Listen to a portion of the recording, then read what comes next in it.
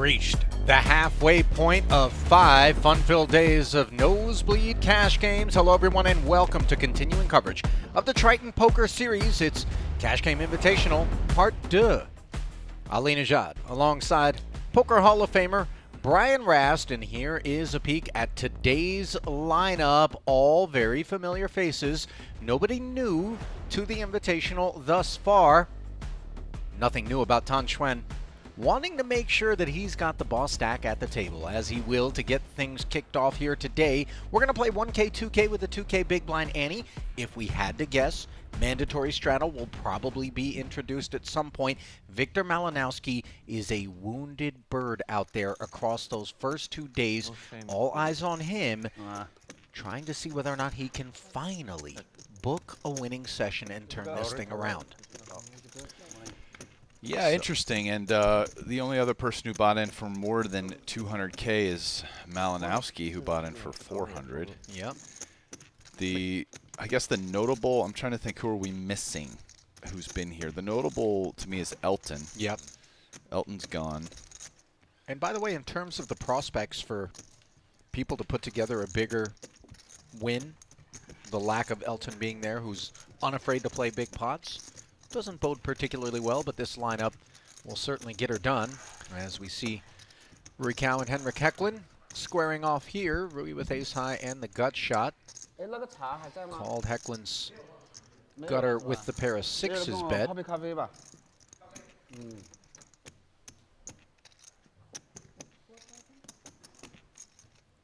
This one was blind versus blind. 4K. Merginess out of Hecklin on the river, and he will take down the first pot. Now you'll remember Hecklin's lone appearance was half a session, I believe. I think it was yesterday, or was it day one? Maybe it was day one, and he really reached peak low, got felted late in that half session. I think it was day one, and did not return. Yeah, he played a pretty interesting pot with like the king five of clubs, where he like check cold 3-bet versus a raise and a check raise. I think it was like deuce 5 queen rainbow, and I think it was Tan had like the 6-4 suited backdoor and just turned to 6 and ended up winning the pot. But that was a fun one.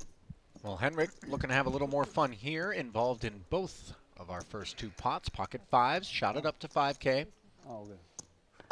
Andy calling.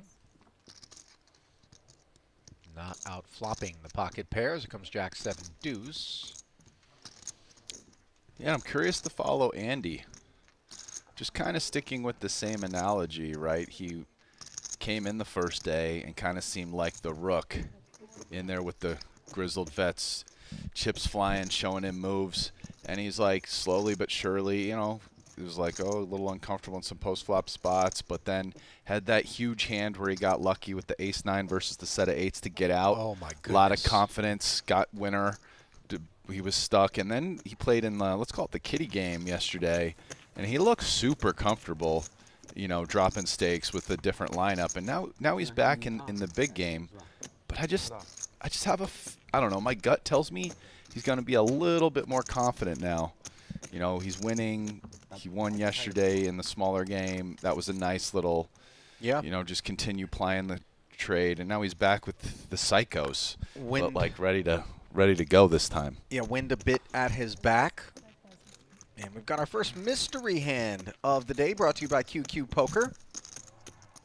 TBD who's going to have the mystery hand, and it will be Andy Nee, who you were just talking about, as Malinowski opens with ace-8 suited. Rui flats the sixes.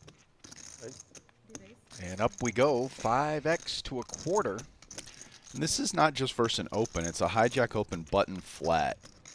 So, you know, I think Andy's going to mostly have the hands he's supposed to here. He's not really a guy who in this spot probably gets super out of line. Malinowski ducked out of the way, uninterested, and not going to feel bad about it, looking up at 2 spades, 2 fours, and a 10 with his ace-8 of diamonds.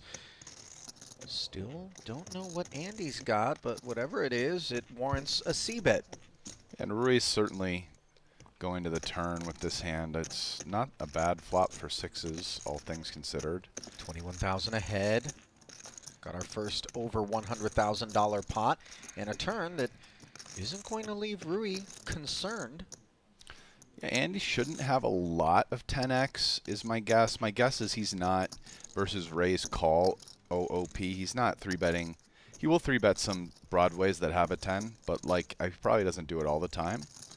You know, I'm talking about like Queen 10, King 10 suited. Oh my goodness. And jam. This is a 1.5x pot jam for 147,000. I have a feeling Andy's not doing this with like no draw over cards very much. Just having watched him for a couple days. That said, he is maybe in a little bit more confident mood, but I would guess it's probably spades or a big pair. Yeah, I think bottom of range does feel very much like 2 overs and spades. Maybe 5, 6 of spades every now and again. Who knows? The sixes are blocked, of course. Oh my goodness. Andy's confidence is up. Look at this. The King 9 of diamonds. And Rui, by the way, just calling 1.5x against a player who has a fairly tight table image. Oh. Sniffed it out, and they're going to run it twice. Andy finds the king. And you see Rui shaking his head. A favorite to scoop, now hoping to chop, which he will. Wow. That was nasty. King 9 of diamonds was... Not on the radar? Ooh. I mean, generally, if you're going to make that play, I think you want like at least 2 overs to the diamond. I'm sorry, to the 10, right? Because like Rui can just have a 10 there, and so you want to at least try to have 6 outs to beat a 10. If not, you know. Like, in terms of guesses, and I know you didn't really come up with an exact one as you have those so far. We didn't have a lot of time on this one. Yeah. Sometimes we get a little bit more, but yeah, I was. King 9 of diamonds was pretty far down the list. I would not have guessed, but this is exactly what I'm saying. I'm wondering. I'm telling you, this is not the Andy from day one. Yeah. This is the Andy who's been in there with these guys. He's seeing guys playing some big pots with nothing sometimes. He has shown some selective aggression in early streets. I don't think Andy on day one or even yesterday would have 3-bet King 9 of diamonds there versus a raise call OOP. I agree. But he's here today to mix it up a little bit more. So, which I thought, again, we talked about this kind of idea that sometimes after guys have big wins, it changes the way they play a little bit. So I think Andy's feeling confident and ready to get after it. Rui, 3-betting. The Hecklen Open.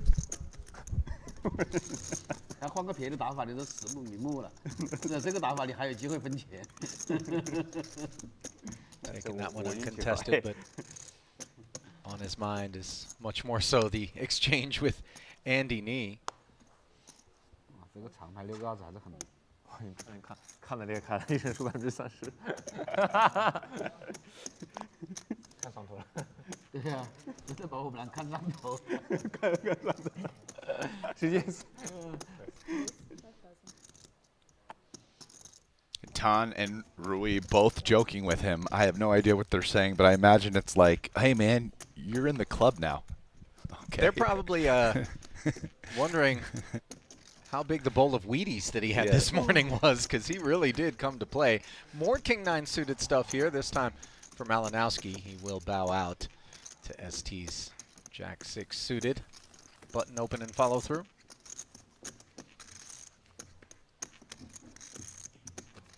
ST's had a rough go of things as well, by the way, Rast, so keeping an eye on him to see whether or not he too can turn things around.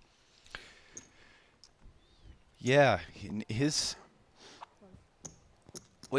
a little bit, I think, tighter with some of his hand selection than these other guys, but he is very aggressive. A lot of turn barrels, some pre-flop 4-betting. Like, he's not playing passive poker, but he's just playing a few less of the bad hands. Would you say he's aggressive enough to just jam King 9 of diamonds on the turn against Rui Cal? Listen. I don't know about that specific play, but let's not. discount ST's turn aggression. I mean, how many times have we seen the guy barrel the turn? You're the right. crazy thing is he's actually gotten a fold like 5 for 5 or something crazy over the last 2 days. But Andy, pair of jacks on the flop. Follows through on his 5K open. Takes it with ease against Henrik. We got an early candidate, by the way, for hand of the day. He came pretty darn early in the coverage. Might be tough to top that stone airball king 9 jam. yeah, that'll be up there. But I would short that actually being number 1. These guys have 8 hours now to basically to beat it. And I have a feeling, listen, look at this guy right here, Rui, we got Tan, not to mention everyone else at the table. They're just the 2 favorites. I feel like something's going to be wilder than that. You know what's weird? I almost think in a strange sporting way, Tan takes offense to anybody trying to outdo him in the savagery department. You know what I mean? Like, he looks over and he's like, well, Andy, you know that's my lane, right? That you're crowding? Meanwhile, Jack 5-3, a couple of clubs here. Again, Rui with 6s. Again versus Andy, and again the best hand. This time, Nee checks back the flop and picks up a diamond draw on the turn while Rui picks up a gutter. This one was a 5K raise from Andy pre-flop. Still no betting on the turn. Now a queen rolls off and Rui decides to flick in 5K. Andy plays that one small, and I wonder whether or not it doesn't have something to do with context, where he senses that Rui's going to be looking for a moment he can kind of get his pound of flesh, even though they chopped that last one. Yeah. Yeah. You know, see, I interpret it a little bit differently. I saw both Tan and Rui joking with Andy after that hand. And it's like I feel like they're the guys who maybe make a play like that the most, and so they're like happy to have another sicko join the club. You know, they want to encourage, like, let's go. It can be a little bit contagious. You know what I mean? It can be an infectious little thing. The degeneracy. Suited one gapper for ST up front, picks up Rui for the ride, who decides to flat the ace jack suited. Like maybe Tan saying to him, you realize you had a 9 in that hand, buddy. Pretty strong. I like it. No 9s here, just a gut shot and a spade draw for ST, who very comfortably follows through for 8. Yeah, pretty nice flop for the 10-8 of spades. I said 4 before. No. 送给你。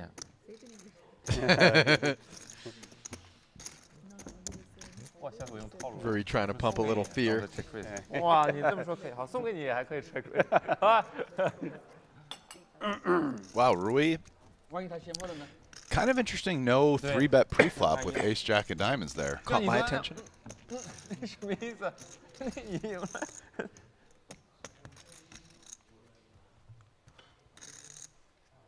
The engines are revving early, by the way, here, right out of the gate.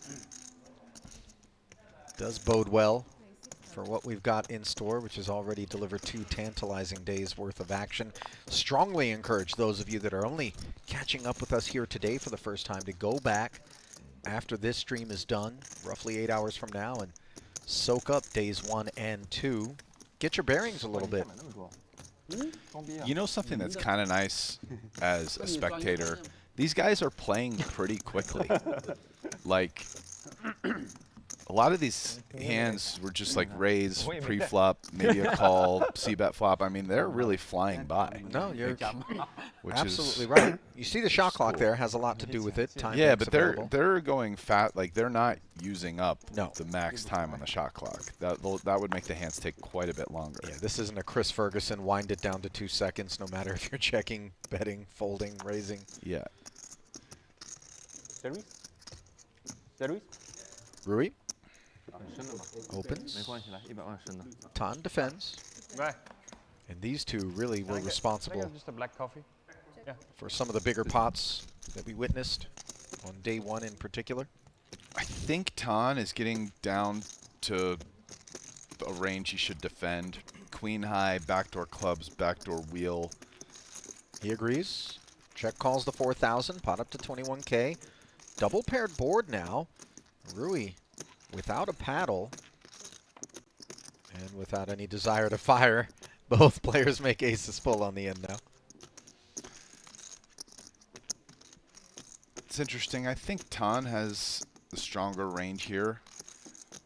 Given he's not check raising flop that much, he can have a 3 or an ace, certainly. I think a bit more than Rui with the c-bet than check turn. So, oh wow, and he's really leveraging that by going like 2.5x, which 50 into 21 value proposition isn't really there. no, you're calling 50K here to win 10,500 in a chop. Yeah, so Rui knows that Tan could be up to no good. And there's that trademark impish chuckle that Tan tends to deliver. Win, lose, or draw in the aftermath of most pots.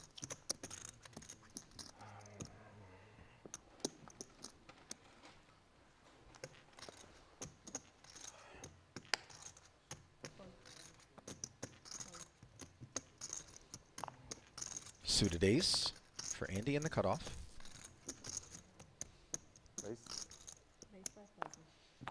Takes us upstairs.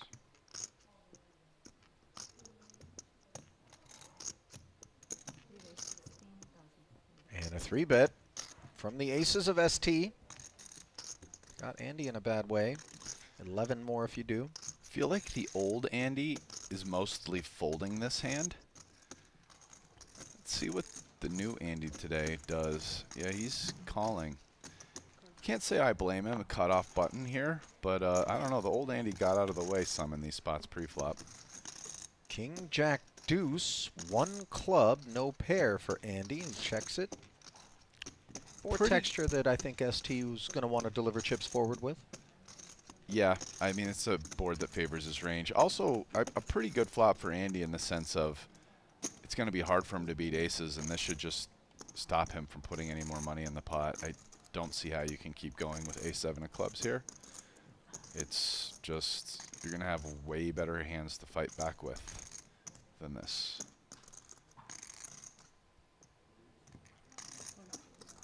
So Andy does release to the 18K barrel.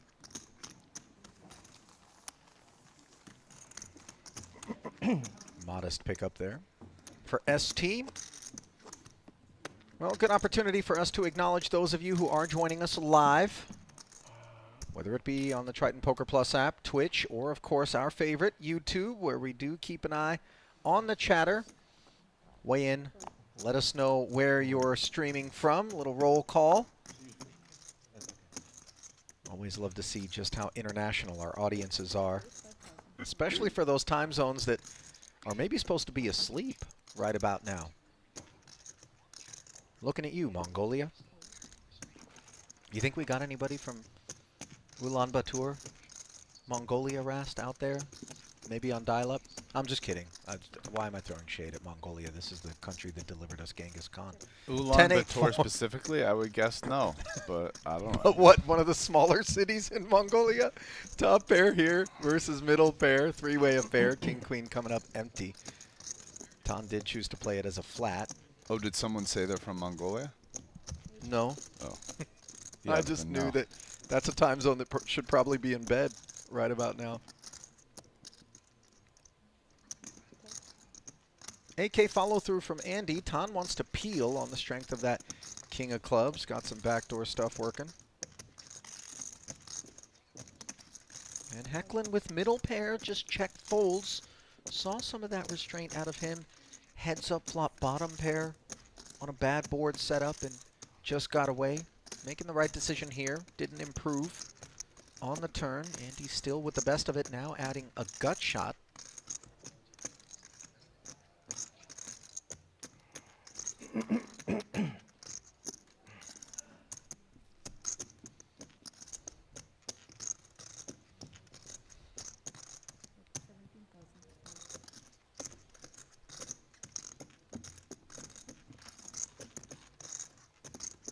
$17K turn barrel. Ends matters as we glimpse up at Steve Burks, streaming us from Budapest. Darya Shah in Japan. Thanks for joining us, both of you. Tang Chin Moon, 3 a.m. in Malaysia. Well, we know the Malaysians love them some poker. Strong delegation at any given Triton event. Lafayette, Louisiana. Not sure if that qualifies as Bayou country, but we see you, C-Web. London, BL. Good to have you aboard. Some more Hungarian participants. Marton.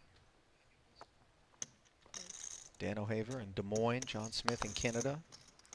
Mark in Toronto, thank you. By the way, our super mod, Ghost of M, Rasty, always putting in good work, mentioning that he would like to relocate to Mongolia, but unfortunately he's not clear on what the visa situation is there, to which I would reply, Google is your friend. Yeah. In these spots, Ghost. Like a very resolvable situation.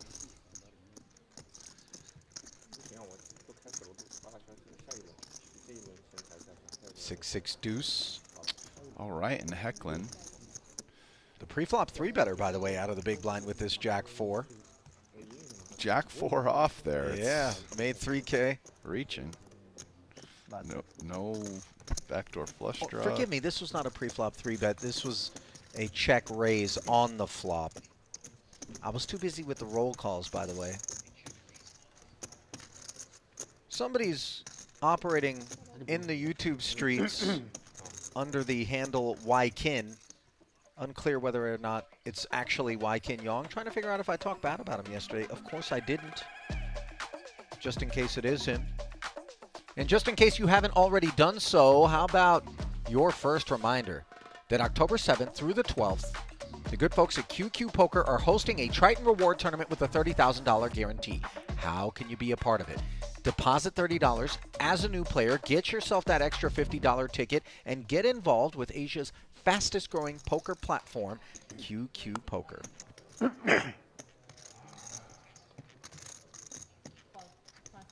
Tan Xuan, King 4 suited, takes us to 6K. Victor flats the ace-10. Rui with a pretty one. Says, let's play for more. 31,000 if you do. King Jack shrivels. As does the rest of the hands. 你跟他打，我希望他也。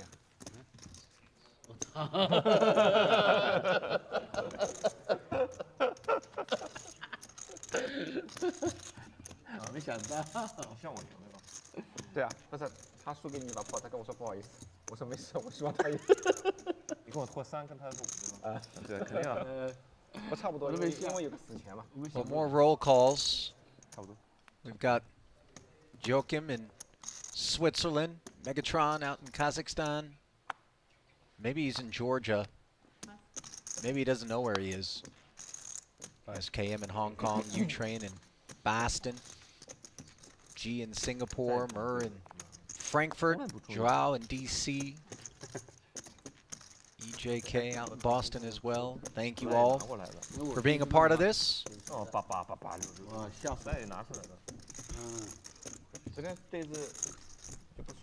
We still have a seat open, I guess, right? Because this game's been playing 7-handed. I wonder if you can get in. No. I mean, we've already established that we're not there in previous. So that's not where I was going with this, but more like, is someone going to join the game? And are we going to speculate on who that might be? Ooh, but first. Aces versus 5s. Malinowski opening under the gun.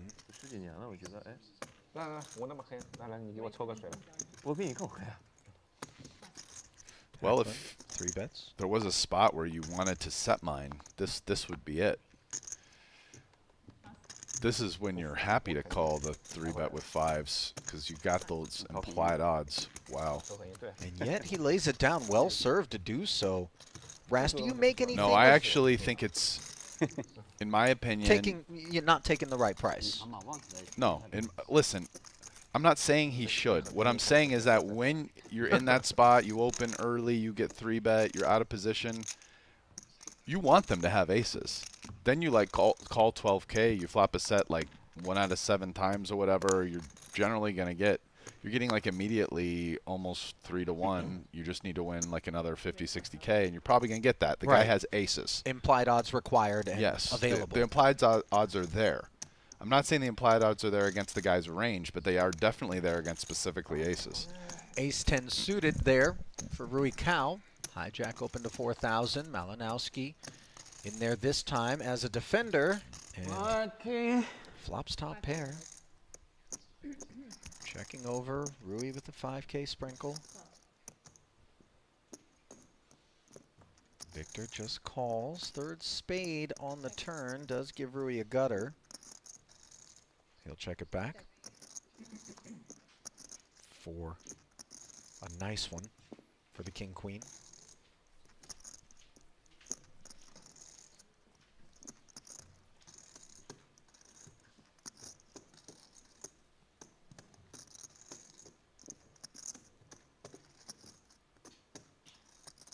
Victor pursues value, understandably, and Rui all done.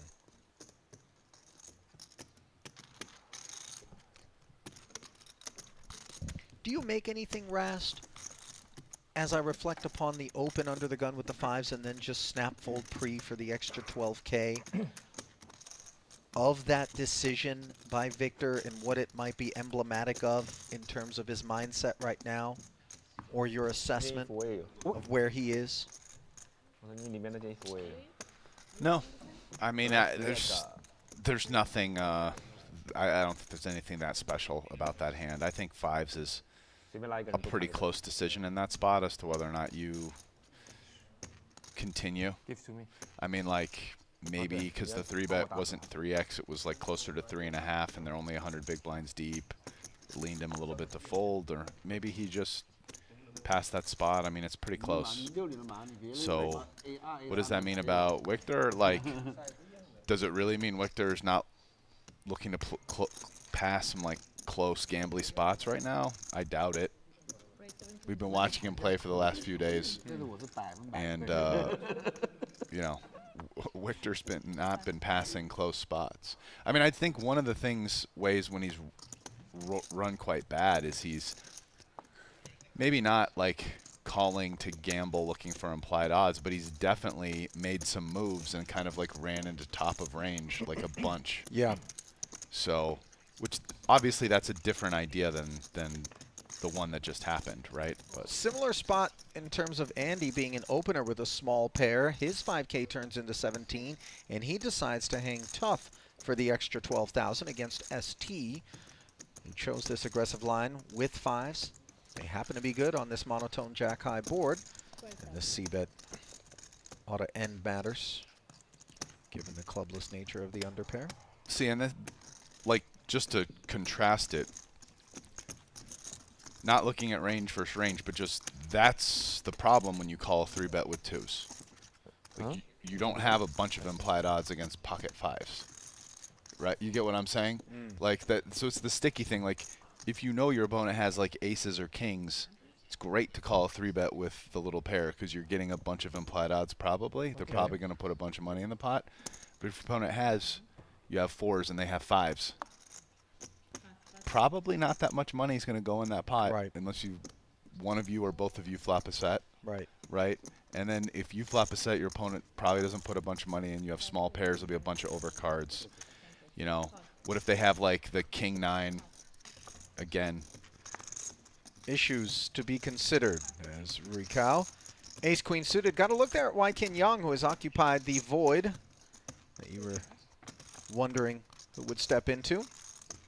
7s for Tan, Ace 6 suited for Victor. 3 amigos take the Jack 8 deuce board. It's a pretty one for Rui, even though he does not find the pair. Does have himself the nut flush draw and chooses to conceal that by not following through. That leaves Tan Xuan to fire with 7s. I guess he's, wow, no check raise either. He definitely could have done that. It would have put 7s in pretty much a must-fold situation. And I think for about 100 big blinds, you have no issue with ace queen of clubs playing for stacks.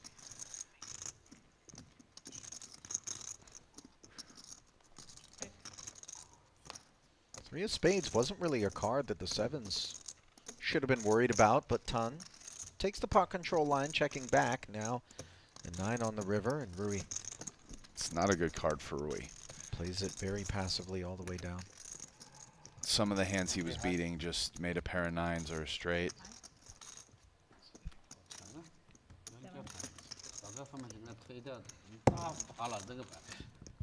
Full shutdown there. After the flop by both parties, Tan will collect it. Of note, so far today, Rui has been playing kind of, oh, here we go. We got our 7th player. Yeah, I mentioned Wykin out there. He's not in the YouTube chat. He is there. Rui has taken the passive line in some spots, which he definitely could have, or it's almost expected to be aggressive. No pre-flop 3-bet with ace jack of diamonds. Right. No check raise there. Ace queen of clubs. So, you know, Rui's coming out with a different approach this game. Maybe hoping his reputation precedes him, and he's just waiting for a hand and get paid. Now, obviously, I think with time that will probably fade away, but that's at least seems to be his initial strategy. Yeah, early data points pointing in that direction. So we see Hecklin getting pointed northbound by Wykin's King Jack. Jack 7 suited can't take the heat, and he raises and folds. Yeah, I mean, the ace jack of diamonds 3-bet, I think he was the small blind versus like the cutoff or high. That's just actually standard to 3-bet ace jack suited there, OOP. But some of the most profitable spots are the product of doing things that are not standard, are they not? In No Limit, Rast? I mean, Because you leave your I don't opponent think that's thinking really the follow-through from what, like, I don't want to go there with that one. But I just think that it's more showing Rui's sort of strategy right now that he's coming into this game with. That he's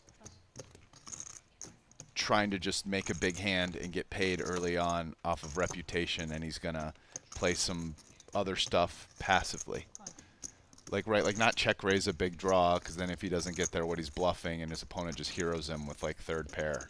Some crazy hand like that. Schwen made it 6,000 to go pre, picks up Andy, who defended with the 8-6 suited and has bottom pair versus middle pair, checking over and facing the C-bet. A flat 6 dimes. He'll tear. Not a great flop for 6-8 of clubs, but the 8 is live and doesn't complete anything else, at least. Schwen making 2 pair, courtesy of this queen of spades. Yeah, not the cleanest improvement. Does make some straights, but nevertheless, pretty good card for middle pair. And because of that, Tan decides he's, oh, wow. Only going to get 1 more street of value, and he's definitely going to get some money in this pot. Andy still checking, by the way. Despite the check back from Tan on the turn and the improvement on this river, little does he know 8s and 6s are no bueno. My guess here is Tan probably bets, wow, he's going small, which is interesting. Andy could check raise this for value, actually, but my guess is he won't. Yeah, his initial reaction doesn't leave one thinking the check raise is on the table. I don't see a world in which he's going to be able to muck. Oh, no, certainly not. He didn't like it, Rast, and Spidey sense is tingling for good reason. Could have been uglier. So part of the reason I'm just harping on this point with Rui, now that we're kind of between hands, it's like I'm trying to point out that, listen, these guys, we talk about their style and this, and maybe Rui, some of these aggressive hands aren't something a solver would do. But listen, these guys are high-level poker players, high-level strategic thinkers. And I'm trying to point out, like, a pre-adjustment Rui's making. Like, this is one of the things that makes these guys really tough to play against. It's not like Rui doesn't know what his image is. Like, he's fully aware his image can be of, like, a maniac. So, like, right now in this game, I'm just pointing, like, here's a couple data points where, and no one knows these hands he's had. He hasn't even had, well, the ace-queen of clubs people saw, but the ace-jack of diamonds, they didn't. He just check-folded flop. So, you know, these guys know what their image is. They're making adjustments. They're trying to win in this Sick game of gambling. Anyway, this pot. Yeah, aces. Going to try to win with aces. Making things easy for the time being as Andy 3-bets the ton open. And these are the sorts of hands that, against a player with a tighter table image, perhaps we feel better about calling the 3-bet with. Baby suited connectors, unintrusive. Under the gun, too, getting 3-bet OOP, usually pretty strong range. Also, Andy went well under 3, I mean, pretty close to 3x, so like everything's super appetizing for 6-5 suited to call, even though it's only 170 blinds deep. And how about this? To wet your beak, 8-4 deuce. No spade on board, but a double gutter for Tan, who's not going to be going anywhere, as we see Andy following through 18,000 into 44. And I think he should just call here. I understand that you could raise to try to get ace and king highs to fold, and it's not unreasonable, but okay, he's just going to do that. But against the overpairs, you're just getting called. So Tan jams, asking Andy for everything, and all of a sudden, a 320K pot breaks out as they're gambling early. Andy got lucky running it twice. Earlier already. This time.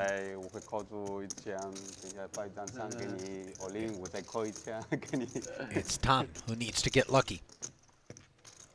First board, added outs. Any 3, 5, 6, or 7 would be disaster for the aces. Nope. So a wasted 6 on the turn. Andy, free rolling to the scoop. Just one more card to fade. And he does it. Making top set for overkill.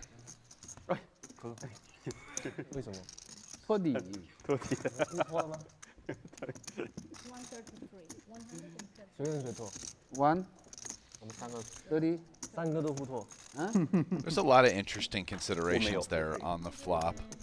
I mean, if the more that you think your opponent's a guy that's just going to 3-barrel off king and ace high unimproved, the more enticing it is to actually just jam your hand on the flop and get those hands to fold. And the more you think that at some point king or ace highs give up, the more enticing it is just to call, because then you don't have to put all your money in versus aces or kings or queens, and then you'll get to bluff ace or king high out later when they check to you, right? So it's kind of an interesting spot on the flop.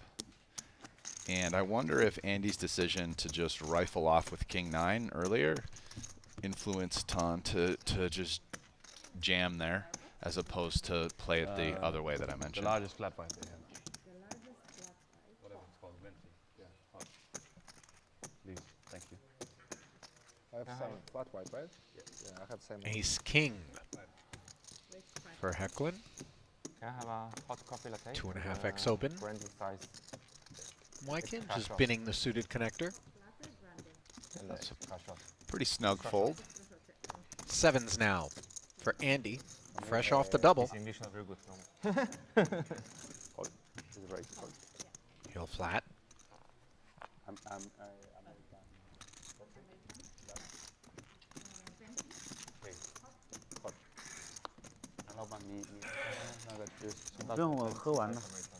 King in the window, and Andy's 7s are downed promptly by the pre-flop raiser.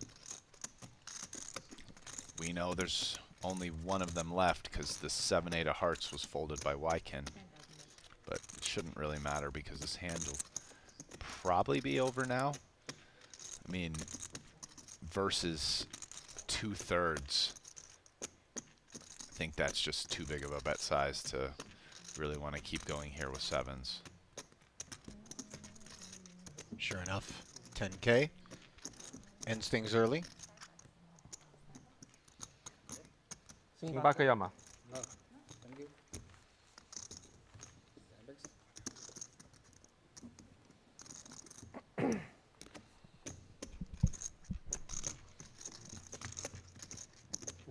付出一分也是很大呀。没有3重，他们俩5重。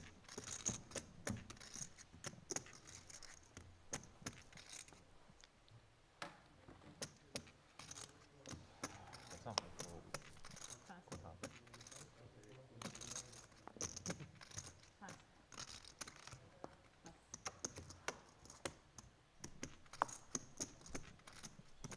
就是你跟他人就拖了3层，小张3重，你去6层了，然后再拖了5层，你小张。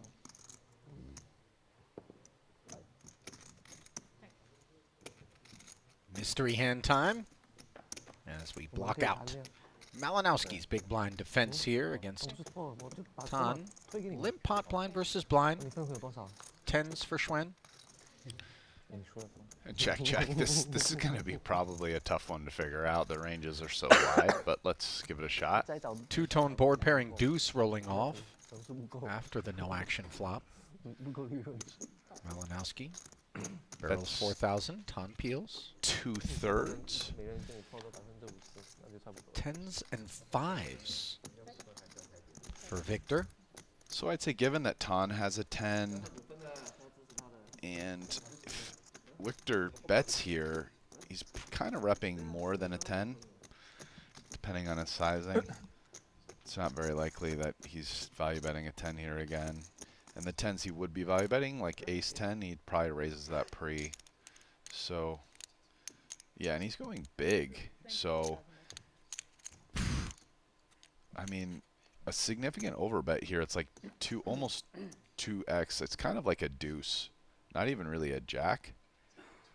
So doesn't need to be a boat in my opinion, but I would say once you're getting close to 200% here on the river, you don't really have much jack X anymore. And he didn't check back pre-flop with like queens plus, so it's pretty much just a deuce or some kind of busted draw or other just nothing bluff.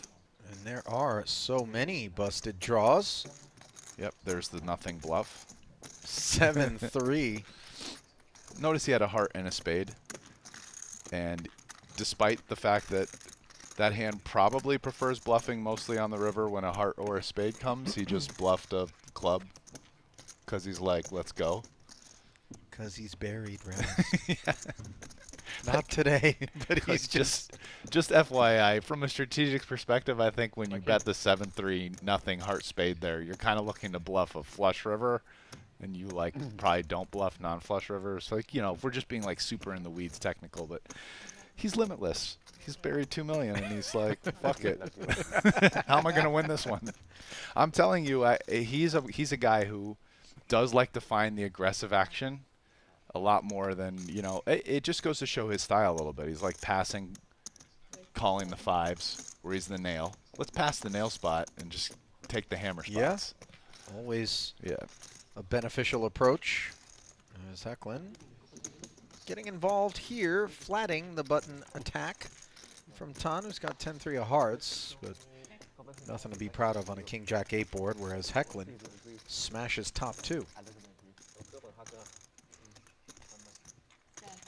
Schwen not slowing down, 7K follow through.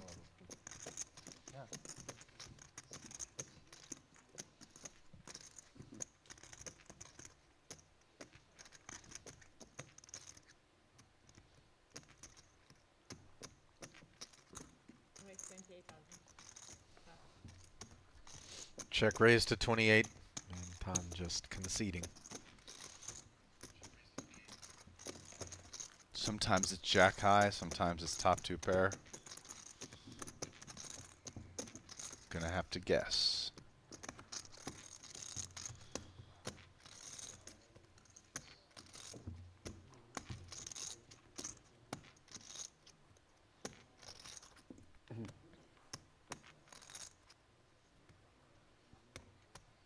Ace 10 up front. Second story. It's one of these solid open, really don't want to get 3-bet type of hands.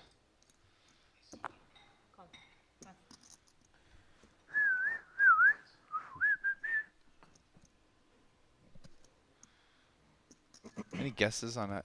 I'm guessing Rui. ST flats the 9s, and here comes a squeeze out of Malinowski's button with King Jack suited. But Cow out of there. ST, of course, will be looking for a flop. yeah, 9's just too much hand. But I think they're too deep to 4-bet here for sure.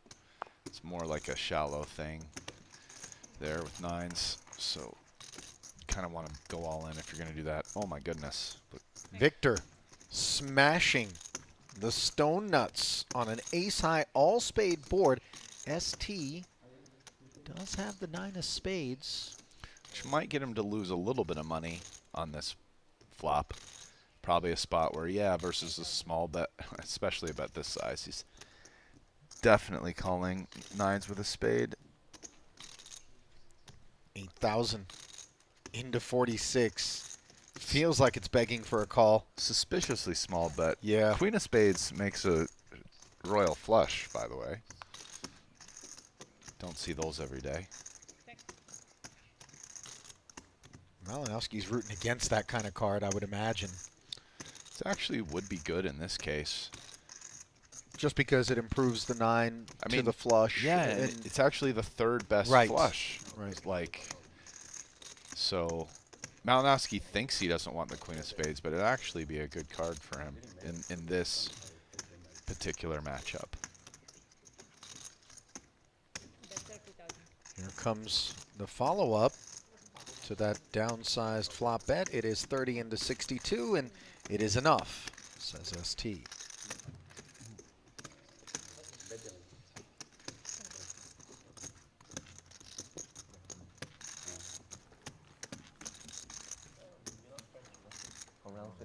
English. English.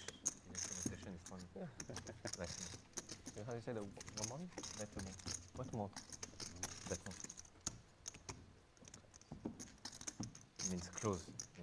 让他给我泡个绿茶。 So he's very stupid in French. What's your close? Oh, really?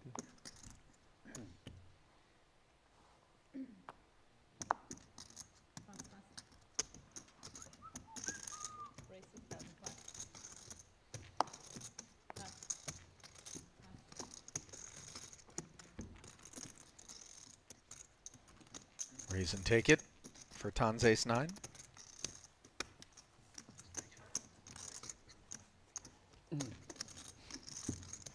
Tough assignment, by the way, for ST, who's trying to climb out of a hole himself, as we touched on earlier, to be directly to the right of Tan. And for that matter, Andy being directly to the right of ST and Tan in succession. These guys both have no problems 3 and 4 betting.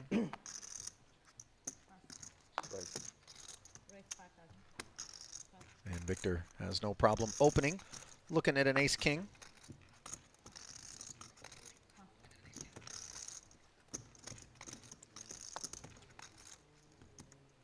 Little 7-8 suited has caught Andy's attention.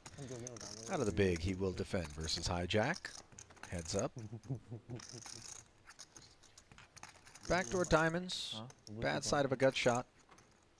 Andy checks over. C-bet out of Victor. 4 dimes.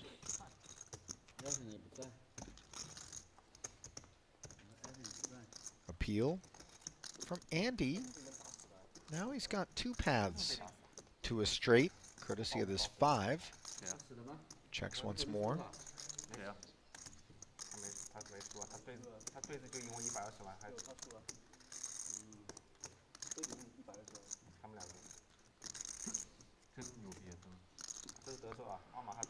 And it looks like Victor isn't done telling a story. 21,000 in the middle, and he comes with an overbet, 30. And that is definitely the kind of behavior that leaves 7-8 less incentivized. Yes, that's a super tough bet for Andy's hand. I mean, Andy picked up a kind of cool card, giving him a double gutter now, but like calling 1.5x out of position just isn't, you know, kind of can't do it. So Hand over. So Victor with some creative, interesting aggression right there. 我又怀疑人生了。这就是中国的玄学啊。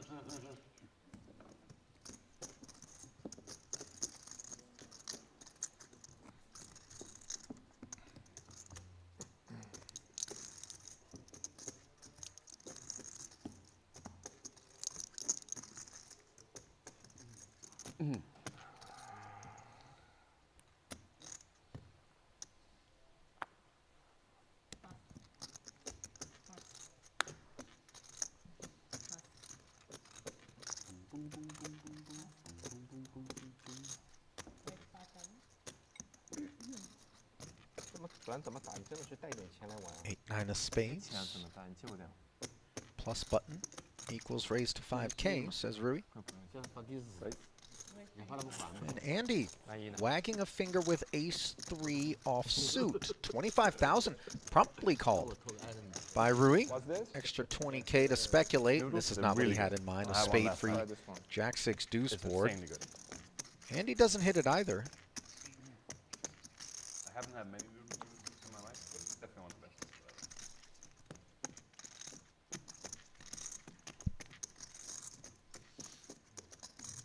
54,000, and Andy Wow, this was does not follow through. Rui immediately activates.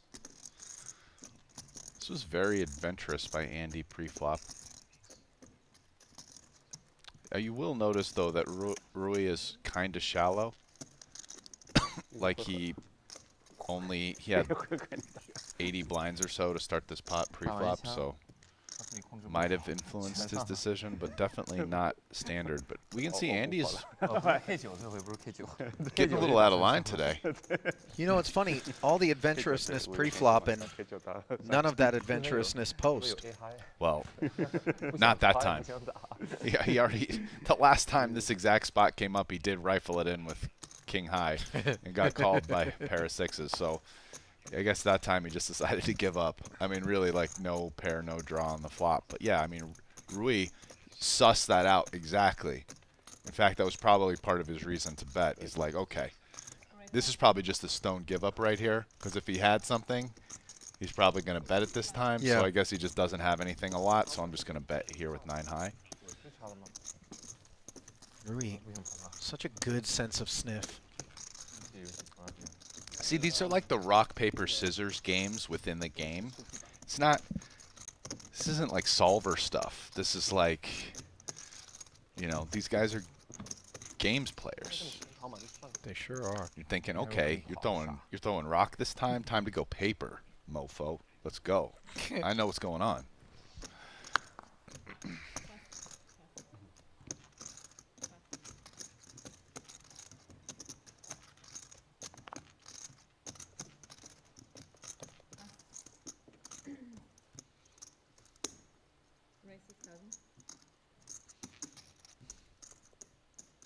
King 10 makes it 6 from the button. Tan with a spoonful of medicine, flatting with King Jack, and flopping open ender versus second pair. Quickly checking over to ST, who does not fire. Second 6 on the turn, two-tone texture.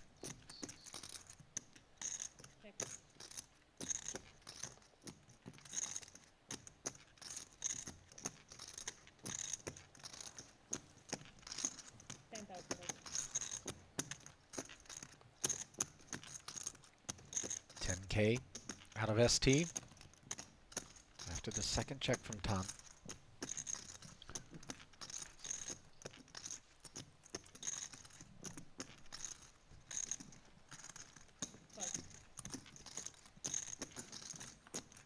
Schwen making the call.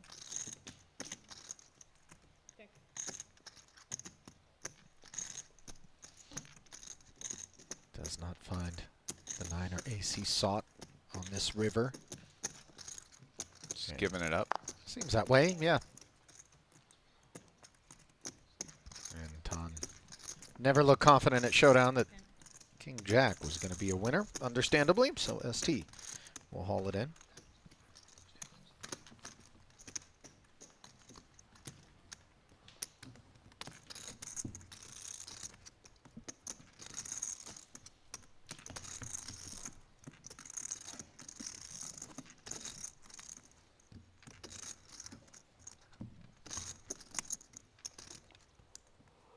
That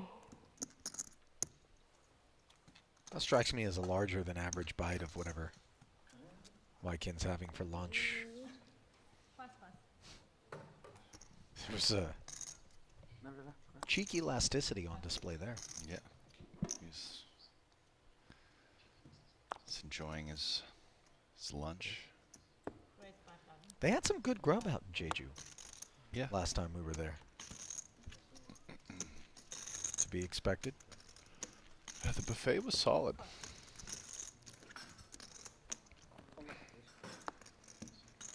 Ace-6 suited versus King-6. 8-3 deuce and a couple of diamonds. Not exactly what these guys had in mind for 5K ahead pre. All of a sudden, they both hit a 6 on the turn, though, and things get interesting. Yeah, great card for ST. Now just 93% likely to win this pot. The best hand in position. Just out kicking by a pip.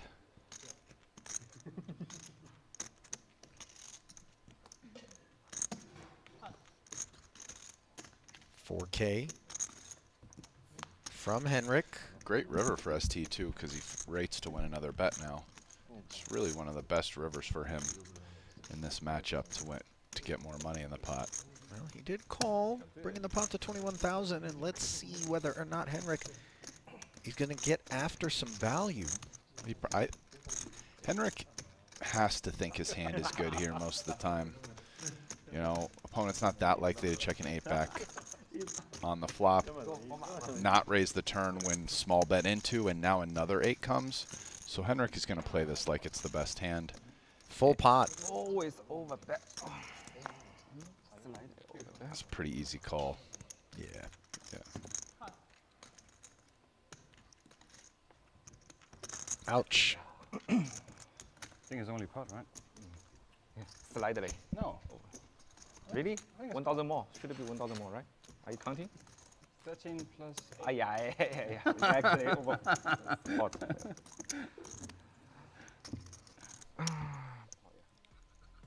Well, here's your first glimpse at the state of affairs as we switch dealers, but don't switch the story that is Andy Nee profiting.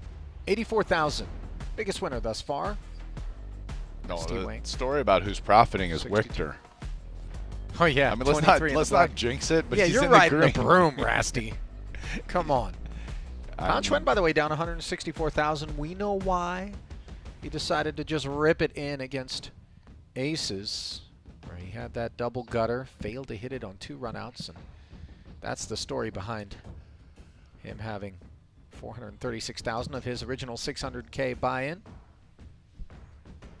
Pretty much a one-loser game. I mean, technically 2 other guys in the red for a combined 2.5 big blinds, so Tan's pretty much the only loser. And Andy's going to be the only player whose cards we will not know until this one is all over. Courtesy of QQ Poker, it's mystery hand time. More and more mystery hands. I'm here for it. Andy makes it 5,000 to go, picks up Victor's Jack 10. Flats him in position and flops the world. Top 2 pair on a rainbow board for Malinowski. Now, Andy's under the gun range. This has a lot of hands that connect with this. The ace king, ace queen, aces king queens. Victor would 3-bet. Even jacks and 10s. Victor's 3-betting pretty frequently. So definitely, I think this is a better board for Andy, but not by a lot. 10K, the C-bet. Malinowski's going to lie in wait as he flats, and that is not the kind of card you really want to see with jacks and 10s, is it? No. Now you're losing to king jack, king 10, and ace queen. But Never mind king king. and king, yes, that you were beating. Some hands like ace king and king queen now put in even more money versus you. But yeah, not a good card all in all for Victor's exact hand. 24,000 into 35. This has a bit of a handcuffing effect, I would imagine, on the jacks and 10s. Yeah, certainly. I think he has no option other than to call. Right, the king's a better card for Andy's range. Like, Victor can't have kings. Who has ace-queen more is an interesting discussion. It depends whether Victor's 3-betting at preflop, which is hard to say.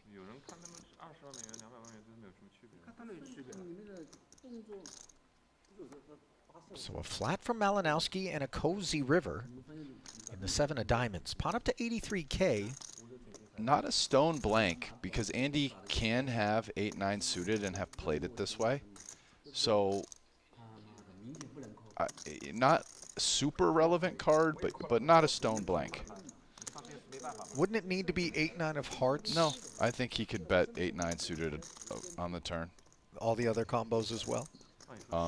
Yeah, I mean, it wouldn't be I think he has a big range advantage on the turn, and so he should definitely be bluffing hands like 8-9 suited that have no showdown but like draw equity. Well, whether or not he is bluffing is going to be the decision put to Malinowski here as the full pot size barrel comes in. If I'm Victor and I'm looking at this bet, I'm a little alarmed because I think it now means Andy's value betting hands that beat me. Like, I don't see, like, what hand can he have that he plays pre-flop? You could say, oh, Jack 7. He never has Jack 7. He probably doesn't raise it pre-flop in EP, and he's probably not betting it on the turn. Jack 7 suited. So you're kind of just bluff catching, and he's pretty much like the type of hands that start betting that just basically pot, but it's actually slightly over for value. Probably start with kings up, like the king jack, unfortunately. Now you're blocking king jack and king 10, but sets, ace queen, queen 9 suited, 9-8 suited, king jack, king 10.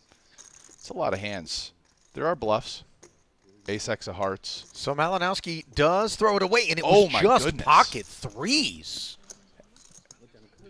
And so this is what I'm saying. Andy, this hand seems kind of psycho, and it is, but from a perspective, it's sort of reasonable. Like I said, Andy has a range advantage throughout this hand on the flop, and especially on that turn. And then he just goes for it on the river. And like I said, man, this is a new Andy today. That was surreal. These guys don't realize the monster they've created, I think. Andy came in here just the wide-eyed rook.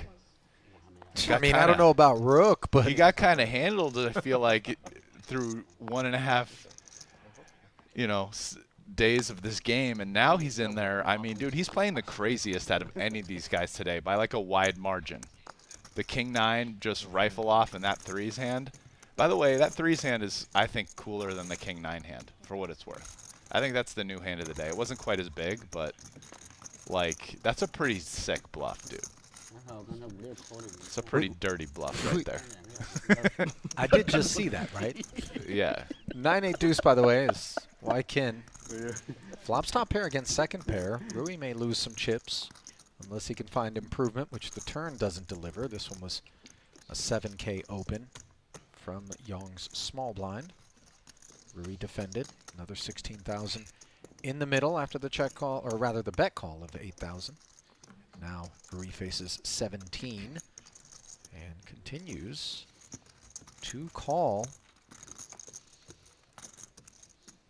Deuce is so cozy for Kin to hunt value.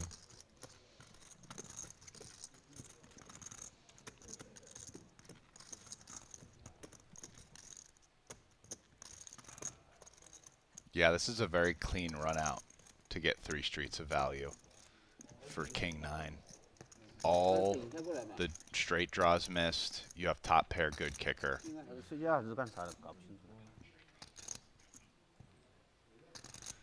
Rui can't love having a jack in his hand. He'd prefer to have, honestly, because Wykin's never value betting an 8, you'd rather have like 8-3, right? Or like ace 8, or just anything, or king 8.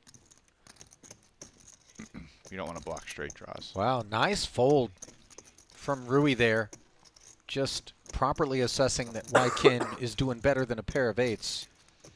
You know, going back to that hand, I think Limitless, even though it's bluff catching, is probably supposed to call Jack 10 at equilibrium, just because you're blocking set of jacks, set of 10s, King Jack, and King 10, so it's a pretty good hand to do it with. He probably folds because he thinks Andy's not going to show up with enough bluffs. Specifically, Andy? Yeah. By the way, that read, once we saw Andy's hand, was wildly wrong. Because Andy didn't even show up with, like, ace 5 of hearts. He showed up with pocket 3s for the stone kind of no equity turn barrel. I don't like your judgy tone, Rast. I'm not judging anything. Am I judging? That was... I'm just saying, I think Victor made a kind of bad adjustment on the river. Like, he made a bad exploit fold, essentially, is what that hand's showing. I don't think anyone can blame him, though. You know? I don't know. Maybe, maybe not. It's hard to say, like, Andy's clearly doing something different with that King 9 of Diamonds hand today. Does that mean he's going to find a sick 3-barrel bluff? Who knows? Anyway. 10-9 deuce here. Again, it's top pair against second pair. This one was a limp from Rui Small. Andy said, let's play for 12. Rui was ready to go, has the best of it. Leading out for 14 into the aggressor pre. Andy made the call. Both players checked the turn.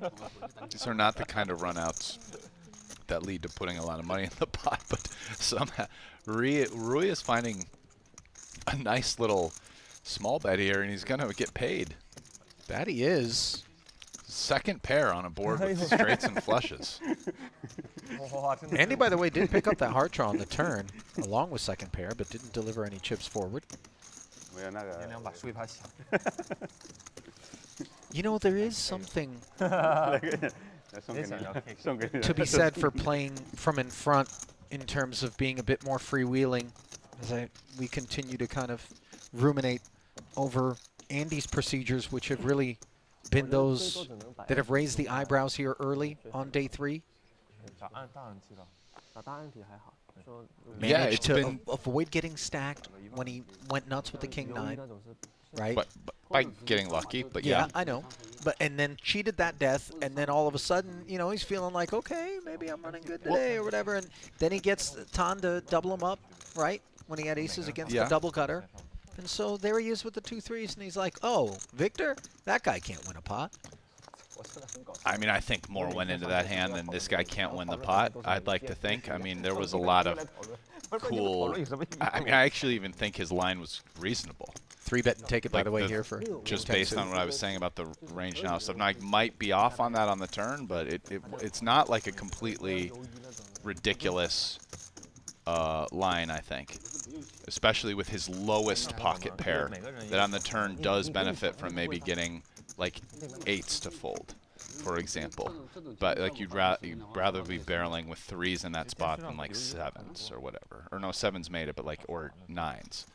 Anyways, very interesting hand, and I think it also goes to show the adjustment. Like, Andy's come in today, and Andy is playing aggro, whereas Rui's come in and he's backed off, which kind of makes sense based on how our perceptions of them both are from the previous 2 days. And by the way, Rui is to Andy's right, which is perhaps a comforting place to position Cobra Cow if we're Andy neat.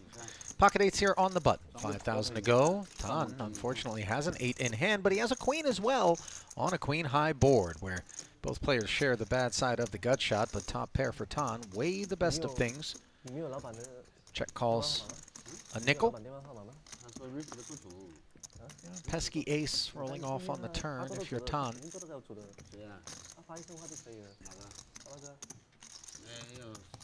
Andy's just going for it today, man. This is a little wild right here. And it's just working. Gets through. Tan just snap folds the queens. No one has figured out that Andy has flipped the switch, gone into psycho mode.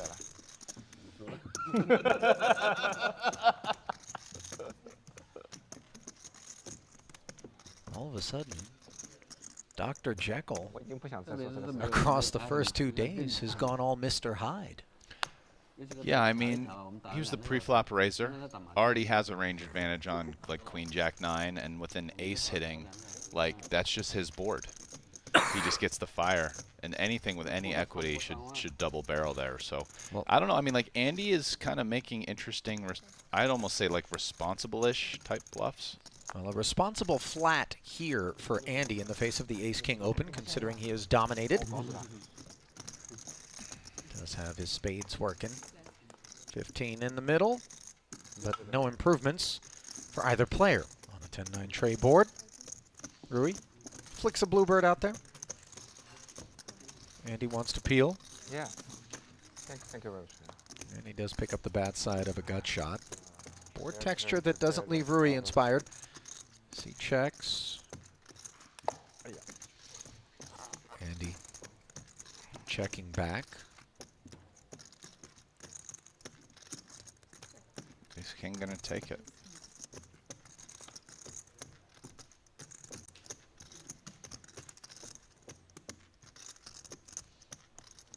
Those are tough chips to win on the day.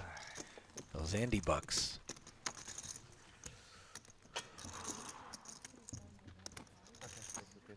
Thank you.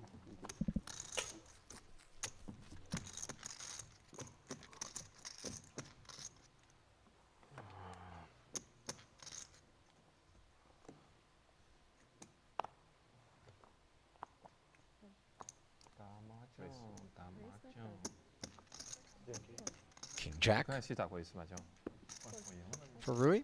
麻将打得可以啊， Makes it 5 to 麻 go. 将打得可以啊。我教你们打一个麻将，我自己能打。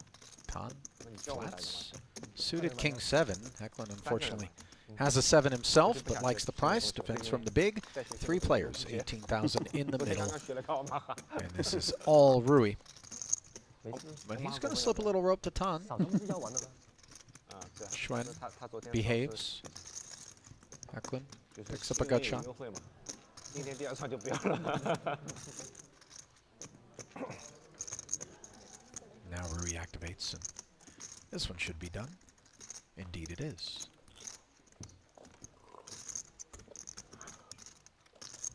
好嘞，不要那么认真，39、40玩一玩。哦，还是我们加点新规矩喽，就是半个小时一杯 whisky 差不多了吧？酒局啊，嗯，我估可以啊。早日血量那么好，应该也可以。你自己吧。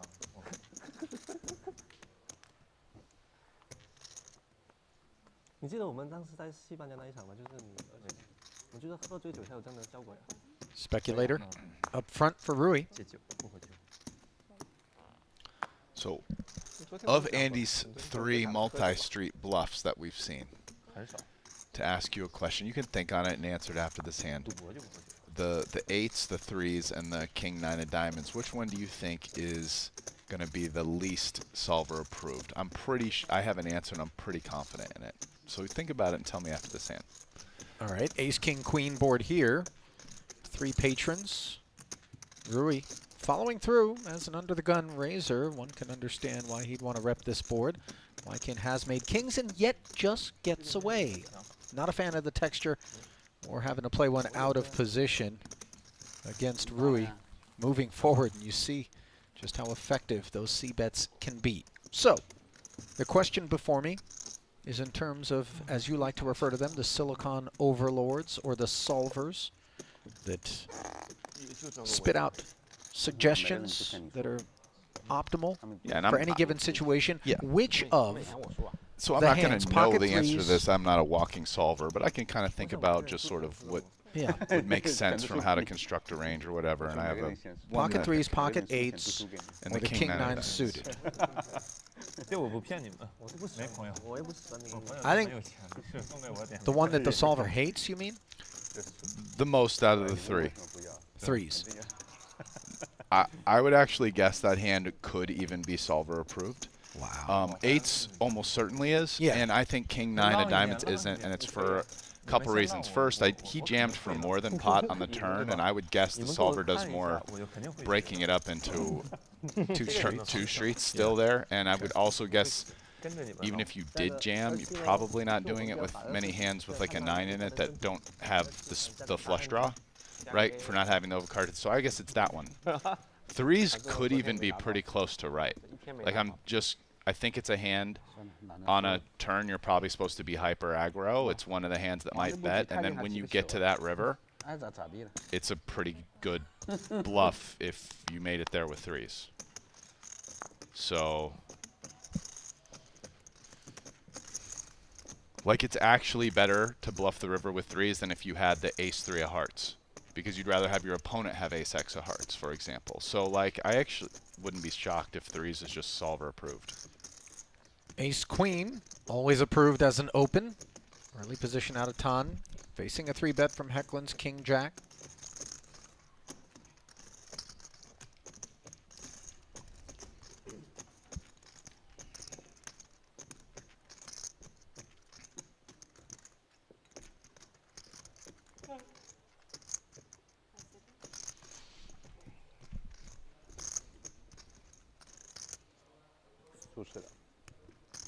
Fourth floor. 50K. And Hecklin says goodbye to 16 dimes. Perhaps a case of messing with the bull and getting the horns a bit.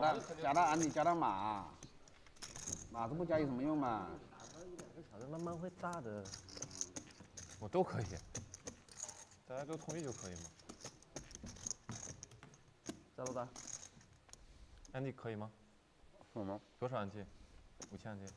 5000喽。5万了，直接5万安提了。可以不可以？5万安迪。你问大家，5000吗？1000、2000、5000的安迪，盲注不变。他前面说你们不要在桌上再谈。这不是小老板吗？啊，好，给我同意。好了，小老板说我们只能随和老板。下一把开始吧。没有，我就一定要经过大家的同意，这个。大家同意，你同意吗？随便你，随便，真的不。算了，这个是没有，你说不可以都 OK 的。不可以，没有说不好意思的。没有，我希望是不要。不过如果你们如果要，我可以。如果要，我等一下要叫你们占股份，我有一点那个。没有，5000安迪其实没有太大的，没关系，没关系。Rui, 9-3 suited in the button. Takes it up. No resistance? Did he show it? Yeah, he sure did. Marketing budget. 算广告了。哇，打到什么紧到什么速度？这不是 B race 的吗？这管哪能管？你不是动画吧？就没放过这个。This is like wow, crazy. All time with standard. Maybe we need some multi. Multi? Yeah. One shot. Everybody to loosen up a bit. 5. Ace-10 for Hecklin. He'll open. I like multi. You can lose a multi. I like whiskey more. One multi. I have headache. And he flats I have headache after with multi. king-jack. You didn't drink enough. Maybe next day need to drink more. So Tom lays down the 7-deuce, and I gotta say I'm a little surprised because generally I expect him to go for glory even without a bounty. Top 2 against the Broadway gutter here. Stronger than vodka. Yeah, I think so. 多10几度。对啊。more than 30% more. 我们这个 2/3 pot follow through on the flop. 又聊了。不一样。 Andy calling. 那好多东西 Doesn't find the queen. 扣不了。 Yeah, pretty safe card for Hecklin. 我是不真的几率。 Yeah, another barrel. Presumably inbound. 说有道理。过了嘛，大家都不搞，我还搞个球啊，对不对？当傻子当一次不能当一辈子。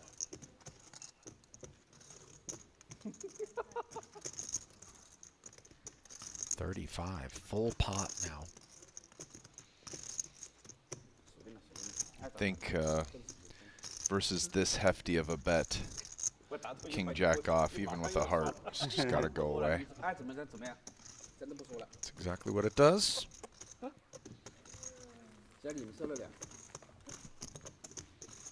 Straightforward pickup there for Hecklin. You want to make sure they get all them out top, you know?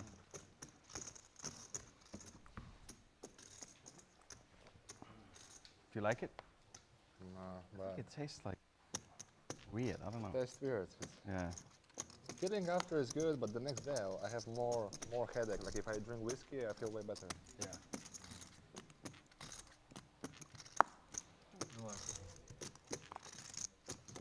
You don't drink anymore? Really, when it's like, it's gonna be worse if I don't drink. Okay. I go to KTV. Only like, Tons limp. Getting raised, but Victor has the goods. And Ton's not interested in limp calling 4x out of position 一点战斗欲望都没有。 with 6-5 off.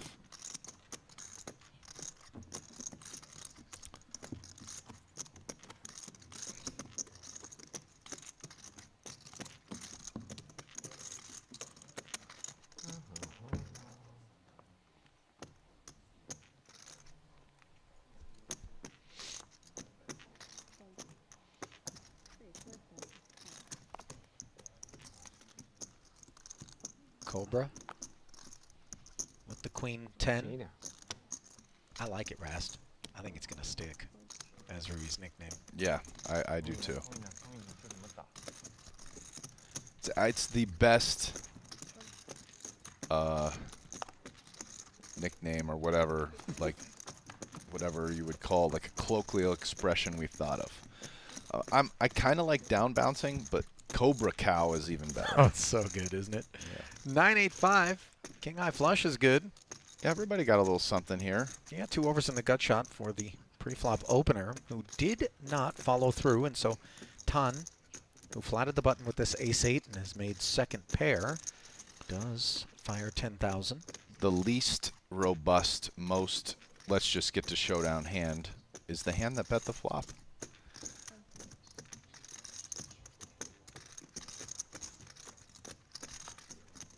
Ooh. 6 on the turn. I wonder if Rui, either Hecklin or Rui, will lead this. I kind of feel like Rui is the most likely, but here Hecklin's clearly thinking about it. It's kind of a, yeah.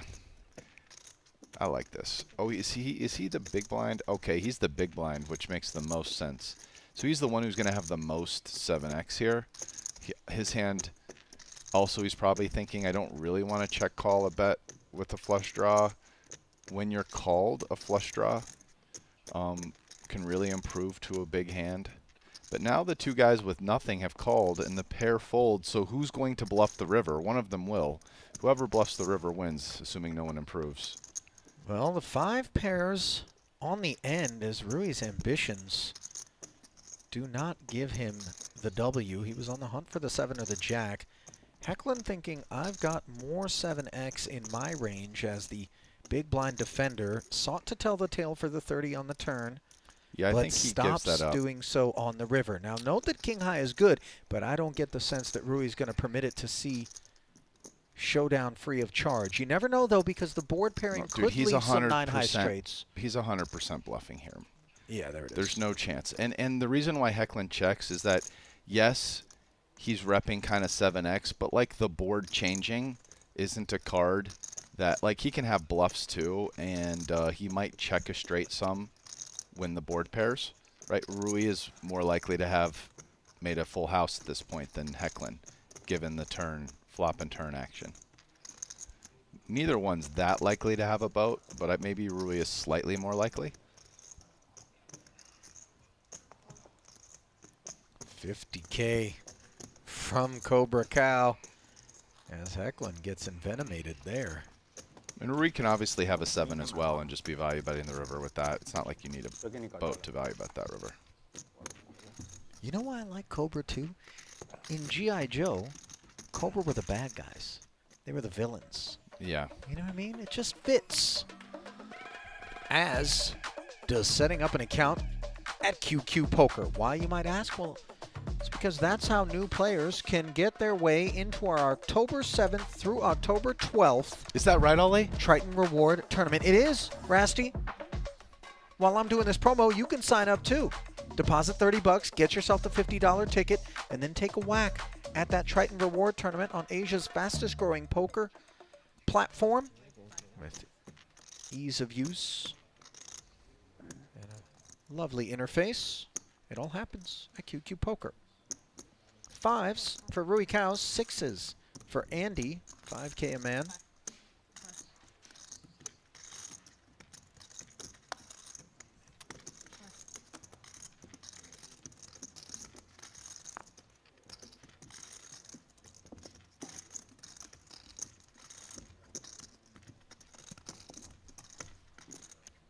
Queen 4 suited, hobbling along and flopping bottom pair on an ace-high board.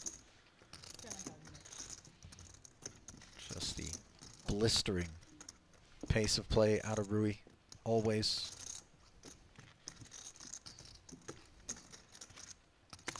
Wow. 7,000 fired, and look at this for a wet turn. Rui was repping the ace, now he's got a set of 5s and is hoping Andy's got the ace, but instead what Andy does have is maybe an excuse to continue facing a 21K bet with the open ender. He does flick in a call. Pot up to 74,000. And 5s full on the river now. Rui very much hoping that Andy has an ace.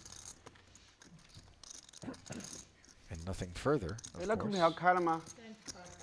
Here comes 75,000. Yeah, and I wonder if how much Andy's going to consider calling him here. Again, Rui is a person that, yeah, people just want to look up. And 6s, I mean, technically you're blocking. I don't think Rui really ever has 6-3, but maybe, you know, he's blocking 6-8 for a straight.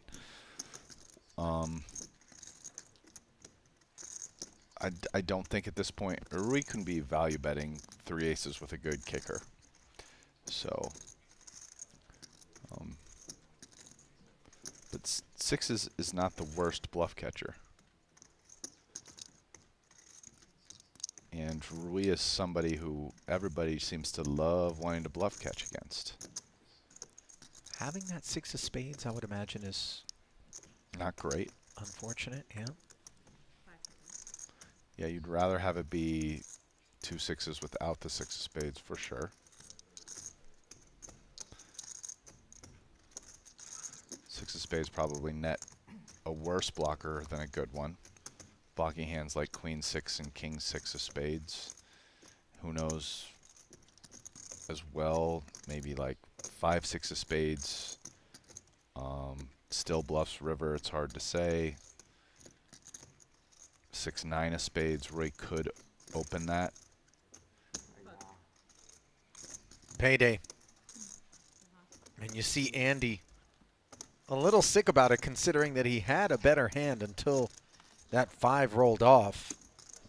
Pretty bad beat, but ultimately a spot he didn't necessarily need to take. One can understand why he did against the likes of Rui. Yeah, I think river's probably normally getting folded, but Rui has that, gives people that itch.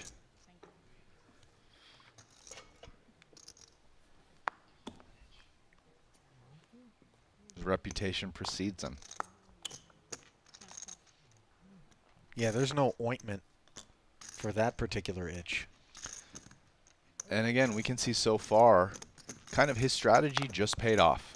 His strategy is, I'm going to try to just make a big hand, and that's when I'm going to start putting a bunch of money in, and then I'll get to the river with the big hand, and somebody pays me off. So we can see the ace queen of clubs in particular, didn't check raise flop, check call, played it super slow, didn't get in a spot where he's putting in a bunch of money, ends up on the river with no pair, and bluffs. And now, you know, he did c-bet this, probably would have shut down, but then turned to set and just kept going. And 为什么我们以前可以接受这样的局，现在不能？怎么又聊了？不说好不聊了吗？我是好奇而已。这个东西就跟13岁一样，你玩过4个王的没玩的你就玩不了了。 at some point over the course of a long session, I would expect Rui to be like, okay, I've pumped the brakes for long enough.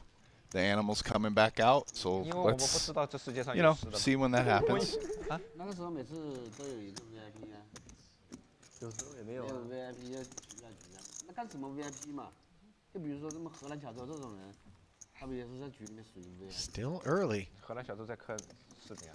啊，比如说，他也 We're 打不 still 过 in 你， the first frame 所以就说说了。 of this third day of our Cash Game Invitational. Ali Nejad alongside Poker Hall of Famer Brian Rast, bringing you today's coverage. If you're enjoying it, let us know. How can you do that? Well, little more than just a mouse over the like button on YouTube. Click it. That's all we ask. Subscribe as well to make sure that you don't ever miss a beat when it comes to Triton Super High Roller Series content, of which we have so much coming around the bend. 搞起来了， Monte Carlo 动了 Festival 呀 coming your way November 1st through the 14th. Don't want to miss that. 松就那个了。 That's all we ask to allow us to continue to bring you the finest in streaming poker entertainment. 他 As 不是送给别人。 it isn't the finest in pre-flop holdings, but it is deemed worthy of a 3-bet by Rui Cao. This queen jack offsuit on the button after Wykin opened with pocket eights and ST Wang with the baby suited ace.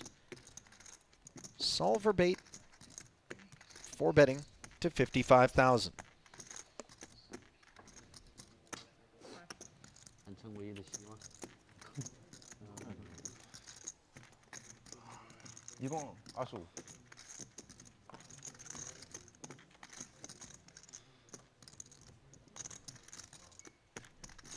So far today has been very emblematic of the ST style. He's been very quiet, very patient, but then shows up for an aggressive action without the goods. 哦，算了算了，退出来。我不考你，我不考你，我真的是。纯牌练一下，亮一个我， 4-bet 对， gets through. 亮一个拖一个机，看一下8还是9。 And ST shows the 3 of 哇， clubs. 想了那个时间真的快点推下去。肯定考了呀，牌那么多，这会儿肯定考你了。哦，气死了！我怕怕什么呀？这个时间，每次来时间我就紧张，本来就想那么多时间牌，我不习惯，你知道吗？有人叫我时间，我最坏的妈的就是这样。哎呀，不知道怎么办了，突然就懵逼了。你的推 AK 不是推的好好的吗？100把突然不就推出来了？他妈给我叫啊！相信你肯定是不相信你。 Oh, ace 10 off just folded. 我形象那么好，你不相信我干嘛？我一个晚上就这样搞这样一把，接下来都是正牌了啊。 Yeah, not what we would expect. 第一次我上大气水龙鱼，去，那么巧吗？哦，气死了，气死了，气死了！那么巧吗？对啊。叔王这个也挺烦人的，18万好讨厌。X 呀，又找不着，不信你，不知道怎么办，挺烦人的。你有位置你可以 call 嘛。I'm sure he has nothing like fucking annoying stack. You're not sure. If you're sure, no, I mean like I had a feeling you didn't have it. 搞起来了，搞起来了，5万1，那放着，再接着聊，也。Never mind. I'm sure. Oh, not sure. More like some information more than other call for that. I'm pussy at all. 估计这两个老外以后也不想来了。怎么说？ Ace Jack raises 我说估计这两个老外以后也不 and 想来打。 falls behind the pair of threes for Malinowski, who defended with 10-3 suited. 跟他们打要打4张牌，不要打2张牌。 Does face follow through to the tune of 7,000, however. 我们也打不过他们，我觉得这张牌我们俩水平差不多。对啊，4张我们打可以打。挺好的。都打得长。哎，我股份3张牌我们可以那个赢打得他。比你好，哎，那你打也不哎，我阿玛哈，你股份要不要？不要，几乎很。你台底要不要？没有说很好的。你台底要不要？ It's not really Victor's style to call here for half pot. So yeah, I'm not surprised that he's considering raising as his way of continuing. But I'll tell you what, Hecklin is not necessarily done with this hand. He's got a very interesting float candidate. Ace of spades, jack of clubs, backdoor straights, all black, backdoor nut flush, whatever. I mean, just yeah, this is the float hand. And that is not the turn that is going to improve a majority of the floats we anticipate Henrik to have under the gun. However, we would have preferred simply taking it there after check raising to 25,000 if we're Malinowski. And the 10 of hearts is a little inconvenient insofar as it blocks a lot of the draws that we would hope that Hecklin would have right now. I mean, you know, the flip side is it does give you a chance to pick up more equity. It's 6 half of 1 half a dozen type of thing. But having arrived here on this turn after the call from Hecklin, Victor decides to pump the brakes. Yeah, and let's see. This card was not one of the cards that gives Henrik any of his backdoor equity, but he may interpret this check as like a check give up and bet anyways. If so, what sizing will he take? Okay, 20,000, which is not that big. And Victor's hand is behind any pair, but ahead of any draw or unpaired hand that called the flop check raise, and this bet's small enough. Will it be enough to get a 3 to fold? Very interesting hand. And if so, this is just, there it is. 20K gets the job done there from Hecklin. Nice hand, Henrik, and this just isn't Victor's game right now. You mean poker? No, I just mean, I didn't want to say session because actually this session he's doing the best so far, but I just like these games. This is the 3rd day, and just things aren't really working out for him.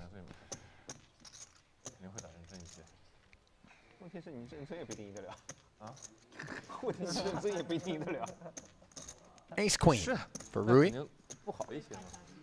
There's been some good poker today. Is that why you're yawning?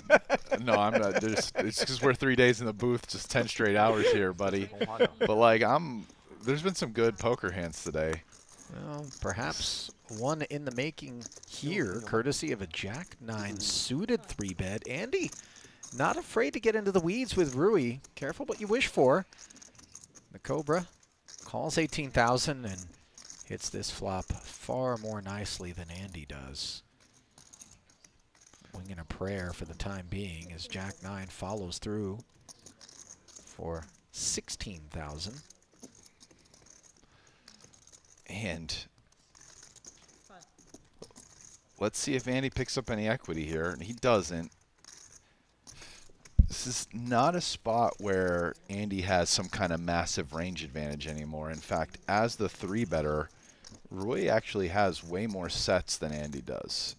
So, yeah, it's not, Andy's not compelled by any range reasons to keep blasting away here. And Andy does find the check back. Board pairs. Rui's got to feel pretty good about ace-queen being the best hand. Not good enough to check raise, certainly, so he's going to value bet himself. 38,000. Draws the curtain on things. No,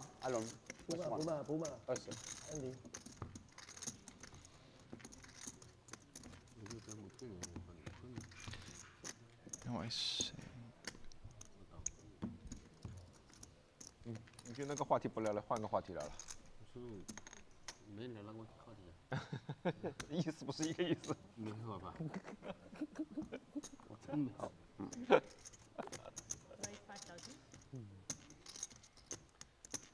5 to go, says Rui. This time 10-9 suited, the responsible kid.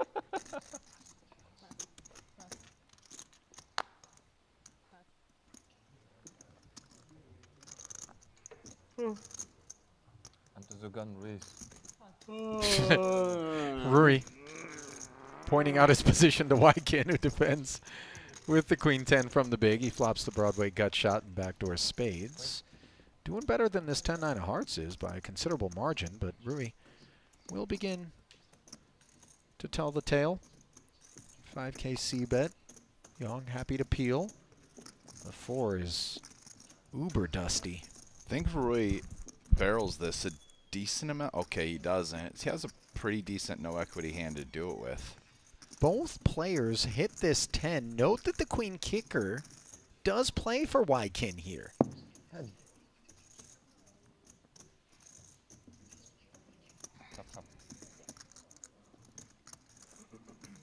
Oh, forgive me. It is a chop. Pair on board. That's my version of yawning. Rast, asleep at the wheel. Yeah. 10s and 4s with an ace. Oh, yeah.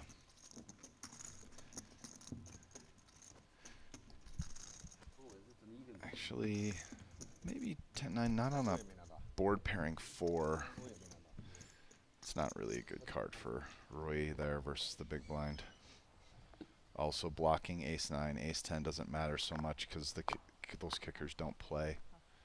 So I take it back, but...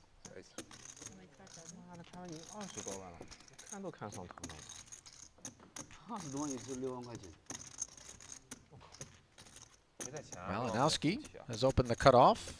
Hecklin electing to flat from the button, potentially inviting a wide array of holdings to come aboard from the blinds, and we don't expect aces to be among that array.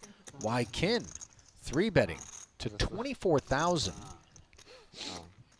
Given that Wykin's been the most solid, tight player in the game, you know, if had Hecklin 3-bet here and got 4-bet, they're short enough that it would have been pretty gross. But I think just in position here against the tight player, you're pretty happy just to call with 10s. You know, you're ahead of ace-king and ace-queen, and you're behind the pairs that Wykin's 3-betting.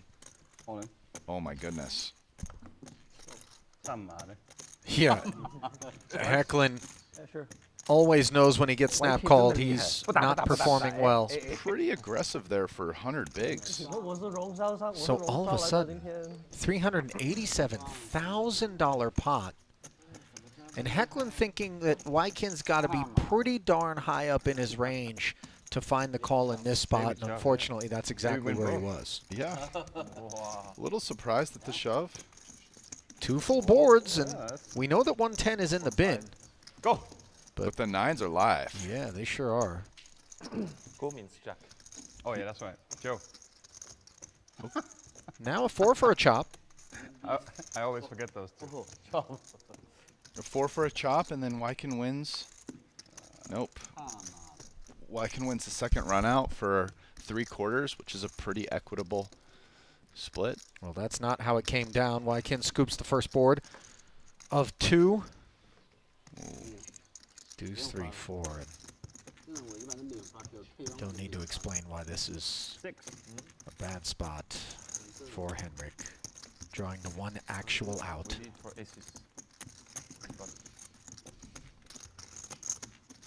And that is goodbye. Bullet number 1 for Henrik Hecklin. Second time we've seen him felted so far this week. Early enough in the session, though, that he calls for the $200,000 backup. Do you mind if I just keep 50 of these? Yeah, you can keep the small one. Yeah, I give you 50 in a second, okay? I keep 50. 50 in a second, yeah. 平跟的单打推是吗 10几万块钱，怎么打？Sorry. Oh, no worries. You good. You only wait for aces? The loser. Come on. Maybe kings? I don't know. Thank you. Neat. Those that follow the Triton Poker Series Rast are Well, far more accustomed to watching Henrik operate in the tournament streets. And thus far, he has not fared well here in these cash game streets, but he is a veteran of the Nosebleed Macau games.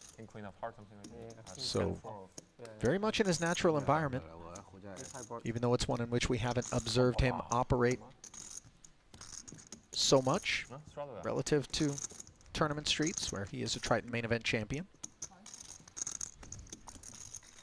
Meanwhile, ST under the gun open with King Jack. Wai Kin plays the Ace Queen as a flat. Rui showing some restraint with that Ace 3 suited flats as well. To the flop we go. Jack in the window, and it's an all ST affair.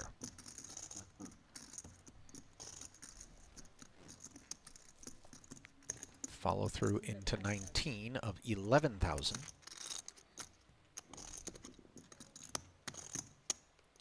Wai Kin going to peel.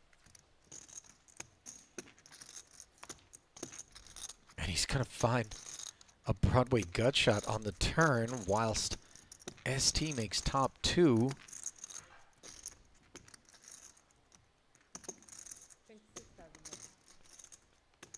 $26K milkiness.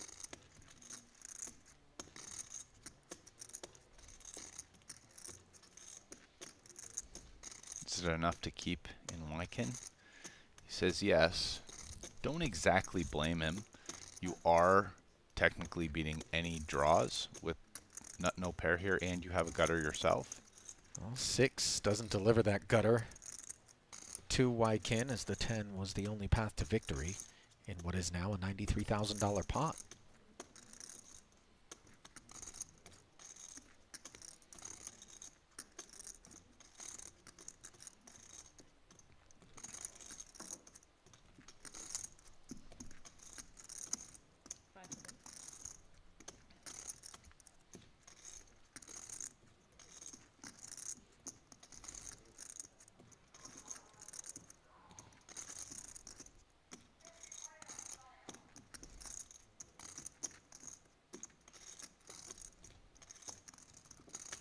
ST with a big hand here. The 7th best hand possible here. Top 2 pair. Behind the straight in 5 sets. And some of the better hands, it's kind of hard for Wai Kin to have, maybe, the way this hand is played out. So even stronger than that from a relative perspective. And well, yeah, what do we beat it for Wai Kin right now as played? Yeah, I mean, stuff like 10-9, Queen 10, blocking the ladder, 7-9, etc. Queen 9. So yeah, having a queen is kind of a bad card. An ace is fine, but we don't really have one of our better bluff catchers. No, but I think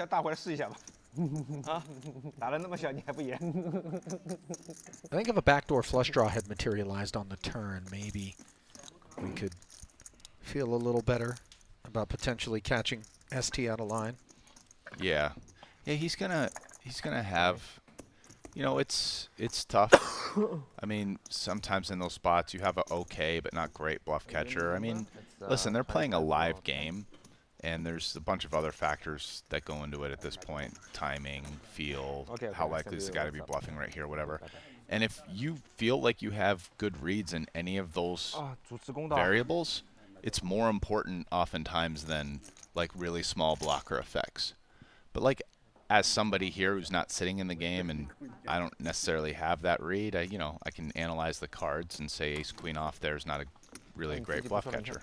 But yeah, again, there are a bunch of other factors, so sometimes it could be a really great call that you should make with not great bluff catchers, because for XYZ other variable reasons, a guy's just like super likely to be bluffing. King 8 plus the button. Drawing forward the open from Rui Cao. ST defends. Ace high comes up empty as the Cobra C bets with top pair. Appeal from ST without a spade in hand, mind you. And he hits a 9 here on the turn, Rast. Yeah, I mean, it improves his hand, but it's just like when your opponent bets again here, it's pretty dicey. Like, he's not really betting again for value with the hand you're beating. Jack 10 just got there, so it's kind of like, yeah, and I don't blame him for getting out of the way. Yeah, interestingly enough, he found the improvement on the turn, and yet I think the idea was to just tear and see whether or not Rui would shut it down, and maybe we find a cheap winner. Yeah, he's kind of just hoping on the flop that ace highs is ahead of a wide button range. He does have some cards to improve in kind of lines where there's not a lot more money put in the pot.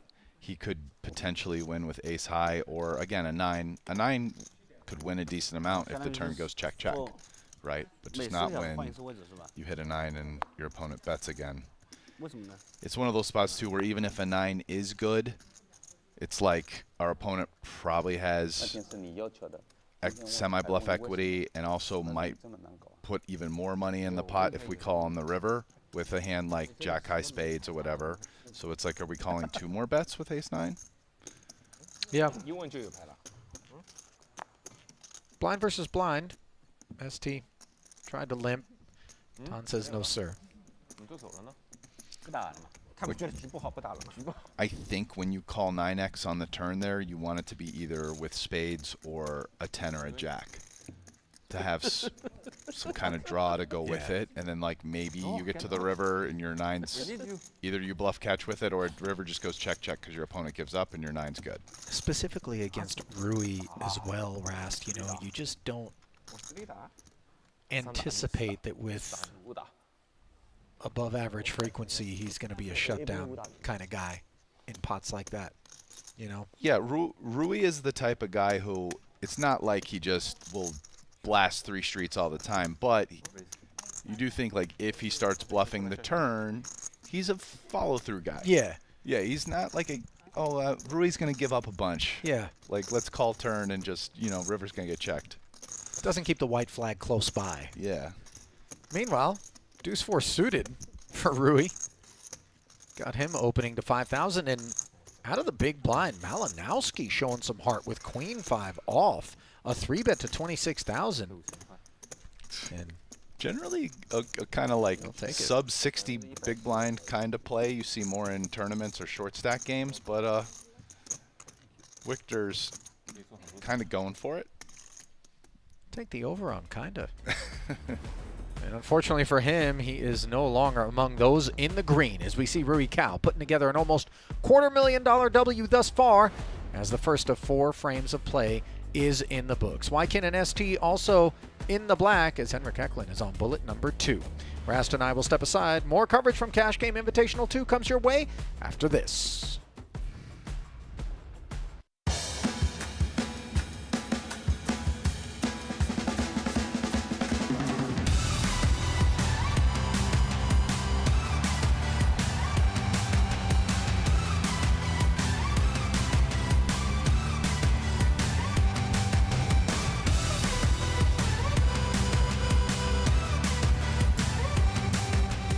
Like ready to go this time. Yeah, wind a bit at his back. And we've got our first mystery hand of the day brought to you by QQ Poker. TBD who's going to have the mystery hand, and it will be Andy Nee, who you were just talking about, as Malinowski opens with ace-8 suited. Rui flats the 6s. And up we go, 5x to a quarter. And this is not just versus an open, it's a hijack open button flat. So, you know, I think Andy's going to mostly have the hands he's supposed to here. He's not really a guy who in this spot probably gets super out of line. Malinowski ducked out of the way, uninterested, and not going to feel bad about it, looking up at 2 spades, 2 4s, and a 10 with his ace-8 of diamonds. Still don't know what Andy's got, but whatever it is, it warrants a C-bet. And Rui's certainly going to the turn with this hand. It's not a bad flop for 6s, all things considered. 21,000 ahead. Got our first over $100,000 pot, and a turn that isn't going to leave Rui concerned. Yeah, Andy shouldn't have a lot of 10x, is my guess. My guess is he's not, versus Ray's call OOP, he's not 3-betting. He will 3-bet some broadways that have a 10, but like, he probably doesn't do it all the time. You know, I'm talking about like queen 10, king 10 suited. Oh my goodness. And jam.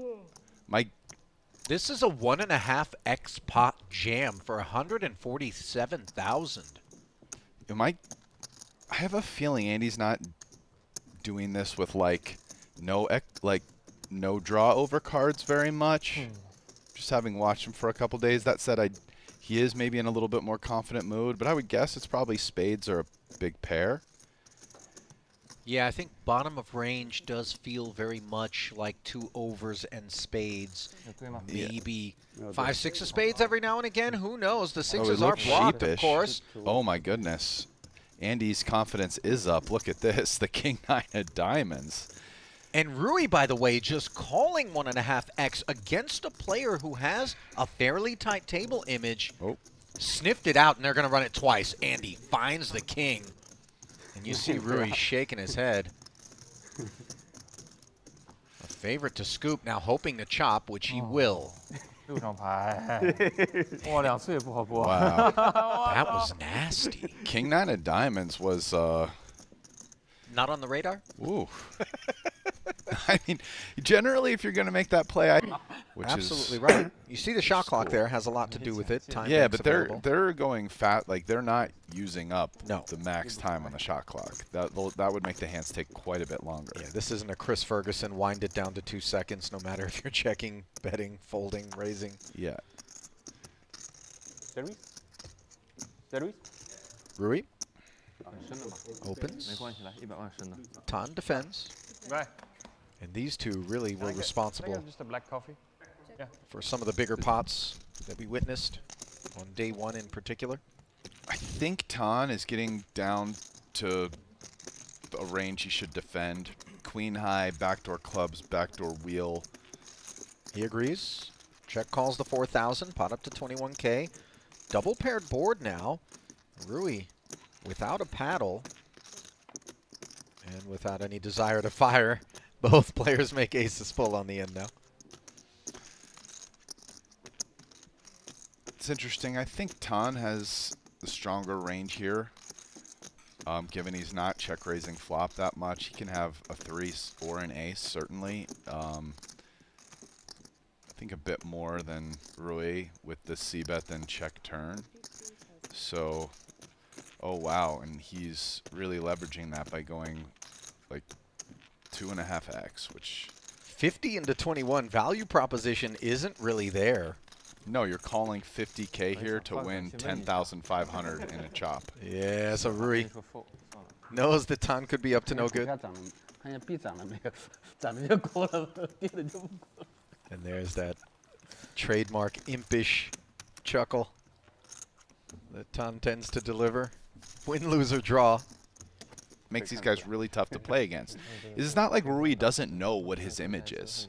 Right? He's fully aware his image can be of like a maniac. So like right now in this game, I'm just playing like here's a couple data points where, and no one knows these hands he's had. He hasn't even had, well, the ace queen of clubs people saw, but the ace jack of diamonds they didn't. He just check folded flop. So, you know, these guys know what their image is. They're making adjustments. They're trying to win in this sick game of gambling. Anyway, this pot. Yeah, aces. Going to try to win with aces. Making things easy for the time being as Andy 3-bets the Tan open. And these are the sorts of hands that, against a player with a tighter table image, perhaps we feel better about calling the 3-bet with. Baby suited connectors, unintrusive. Under the gun, too, getting 3-bet OOP, usually pretty strong range.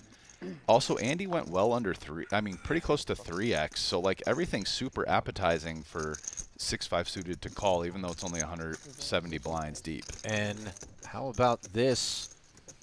To wet your beak, 8-4 deuce. No spade on board, but a double gutter for Tan, who's not going to be going anywhere, as we see Andy following through 18,000 into 44.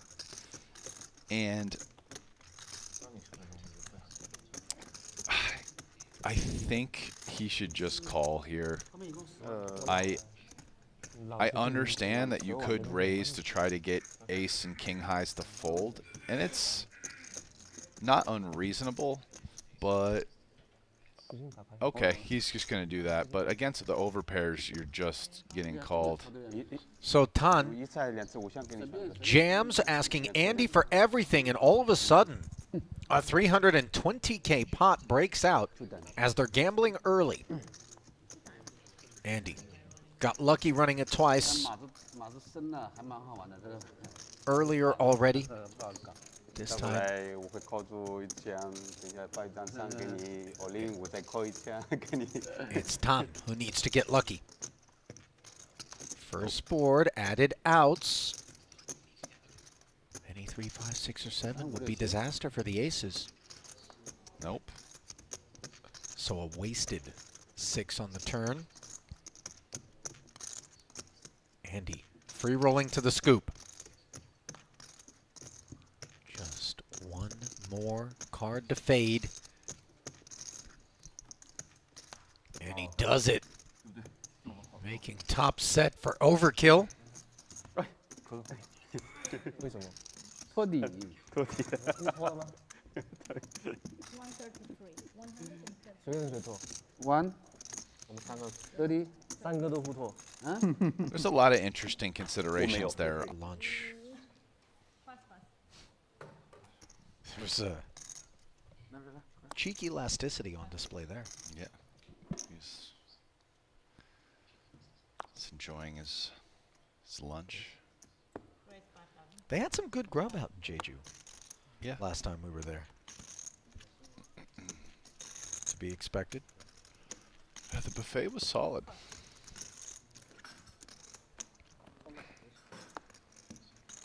Ace-6 suited versus King-6. Made 3 deuce and a couple of diamonds. Not exactly what these guys had in mind for 5K ahead pre. All of a sudden, they both hit a 6 on the turn, though, and things get interesting. Yeah, great card for ST. Now just 93% likely to win this pot. The best hand in position. Just out kicking by a pip.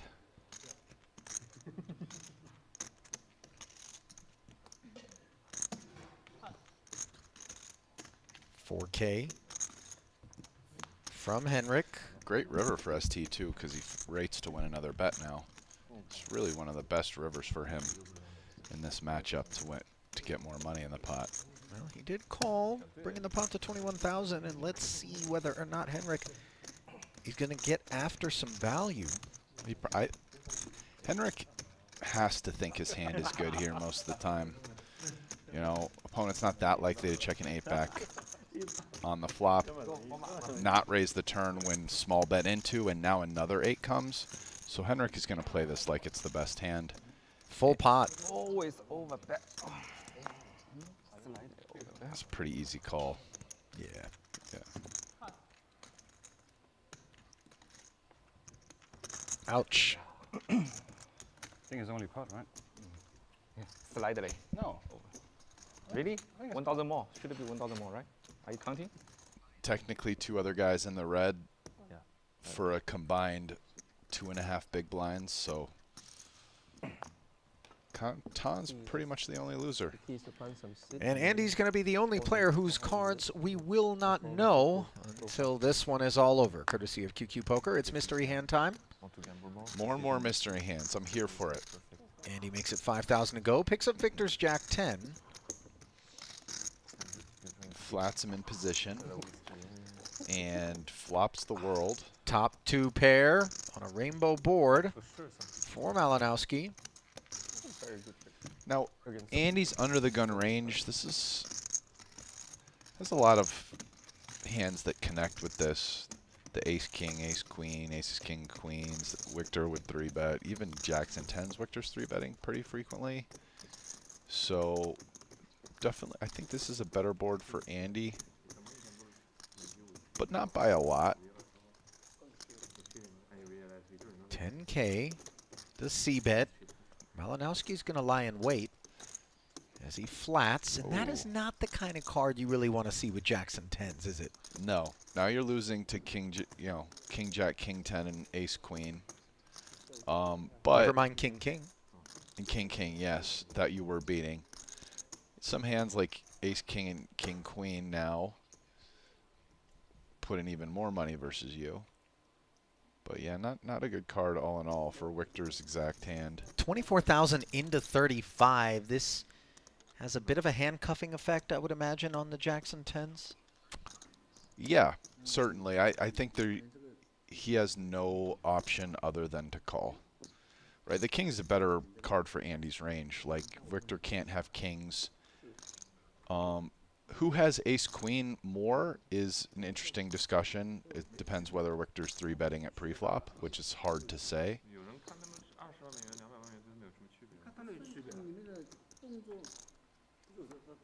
So a flat from Malinowski and a cozy river in the 7 of diamonds. Pot up to 83K. Not a stone blank, because Andy can have 8-9 suited and have played it this way. So, not super relevant card, but not a stone blank. Wouldn't it need to be 8-9 of hearts? No, I think he could bet 8-9 suited on the turn. All the other combos as well?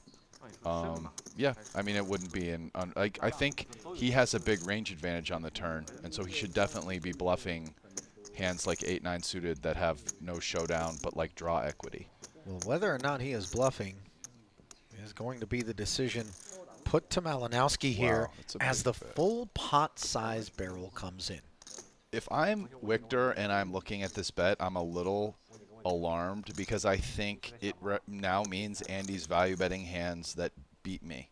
Like, I don't see, like, what hand can he have that he plays pre-flop? You could say, oh, Jack 7.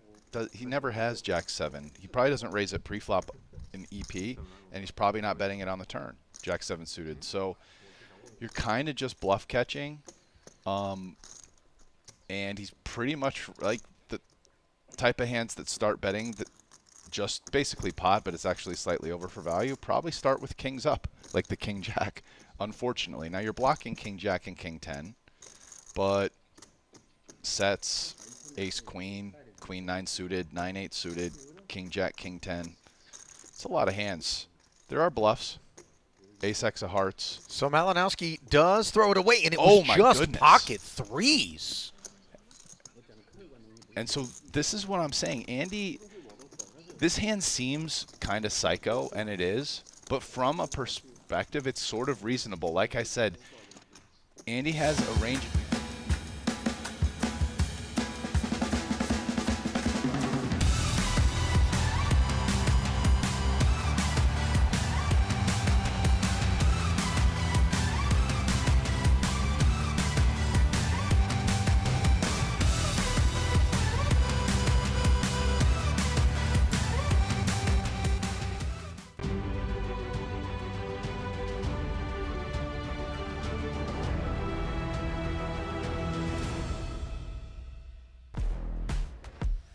Well, our feet are wet, but we're still in the shallow end of today's pool. Hello, everyone, and welcome back to Landing Casino at Jeju Shinhwa World for continuing coverage of the Triton Poker Series Cash Game Invitational 2. Ali Nejad, Poker Hall of Famer Brian Rast in the booth, and 7 warriors on the felt, most profitable among them. Rui Cao, almost a $250,000 winner. As you get a look at the chip counts, Henrik Hecklin, fresh off of a reload, stuck 1 bullet as we continue to play 1,000, 2,000. No limit hold'em with a 2K big blind ante. Interestingly enough, Rast, the straddle has not yet been introduced, and I'm not looking to foreshadow, but I would imagine as the game begins to open up, we're going to get some characters out here who will lobby for such things. Do you have any foreknowledge here, or is this just speculation? No, just speculation. I mean, the game's full, so I'm not sure who's going to join that is going to put the straddle on. And my guess... Like someone needs to join to do it? Well, here's the thing. Once you've already played a couple hours, it's like not as likely it goes on. Like, normally they've been putting it on right at the beginning of the game. Like, hey, let's bump this. So, yeah, obviously it could happen. I'm not saying it won't, but I'm not expecting it next hand.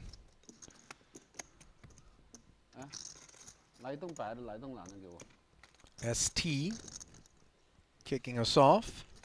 6-7 suited. Cut off open follow through. Hecklin defended his big with ace-10, and he's just going to find out what's what here and now with a check raise to 9,000.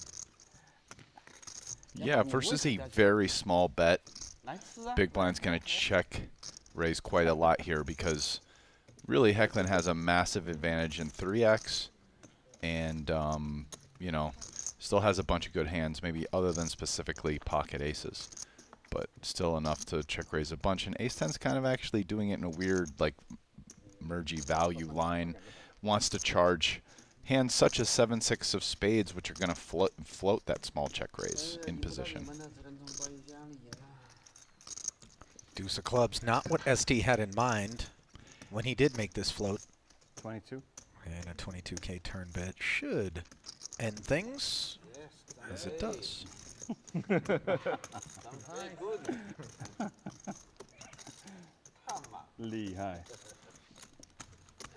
The turn starts to get very dicey for ace-10 there because you can't really bet turn and river for value unless you hit an ace or a 10. So do you check turn? Do you bet turn, check river? Pretty interesting decision. I wasn't sure if Hecklin was going to check or bet, but came with 2/3.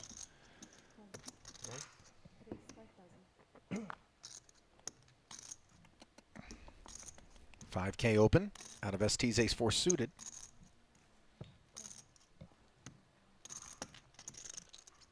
King-jack flats. Victor. 8-5 of clubs plus button.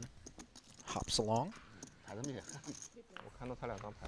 3 people aboard with 20K in the middle. 7-7-9. Gut shot straight drawn backdoor clubs for Malinowski would appear to be the most enticing of interactions. And hence, it is he who bets in position with 2 checks in front of him and takes it down. White king.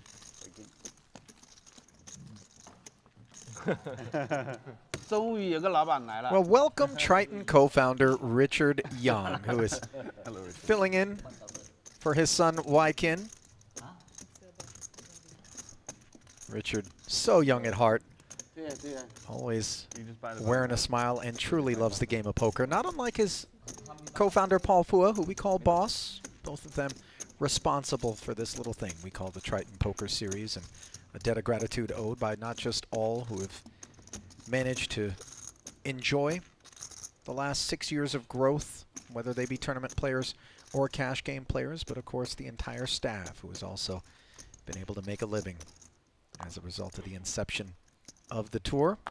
Looks like he's buying the button, and it looks like he also just basically replaced Wykin with his chips. So he's now playing Wykin's exact stack. Listen, I mean, father and son. Wykin so. wouldn't be here were it not for Richard. So what's he going to do? Say, Dad, don't play my stack? Yeah. Richard, by the way, I believe rocking the double Bitcoin T-shirt there, I know, Rast. I'm so here for it. I mean, wow. Just another lover of the orange coin. Richard knows what's up. You gotta buy Bitcoin. That's all I'll say about that. Ace-9 offsuit on the button. And a raise to 6,000 is what's up.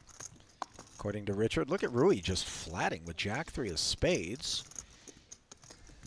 Andy defends as well and flops top 2 pair here against just top pair for Richard and a bottom pair for Rui.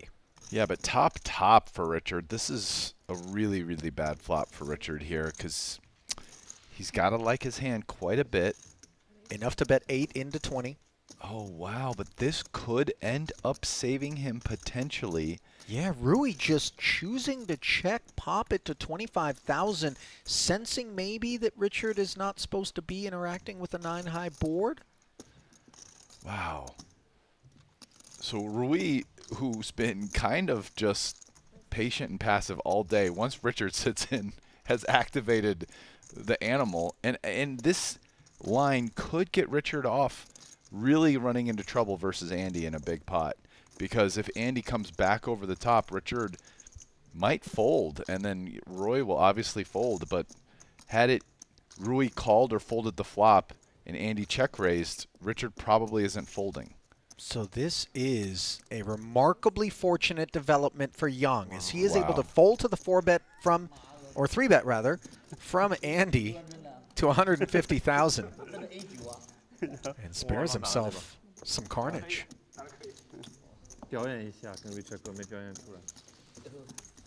扣上去不就表现出来了吗？你说我也他大了我就扣啊。没有扣了，那个没有。我第一局玩的，妈的，两个要打你。我勾三。我怎么打你了？哦，乱来了。不看牌连欧3吧，把这节目效果拉满。但是看你那天勾三这样打吗？没花勾三。我那是同花的。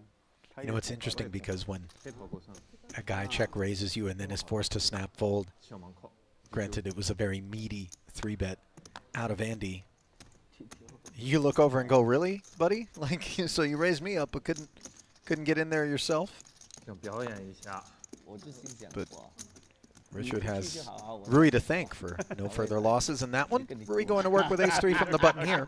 A9还不赌啊一个，你大的将多走。 No takers. 你的出子还要快一点哦，你打这么多。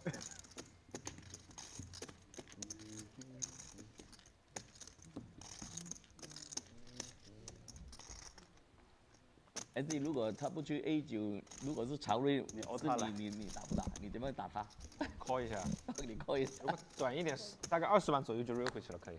但是40万1点多。我跟他比我多一点，我要30。Richard making it 5K with the suited 1-gapper. Pocket 9s for Andy. He'll flat it from the button. And uh-oh. Ace-3 suited for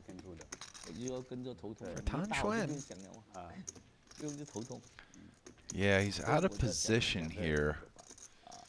And they're pretty deep, so he's still going to go for the squeeze, but might get Richard out, but definitely not Andy. And sure enough, 30K comes forward. Andy under-repped. Do we ever limp and then, well, flat rather, and then 4-bet with a couple of 9s from the button against the likes of Tan? Not in that spot. You're just not trying to get in 200 big blinds there. I don't really know what the point of 4-betting is. Like, you kind of have to fold to a 5-bet, I guess, and you're in position. It's not like you love making the SPR. If your opponent has kind of weak, bluffy type hands, such as this one, let's keep him in the pot. We're in position. A 9s is just, it's a pure call in this spot. And here it is, facing a single overcard on a Jack 8-6 board. 1 heart dangling out there with 68,000 in the middle, courtesy of Tan's aggressive line pre. So they're deep enough that Tan should actually have some suited connectors, so he shouldn't totally whiff this board.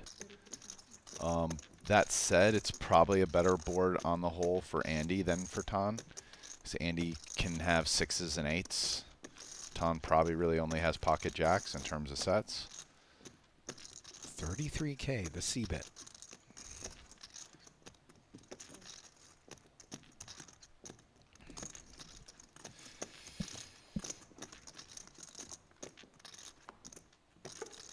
Third diamond on the turn as Andy flatted. Pot up to 134,000. Tan does make a pair, although that's not what he had in mind. Yeah, it improves his hand. He's now beating some hands. Some of the hands he's beating, though, if he checks, probably bet. Hands such as 9-10 suited, Queen 10 suited. So it's a tricky spot.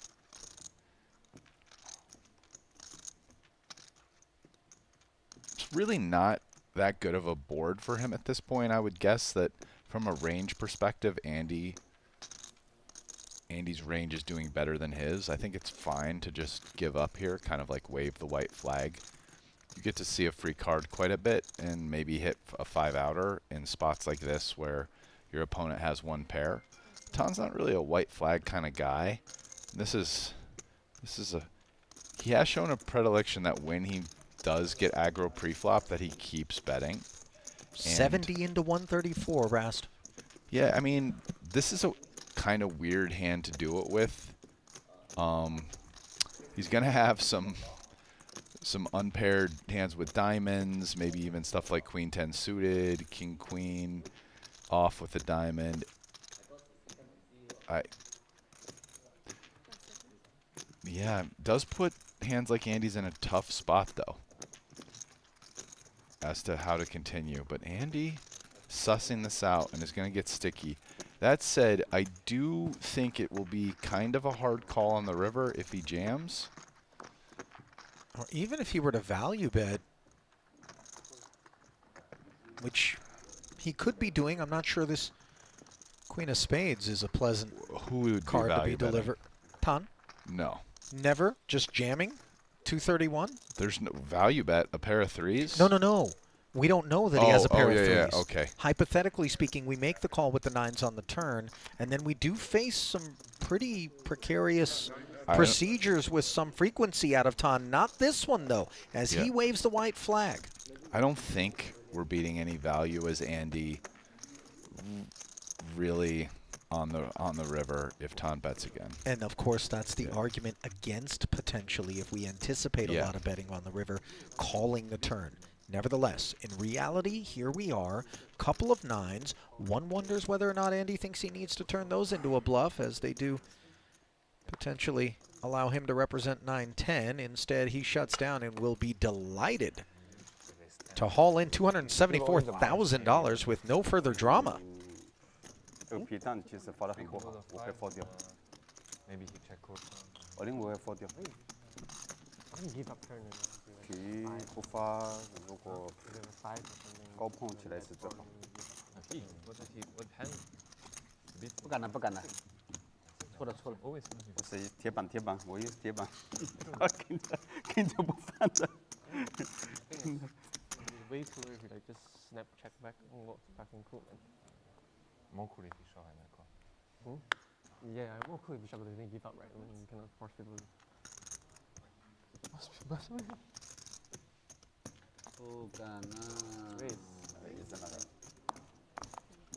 Waikin opens, having taken controls back from Papa. Just a brief interlude by Richard. ST taking control of the action with Ace Queen, 3-betting to 17,000 from the button.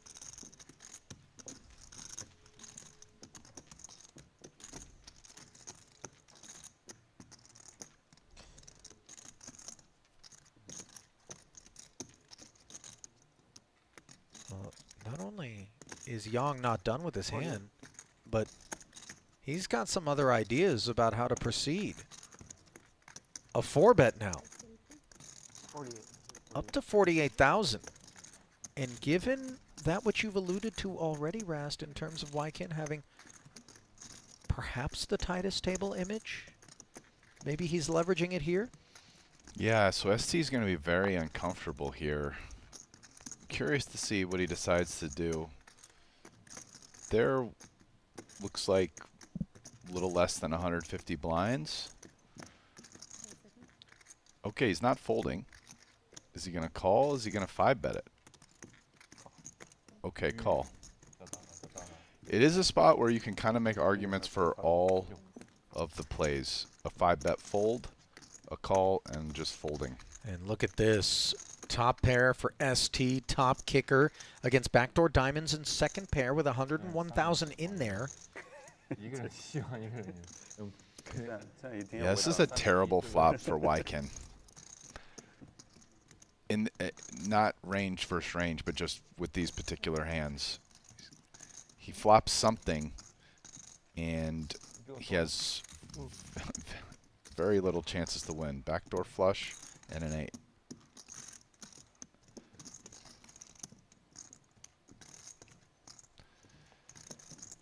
30K, 1/3 pot, sub. And the exact type of flop you're really looking for with ace queen off versus a 4-bet. And 'Cause the you're kind at- of turn yeah. you're looking for as well, by the way. I mean, you're ahead of ace king.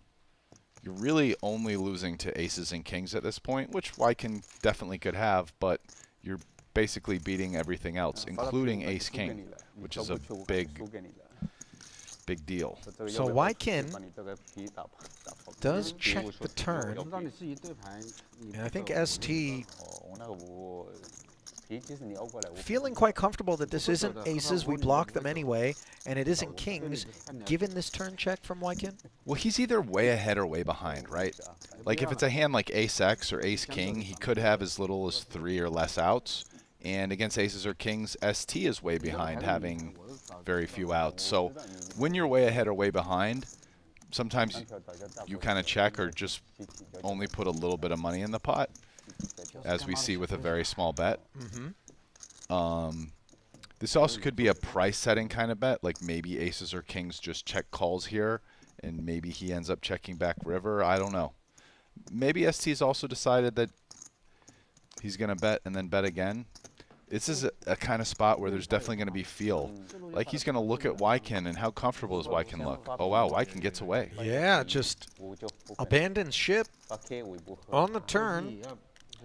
And it wasn't exactly the most seaworthy vessel 我已经没有3条8了，你还不打？ in that exchange. 我有8呀。啊，你有8。你有8，你4打下面出个8，应该相反吧？直接扣掉嘛。 Well, pot sizes on average here in this second frame are 打大了，打大了。 skewing larger. It's one of the risks of betting ace queen there is when you are way ahead, your opponent might fold those hands. And you'd love to keep those hands in to potentially win more on the river. Good point. 这些算错数了，8太小了。 Dual purpose. 一样的，那你多输一点。我的牌要么推回来，要么诓你，不可能负。 All purpose 看视频就知道。 is the 10-6 of hearts, according to Tan Xuan. On the button, makes it 6 to go. His hearts are smothered, and Malinowski, with that king jack, makes it 25 and takes it. 还是我跟你关系好一点。看得出来。如果跟你再大一点，关系就显得更好了。turn 再进行下去就关系很好。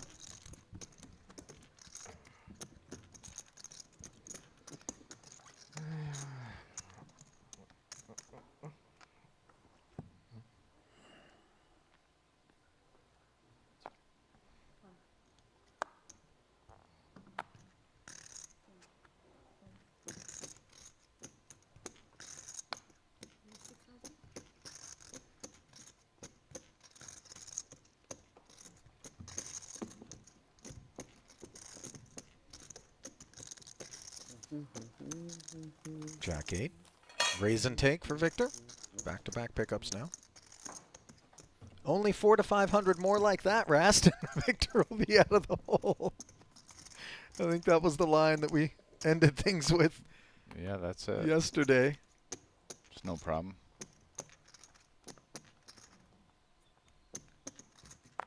Well, at least the guys do play fast because you know how unbearable it is when you're stuck and then you got, you know, I saw like non-paint. a bunch of tankers Yeah, no face count, like maybe a 6 all or around 7. you, every pot taking 5 or No 6 face, minutes. 7. Yeah. Something like that. And you're like, really, guys? It's like a Maybe we play more than 10 hands an hour? tiny pot. They're taking forever. 你不在大忙大 You're 我， buried. 你怎么知道？ Not this crew. 这样聊都聊不进来，已经尽力了，兄弟。 Raise and take for ST. 这几天打得很好啊。是啊，我也不知道为什么一群人要拖他台底，我也搞不懂。你让我拖，我肯定不拖了。那互拖呢，我觉得他还是比我差一点。怎么我自己不上桌叫我拖一个，我应该不拖的。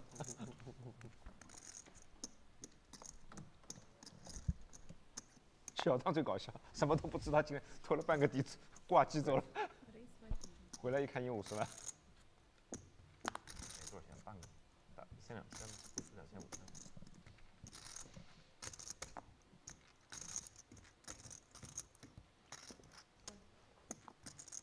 Jack 10 open from Victor. A flat from the hard 10 of Wykin.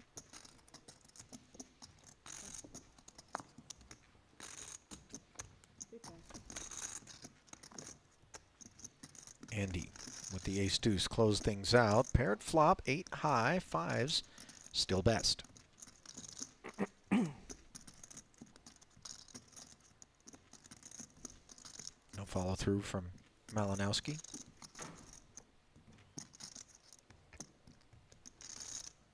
Are we obligated to barrel these 5s here, Rast? Just given the wide array of turn cards that can roll off and leave us.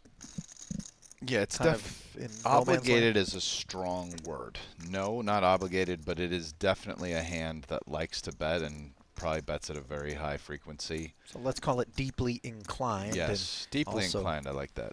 Quite pleased to see no callers. So yeah, you benefit from clearance there a lot. You're blocking some continues.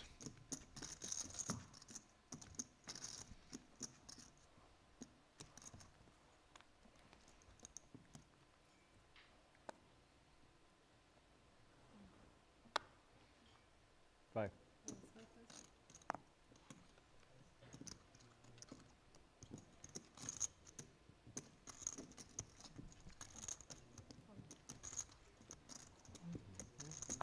$5K. Says the ace-10 suited of Henrik once again with pocket 5s. Wykin will flat, this time party of 2.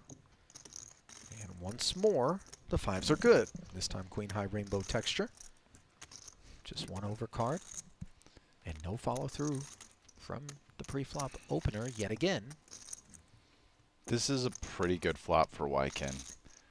Are we deeply inclined to Deeply bet these inclined 5s? to bet this. Yeah, I think he bets this flop quite a bit in general. Having quite a bit of queen X, you know, concentrated a bit more with sets. And 5s in particular really likes betting, might even bet 100% of the time. So back-to-back pots now for Wykin.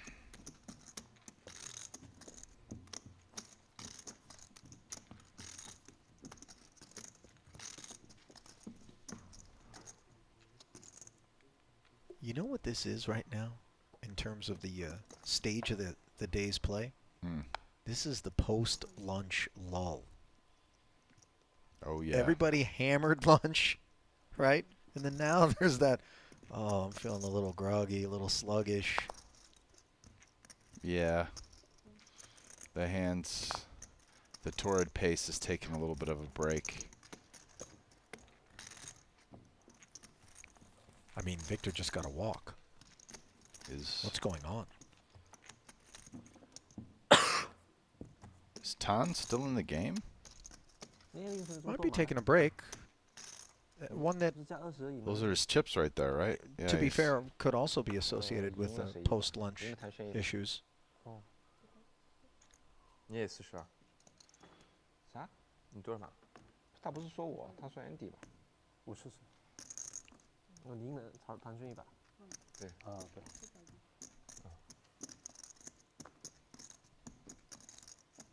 Suited connector in the cutoff for Andy Nee. 5 ball. Henrik up for it.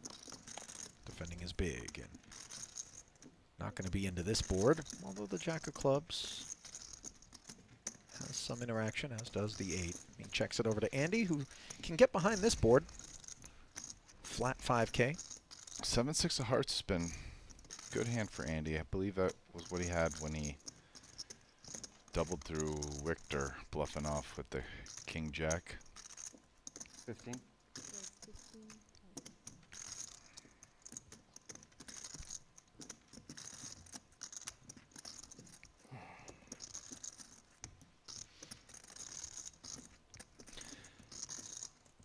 This check raise is not going to work here. Let's see what Hecklin's plans are. My guess is he's going to have to pick...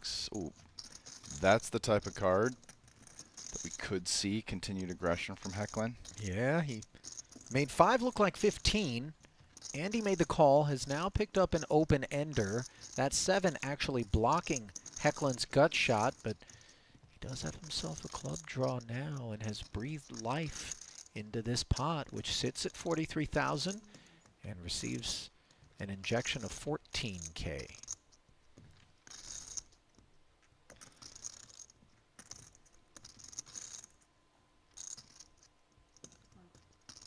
Andy going nowhere.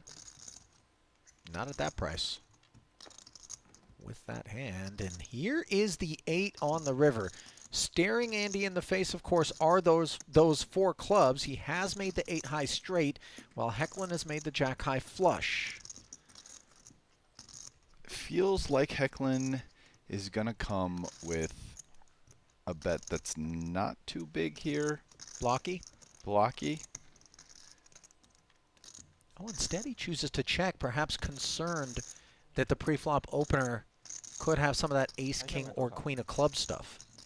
Oh, certainly, and that's definitely a concern. Andy content to check back, however, without a club in hand, hoping maybe it was trip 4s or something along those lines that his 8 high straight would be beating. Instead, he gets shown that jack of clubs. I do Nice kind pickup of for like Henrik. if you're going to bet the jack of clubs on the river for a block. It's nice to have an 8 blocking some full houses. You know, queen, maybe even the king of clubs don't raise you. Maybe only the ace does because the board is paired. Also, there's a 1-card straight flush, right? So technically the 7 of clubs is also better. And the 7 of clubs is a card that I don't think Andy has too often. I think the river's close, but especially against somebody who maybe think I'm getting bluff raised a little bit less, I'm inclined to block there. Interesting spot. On to the next. Wykin here kind of has a hammer lock on this hand, and this should end it. 5s, betting 11,000 on the turn. After Wykin defended his big blind. Out flopped ST.7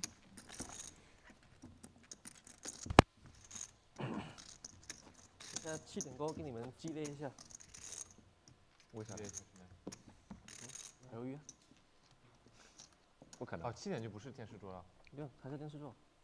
真的假的？鱿鱼呢？7点？不可能吧？真的吗？是啊，真的假的？啊？是啊，7点钟换人呢。哇，好不可能吧？不是说这件事情就不用再想了吗？现在就可以想了。偷鸡好消息，好消息。我们要满足客户的需求。 2 9s raise it up. Hecklin very likely to flat this in position. 感觉你是在偷鸡嘛？那无所谓了。 Oh, he's coming with a 3 bet. Yeah. Suited 1-gapper. Gets frisky. How much do you have? 245. Huh? 245. 245? 很激烈，我们打到。Really? 150. And Rui, we can see passes the suited wheel ace. So far, sticking to his plan of just waiting to have it and getting paid. So far, basically has done that in all instances other than when Richard was briefly at the table and we could see that squirrely Rui bust out his moves. So ST will flat for an extra 13K. And we'll also look up at 2 overcards as Henrik turns into backdoor spades and bottom pair on this flop.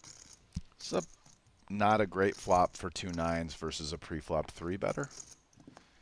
And kind of an even worse turn. You do have the open-ender. Dummy end of it.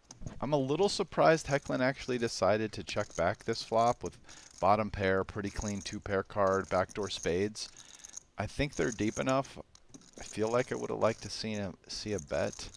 It's a board he's going to bet quite frequently. And he does get some clearance from ace-x hands and like 6s, 7s, 8s, and 9s.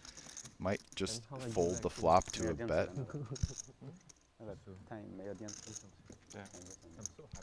50K, meaning business on the turn out of Hecklin. And it does shed those 2 9s.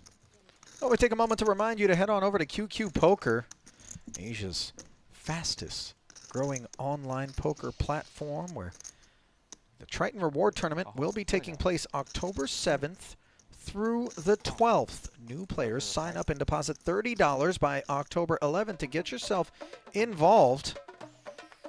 QQ Poker now expanding globally, offering fair play, a wide range of games, and an easy-to-use interface for players of all skill and experience levels.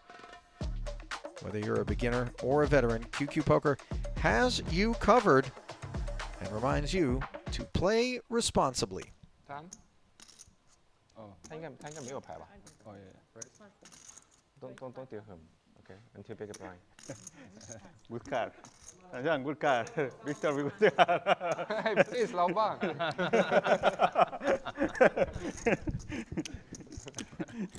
You should just post 2K for him. Yeah. From your own money. Yeah. And then Yeah, good. Still guesser.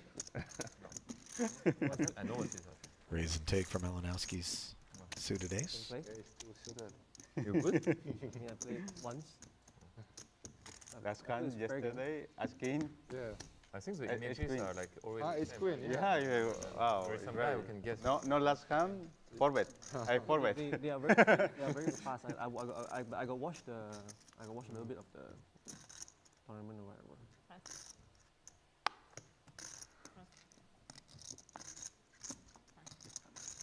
They don't remember, you know. They move. No, I know, but I think some are like sick. Some he remembers because some of them are preloaded. I don't think so. Ace 4 button open from Rui. 没摇在上面。 ST gonna try his luck with 9 deuce and outflop the ace high. Middle pair on a king high rainbow board. He knuckles over. Snap check back from Rui's ace high. Clubs picked up. ST still not betting. 4-liner on board now. Will Rui bluff? Yes. Ace high starting to have very little showdown.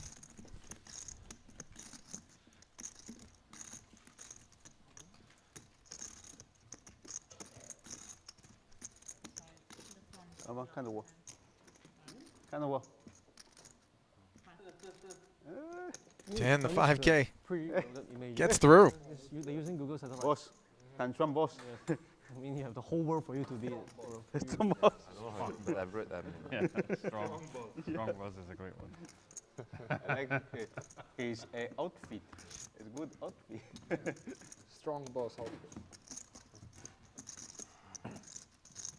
You can play for fun. 有没有学一下 Josie 他妈的排的不看？哎，可以啊。可以啊。就这把吧。你不可以。对吧？万一呢？万一呢？对吗？ Rui 3 betting to 16,000. 你学他1个小时，我以后都叫你老大，这辈子，当你大哥。 Taking it down. As 不用 Ekman has no 1小时 further interest. 先学1圈试试看嘛，万一效果不好呢？叫你老爸都行。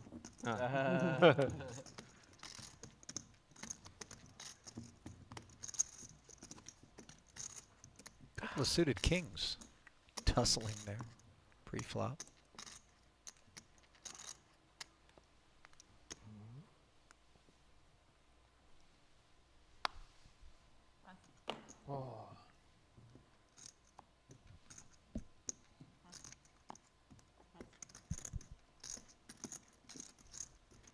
Suited ace, up we go, says Andy.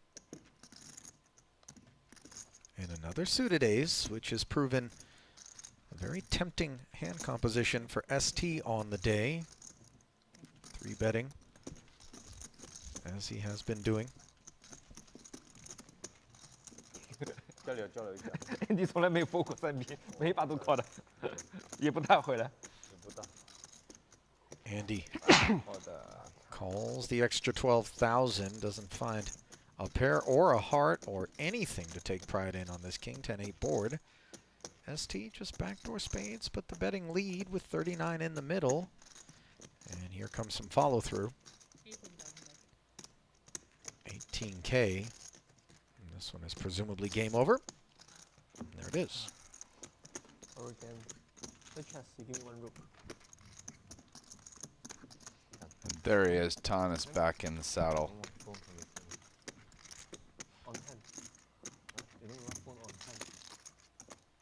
Hopefully he's been informed about the post-lunch doldrums.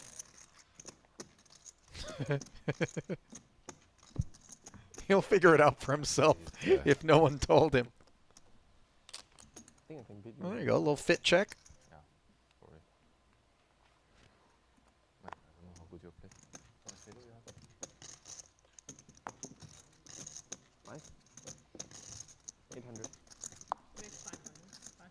Hard 8. There it is. 5K open, Queen Jack suited. ST again, 3 betting.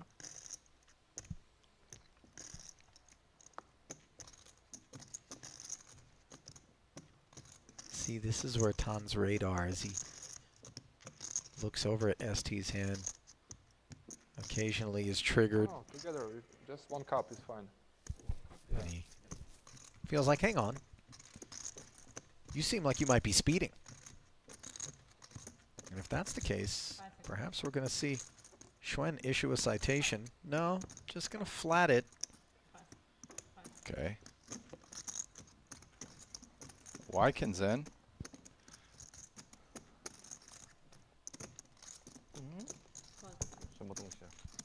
Closes the action by calling the 11,000. Pot up to 53. Tan gets to play it in position, but he does not get the kind of board he was hoping for. Middle pair for ST. Might be concerned about some ace-X lurking. Yeah, but as the 3-better, feels curious what he does. His hand isn't one that loves betting, but he's just going to bet this board a lot. Yeah. So yeah, he just goes 1/3 pot. That's going to clear out the riffraff here, which is exactly what he's looking to do. Relieved we are when the C-bet just ends things early.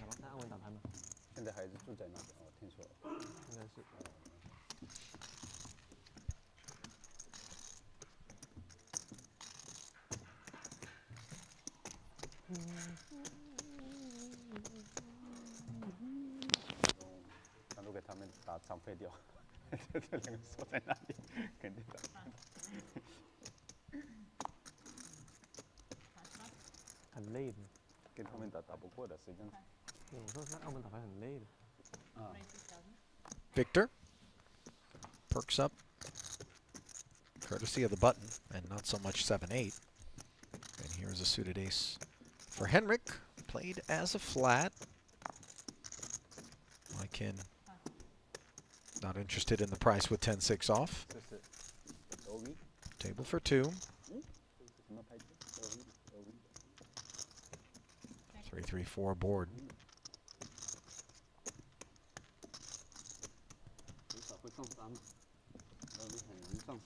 Neither player is going to have very much 3x. Maybe Victor has a little bit of a better board for him. He probably has a few more 3x hands, as well as the aces, kings, queens, and jacks advantage. But I think ace high backdoor clubs and some goofy backdoor straight draws as well. Way too much to let go on the flop, even to kind of a big bet. Yeah, 12,000. Was check called by Hecklin on the hunt for some equity. Would not be surprised, based on that flop advantage and probably being somewhat retained on a jack, to see Victor just barrel this again with most of his range, including bottom of range stuff like 8-7 off. Really trying to get king high, ace high to fold here, so probably going at least half pot. Yeah. Very difficult spot for ace high hands now, unless you have like ace queen or like ace 5 or ace deuce. Very hard to continue here. Let's see what Hecklin does. Probably fold, but I'm sure he's annoyed. Malinowski finds barrel number 2 for 30,000, and Hecklin Not sure if he was annoyed, but he didn't look tickled as he was forced out. Got to give it to Victor, man. Throughout this tailspin, which seems like it's been, I don't know, abbreviated, kind of curbed a little bit on the day. He has shown heart. He has fought. He hasn't given us too many glimpses where we thought to ourselves, this guy is just given up, so to speak. Yeah, maybe a couple times in late day 1 and 2. Yeah. When it was like, you know, it's been a long session. He's getting buried. There were a couple times he Isolated, though. Isolated. But for the most part, he's kind of just kept the pressure up. I mean, listen, he is a guy who seems to really love taking spots and putting his opponents to the test. A lot of barrels.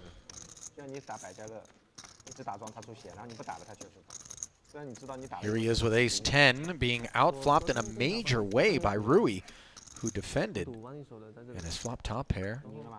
And a king-high flush draw. All too happy to see Victor c-bet. Too much hand to want to check raise. Rui It's just a happy to very find- robust hand to call down with. You know, it's one of the hands that now versus a potential big bet on the turn, you can call and still have a flush on the river. No bet came forward, and the ace on the end just hits Malinowski for the improbable W. Rui can't seek value on that card. Yeah, Victor's got to love having an ace here. Probably going to go around pot. And pretty tough spot for Rui, all things considered. Actually, the 4 of hearts is a pretty decent hand to have because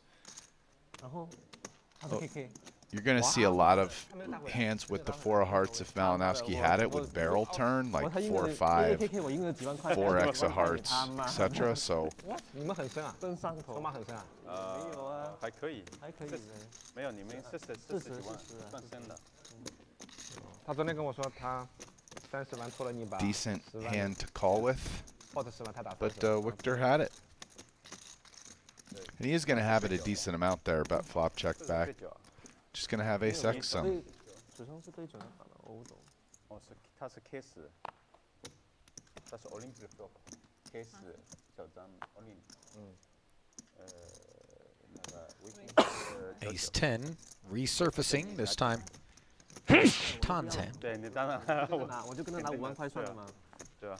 跟他跑嘛。那肯定我也不要。 6K the price.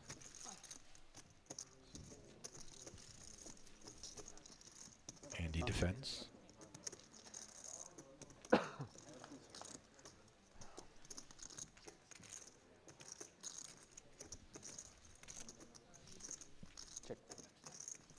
Ace-4 deuce board. It's all Tan.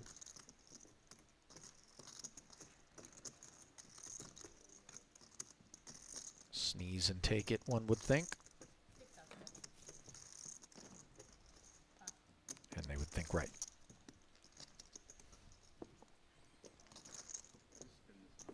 Yeah.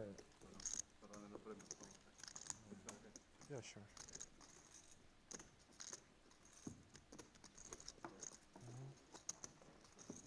Which one is yours? This one? Now, I can't remember if we touched on this or not, Rast, but when we were in Jeju earlier this year for the Triton Super High Roller Series 2.5-week-long festival where many records were broken in terms of the fields, did you ever get a chance to leave the reservation, so to speak? Did you venture away from the resort at any point to soak up some of the island? No, I did walk around the resort once or twice and got out of the immediate area where we were staying. Once with our good buddy in the booth, Nick, to take over Schulman, but never left the resort on the island. No, did you? I never even left the hotel, Rast. Okay, see. Easy money. Yeah. All money. I was circuit training between the restaurant, my hotel room, and the booth. Yeah. Low intensity. You know, I was leaving the at least crossing the street to go to the other hotel across the way that had the nice spa and gym. Oh yeah, I was doing that every day. I was getting in the sauna, doing little time in the gym, working out. I would imagine during peak season. By the way, that Jeju airport, you know, some people may not even be familiar with this island. It's a visa-free kind of, you know, extra tidbit on South Korea, and unbelievably popular with tourists from the Asia region.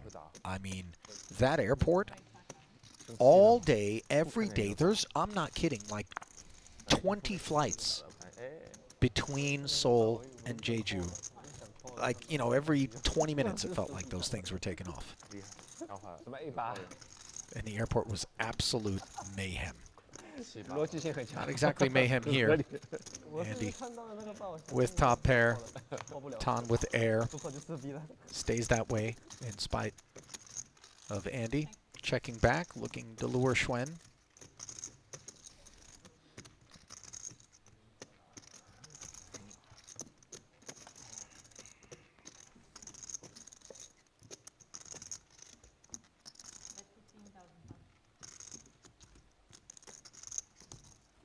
$15K. Delayed C-bet. Take it, sir.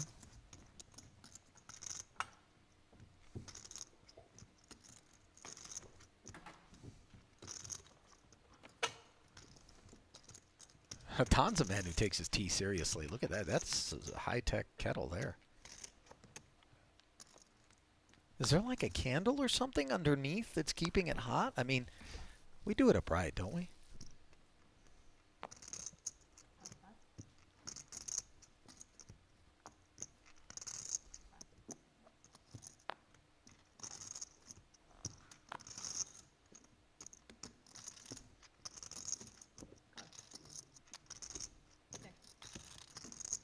Blind versus blind, limp pot.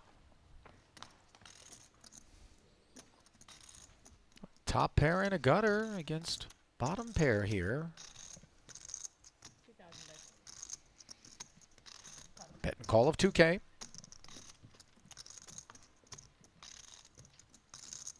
Turn doesn't change anything. Yeah, Victor's not going to have very much 9x, so not really a card that Tan's going to be concerned about. Feel pretty good betting 7-6 for value again, and even potentially on some rivers, depending on what they are. Sure enough, barrel number 2 gets through.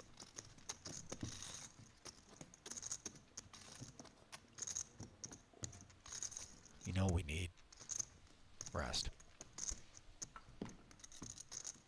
What do we need, Ollie? Uppers. I'm just kidding. We need straddles. I would love to see them kick this up. This group doesn't seem to really be interested, though. Which makes me wonder how big of a factor Elton was in getting the game kicked up. I mean, he was definitely a catalyst during the first 2 days. Listen, this is still, make no mistake whatsoever, a ridiculously big no-limit hold'em game. I mean, this is 1,000, 2,000, 2K big blind ante. Straddle or no straddle, inflated big blind ante or not, this of course, Bryce, is but big. You brought it up, but this might be a big hand. Yeah, no doubt about it. Take a look. Flush draw against middle set. And we light the end of this dynamite with a 10K C-bet from ST. Henrik. Flats. Now that ace on the turn. It's probably over here, because I would imagine threes is not going to check back, and 9 high hearts with nothing to go with it isn't going to be able to call anything but a small bet, and I don't feel like a small bet is coming. No, it doesn't seem to be what would be on our mind.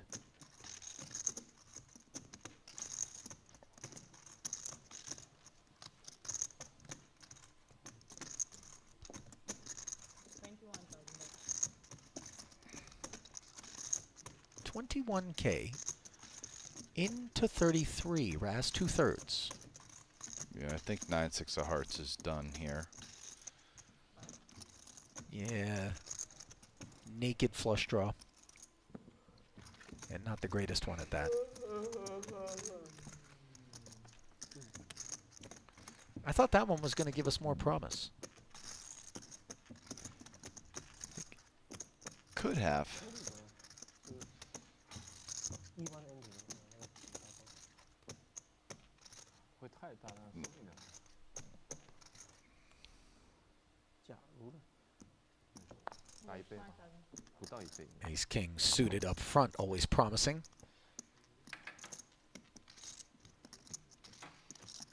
The Cobra slithers in 5K. With the goods. And wow, Tan's going to come at him With the bads. with the bats. 6-7 off suit. He's come back from wherever he went, and he's just ready to play. Wonder what's in that tee. Flatted the 3-bet with 7-5 suited, and 3-betting 7-6 off. Yeah, he gets pummeled. 4-bet to 50,000. Takes care of Tan. 他没带钱嘛，他只能拖3成。他老板7到8。一哥，比较听。 Bomb pot. We need a bomb 我 pot. 最近输那么多，应该可以做 T 爷了吧？ Yeah, that would be fun. I would be down for that. Shots. Round of shots.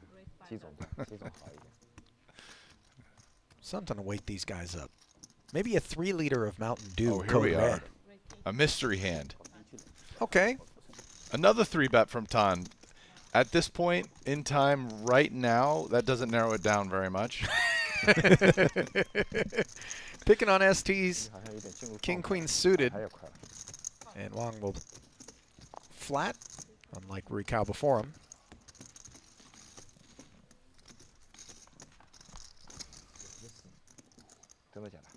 Top 2 pair on a coordinated 2-diamond board for ST.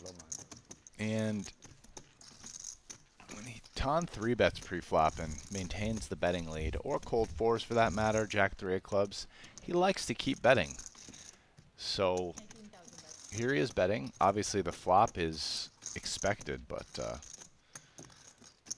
wouldn't be surprised if he just keeps doing it. And again, it will not help make it easy to narrow down his hands, because he sometimes keeps betting with hands that aren't altogether that surprising. It also makes you want to just flat more here as ST, because you can count on Tan continuing to bet as the hand goes on.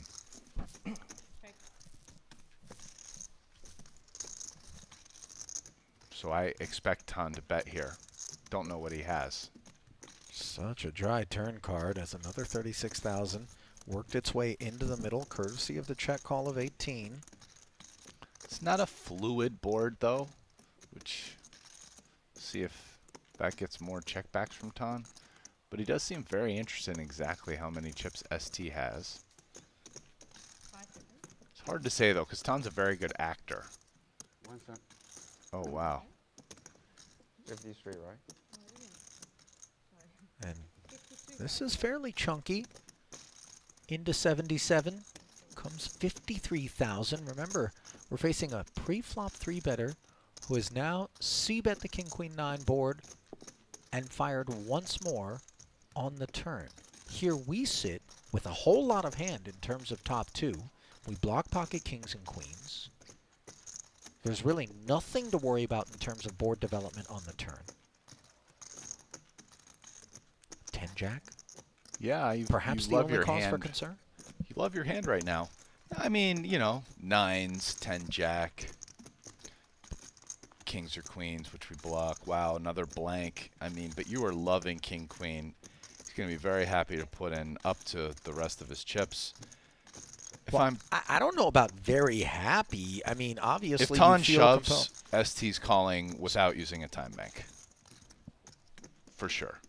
I mean, I don't know. I don't know. What are you doing on this river if you're not calling 1.5x or whatever it is, or 1.8x with the top 2? You mean if he jams here, 321 into 183, the man's not going to take a time bank? Yeah. I hope he does jam, because I got the over on 0 time banks. That's a whole lot of cashish on request. I mean, he might take a time bank, but definitely gonna call. You feel like Tan's gonna barrel this one? You know, I'm not really sure. The river's the spot where Tan shows a bit more restraint, and his range is still very wide, in my opinion. If he's betting here for value, it's probably something like aces. It's a very dry run out. Ooh, what size is this? It's meaty for aces, so I'm kind of off that. I'm kind of more in the line of like 2 pair plus. Yeah, just call. 165. You hope listen, Tom 3-bet. We could see hands like King 9, Queen 9, even offsuit. You know, the way Tom plays 9-8.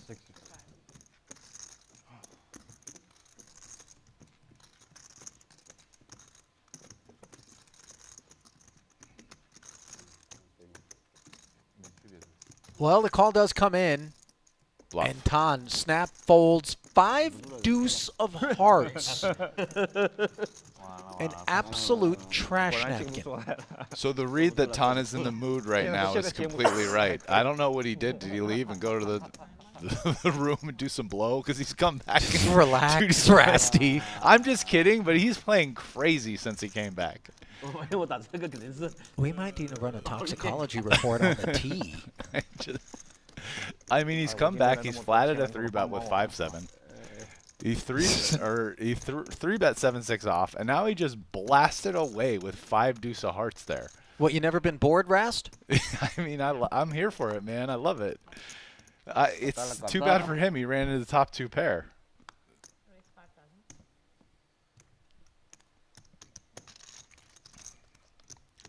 So here's the question: is he in the YouTube chat? By the way, with a succinct summation, that's Tan in a nutshell.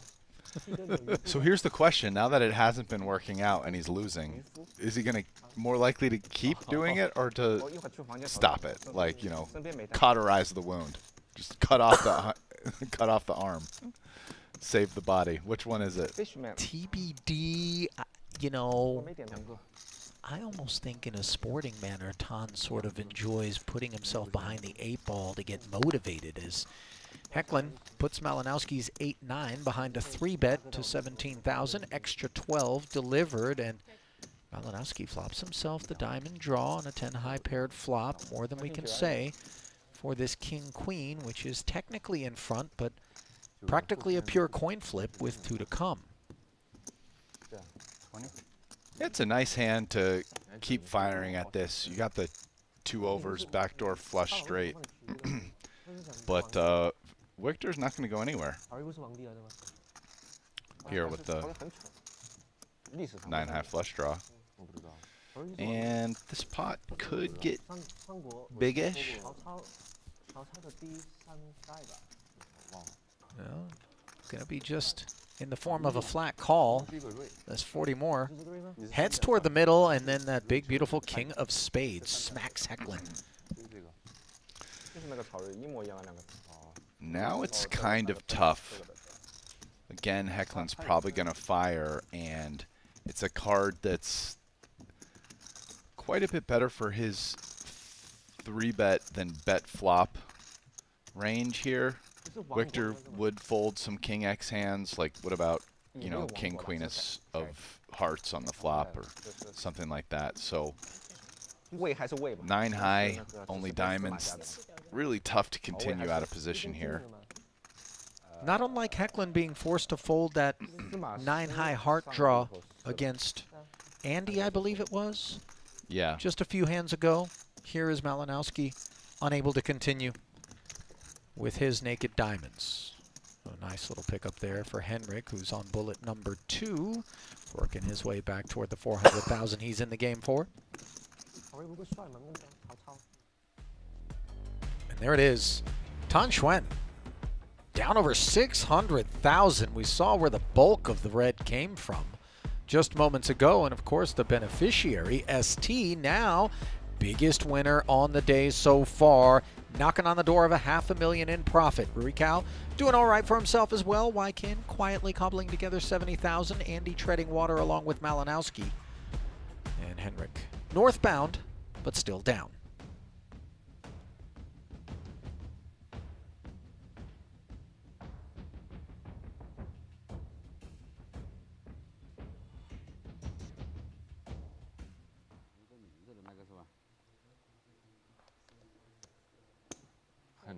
法中国宠也难。 Suited one gapper. Schwen 2个字的容易，3个字的难。 going to work. Now let me ask you this, Rast.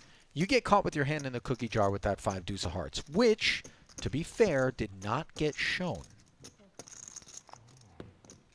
Your immediate reaction is to tighten up or stay the course and think that maybe you can still get away with such things? I mean, usually I just try to keep playing hands well. Independent, without any context? Yeah, if I have any kind of exploits on particular players, just keep trying to run them and not have the result of a hand. I mean, there's nothing about that hand. If I bet and my opponent calls me with top 2 pair there, it's not like I'm sitting there going, oh, wow, he made a hero on me and was right. You know, I mean, he had a really big hand that he's not going to fold. So, I'm not thinking, oh, I'm bluffing too much. That's the way I would think. Well, a guy who would have had a big hand is Waikin Yong, as the turn would have given him a set here. This was 9s and 7s tagging along versus King Jack suited, which outflopped them both. Rui Cao stuck around and now has picked up a gut shot straight draw and isn't facing a second barrel out of Schwen, who pre-flop raised it to 6,000 and then barreled 12,000 post-flop. Rui chooses to check back, and he too makes a set.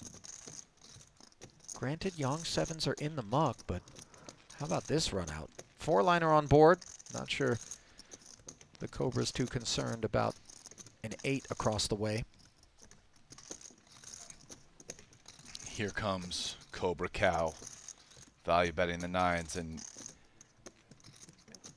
just don't see Tan making a big laydown to Cobra Cow here. So in general, people don't lay down decent hands to Rui. But I like to see that Tan's taking his time. He definitely makes better decisions when he sits and thinks it through, in my experience watching him play.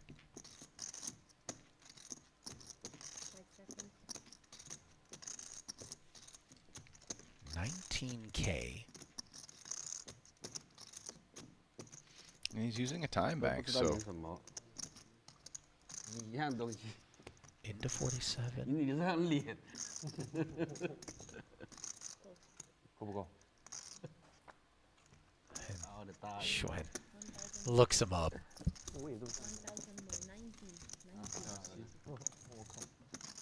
反的发6、7、9。嗯，6、7、9，6、7、9跟我的表是吧？6、7。他3条7。啊。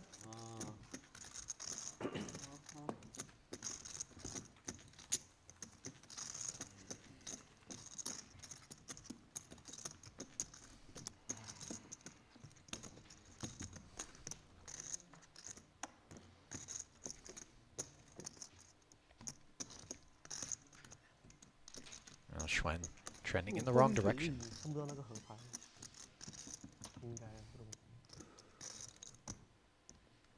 It's funny because I feel like whether you stretch the rubber band to the upside of even or to the downside of even, you end up with a more motivated Tan.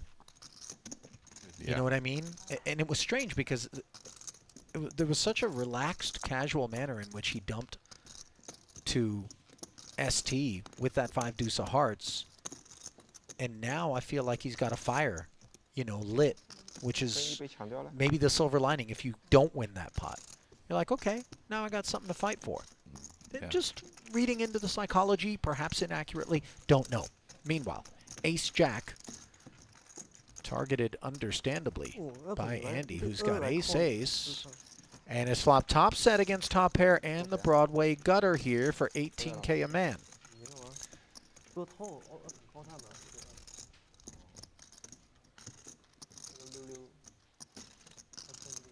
Yeah, nice looking flop for Andy.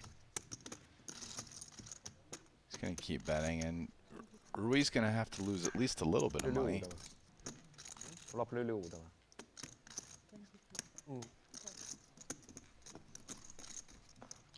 Can win on a 10. No 10 available, though, as he check calls to 22,000. Pot grows to 85K. And Andy is going to have value on his mind here.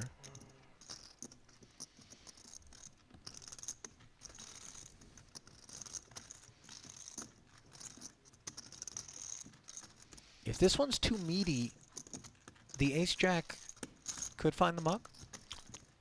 It definitely could. It's an interesting situation because Rui doesn't have some of the hands we'd really like to get a lot of money in versus, like kings and queens, because those probably 4-bet pre, cutoff button, and we're blocking an ace. And a diamond. Yeah, so I think because of that, Andy decided to go small. 32,000. Oh, wow. And he makes aces full on the end. Rui plays the king kicker. Yeah, so in a sense, this wasn't a great card for Rui. Just double check. Because now if Andy had any kind of like ace-x suited light 3-bet, you know, the ace-4 of hearts or whatever, I'm not sure. he's chopping with those hands. Kind of really only helps him beat king-queen that he was losing to, but... With that said, we don't really anticipate a barrel out of an inferior ace on the river. So when Andy reaches out and touches what is 120,000, independent of just the bet size, but the binary action, this is quite polarizing. Yeah, I think at this point... I don't know. I think it's within the realm of possibility that Andy's doing this with a hand like ace-4 hearts and trying to get us off chops, being one of the main targets of the bet. But yeah, other than that, you're pretty much losing unless Andy's bluffing. And it's like, what hands is he bluffing with? Yep. You know, can we come up with enough of those? And Rui thinks about it and says no. Made a believer, unfortunately for Andy. Having watched Andy today, though, whether or not the other players know it, Andy's definitely found some creative bluffs. I'm not saying that means Rui should have called here. I actually like his fold even against the way Andy's been playing today. But I wonder if these guys know some of the savage bluffs Andy's been pulling off. I think, but I'm not sure. Well, I haven't spied anybody grinding the stream at any point. No, but And given the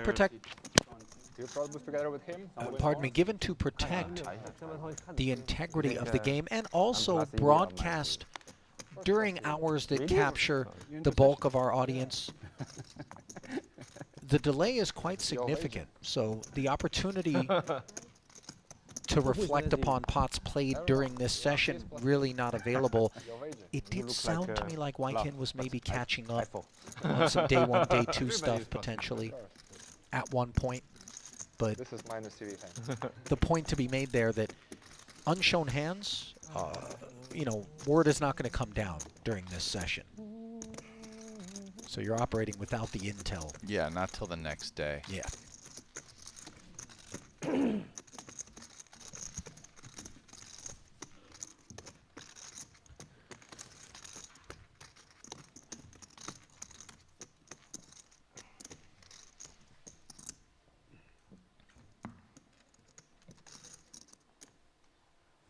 And there is Wykin, a 4-time Triton title winner.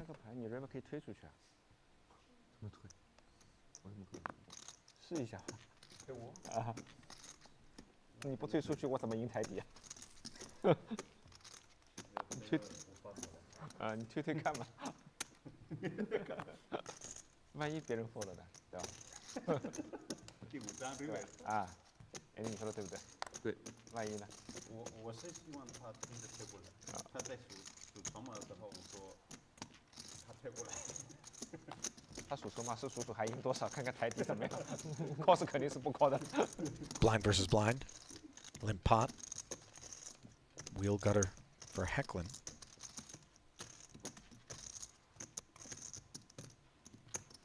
Awaits Victor's navigation.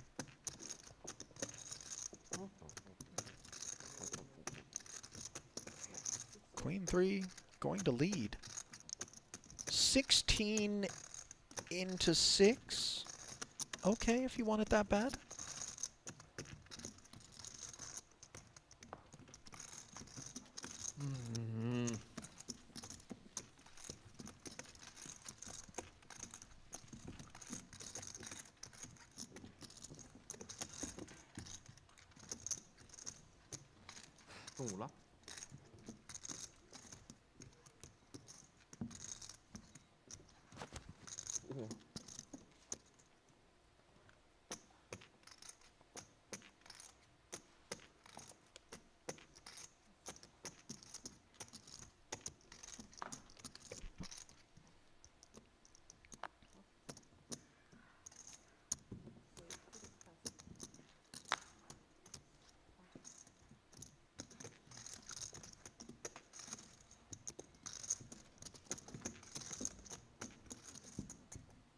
King, queen, raise and take for Tan.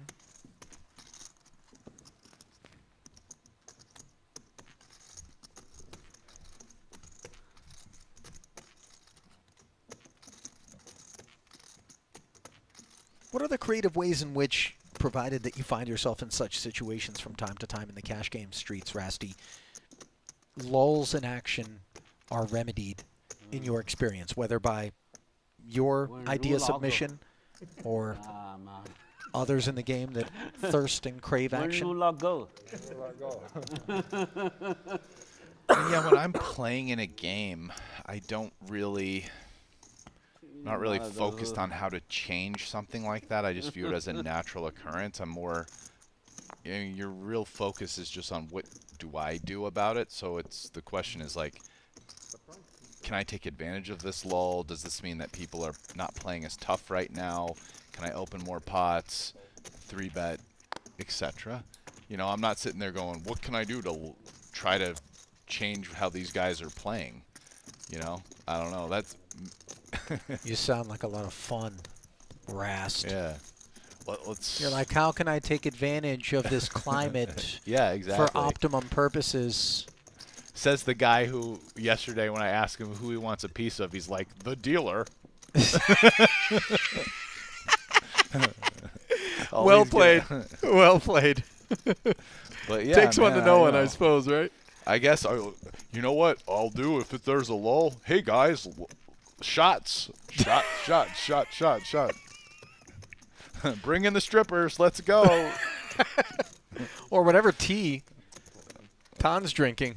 Yeah. That might be the solution. Yeah, the Don tea. Take a round of the booger sugar, whatever it is. Whoa, Rasty. Man, listen, I have no idea. I'm just saying he came back fired up, okay? And you know, I'm make some drug references. I've maybe done some drugs in my day. I don't know, maybe not. All right, it's turned into confessionals with Brian Rast suddenly. We knew that once we found out you went to Burning Man, though. You know, I mean, that was Boys, just kind of come on, implied. guys. Nobody goes Come out on, there guys. to do it sober. From Like, what I I actually understand. have done a wider variety, just not blow, it turns out. But I do know by reputation that it's very good if you want some energy. Well, thank you. Or to Rast. wake up from a hangover. That's what I hear. Terrific. Appreciate You know? that. For Dr. Brian Rast, ladies and gentlemen, Yeah. here to shepherd you through the contraband Dude, streets. drug Meanwhile, experiences. Oh my goodness. What about these streets? Time out. ST Wang, under the gun, opened to 5,000 with the bazooka. Aces. Tan, understandably, looking for a little excitement with Jack 10 suited. 3-betting to 18K, wants to play some bigger pots as he's buried, and all of a sudden Hecklin has stepped into it involuntarily. 2 kings, a 4-bet to 42,000, and a little bit of drool beginning to form in the mouth of ST Wang for obvious reasons.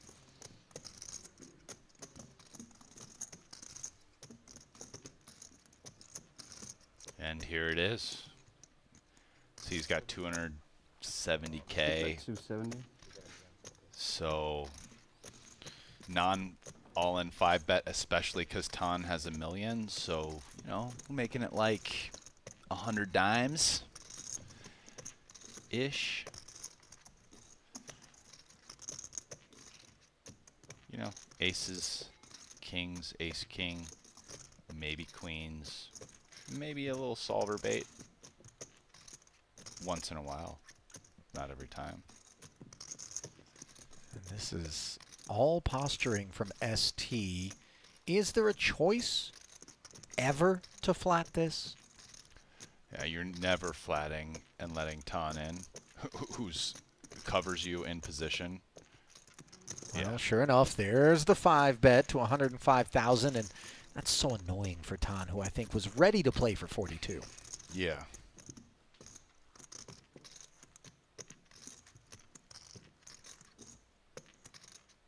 The fact that he hasn't folded goes to show how annoyed he is.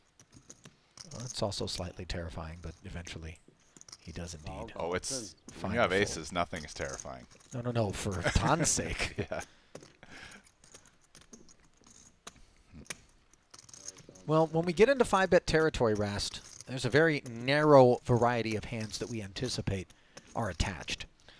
I mean, Hecklin's not excited about this, but he has kings and ultimately under 150 blinds, and he's going to take his chances.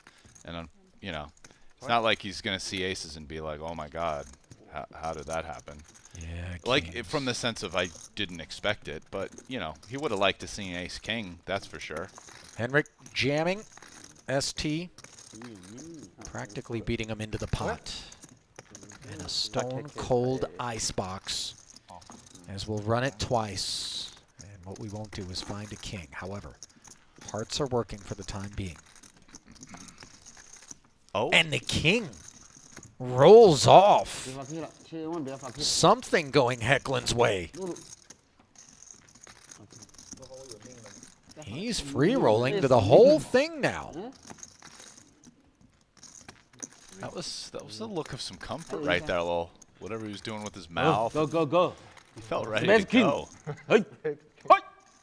Look at Don rooting for a king to steam ST up. You king? Okay. Oh, good. Oh my goodness! ST is really not amused right now, unlike everyone else at the table. I don't think I've ever seen this, Rast. Aces versus kings, and somehow, some way, both remaining kings were live and found their way to the board. Dude, look at ST. He is fuming. Pair board, boom king. Can't believe it. I'm taking the over on 98.6 degrees core temperature. I'll tell you that.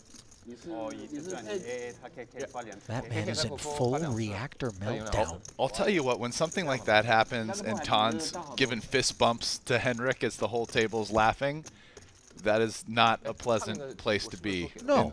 When you're ST. Just I'm saying mentally. You just took this nastiest beat ever and everybody's cheering and fist bumping. Bro, ST's on full Fukushima Daiichi status right now. Yeah. Pretty good kings.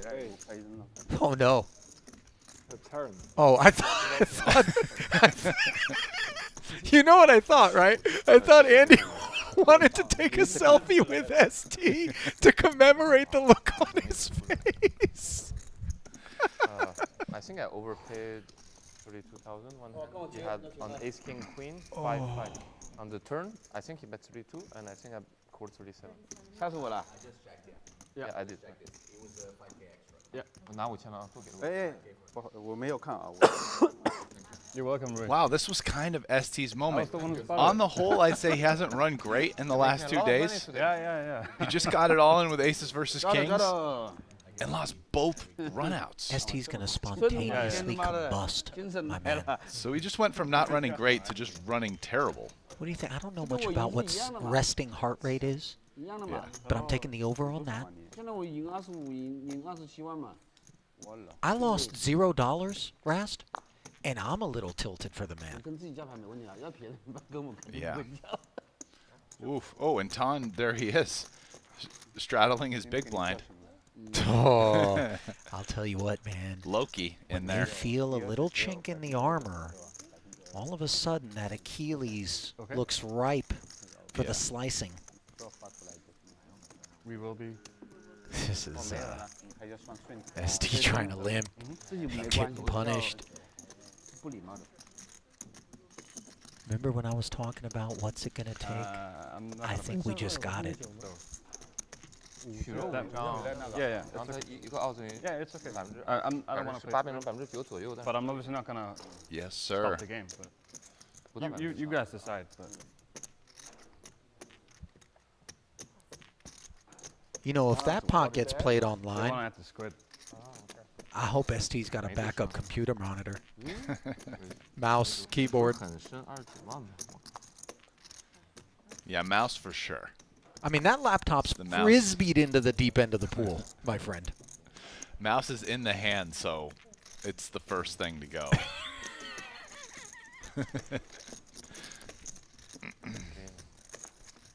Rui. Monitor takes extra commitment to the rage, right? Because the mouse could be as simple as it's in your hand and you got the big pickup slam down onto the table, right? Sure. Oh, but the monitor is then after you've slammed the mouse down, you're not done. So you grab the next thing you see, which is the monitor, and now you're really not thinking straight and throw it somewhere. I mean, that's a commitment to rage and losing your mind. Right I think there. the progression is mouse, keyboard, monitor, Okay. and I think keyboard can go into monitor, by the way. True. you Yes. know, if we're really breaking it down. That's yeah. For the triumvirate. The tag team. You might not get to monitor unless you put the keyboard into it. Yeah. The laptop kind of takes care of all of that for you. Right, one-stop shopping. Yeah. 50, 100 or something. You know? 上面来个，下面来个。 A single, convenient, rage-filled 还是别发2次了。 hucking. 一次不上。 Yeah. I'm telling you, my pool man's going to be like, hey, man, I don't know if you knew, there's a MacBook at the bottom of the, you know, the south end of 没丢了。 这样更精彩。 the I feel pool. like- Did you know about that? Yeah, man. Yeah, I knew about that. If you really wanted to see something funny happen, the person who needed to be in ST's shoes as that horrific beat got laid down would be the Jungle Man. That's when you really like, okay, keep the camera on Jungle Man. Let's see exactly what's about to transpire here. I have no idea, but there's some chance it's gonna be worth remembering from here on out. All Getting it eyes on on video. ST, by the way. 我觉得你们哇，他这么牌差好远 And 呢。 he's surrounded by some merciless characters. You know, they're not Yeah, biting their that's lips not in terms of 难道他自己不懂吗？ empathy. 我没算。没，我只算我这边。 Yeah, man, the poker table's not the spot you go for empathy. That's you're looking for. You're barking up the wrong tree. I'm a weirdo, man. I you know, if I lay a nasty beat like that on song, I'm the first to just be like, dude, sorry. Like, you know, I was bluffing. Yeah, I no, got lucky. I've actually you know. done that before too, multiple times. I'm just saying that you should never be looking for it at the poker table. Oh yeah, yeah. yeah. You're coming up. Not dry. saying you'll never get it. Yeah. But don't go there with the hopes. No. No, they're just gonna put fuel on the fire in that case.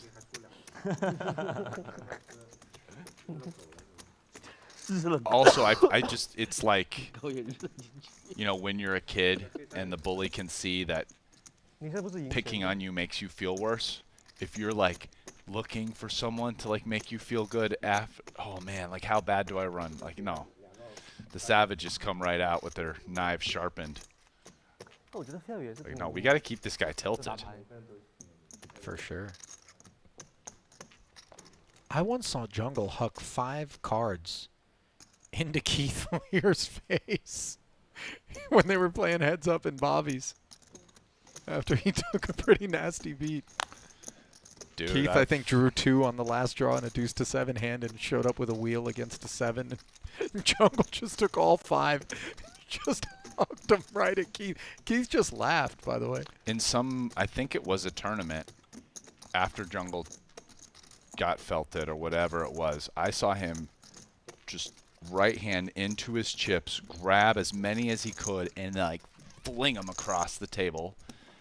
I've seen Jungle do some crazy stuff. Like, yeah, I've seen him throw. I'm just saying that's why I made the joke that I made. Like, if you want to see who knows what reaction's coming. I mean, listen, every year that goes by, a little more equanimity with the Jungle, but it's the animal's still in there. Well, let's bring us up to speed here. Tan Xuan raised to 6,000. Rui defended from the big blind with pocket fours. Had the best hand pre and post until he check called 7,000 on the flop, and the 7 connects with Tan.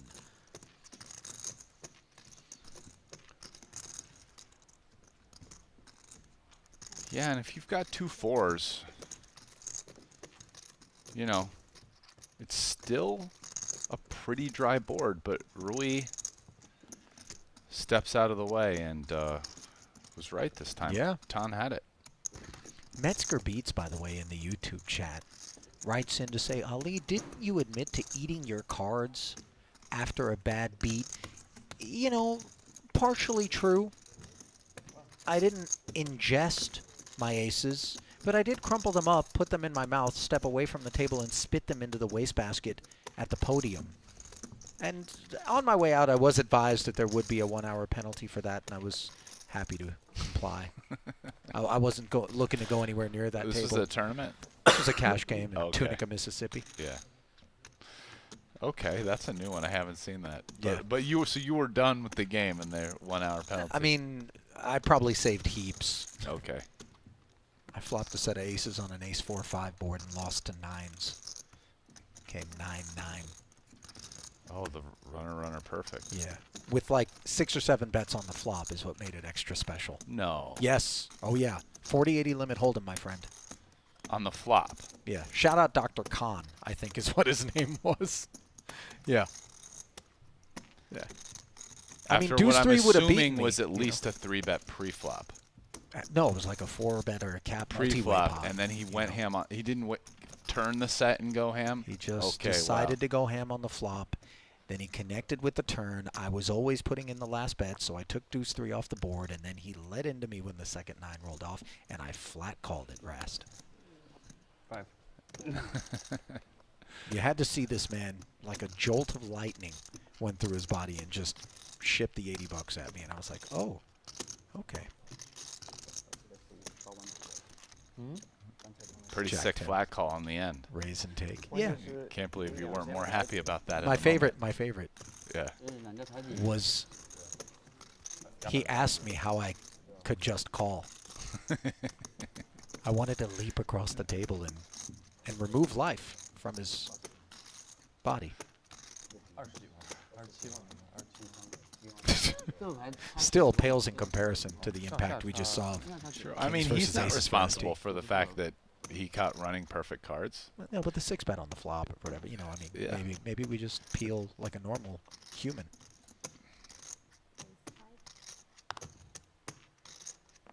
King 6 suited here. Oh, here we are.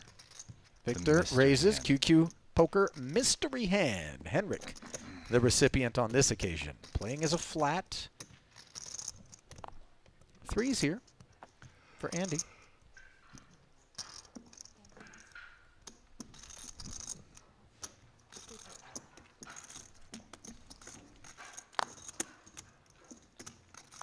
He joins, and we will take this flop 3 ways. A 3 in the window, along with a 4 and a 5, let alone a club.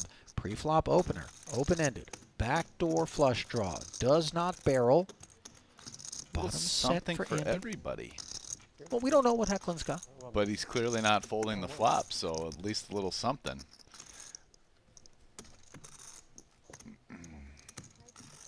Wow, very small bet. Quarter pot. And in spite of the coordinated nature of the board, Andy is going to flat.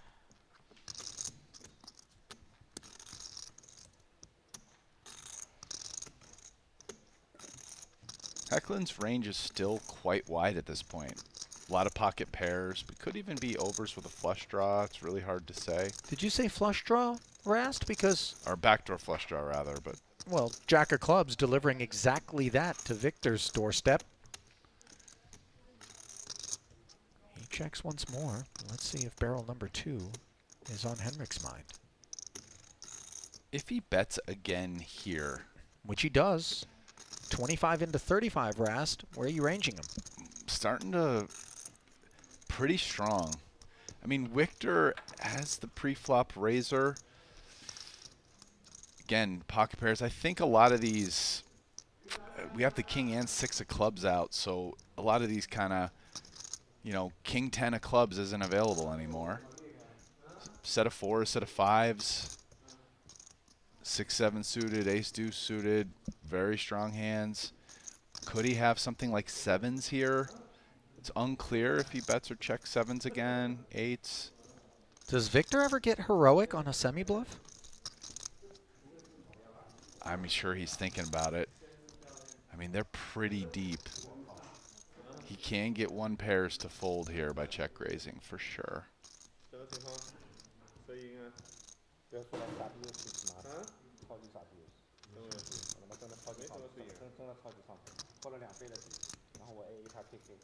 Well, it looked like he was teetering on the brink of a potential check raise. Instead, he flats and whiffs on this 8 of diamonds river. 110K in the middle. And that card changes absolutely nothing. Yeah, only if Henrik happened to have 8s. 而且 flop 都是没 K 的，turn 上一个 K，turn 上一个 K， 我操他妈！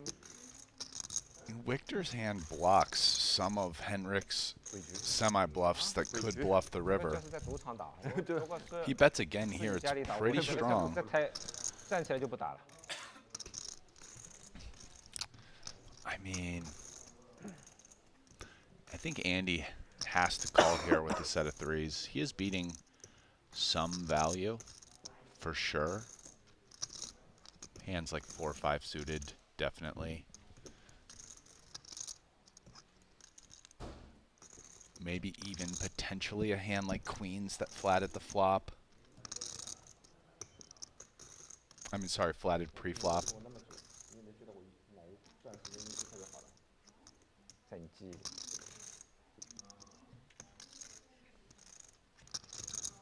黑三。对，就这一次，16年啊，除了就没有了。我没有常常跟你打牌。I do not think there is of raising as Andy is an attractive proposition. 肯定是啊。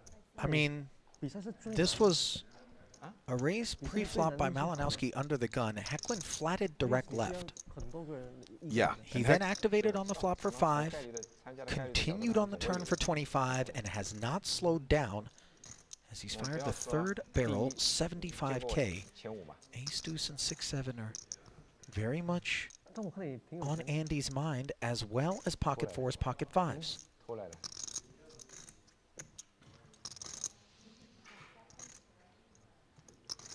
Can we fold this? I don't think so. I mean, like I said, you would definitely not raise. I mean, the hand definitely might not be good. Hecklin can easily have 5s, 4s, jacks, 6-7 suited, ace deuce suited. But I don't think we can fold. You gonna zero in on a holding here for Hecklin? I'll go with 5s. Okay. Noted. Multiple time banks for Andy. Hecklin can be bluffing as well, right? I mean, there's not a wide variety of value hands that we're beating, but again, we are beating some. Quickly, the presence of Victor still in this pot behind us is a non-factor for Andy, right? Yeah, I would say not a 0 factor, but a very low factor. I don't think Victor has this beat very often at all. Well, Andy is really thinking about this hard. It's very interesting because sometimes he seems very sticky in some spots. And this one, it's like it seems like he's truly contemplating folding. Well, let's see what he does.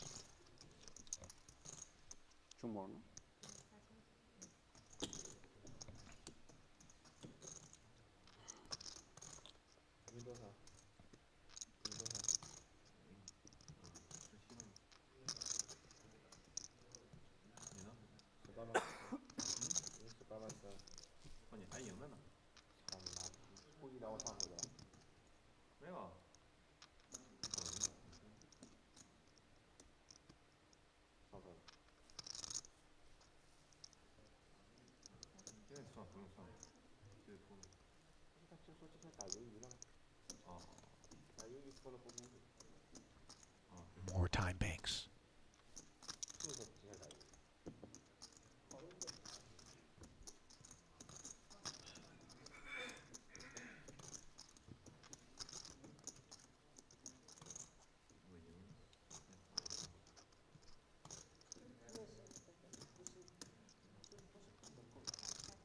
Wow, he folded a set of threes. That is wild.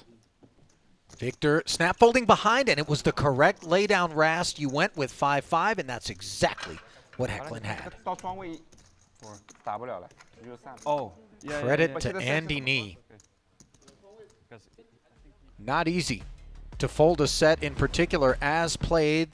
Obviously, it wasn't a nutted holding, and in this situation, it would have been a loser. So Andy keeps himself in the black courtesy of that laydown as Henrik propels himself to the biggest of winners on the day after polishing off his first bullet. Big swing of events. Rast and I gonna step aside. We'll be back with the back half of Cash Game Invitational 2 in about 15. Stay close.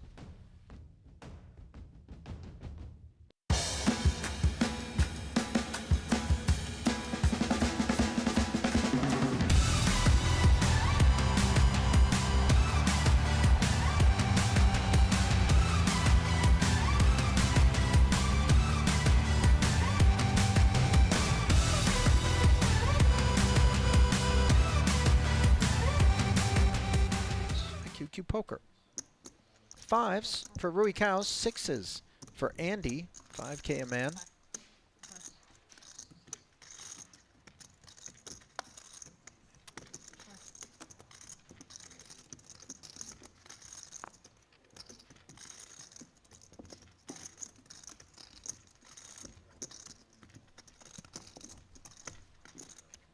Queen 4 suited, hobbling along and flopping bottom pair on an ace-high board. Just the blistering pace of play out of Rui, always.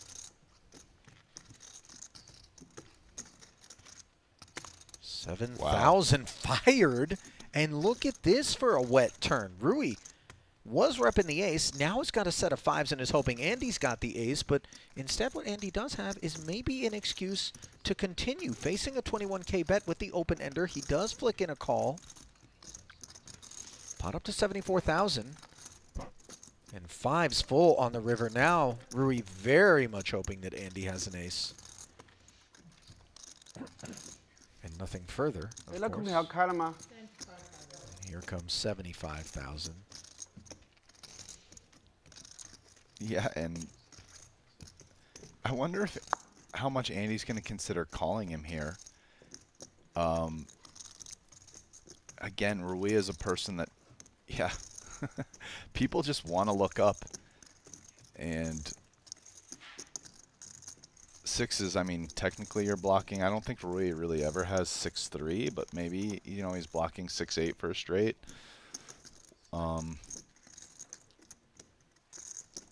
I don't think at this point Rui can be value betting 3 aces with a good kicker. So, but 6s is not the worst bluff catcher. And Rui is somebody who everybody seems to love wanting to bluff catch against. Having that 6 of spades, I would imagine, is Not great. unfortunate, yeah. Yeah, you'd rather have it be 2 6s without the 6 of spades for sure. 6 of spades probably net a worse blocker than a good one. Blocking hands like Queen 6 and King 6 of spades.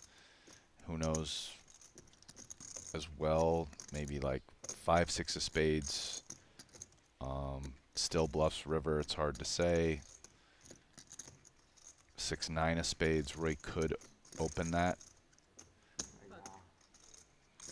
Payday. And you see Andy a little sick about it, considering that he had a better hand until that 5 rolled off. Pretty bad beat, but And ace-10 doesn't matter so much because those kickers don't play. So I take it back, but 妈的，差赢20多万了，看都看上头了。20多万也是6万块钱。 Malinowski has opened the cutoff. Hecklin electing to flat from the button, potentially inviting a wide array of holdings to come aboard from the blinds, and we don't expect aces to be among that array. Kin 3-betting to 24,000. Given that Kin's been the most solid tight player in the game, you know, if Hecklin 3-bet here and got 4-bet, they're short enough that it would have been pretty gross. But I think just in position here against the tight player, you're pretty happy just to call with 10s. You know, you're ahead of ace king and ace queen, and you're behind the pairs that Kin's 3-betting. Oh my goodness. Yeah, Hecklin always knows when he gets snap called, he's not performing well. Pretty aggressive there for 100 bigs. So all of a sudden, $387,000 pot. And Hecklin thinking that Kin's got to be pretty darn high up in his range to find the call in this spot. And unfortunately, that's exactly where he was. Yeah. A little surprised at the shove. 2 full boards, and we know that 110 is in the bin. Go. But the 9s are live. Yeah, they sure are. Go means jack. Oh yeah, that's right. Joe. Now a 4 for a chop. I always forget those two. A 4 for a chop, and then Kin wins. Nope. Kin wins the second run out for 3/4, which is a pretty equitable split. Well, that's not how it came down. Kin scoops the first board of 2. Deuce 3, 4. Don't need to explain why this is a bad spot for Henrik. Drawing the 1 actual out.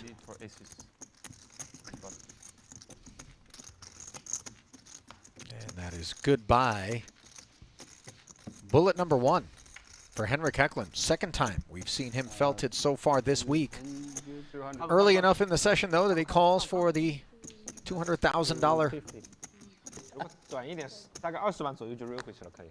但是40万1点多。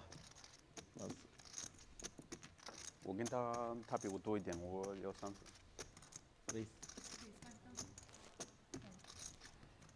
Richard making it 5K with the suited 1-gapper. Pocket 9s for Andy. He'll flat it from the button. And uh-oh, ace 3 suited for Tan Xuan. Yeah, he's out of position here. And they're pretty deep, so he's still going to go for the squeeze, but might get Richard out, but definitely not Andy. And sure enough, 30K comes forward. Andy under-repped. Do we ever limp and then, well, flat rather, and then 4-bet with a couple of 9s from the button against the likes of Tan? Not in that spot.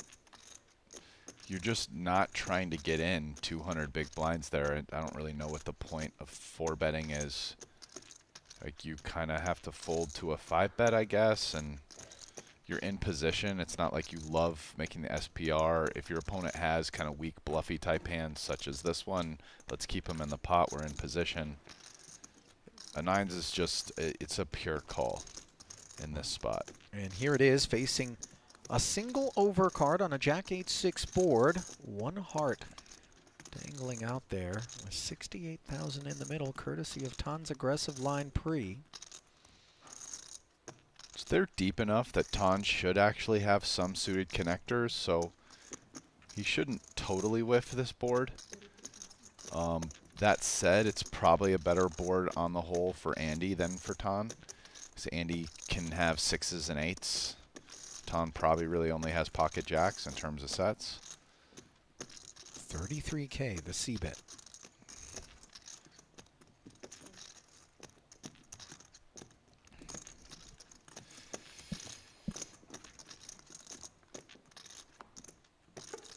Third diamond on the turn as Andy flatted. Pot up to 134,000. Ton does make a pair, although that's not what he had in mind. Yeah, it improves his hand. He's now beating some hands. Some of the hands he's beating, though, if he checks, probably bet. Hands such as 9-10 suited, Queen 10 suited. So it's a tricky spot.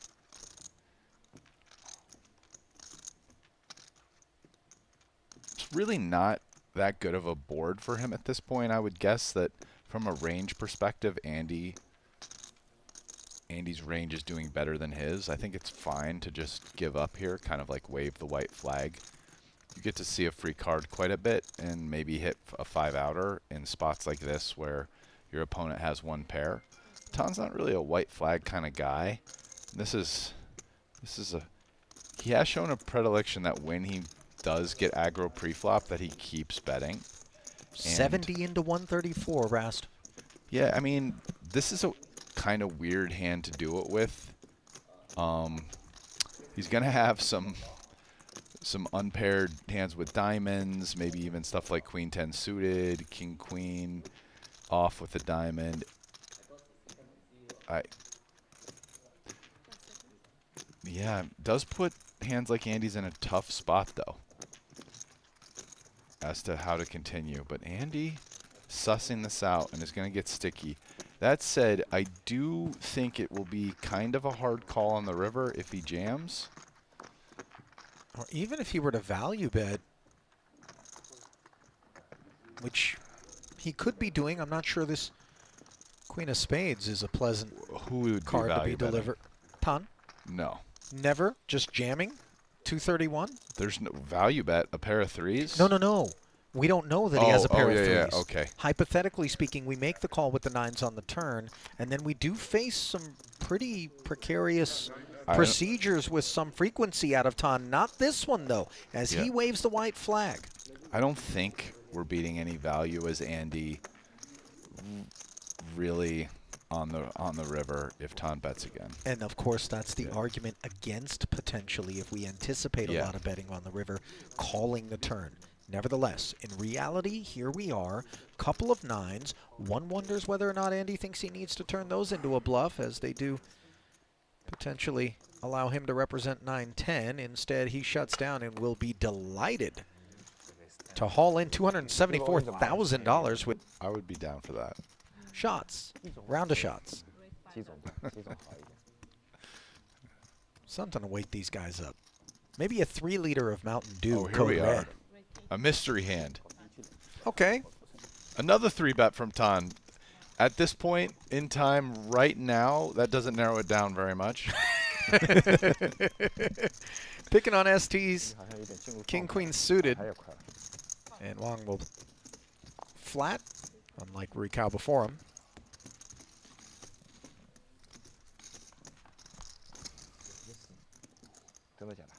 Top 2 pair on a coordinated 2-diamond board for ST. And when Ton 3-bets pre-flop and maintains the betting lead, or cold fours for that matter, Jack 3 of clubs, he likes to keep betting. So here he is betting. Obviously the flop is expected, but wouldn't be surprised if he just keeps doing it. And again, it will not help make it easy to narrow down his hands, because he sometimes keeps betting with hands that aren't altogether that surprising. It also makes you want to just flat more here as ST, because you can count on Ton continuing to bet as the hand goes on.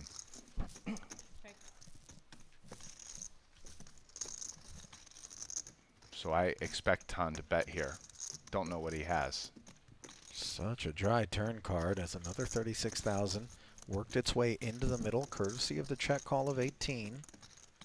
It's not a fluid board, though, which, see if that gets more checkbacks from Ton. But he does seem very interested in exactly how many chips ST has. It's hard to say, though, because Ton's a very good actor. Oh, wow. 53, right? And this is fairly chunky. into 77 comes 53,000. Remember, we're facing a pre-flop 3-better who has now c-bet the king-queen-9 board and fired once more on the turn. Here we sit with a whole lot of hand in terms of top 2. We block pocket kings and queens. There's really nothing to worry about in terms of board development on the turn. 10-jack? Yeah, Perhaps you the love only your cause hand. for concern? You love your hand right now. I mean, you know, 9s, 10-jack, kings or queens, which we block. Wow, another blank. I mean, but you are loving king-queen. He's going to be very happy to put in up to the rest of his chips. If Well, I'm, I don't know about very happy. I mean, obviously, if Ton you feel shoves, compelled. ST's calling without using a time bank. For sure. I mean, I don't know. I don't know. What are you doing on this river if you're not calling 1.5x or whatever it is, or 1.8x with top 2? You mean if he jams here, 321 into 183, the man's not going to take a time bank? Yeah. I hope he does jam, because I got the over on 0 time banks. That's a whole lot of cashish on request. I mean, he might take a time bank, but he's definitely going to call. You feel like Ton's going to barrel this one? You know, I'm not really sure. The river's the spot where Ton shows a bit more restraint, and his range is still very wide, in my opinion. If he's betting here for value, it's probably something like aces. It's a very dry run out. Ooh, what size is this? It's a little, it's meaty for aces. Yeah. So I'm kind of off that. I'm kind of more in the line of like 2 pair plus. Yeah, just call. 165. You hope you listen. Ton 3-bet. We could see hands like king 9, queen 9, even offsuit. You know, the way Ton plays 9-8.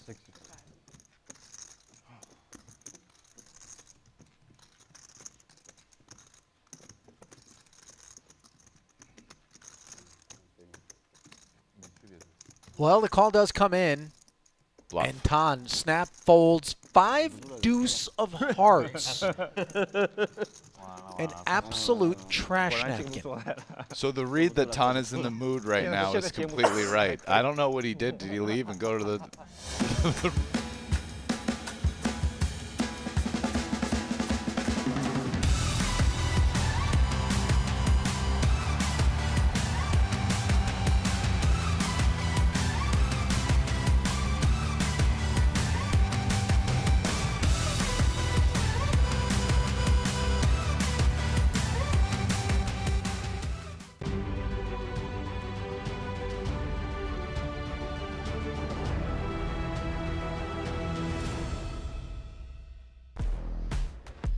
Well, things very much heated up in frame number 2. Might frame number 3 hold more of the same. Hello, everyone, and welcome back to continuing coverage of the Triton Poker Series Cash Game Invitational 2 from the Landing Casino at Jeju Shinhwa World. We dive right back inside, and we find our crew rearranged as per usual. Seat draw. We'll shift things up. Tan Chuen, the big red L on the day, stuck over 660,000. While moments ago, Henrik Hecklin worked his way into the biggest profit of the day after being stuck 200,000 early. 1K, 2K, with a 2K big blind Annie continues. Ali Nejad alongside Poker Hall of Famer Brian Rast. Back with you. Thanks for joining us. If you're doing so live, the Triton Poker Plus app, Twitch or YouTube, give us a like, give us a subscribe, and give us a moment to reintroduce you to Elton Sang, who's hopped in the mix. What's the game now? 1, 2, 2. Oh, okay. You raise? Yeah. You fold, then I raise. Big winner on the day opens with ace jack. That could be a few hands. I'm saying, that could be a few hands, you know? 你发给我。 8-6. Defends from the big. Flops a good shot on the ace-5-4 board. Top pair for Hecklin. Not interested in a c-bet. A9蛋。cow. Checks again.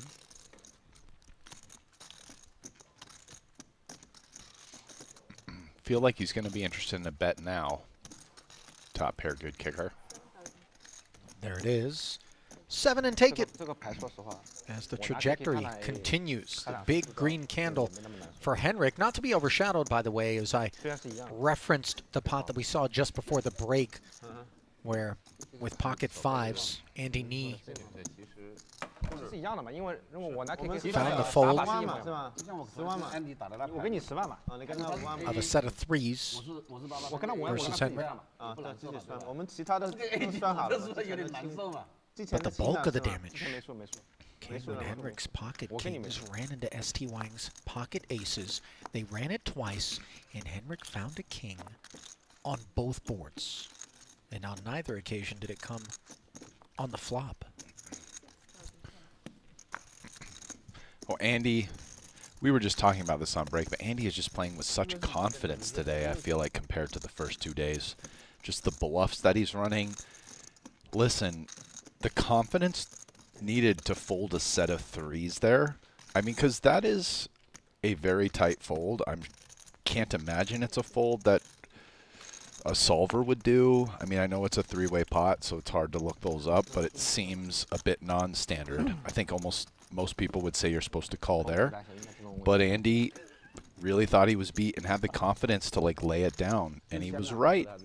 He's just playing great. He has a lot of confidence, and I'm very impressed at his evolution, especially over the course of this cash game. Well, ST dusts off 6,000 as Tan Xuan 3-bet him with Jack-9 suited out of the blinds. 你拖这么多分，你现在打很大的哦。 Onwards we march. 还行吧。他追数来着。拖了这么多也没1、2、4大呀？不可能，没有1、2、4大呀？没有他有，正好嘛。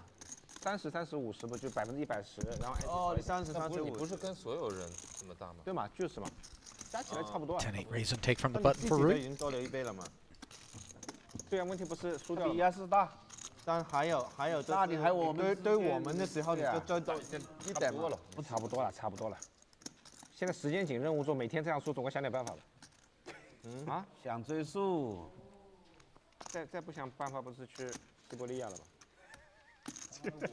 我跟你们搞那么大干嘛呢？我都赢饱了，我本来都饱了。 Oh, pocket fives 我应该 for 报数的。 ST. Raises it up, King-9 suited. For Rui, 3-bets it.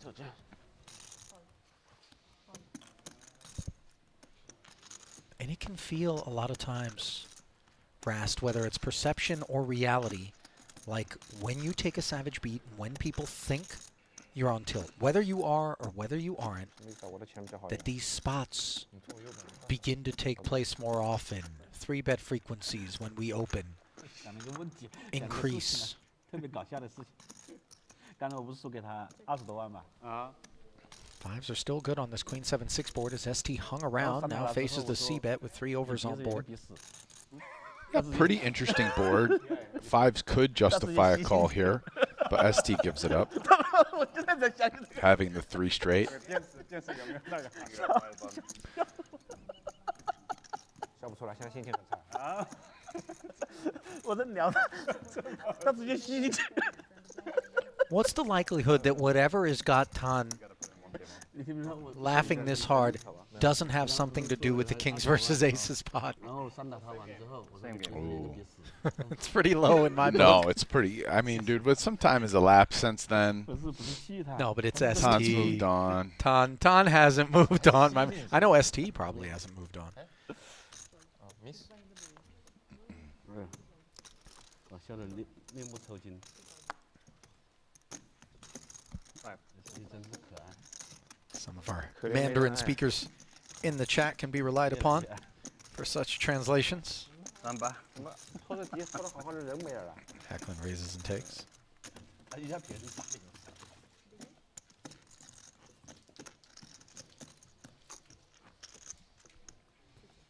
我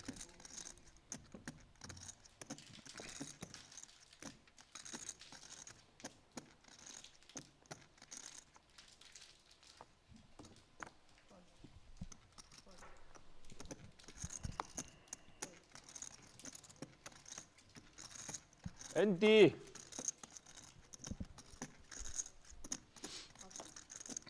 At least a 7 of hearts for Andy, who limps. ST.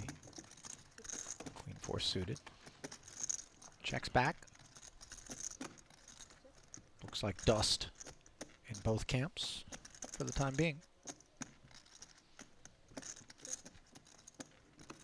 Facts would appear to remain.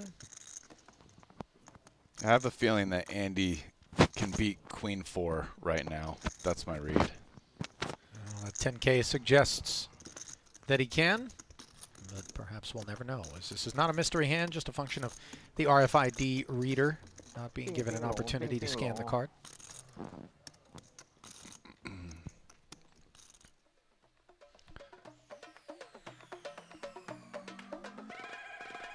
Well, if you haven't already done so, head over to QQ Poker. Why? Because they're hosting our first ever Triton Reward Tourney. New players deposit $30 by October 11th to get involved between the 7th and 12th of October in a 30K guaranteed affair. It's QQ Poker, Asia's fastest growing poker platform with an easy to use interface and wide range of games.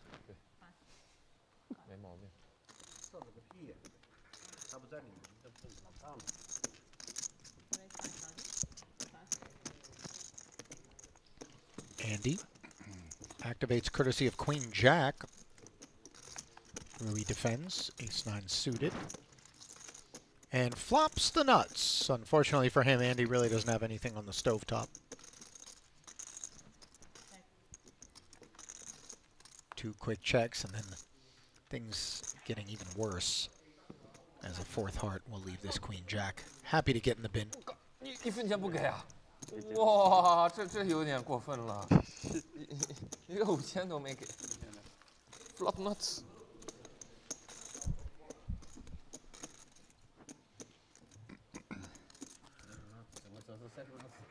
我靠 ！Flop nuts，悄悄。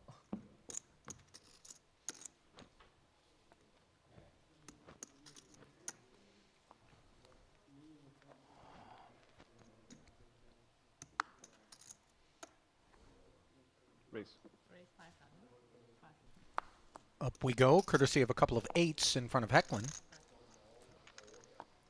1 8 in the bin.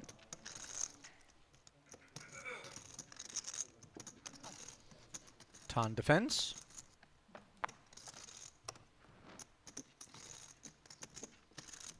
Trip 9s for Schwen.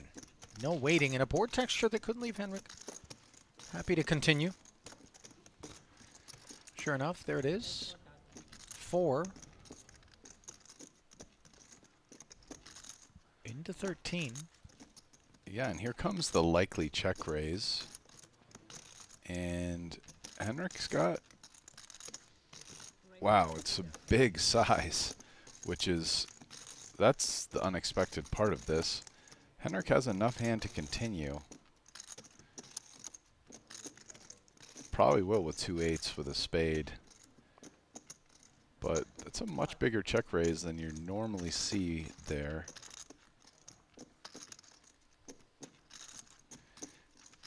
King on the turn, filling Schwen up as the extra 18 understandably delivered by request from Henrik.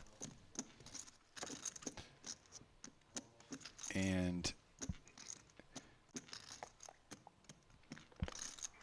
if the sizes were smaller, it's a spot where maybe Henrik floats the turn, but if he interprets Tan's big sizing as being more equity driven, and therefore stuff like 9s and spades a bunch, 8s with a spade at this point is very weak hand. But if he thinks Tan has some just total airballs stuff, we've already seen Tan show up 5 deuce of hearts in that other pot where he bluffed into ST. 8s is still performing well against the air, albeit there's a chance Tan has a bigger spade, and maybe that will get Henrik to continue putting in money here, drawing dead, and that would be based off Tan's reputation. So 37,000 barreled and called. nothing whatsoever for Ton to worry about. Pocket jacks, that's pretty much it. But other than that,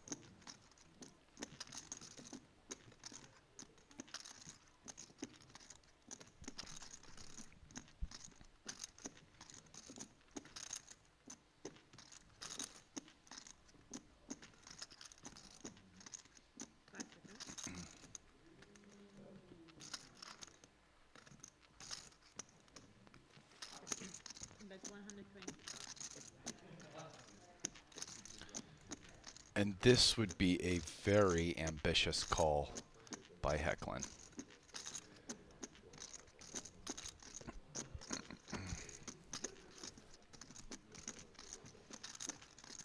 $120,000.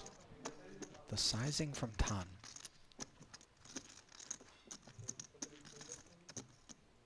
And these are the moments where his reputation lends to getting paid more so than others in his seat might. I mean, Hecklin, at this point, has likely picked up that Ton has recently been in a gambling mood, right? There's just been a number of hands, I've listed them in previous other pots, where Ton's been, you know, 3-betting, fold, okay. But it felt like even too much there with pocket eights. Correctly into the bin they go, although perhaps they could have found their way there earlier. No critique. Yeah, he could have folded the turn, yeah, certainly. And I think the biggest reason would just be because Ton chose a huge size on the flop. And it's not really a great turn card for us if Ton has equity-driven check raises that aren't 9x, other than the 9x stuff, which is already has us buried.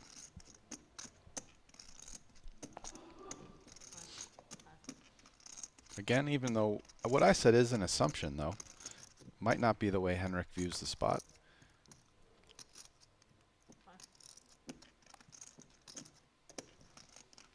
Straddle is on here. And apparently Malinowski has chosen 5K as the size. Henrik limping in with 8-9. Victor says, let's see 3 with pocket threes. Outflopped by Henrik. Board is Jack-9 deuce. Henrik checks and faces a 9K barrel. I think it's 4,000. Is it? That's what this other monitor says. Okay, yeah. Yeah. It also makes a lot more sense. 9,000 was a strangely large bet.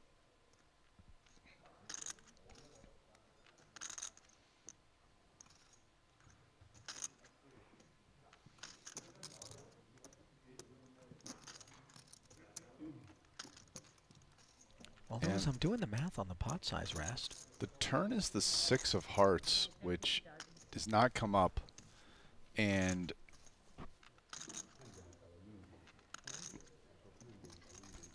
Malinowski is betting huge here.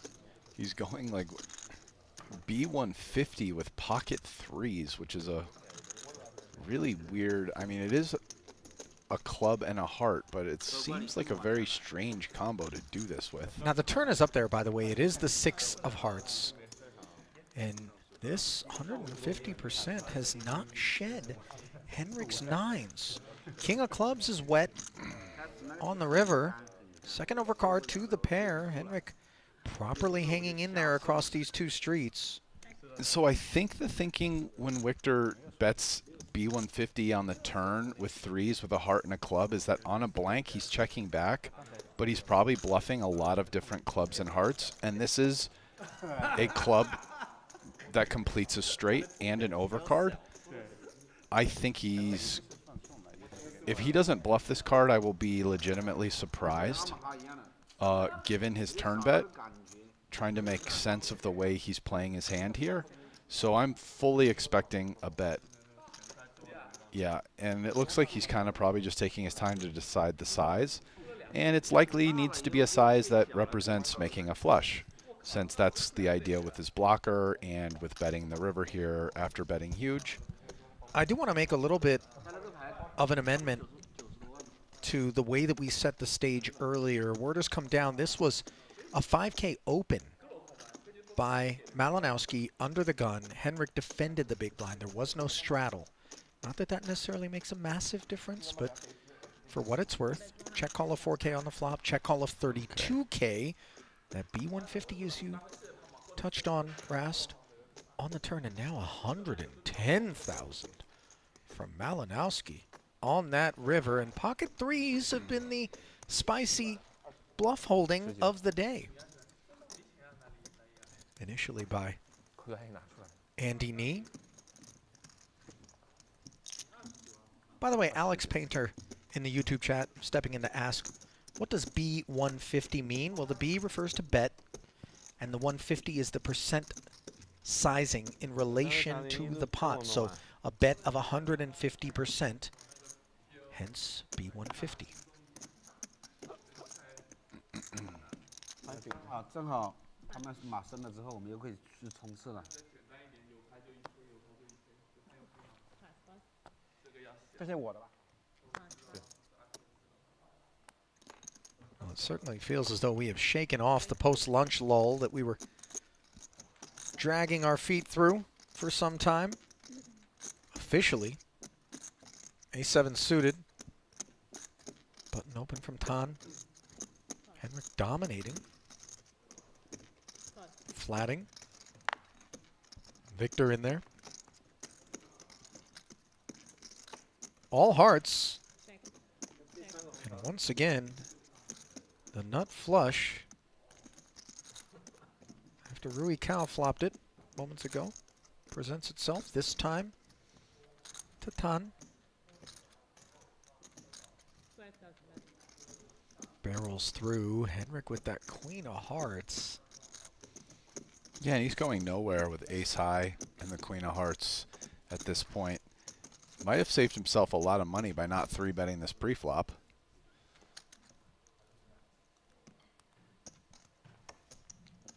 Tan's not folding to a 3-bet heads up there, and pot would have been even bigger. Oh, wow. And that's actually the worst card in the deck for Henrik, as he completes his flush and has the second nut flush, losing only to the ace of hearts, which Tan happens to have. Check call of 12,000 brought him to this point. Pot up to 44K. She's going to lose 2 more bets here. But had he 3-bet this pot? Oh, things could have been worse. Oh, he would have, yeah, it would have been a huge, it would have been a big pot. Tan's going to bet every street, and Henrik's not folding the queen of hearts to Tan Xuan today. I mean, he almost made some crazy call versus Tan a few hands ago, right? If I can't remember the exact hand, but he was tanking. You know, this is the second nuts.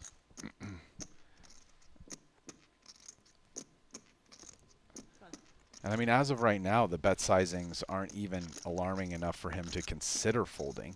That was well under the pot. Board does pair on the river, which of course changes things for Tan, not necessarily as played. We do see the check call of 24,000 and one final check from Hecklin. Let's see what kind of appetite Tan is going to have for value with 92 in there. Yeah, this might influence his Tan sizing here. My guess is he might not size up as much as he would otherwise. His main goal betting the river is to get called by a heart, especially queen, jack, and 10 of hearts. So yeah, he's coming for about 80-ish% of the pot. And yeah, I just don't think Hecklin's going to fold. Yeah, no, makes no meals about it. And yeah, if Hecklin 3-bet that, instead of a 242K pot, we could have been pretty easily, would have been over $500,000. Finally, 75K cobbled. And Henrik didn't get to enjoy that healthy W very long, did he?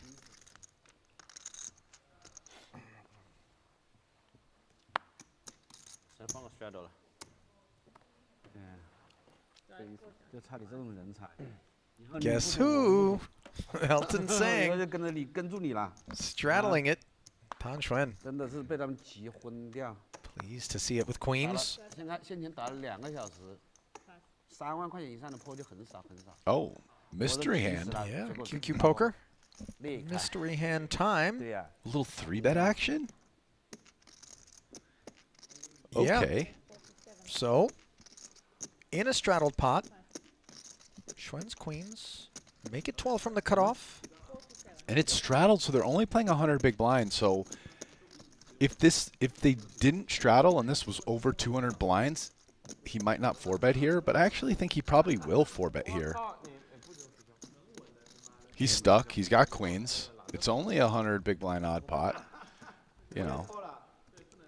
Andy 3-betting to 47.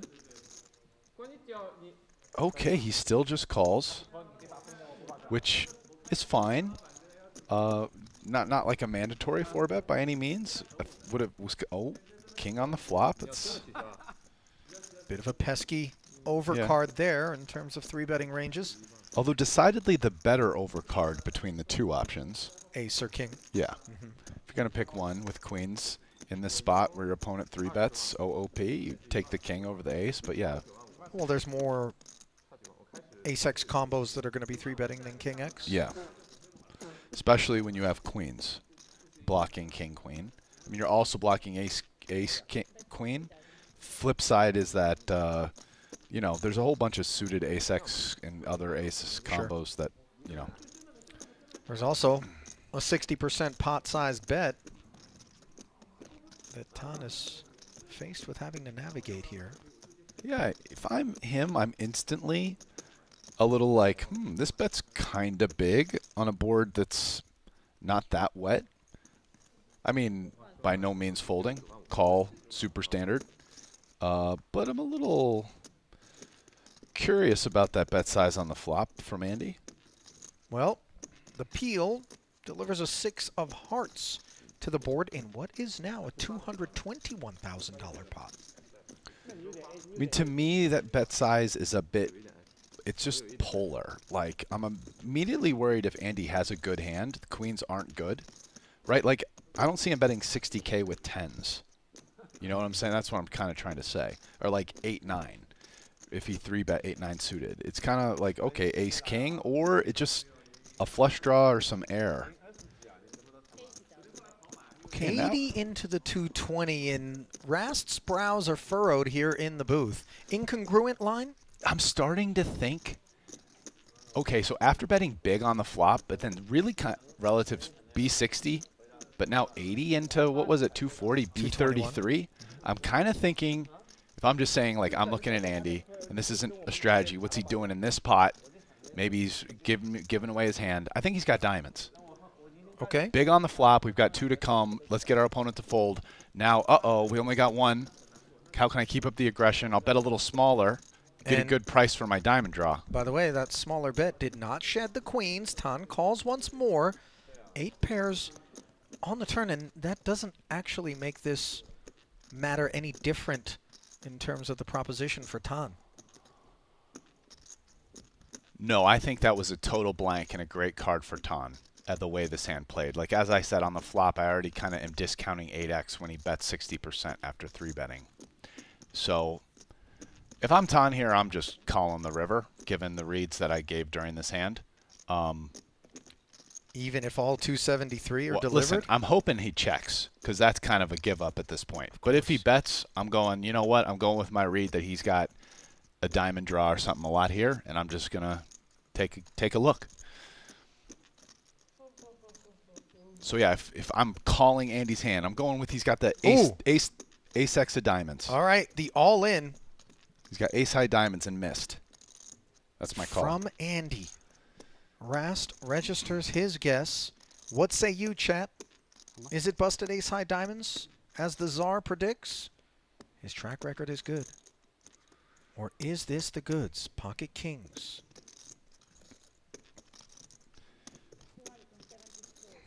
If it is the best hand, is it aces sometimes? Is it ever ace king? If it's the best hand, I'll go with... It feels like a lot to stick in there.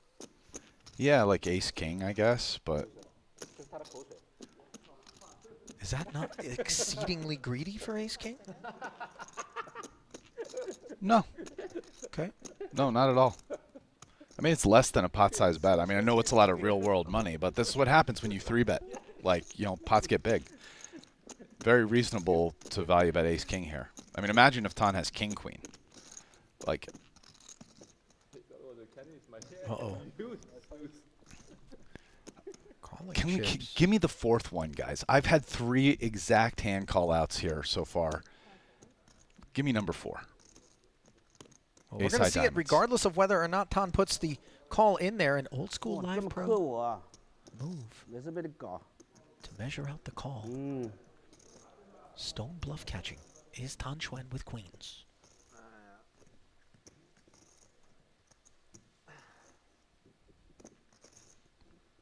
That's a man in the blender.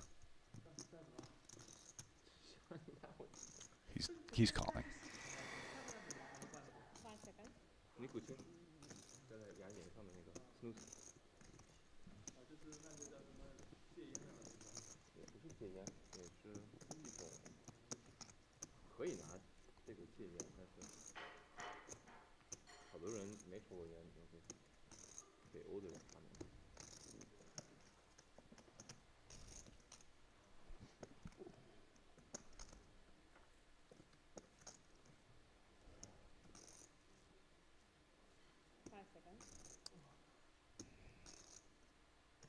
He does make the call. And oh my goodness. King Jack of spades hauls in a $927,000 pot. And that is a greedy little piggy there. Oh, yeah. You got max. Max value. That feels unsavory if you're Tan, not simply because you were shown a non-bluff, but because the non-bluff you were shown is King Jack. Yeah. And of all of the division in the chat, by the way, people talking about pocket eights, ace eight, ace king, aces, kings. None of us put old Andy Nee on King Jack. No. 我有台底的，你跟他说拿回4000，那我还要给你钱，不是？我都看上头了，还可以这样的，你怎么不拿回4万呢？ Dude, Andy is playing great today. He's just in the zone today, man. Folding set over set. Max value king third kicker. Just bluffs working left and right. Hey. Listen, things have gone from bad to worse for Tan Xuan. He's got to be knocking on the door of $1 million L. I will say, I really kind of thought Andy was bluffing there. I think many of us did. Meanwhile, Cobra Cow made it 5,000 to go, picked up a couple of customers here as flop a pair and a flush draw, follows through for 9,000. Pocket pair into the bin out of Malinowski. Andy not going to go anywhere with top pair. And now he too picks up a flush draw. Nut variety. Checks again. Rui now bets 40 into 37. Overbet. Great card for Andy. Really the number one thing he's looking for at this point is picking up the spades. Easy call. Now we go to the river. Rui's going to need some help. And there it is. 7 of clubs. Finds the flush on the end. Andy checks. Third and final time. that Rui's going to bet. 9 on the flop, 40 on the turn, 80 on the river.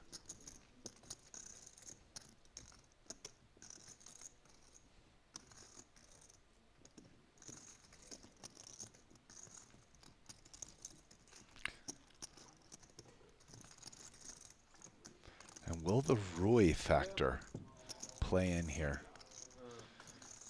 I mean, Andy can't really beat that much at this point, right? Just a bluff. It's not beating value, that's for sure. Not after bet with a very large size on the turn, pretty big size on the river. You know, psychologically, Rast, and I'm not alleging that this is at all a part of the process for Andy, but we do need to be mindful of we win that massive pot against Tan, and suddenly we feel like, it's no big deal. I'll just throw that 80 in there. You know, still big net profit. Yeah, you got to look at it in a vacuum. I don't know. He's been very thoughtful every hand. I mean, Agreed. If he calls here, might be more the Rui factor rather than he's just doesn't care about the 80K. I mean, this is a guy who folded a set for 75K. You're right. So he is dialed. But kind of think if he calls here, it's sort of just the Rui factor. But, you know, we've seen how Rui's playing today, and if people saw how he was playing today, I do think it would be kind of an easy fold. But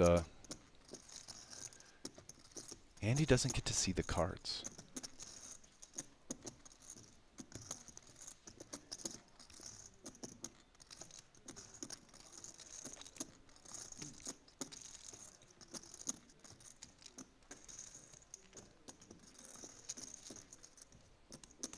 Oh my goodness, he is in the zone. 你这把肯定透支啊！赌不赌？我是赌，你是不是一定要赌的？要。 1赔2。好。你先把牌先给你贴看视频。肯定透支。I think ST was convinced that Rui was light there. He wanted to see it. 啊。上头了，上头了，上头了，上头了，上头了。赌不赌？必接的。 1赔2，好吗？好。 1赔2.5，因为炮差不多1赔2.5。 好，赌10万，你就是我赢，输10万，赢25万的吧？对，必接，必接。啊，你说好了啊？说好了。想一想。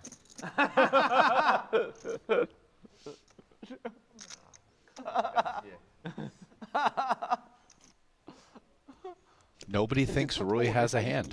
赢不到钱。每次这么说，哎。 A lot of times he doesn't. 必接会不会赌太大了？但你不要抽我，我肯定靠你。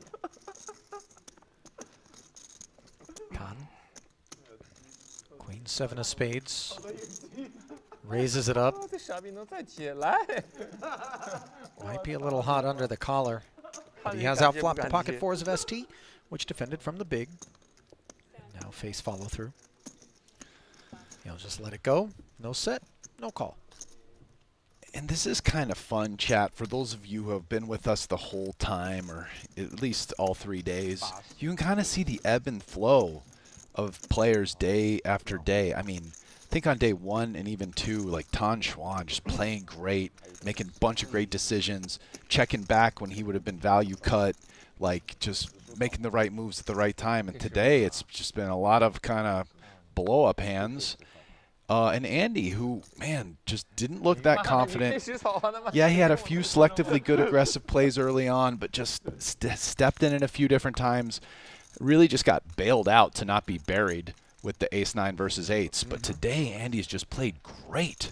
Just huge laydown, set over set. I mean, that was a crazy fold. Bluff's working. Just folded the second best hand on the river. Just got max value king-jack, like, just the ebb and flow. Guys, don't play that good. Improve. It goes to show you one of the biggest qualities of a player is their ability to be consistent. Like when you're a cash game player, like you get in these games, you play a week, your A game doesn't necessarily need to be the very best, especially if you're on your C and D game a lot. But if you can just be on your A game day after day, so it's all the best cash game players, it's exactly what they're like. Yeah. unflappable. But it does get very real out there, and we are emotional creatures for the most part. So that's the kind of discipline that is honed over years and easier said than done for most. Meanwhile, Elton raised it up last pot and took it down. This one is raised up by ST from the button. 6K ahead to the King 3 deuce board. Queen high versus Jack high.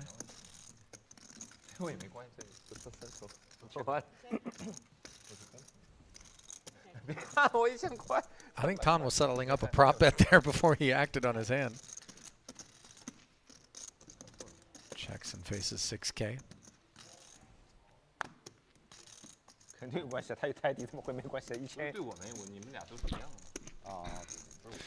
And for those of you, the chat is discussing who the MVP is.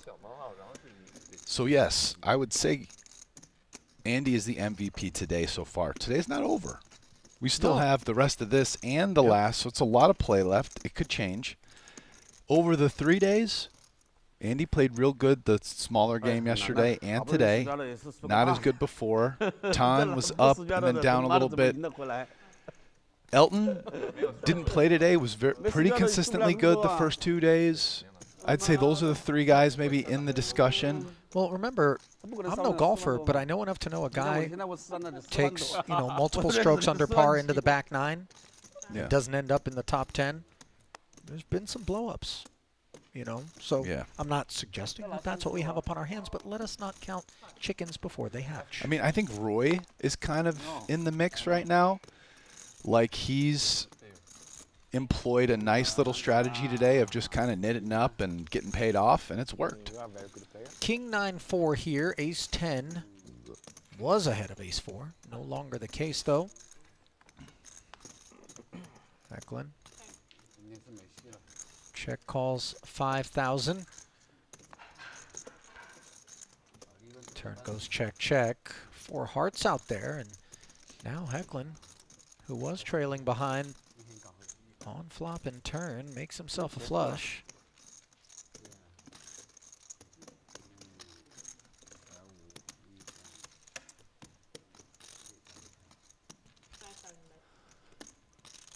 Nice.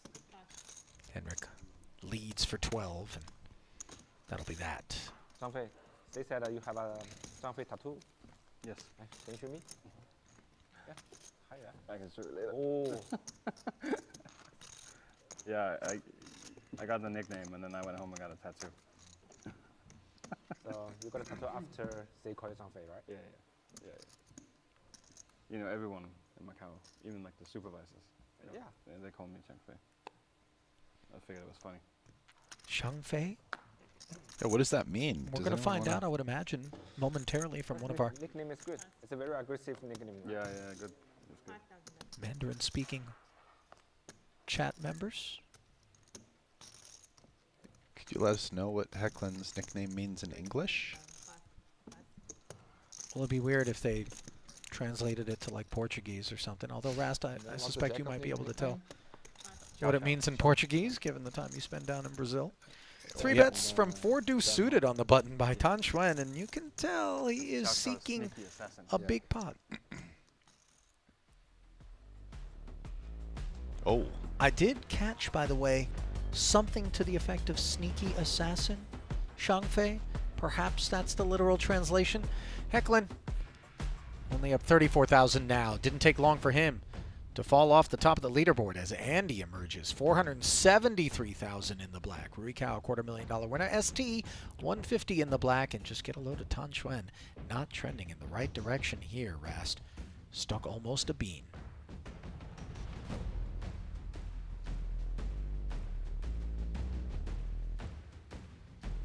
Oh my. 不是自己赢，免费刷多少吗？就是啊，这个我也要学一学。你试一下，万一呢？那你有个奖励嘛？人家赢那个大锅拿回你个4000，对不对？那个很公平啊。William Huang in the chat suggesting Shang Fei is the name of a legendary war general. 还团圆4000。Maybe. 赢我要拿回我的4000，我又不是拿多，就拿回我的。That's who Henrik has tattooed. 我不吃台底的时候挺合理的。Straddle 他那才个那个3 gets raised by Rui. 打起来了1000多块，妈的，请问这 Tan's 个发的不 flatting with 8-6 offsuit. Rast, keep an eye on 哇要 him. 是这样啊 Lug nuts 真 feel 没 a bit 还好 loose. Andy 老绵 with 羊你 ace 打不过老 king 绵羊 dispatches all but Tan 很开心，不想 as 输 he's made it 他的包 60. 从我这里拿回去。 Oh my goodness. I got to tell you, as soon as I heard the laugh, I thought Tan was done with his hand. Instead, he just flicks 50 in there. Oh, And he's looking for my. vengeance, and he finds trip 6s here. Now, granted, Andy's ace-king hasn't exactly connected in a very meaningful way, but he will be losing a bit more here. And Tan's thinking to himself, show me value, Mr. King Jack, in this one. Well, now Tan wants him to have aces or kings. Of course. He doesn't. If Tan thinks he has aces or kings, you would certainly want to raise here. But if Tan thinks about it and puts him on ace high, you'd like to just call. Hope your opponent either keeps bluffing or makes something. So let's see if Tan's his radar's a little off today compared to the first 2 days, I feel like, in these spots. Yeah, and he shoots it up to 135,000. Now, interestingly, let us not forget that not lost on Andy is the fact that he sort of showed Tan up with that King Jack. And maybe he thinks Tan is just out for revenge. This would be a very ambitious continue by Andy here, especially with no spade. Out of position. It's not a small re-raise by Tan. Going 3.5x Andy's bet. But wouldn't be absurd to continue, but yeah. And this is the problem with raising here, especially as big as Tan did, is you just get some of these ace king, ace queen, especially with no spade hands, just out of there. 打不过。 I'm not sure how much more of an appetite Andy was going to have for the pot if he did get flatted, unclear, but this one ends a little bit premature for Tan's taste, but per his own hand.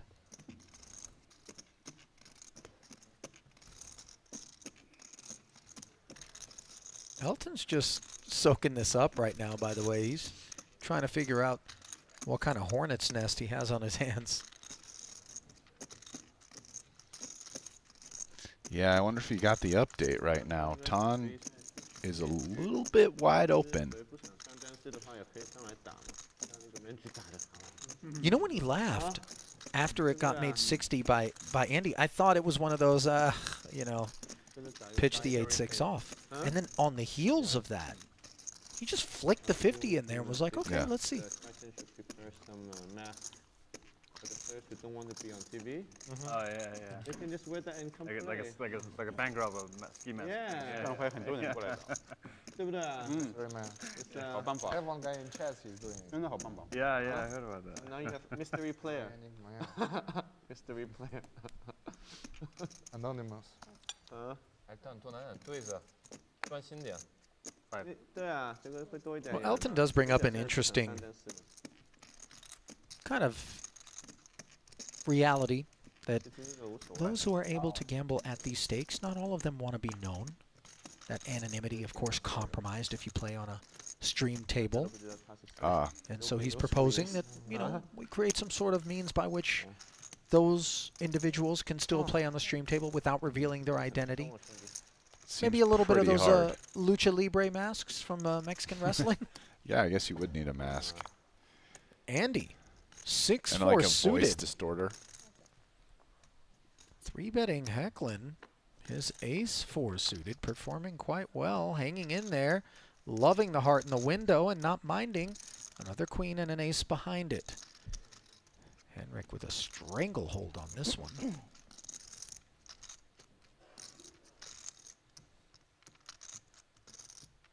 Not aware that he's up against just 6 high.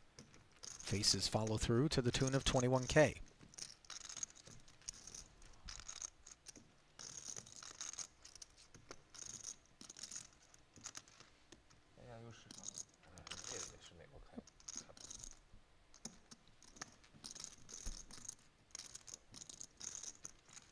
folding.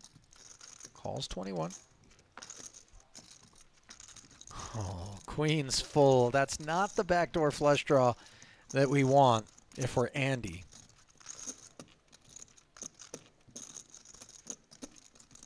It is time to wave the white flag. Yeah, maybe. Probably. But not assuredly. Not assuredly.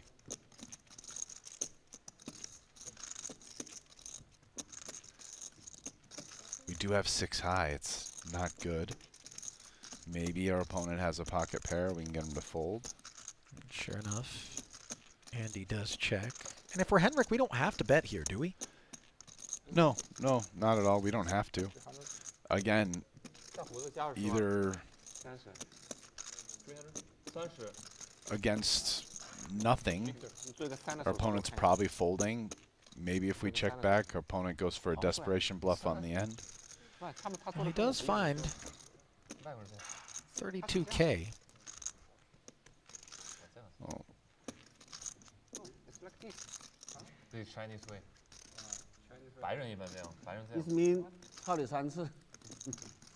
I was going to say, Rast, if Andy were to check raise there, I was going to run into the street. That would have been... And it worked. You know what I mean? I'm not saying it would have, but let's say you just did something savage like that. I would have been like, okay, we've entered the twilight zone.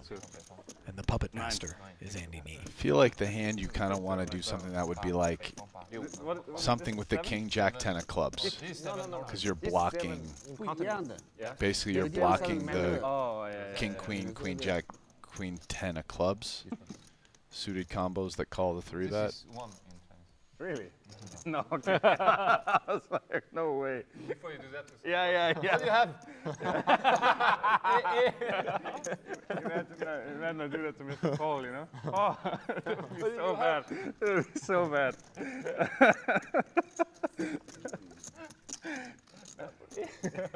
Rui told me.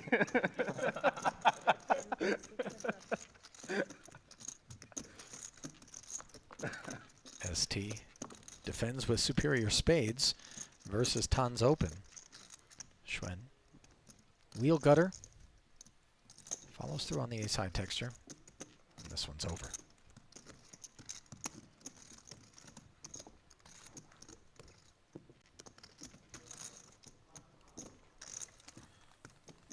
我给你抓一个，礼尚往来。帮我，我帮帮你。对。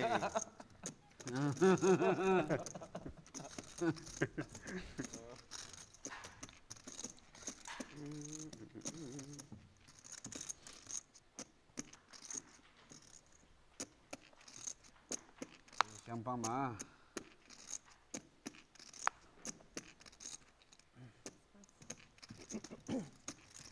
你快可以喝，快喝。哦，你们搓料底都很认真啊。啊。 Straddle is on. Rui limps. 很认真的打3-9不通话的。 Tan is not in the mood to play small pots right about now. Shoots it up to king 4 and takes it. 3-9不通话嘛。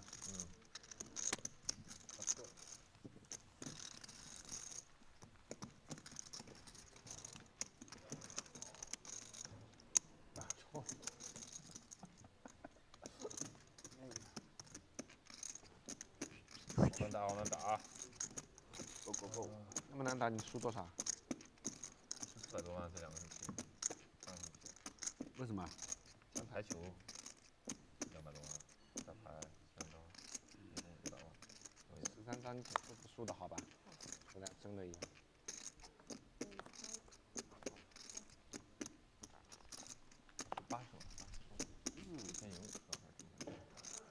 5 to go. Say the jacks of Victor.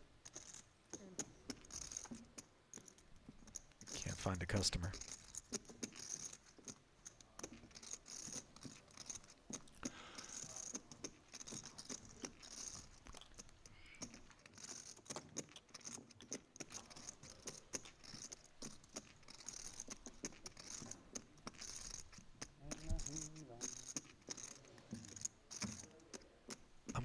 anxiously waiting to see how things take shape, given some of the recent altercations and outcomes. You know, will order get restored? Will all of a sudden some flamethrowers emerge? Elton? Well, it seems pretty clear that Tan has opened up a bit here. It's a little wide open. And my guess at this point is that everybody else in the game realizes this. So I think these kind of questions are going to be driven around Tan right now. Ooh, my goodness, look at this. 8-6-5. Hecklin flops a second nuts up against top two pair, and things do not bode well for Tan Xuan. Wow, and yeah, Hecklin leading here. Tan check raises this. He very well might. I mean, Elton seems to have a pretty easy flat. Yeah. For 6K, he certainly does. And with bet and flat before him, Tan certainly has options. This is wet texture in terms of coordination and diamonds.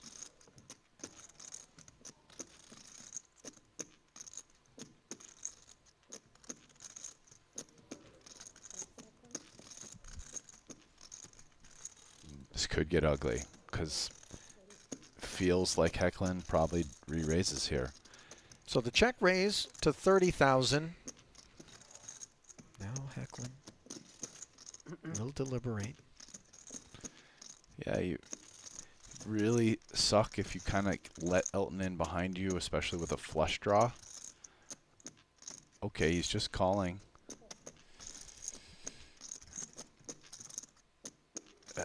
Elton's got to get out of the way. Unfortunately for Tan, that's one of his 4 outs in Elton's hand.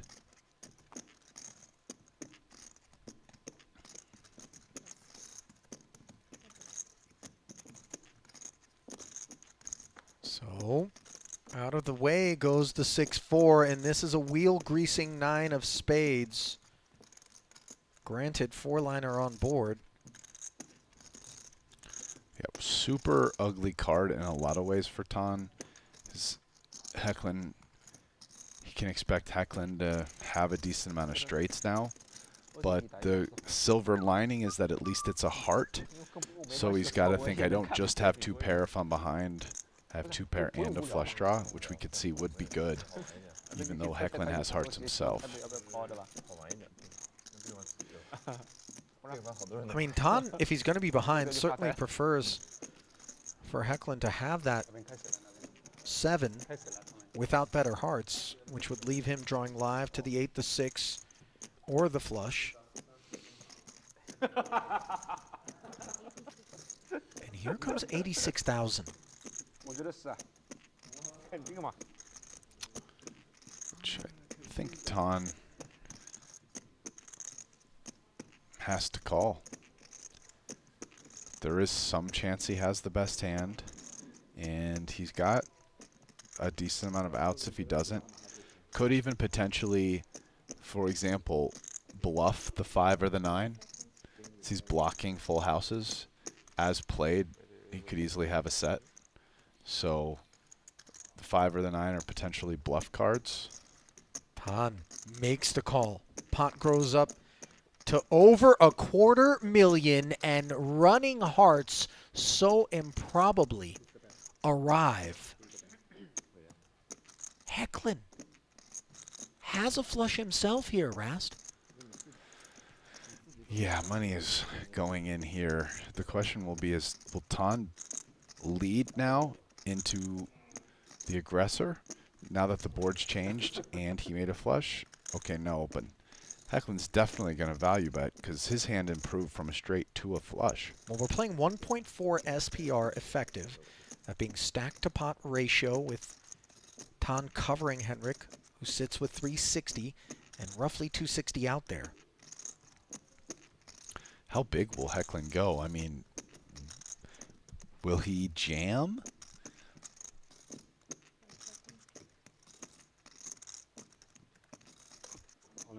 Yes, he will. And look at the snapper from Tan.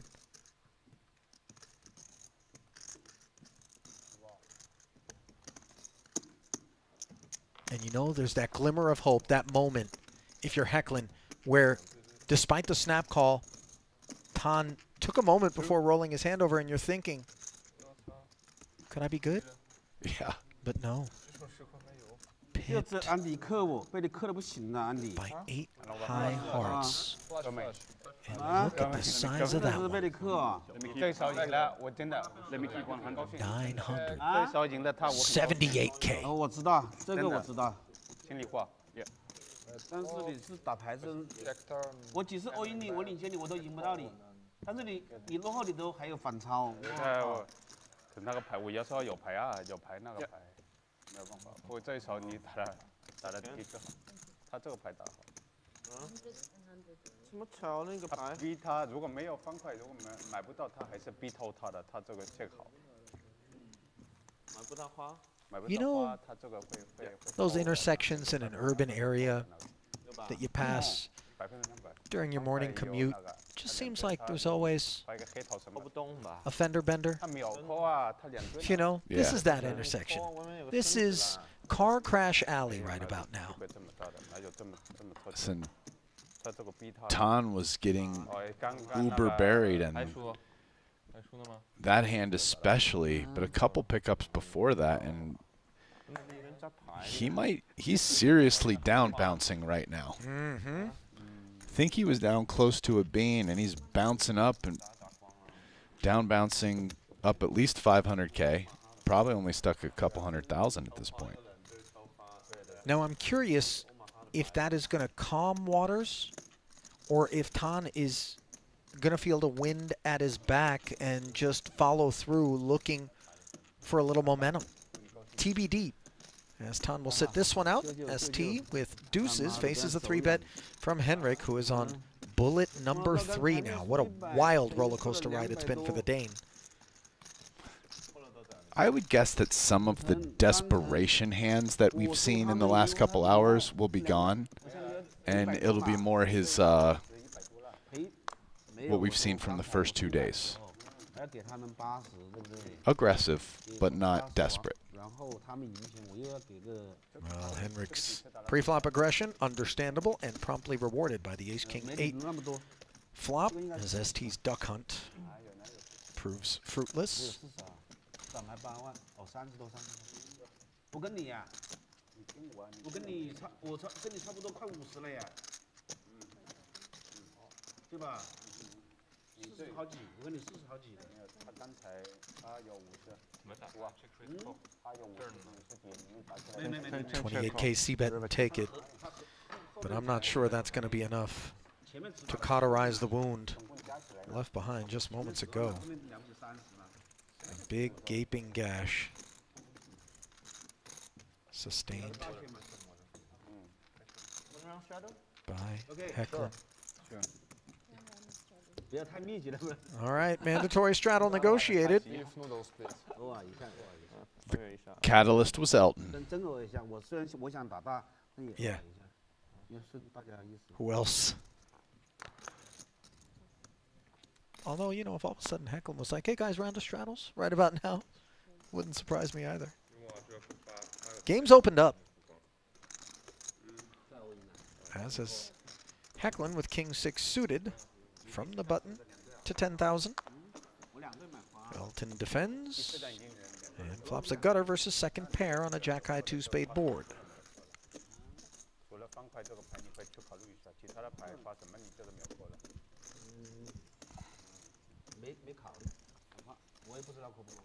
Both players check. Neither pick up spades.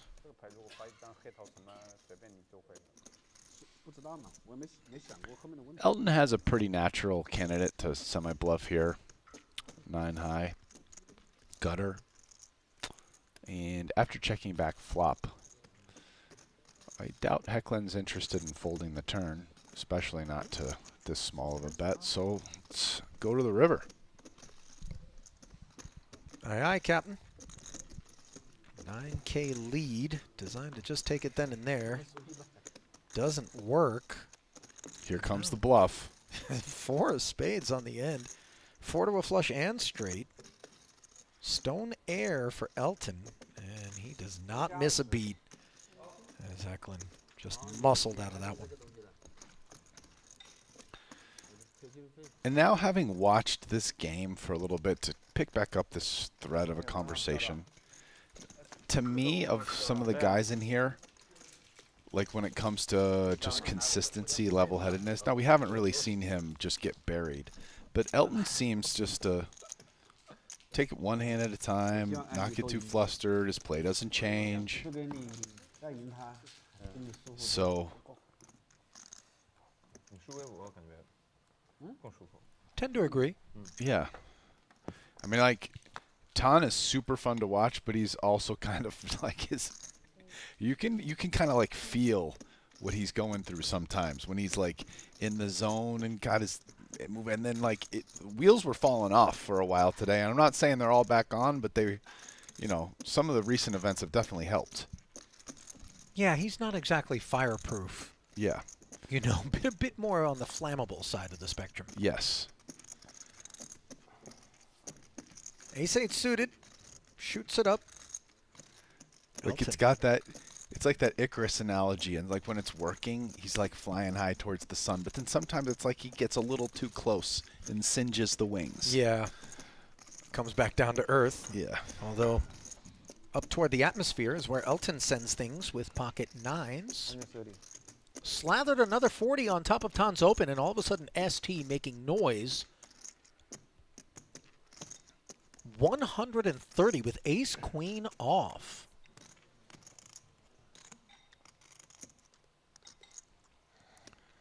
I mean, it's a hand that you cold for it with sometimes. You know? Think about it. You're blocking aces and queens. In some ways, it's just as good, if not better, than the ace-5 suited. So, if your opponent has jacks or 10s, you're in better shape. And they 3-bet call. They're pretty deep, though. Elton has a pair. Kind of tough spot. He's out of position, right, though? That's kind of nasty.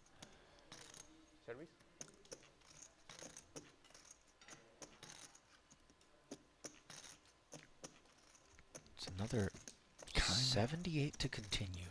Wow. Kind of feel like he lets this go. But are 10s a call? A little bit better. Jacks? Yeah, I think. Looking for the dividing line there. And apparently 9s were not on the right side of it. Elton folds. ST begins his comeback bid. Although it doesn't, to be fair, I don't think there's a very big difference between, say, like 9s, 10s, and jacks. There is, but it's maybe not as big as you might think. Maybe the guy cold 4. I mean, technically probably supposed to fold 10s and 9s a decent amount, but might have them. Do they ever have like the ace-jack or ace-10 suited? Maybe. It's part of the difference, but...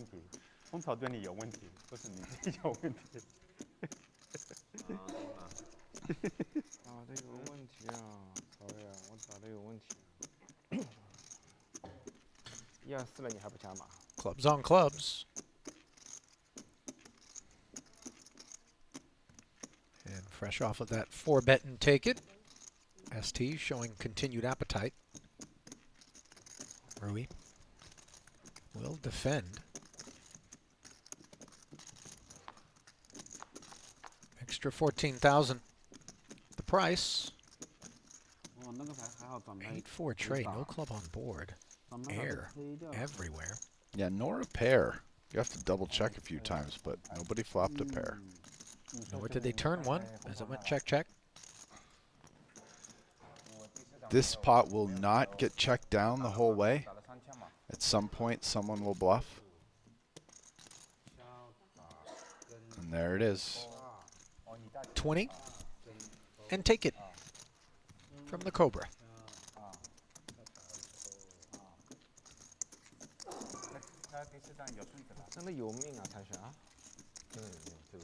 这个太夸张了，后面花。他妈的没命的时候咋不说呢？啊？技术问题啊。See, if Rui's Cobra, and then I'm doing the G.I. Joe thing here, I guess he's Cobra Commander. And then ST is like Storm Shadow. He was the white dude, the white ninja suit. Remember, I watched a lot of cartoons. Okay, I'm done.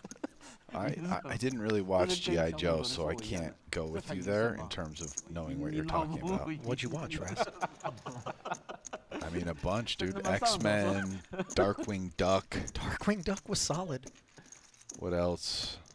DuckTales? I mean, it depends how far DuckTales. Depends how far back you go. I mean, even like Smurfs. The Smurfs. Yeah. Strong. Transformers. Oh yeah, solid. By the way, the inventor of the whole card Garfield in poker was also the inventor of Transformers, Henry Orenstein. Oh wow. The late Henry Orenstein. Fun fact. Meanwhile, not so fun a flop here for Tan, who's 10-9 is adrift. Flatted pre. After the Elton button open.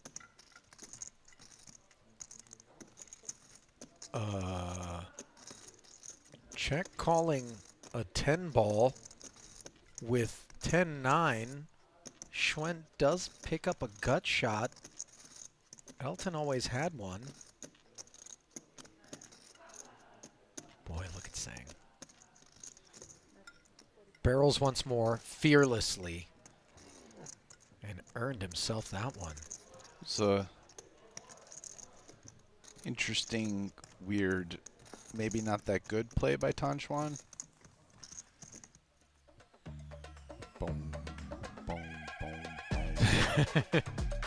Rasty feeling this beat in his bones. And if you're feeling like you want to get involved with some online poker, head over to QQ Poker and do it now, because October 7th through the 12th, we're going to have ourselves the Triton Reward Tournament, and new players that sign up between now and the 11th and deposit $30 will get themselves a $50 ticket to reg with. It's Asia's fastest growing online poker platform, an easy interface that welcomes skill and experience levels of all types. Sign up today at QQ Poker.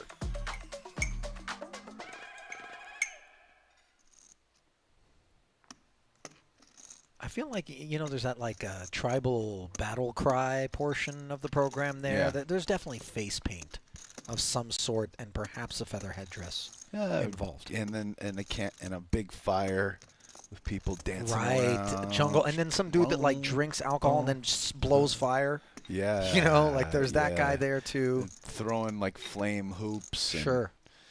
people jumping through them in the air. King Julian from Madagascar.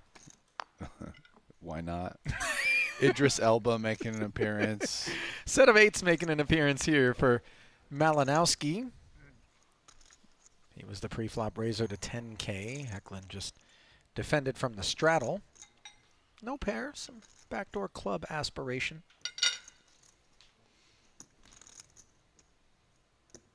$8K for the eights. Not very much to work with here for King 6 of clubs. Oh, and he's going to step into it. Is this Henrik forcing the matter, Rast, at all? You know, I'm not trying to be critical, but without being on the back end of some of the injuries that he sustained recently, do we see this line? Listen, this play is not ridiculous. It's kind of like backdoor straight and flush.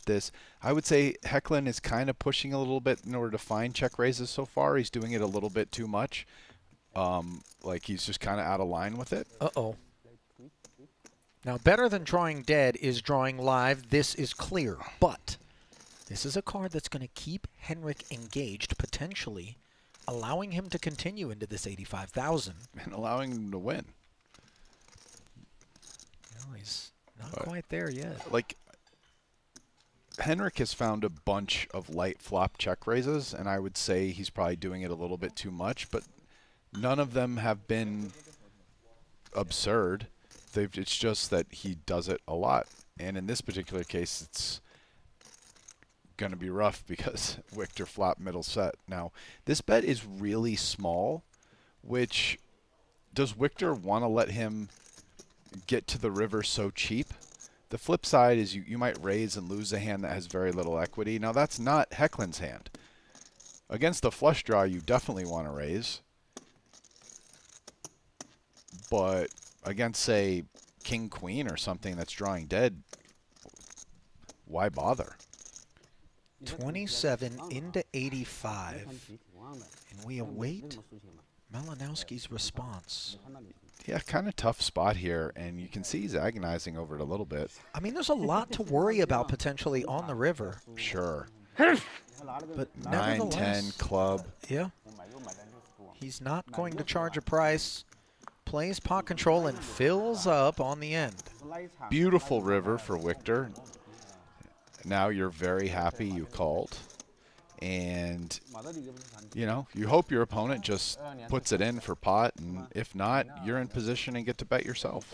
I wonder, Rast, given the lack of showdown value and the prospects of potentially being able to rep Queen 10, Queen 9, as we've seen a lot of those gut shots take the check raise line. We do see Henrik take the pass.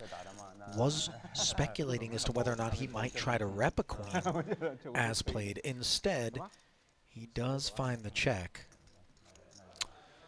Yeah, he'll be happy he did, because any money he puts in here in the river, he will not be getting back. No. And he doesn't waste anybody's time. Snap folding in the face of the jam. And the tail spin continues for Hecklin.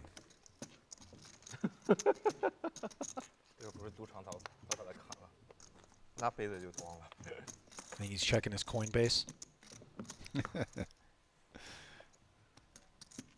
Yeah, I think now the two losers are basically Hecklin and Tan, right? Everybody else is even or winning. Yeah, strangely though, even though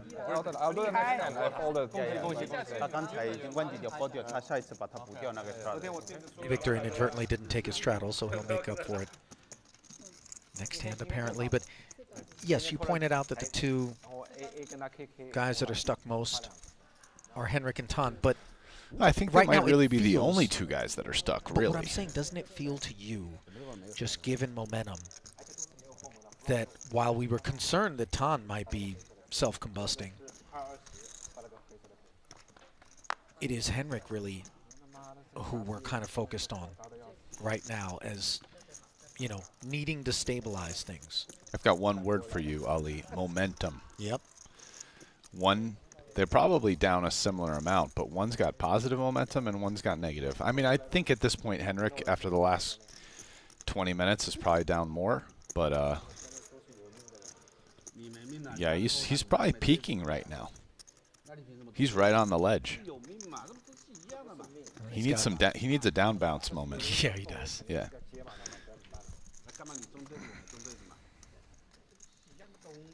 Instead, he gets shown a pair of jacks here. By the Cobra. I'm proud of that one.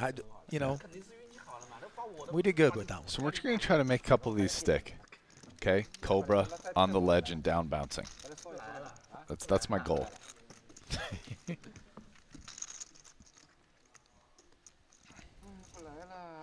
If on the ledge is peak stuck, what is peak winner? On the summit. Okay. You know, summiting. I'm summiting. Yeah. Right? Maybe a little Yeah. too on the nose, Is but summiting? that's where you get to the top of the mountain. Yeah, is that the word? Like when? Yeah, that's what you say. Like if you're climbing Everest and you make it up here, I'm summiting right now, right? That's what the. Yeah. Okay. Yeah. I like that. Tan Xuan, button open with Queen 10. Malinowski advises 12 is inadequate. Yeah, the good news about summiting is I feel like everyone will immediately know what you mean. On the ledge, they might not, because they might, you know. Some of what makes slang cool, though, is that it isn't self-evident. Yeah. That there is a modicum of cryptic Yeah. aspect, you know. 我没有死抓的 True 了，你们要抓自己抓，你自己看。啊？我先说好，我没有死抓。我也没有了。都这么行了，可以自己抓没关系。对啊，你可以自己抓嘛。 Elton's turn to straddle. 只能你刷给我，我刷给你了，没办法。这个东西就要 Okay, we're gambling now. Rasty. King deuce suited 要自己抓 up 自己 front. Shoots it. Cobra Cow's had enough.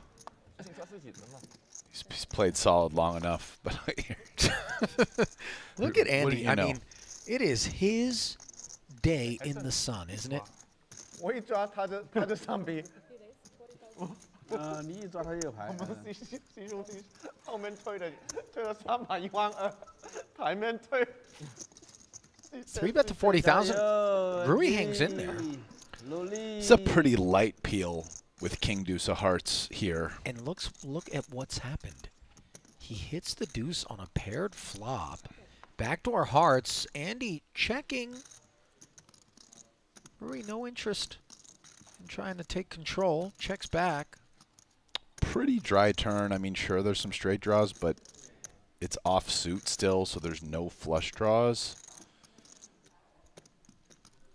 Andy can bet, he can check. And this sizing here is a little big for my taste. I just don't think on Deuce Jack Jack 8 Rainbow it really makes sense to pot. 啊？睇唔到。 I mean, I guess you're trying to rep like something along the lines of queens plus 10s-ish. 3 jacks. You do have some air, ace x, king x, but a lot of your air might still be the best hand some, which means, yeah, I don't know. 90K turn bet. Curtain drawn. Onwards we march with an under the gun open from ST Wang's ace jack. Victor pocket eights. raise, re-raise. 3 scoops to 18. 我说我需要减一点点。拿，我不给你。 Oh, and ST just releases. Oh, you know what they haven't pulled out on us yet that I thought we were going to get? Because on day one they were mentioning is like the Squid Game. Right. But they haven't started playing. I'm hoping they do.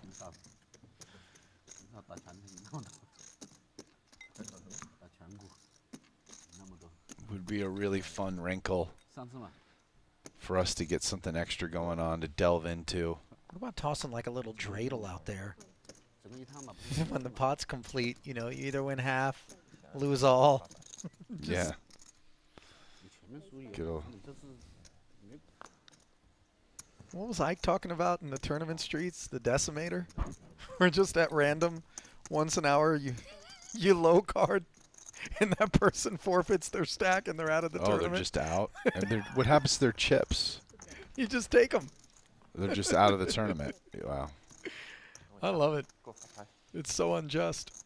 Meanwhile, 5K the open from Malinowski. ST defending his big with Queen Jack, and he's got second pair on an ace-high board. Faces the 4K follow-through. Flicks in the call quite quickly. Threes have obvious problems.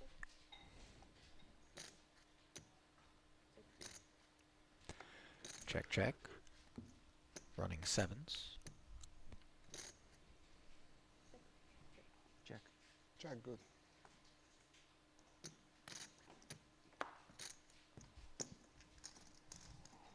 Full shutdown there.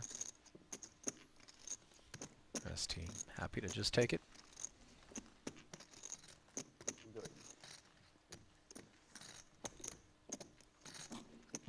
Charlie 发吗？ Charlie 的发吗？ I don't know. play or not? 来。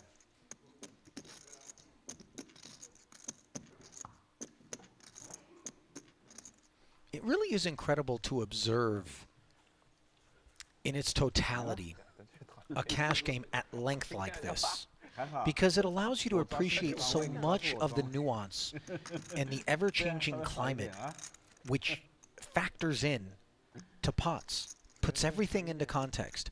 Whereas, you know, once upon a time, a lot of these deeply edited shows where it was always like banger after banger after banger pot, you don't really get a chance to kind of parse for nuance, you know? Sure, yeah, if you really want to see the way real poker works in cash games, right, something like this is such a great real look into it. And something like this is not a great board texture for a couple of guys with under pairs. Malinowski was the pre-flop aggressor to 10K. Andy flatted and now has an opportunity to take control as Victor just decides this texture smashes Andy's flatting range. Pretty small bet, but it's going to be enough to get fives out. I mean, where do we try to go from there? Check fold.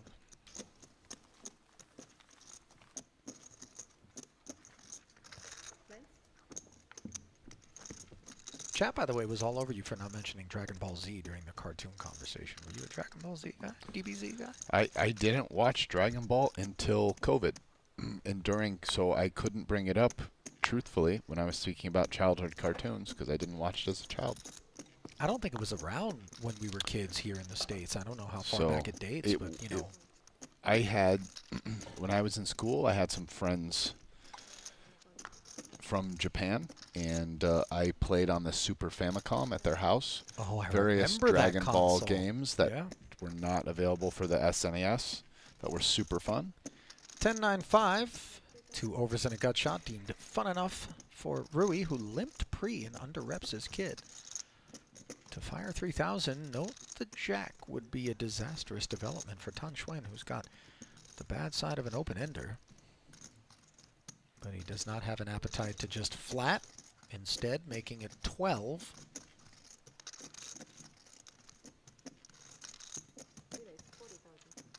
Whew. Tan's reaction suggests that he never thought this was on the table. Cow just casually drops 40K off. Well, I think in position, he's going to call here with an open-ender. Tan, that is? Yeah. A jack would be quite the card. Don't put it out there, Rast. This one's on you. If old Jacob pays a visit. Okay. Board pairing second heart.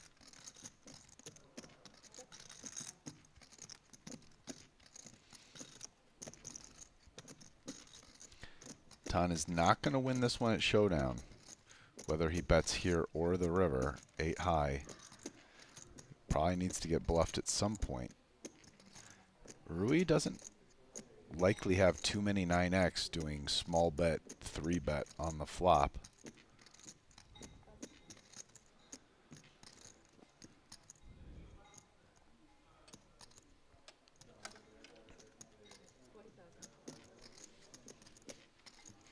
That said, King Queen is ahead of all straight draws. And as such, it would appear that Rui wants to take a peek at this river, which is a big, beautiful 6 of clubs. Tan gets there the only safe way he could in terms of straights. As the 40K turn semi-bluff was summoned. And now an opportunity to hunt value in what unexpectedly turned into a $166,000 exchange, blind versus blind.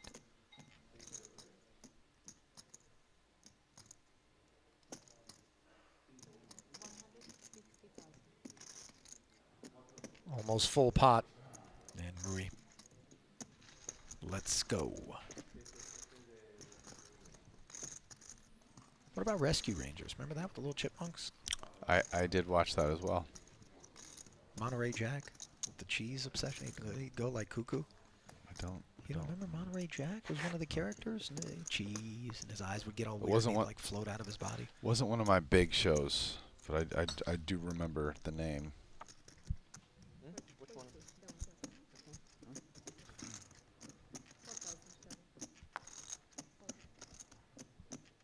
Remember those weird underwater Smurfs? Snorks? No.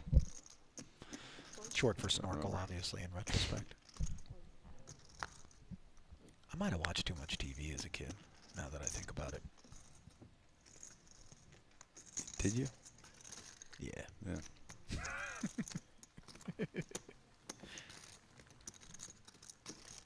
12K and take it for Elton.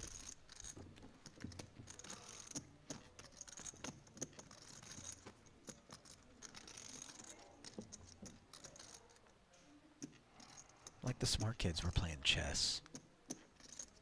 I was out there playing like stickball. You know,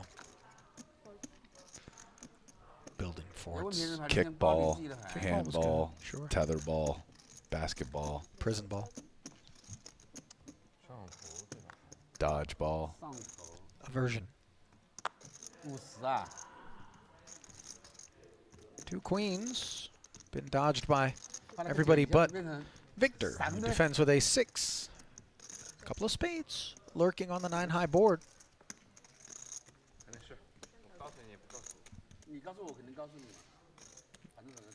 Victor does have the ace of spades. And he's shown a predilection to take just about every spot presented to him.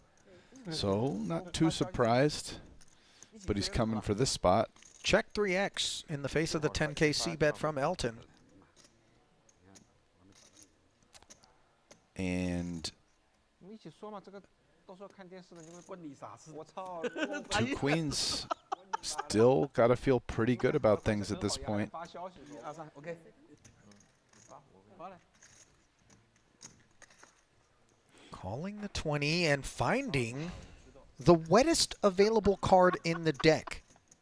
It's the Queen of Spades, giving Elton top set.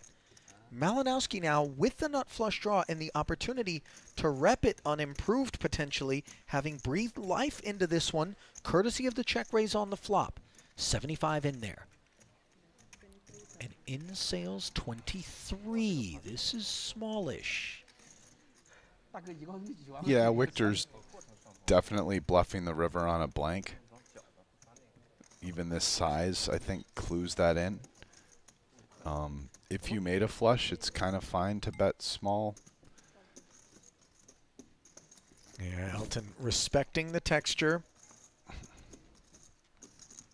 sizing here will be interesting. If Victor bets, say, 80K or less, it's a super easy call by Elton because Elton would be beating value. Hands like flops, 2 pairs, sets, etc.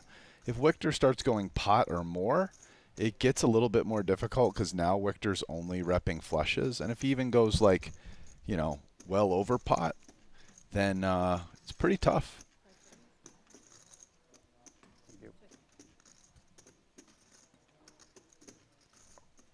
Malinowski checks it, Rast. And they're kind of laughing at each other, which is a very weird development in the middle of a pot with 121K. You know, it's weird. I'm more inclined to bet this set of queens on the back of that moment if I'm Elton. I mean, his hand is probably good. So, yeah, Elton goes ahead and bets. And yeah, I just don't think I'm getting trapped. As I think Victor did flash the ace of spades there. Yeah, Victor gave up. I'm surprised. I thought for sure that he was going to take the spot. I was a little surprised, too, especially given that he bet small on the turn. Kind of felt like he was setting up to bluff. But no Toji.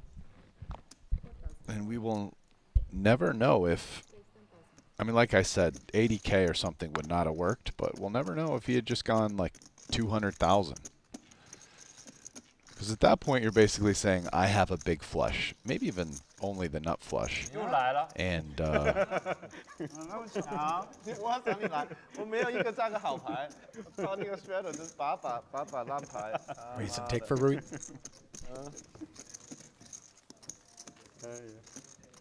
那是搞一把了。没带钱。你跟我说啊？对啊。金币局，妈的，你们这个 quality 什么 shredder 也不哇，这把已经比开始的时候热了5倍了。真的是金币都没有看过这么紧的，去用力打，好搁这里打。已经没路走了。我开始的时候真的是把我紧上头了。我的看水更紧。一下子被 SD 看出来我紧上头了，就是蹲我。一个 open 4，妈的没有一个进来的。妈的拿个25去搞4，他妈的5害输了多少钱呢？输30万。没加牌了，没有30万。20多吧，25。加底差不多。Ton makes it 6K a man to look up at 993, and I don't need to tell you who's smashed this flop, unfortunately, for the player most buried at the moment. Not really anything cooking elsewhere in the field. Good news for him, though, is that Ton's going to c-bet this.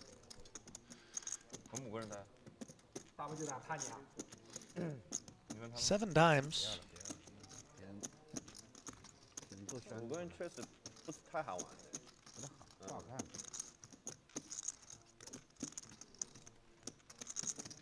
但总比那个好。Happy to just flat and see what's what. No trouble on the turn.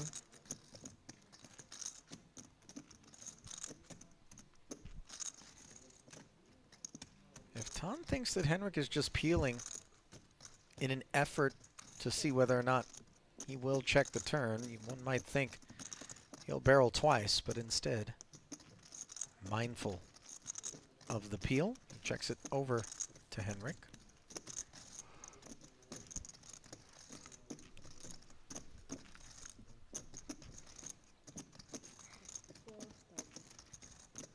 And Henrik comes with a small bet, which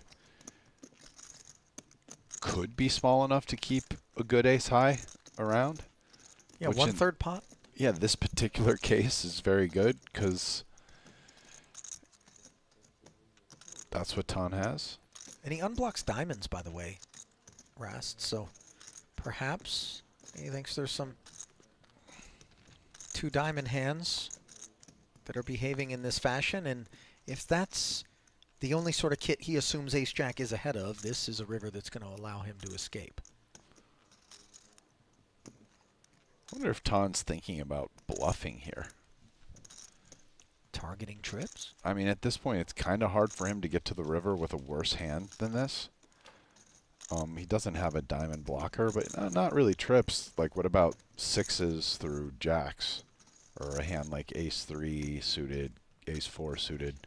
Yeah, I mean, from a perspective, like this hand, this sort of makes sense to me. And Hecklin is going to think that Ton's most likely value hand at this point is a flush, which he's beating, as you pointed out.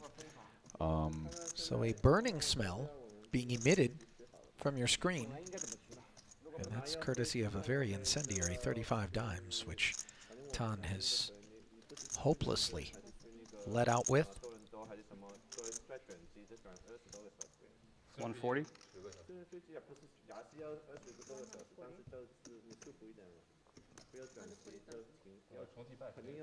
140? Pocket 5. Full house. 藤花大不大得过 full house? Yep, that's exactly what it is. Schwen correctly assessing the situation after leading out. 这就说到重点了，关键是他谁？关在飞机上谁也跑不了。主要是8个机去是吧？对啊，把号码报个机嘛，我们看看谁去。这大连我们3个人肯定去嘛，4个人肯定去嘛。但他在迪拜去，我们在香港去嘛。我们去迪拜接他嘛。去迪拜接他也可以。我看看还有谁在香港那边飞的。这样一 strategy 3000。我安排一下。Rui 西班牙 makes it a smooth 5. 咱们你家一样的9小时吧，应该。转机这有没有转机？转机是要转一点的。中国直飞如果有，问一下有没有直飞？西班牙的直飞很方便，9个小时。 Passes the ace-4. Suited ace in the big though for ST. He won't be doing the same. 啊，对，西班牙有起飞。但反正我们香港去法就去欧洲再去西班牙就等于20多个小时嘛。对啊。先过去。 Queen 6-5, 2 diamonds. 那 Nut flush draw against top pair. There will be blood. 最少等4个小时。啊，最少嘛。然后还要什么什么。 Quick check call of a flat 5. 我秒 call 你怕不怕？怕。对。 On the flop. 但其实你私人飞机也不是很舒服，就是。 2 flush draws on board now. Rui 打2枪你怕不怕？这个位置的。 still barreling. 十几个位置的，那个这个沟通也不好。 The nut flush draw's got to stick around at this point. In addition to the implied odds, ace high can be good.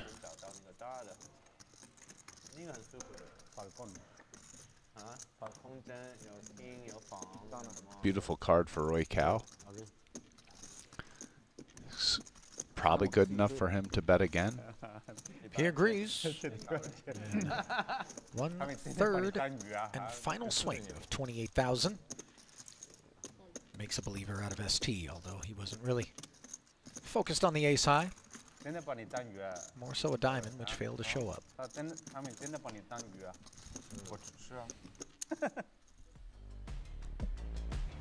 Well, it looks like that is the end of the 3rd frame.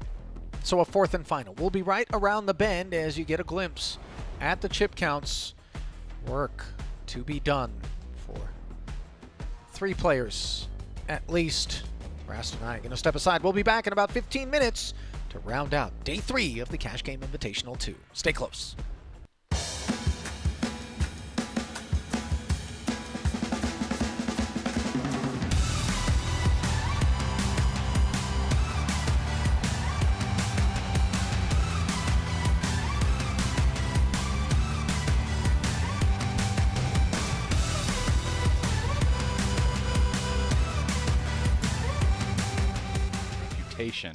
That it's very good if you want some energy. Well, thank you. Or to Rast. wake up from a hangover. That's what I hear. Terrific. Appreciate that. Dr. Brian Rast, ladies and gentlemen, Yeah. here to shepherd you through the contraband Dude, streets. drug Meanwhile, experiences. Oh my goodness. What about these streets? Time out. ST Wang, under the gun, opened to 5,000 with the bazooka. Aces. Tan, understandably, looking for a little excitement with Jack 10 suited. 3-betting to 18K, wants to play some bigger pots as he's buried, and all of a sudden Hecklin has stepped into it involuntarily. 2 kings, a 4-bet to 42,000, and a little bit of drool beginning to form in the mouth of ST Wang for obvious reasons.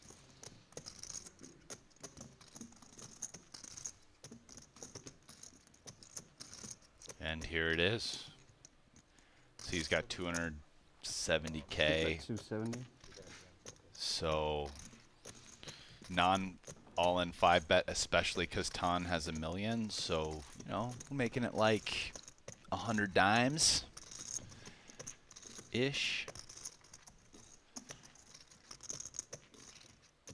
You know, aces, kings, ace, king, maybe queens. Maybe a little solver bait once in a while, not every time. And this is all posturing from ST. Is there a choice ever to flat this? Yeah, you're never flatting and letting Tan in, who's covers you in position. Well, sure enough, there's the 5-bet to 105,000, and that's so annoying for Tan, who I think was ready to play for 42. Yeah.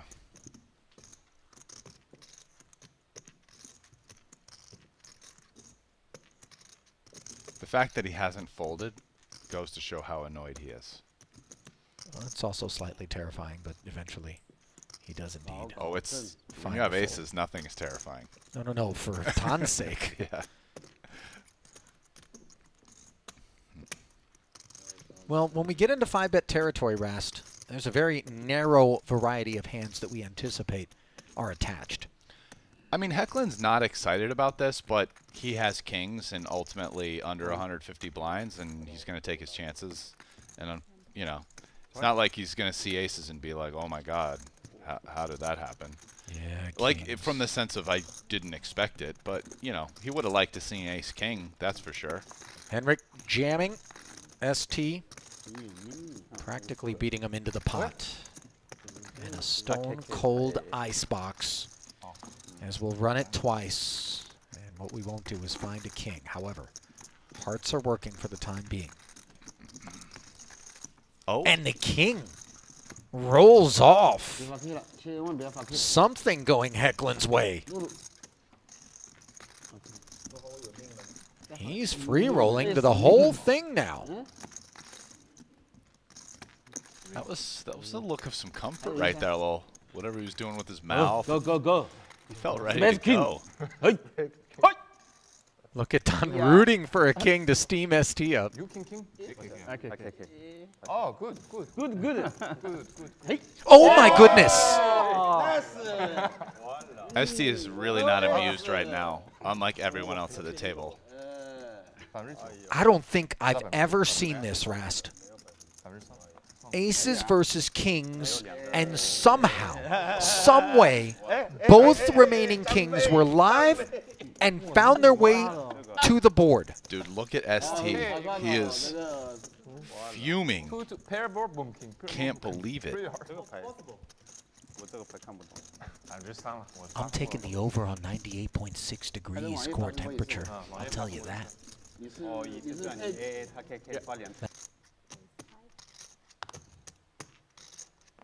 King 6 suited here. Oh, here we are. Victor raises QQ poker mystery hand. Henrik, the recipient on this occasion, playing as a flat. Threes here for Andy.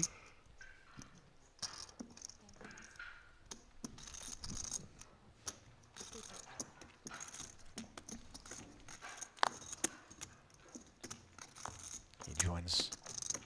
And we will take this flop 3 ways. A 3 in the window, along with a 4 and a 5, let alone a club. Pre-flop opener, open-ended, backdoor flush draw, does not barrel. Bottom Something set for Andy. everybody.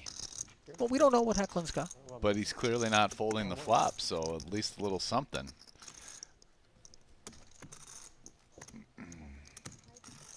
Wow, very small bet. Quarter pot. And in spite of the coordinated nature of the board, Andy is going to flat.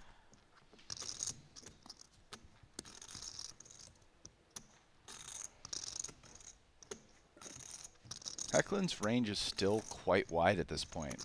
A lot of pocket pairs, but could even be overs with a flush draw. It's really hard to say. Did you say flush draw, Rast? Because, Or backdoor flush draw, rather. But well, Jack of Clubs delivering exactly that to Victor's doorstep. He checks once more. Let's see if barrel number 2 is on Henrik's mind. if he bets again here, which he does, 25 into 35, Rast, where are you ranging him? Starting to pretty strong. I mean, Victor has the pre-flop razor. Again, pocket pairs. I think a lot of these, we have the king and 6 of clubs out, so a lot of these kind of, you know, king 10 of clubs isn't available anymore. Set of 4s, set of 5s, 6, 7 suited, ace deuce suited, very strong hands. Could he have something like 7s here? It's unclear if he bets or checks 7s again, 8s. Does Victor ever get heroic on a semi-bluff? I'm sure he's thinking about it. I mean, they're pretty deep. He can get 1 pairs to fold here by check raising for sure.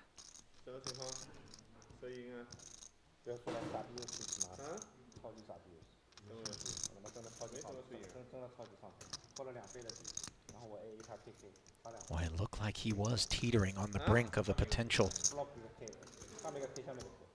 check raise. Instead, he flats and whiffs on this 8 of diamonds river.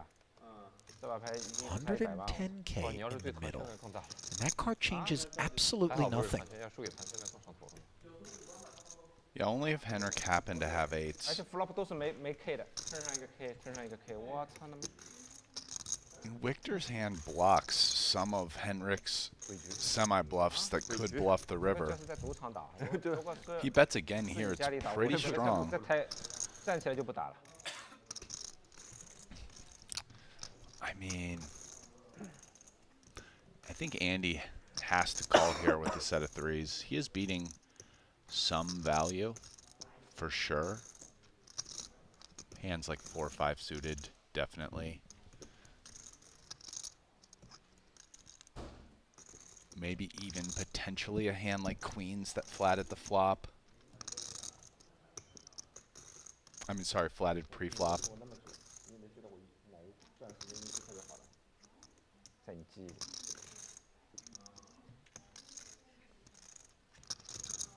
黑三。对，就这一次，16年啊，除了就没有了。没有常常跟你打牌。I do not think there is a raising as Andy is an attractive proposition. 肯定是啊。 I mean, this was a raise pre-flop by Malinowski under the gun. Hecklin flatted direct left. Yeah. He then activated on the flop for 5, continued on the turn for 25, and has not slowed down as he's fired the 3rd barrel, 75K. Ace, deuce, and 6-7 are very much on Andy's mind, as well as pocket 4s, pocket 5s.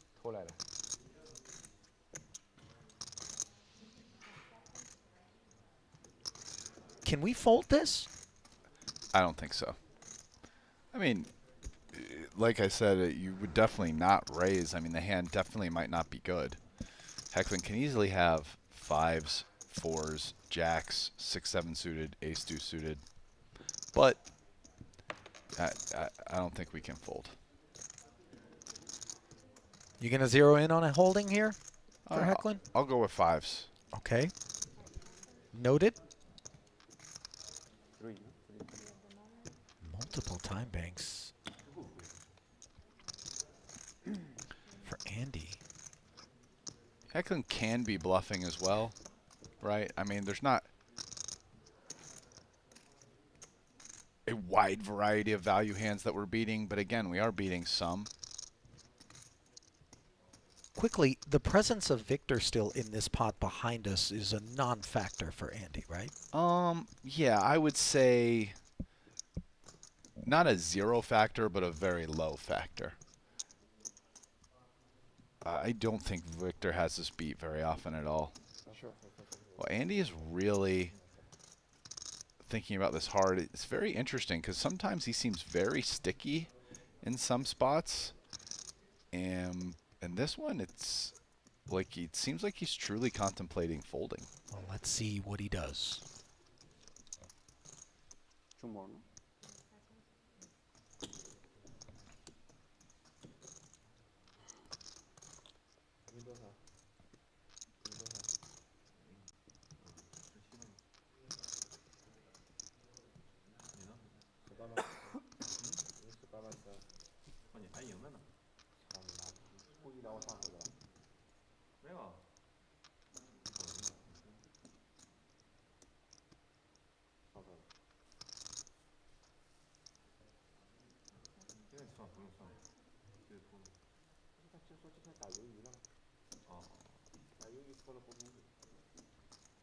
More time banks.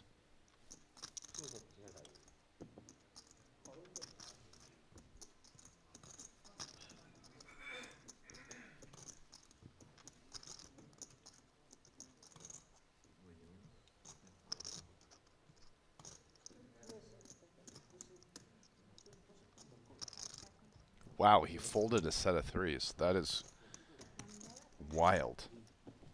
Victor snap folding behind, and it was the correct laydown Rast. You went with 5-5, and that's exactly what Hecklin had. 到庄位打不了了，你就散了。哦， Credit to 好，正好他们马升了之后，我们又可以去冲刺了。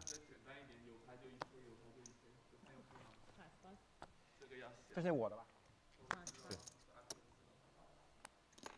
Well, it certainly feels as though we have shaken off the post-lunch lull that we were dragging our feet through for some time. Officially, A7 suited. Button open from Tan. Henrik dominating. Flatting. Victor in there. All hearts. And once again, the nut flush, after Rui Cao flopped it moments ago, presents itself this time to Tan.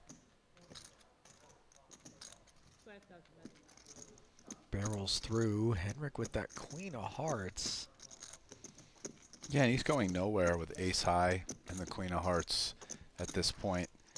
Might have saved himself a lot of money by not 3-betting this pre-flop.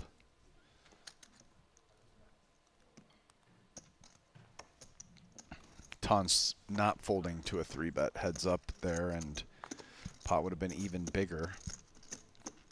Oh, wow. And that's actually the worst card in the deck for Henrik, as he completes his flush and has the second nut flush, losing only to the ace of hearts, which Tan happens to have. Check call of 12,000 brought him to this point. Pot up to 44K. She's going to lose 2 more bets here. But had he 3-bet this pot? Oh, things could have been worse. Oh, he would have, yeah, it would have been a huge, it would have been a big pot. Tan's going to bet every street, and Henrik's not folding the queen of hearts to Tan Xuan today. I mean, he almost made some crazy call versus Tan a few hands ago, right? If I can't remember the exact hand, but he was tanking. You know, this is the second nuts.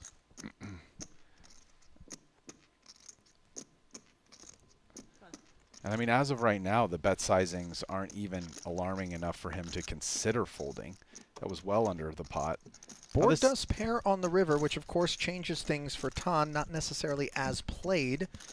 We do see the check call of 24,000 and one final check from Hecklin. Let's see what kind of appetite Tan is going to have for value with 92 in there. Yeah, this might influence his Tan sizing here. My guess is he might not size up as much as he would otherwise. His main goal betting the river is to get called by a heart, especially queen, jack, and 10 of hearts. So yeah, he's coming for about 80-ish% of the pot. And yeah, I just don't think Hecklin's going to fold. Yeah, no, makes no meals about it. And yeah, Hecklin 3-bet that. Instead of a 242K pot, we could have been pretty easily, would have been over $500,000.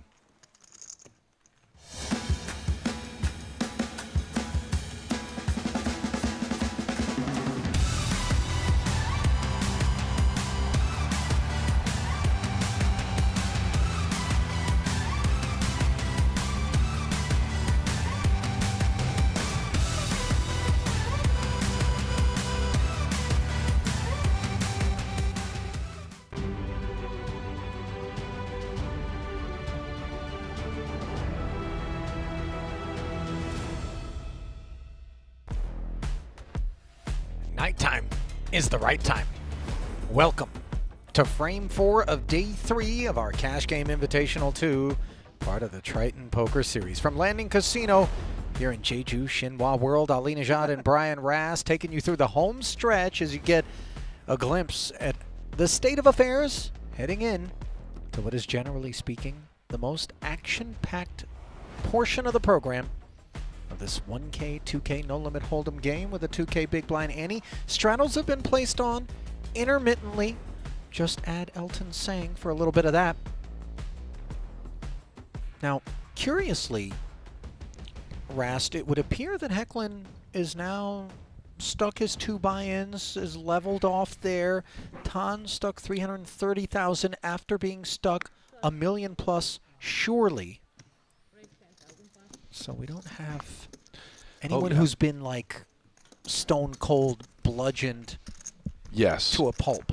Although, you know, the live straddle hasn't been on for most of the day, so the game is smaller than the first day. But yes, and Tan, listen, I think he's only in the game for 2 million, doing the math. I know there's some guys in this chat who seem to be insisting he's in for 2.3, so just to clarify, he's, you know, down a decent amount, but it's only about 300-something thousand, not 700. So we kick things off here with the straddle on. It was made 10K by Henrik with the ace-10, which turns into second pair on a queen-high board. Both the big blind and the straddle defended, neither of them interested in continuing. So a good start to the comeback effort for Henrik, who has dealt with things well, by the way. Rast, you know, I haven't felt as though core temperature was in a bad way. Yeah, Reactor core feels stable.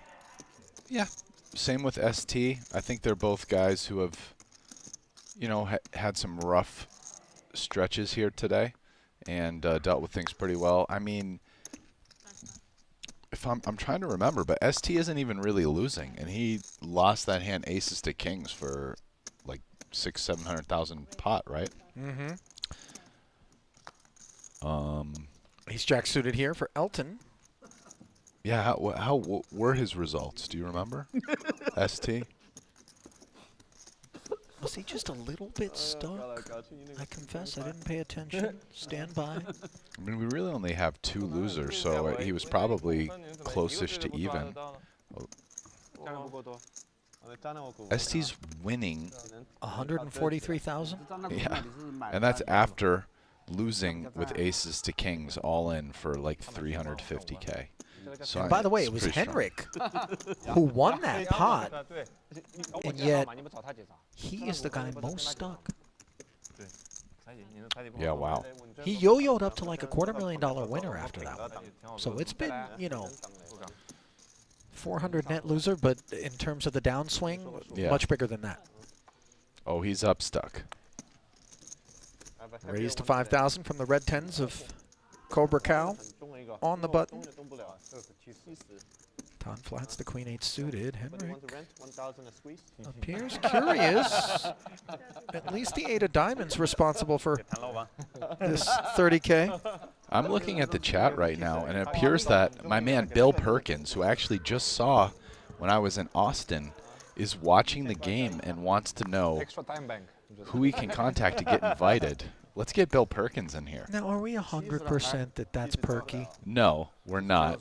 You know, because Kin was in there earlier, and then he showed up in the game, Rast, so don't fall for things. Deuce, deuce, 6. Dry board texture here. Rui, the only one that stuck around in the face of this 30K from Henrik. And unless he decided to do this with 8 deuce, he is not in the lead. Doesn't know it, of course, and he fires 50 into 67. Meaty sizing. 小张这个很厉害，我这小张大概可以捏200。哇，200次啊？不是，我觉得他应该这个数字200，小张应该没问题。不可能吧？200啊，200很那个了。Oh no. 不可能。200。Tens full on the turn, and Hecklin drawing dead. 其实看上去就压力很大。Yeah, I mean, I would assume we don't see his card, but Hecklin here likely either has 8 pocket 8s, ace 8 of diamonds, or like 7 8 or 8 9 of diamonds. How much you live in Spain? How long? My guess is he probably has 7 8 or 8 9 of diamonds here. Betting the turn on the 10. A hand with no showdown would like to bluff and has the straight draw.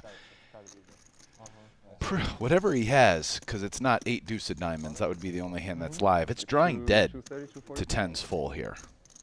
He move further, I see. 90K bet and called as Rui extends rope. And for Henrik's sake, Rast, I hope that that's not the case 8, because we did see Ton fold an 8 pre-flop. If this is 8's full, oh boy. So you have like a Spanish accent too. When you talk, I can feel like Spanish people. I feel like the turn action discounts pocket 8s and weights it more towards the hands that I mentioned, which would be 8, 7, and 8, 9 of diamonds. Just betting 90 on the turn with 8s seems kind of meh. But, you know, we'll see if Rui goes all in here and he snaps him off. It's probably 8s.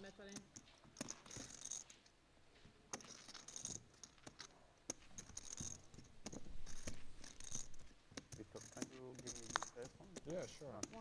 WhatsApp or what do you? Yeah. 179. Well, I don't think it's 8s. Yeah. But it is all you can eat.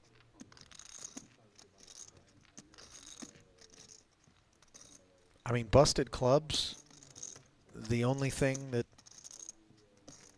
we're bluff catching here. Yeah, I'm trying to think what calls 50 on the flop and then 90. That a pair of, and then Like some ace X of clubs? yeah. Or like king X of clubs, queen jack of clubs, any of those hands. Some of them may or may not float for 50K on the flop, which is kind of a biggish bet.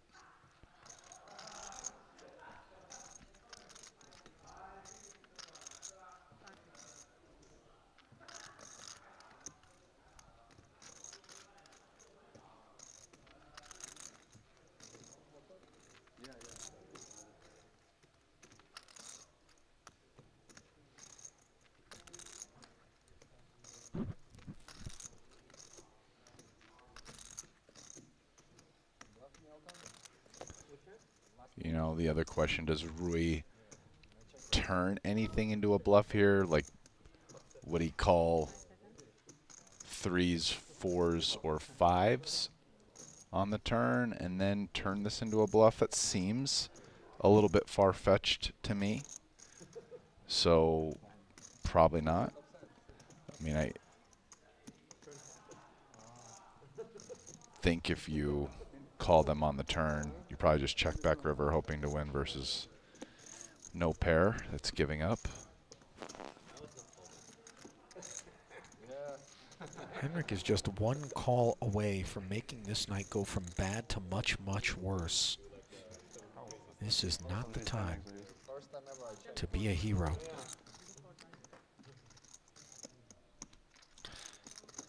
Yeah, it isn't that easy to come up with hands other than clubs.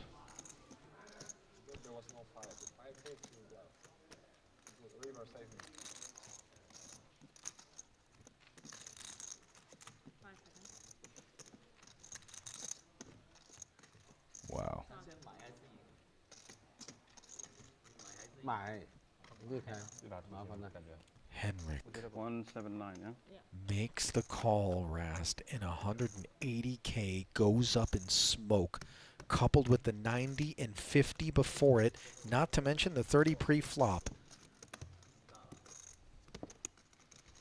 This is a 349K L being slipped around the neck of Hecklin, who already was shouldering a pretty big burden. 这个为什么那么黑？今天 KK 看到了把牌了吧？我 A 他 KK 发2次，2次都输掉了。 Ouch. And a full double for Cobra Cow. He's poised and ready to strike. Oh, he just struck. Rast.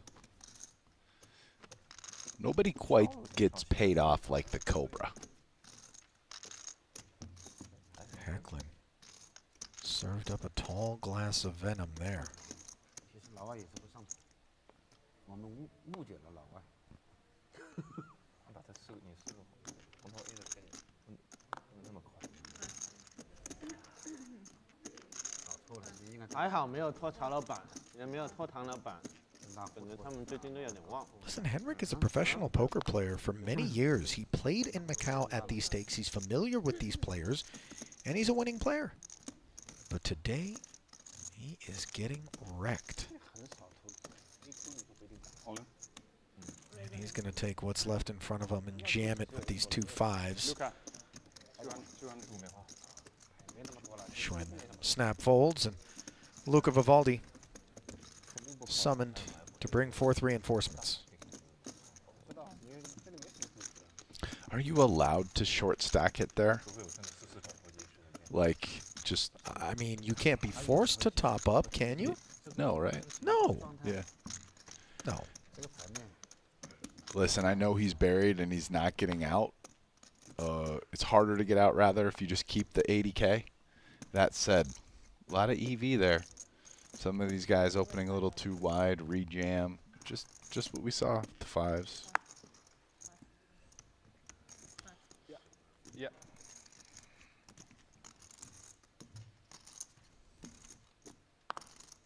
Thank you.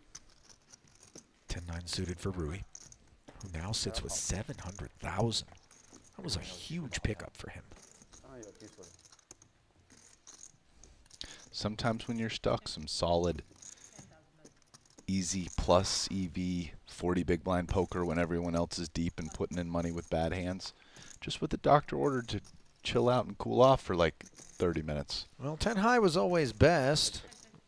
Pair of 9s now the product of the turn, as Rui c-bet 10,000 on the flop, did not bet on the turn, and shuts it all the way down upon the arrival of the ace. The open ender for Andy never got there. No river bluff. Yeah. With that hand went at light speed. I know. What the heck?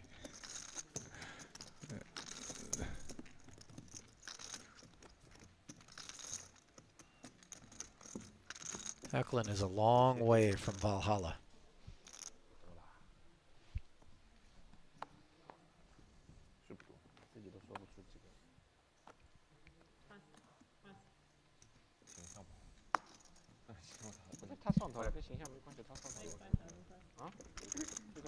Queen 3 suited as the Dane takes us up. Andy with King 10 off. Gonna 3-bet him, and you know, this is... Ouch. Henrik just folding. Can't take the heat.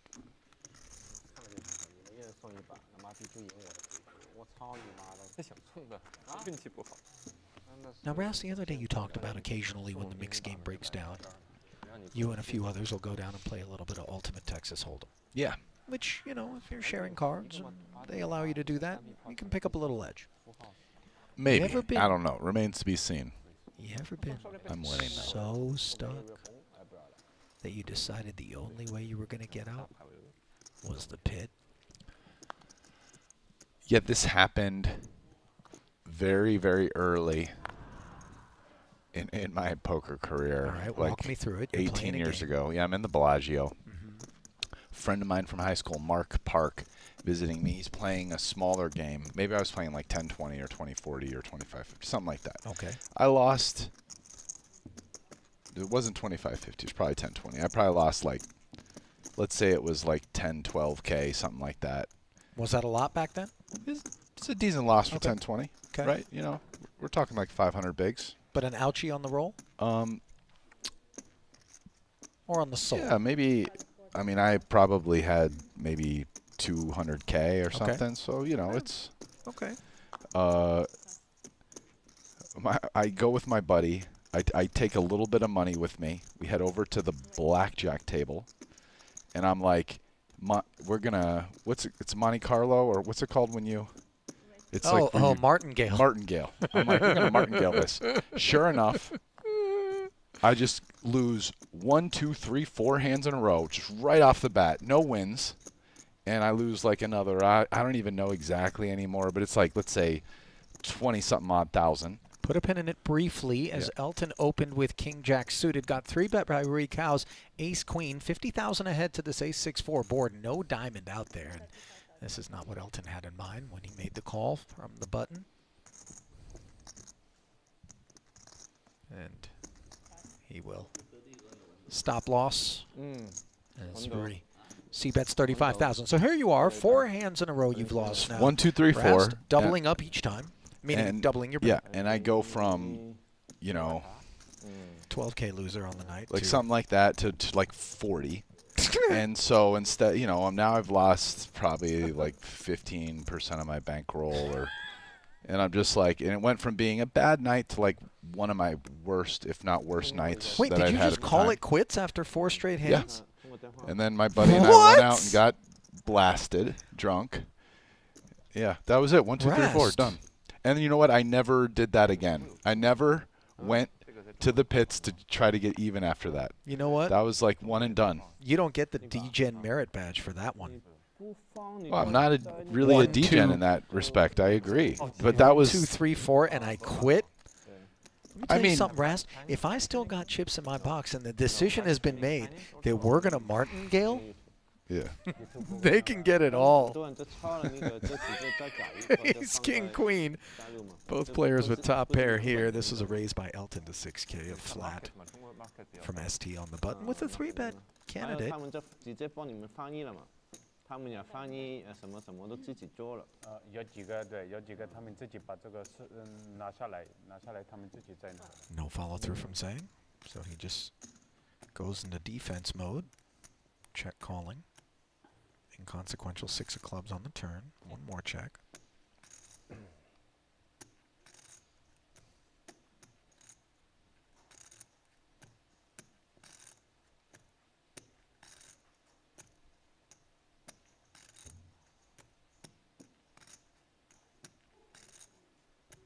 I mean, ST check back feels like a cozy way to approach it from a pot control standpoint and then decide on the end, and yet he is still reaching for chips.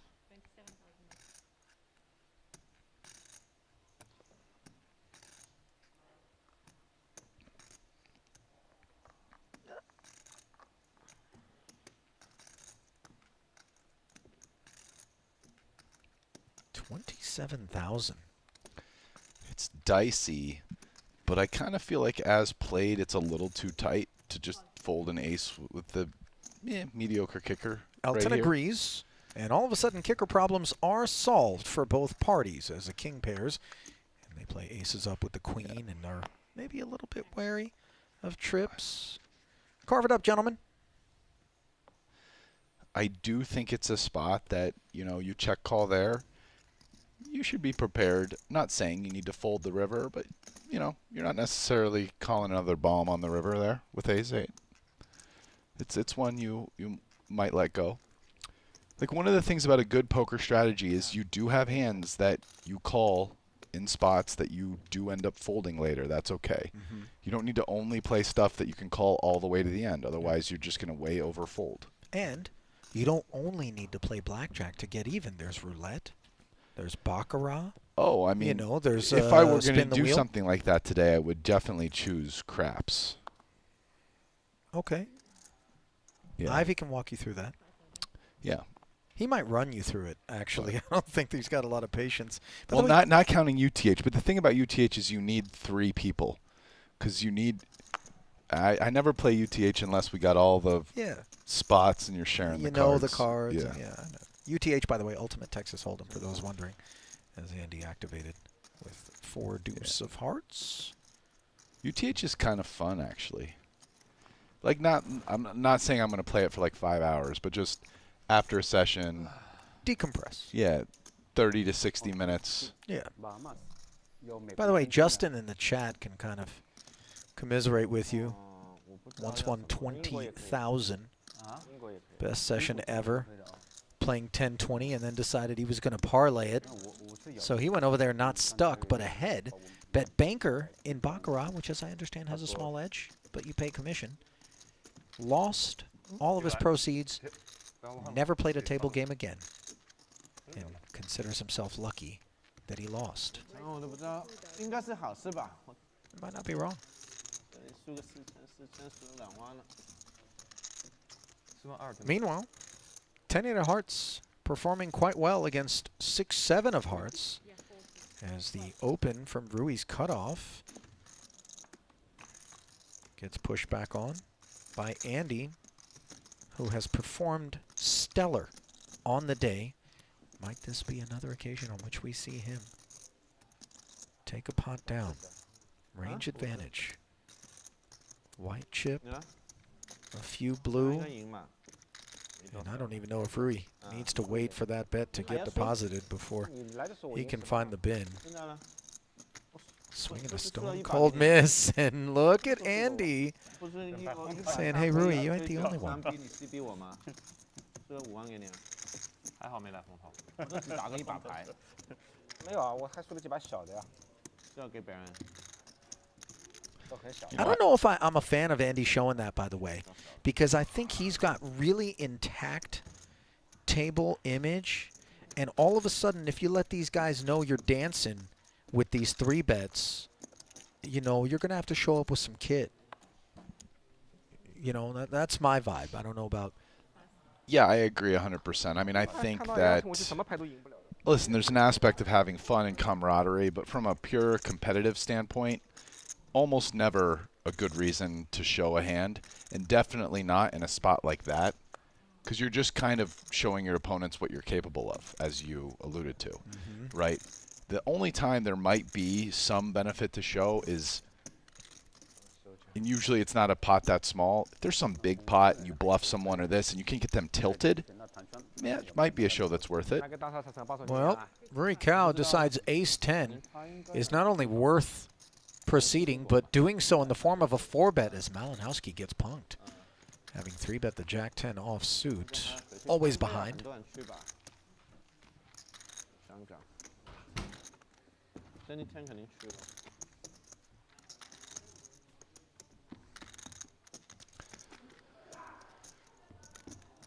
我仲有啲其他朋友都一齊去。咁如果你睇會唔會有啲大啲嗰啲飛機以前 But yeah, table games never really had any interest for me. Hang on, Rast. I do believe that that very distinct fluid dynamic noise was that someone's taking a leak when they got the mic on? I don't know why it's so funny. I'm a grown-up. Oh, not really, but...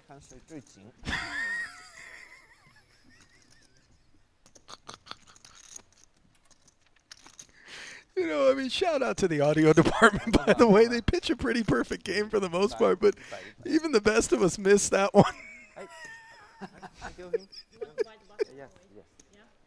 I wish you guys could see how unamused Rast is relative to me. It's very emblematic of our respective maturity levels.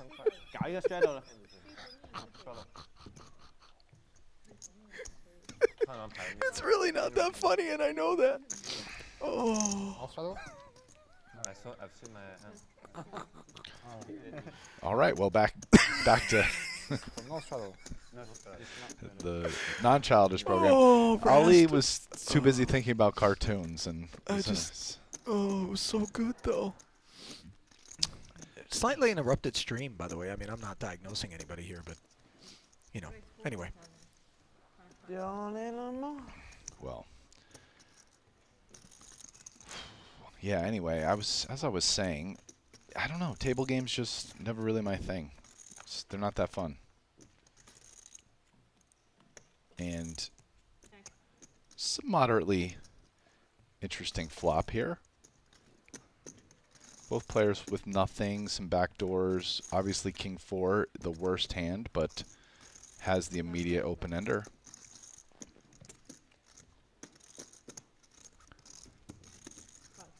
Check call. Another 22 into the middle, and a second diamond makes things even more attractive for Rui. Not so much for the ace-8 suited, though.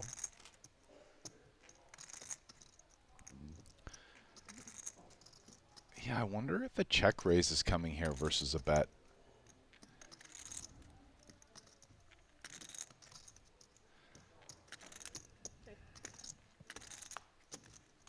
Oh.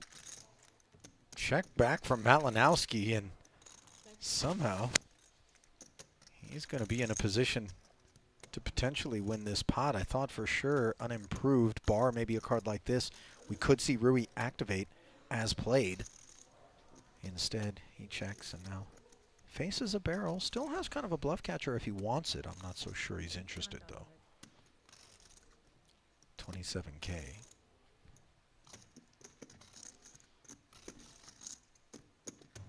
This was an open from Malinowski to 14 pre. Straddle was on. Rui check called 11. Check, check, turn. Now facing 27. I mean, he is beating some bluffs. A decent amount of them fire turn. Stuff like 8 high, 9 high. You know, he's losing to any king high, so he's kind of looking to beat queen and jack highs. Okay. Oh, look at this. Rui says, you know, just in case I'm coincidentally beaten,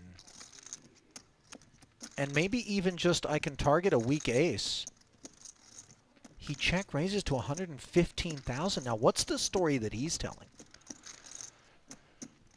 He's telling a story that he either flopped a big hand and was kind of slow playing it with the call, and then when the turn went check, check, decided to try to go for a river check raise versus an ace X that he can beat. I mean, there's some hands that makes sense with. How much? You know. You know, sometimes a story is so incongruent, though. The story's that we're not left incongruent. thinking. What I would say is that Victor just might decide that Rui is also just turning hands that are no good into bluffs as well. I don't think it's that he has a story. It's like, it's a believable story that he could beat ace-8 here. For sure. Like, he could easily have aces up, have flopped a set. You know, those would be the two most likely, I would say, as he was also the big blind, right? So I'm a little confused as to the pre-flop action, but he could have some more two pairs. Oh, and Malinowski sniffs it out. Nice.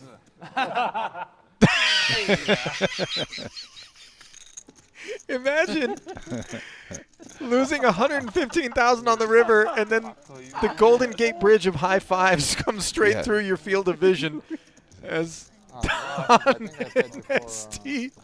Yeah, that's fine.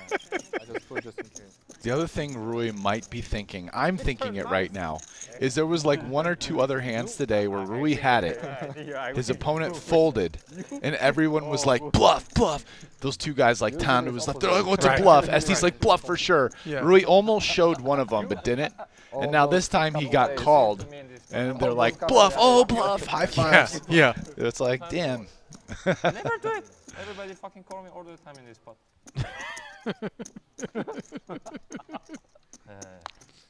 Rui's like, guys, I have it sometimes. Just not when they call, I guess.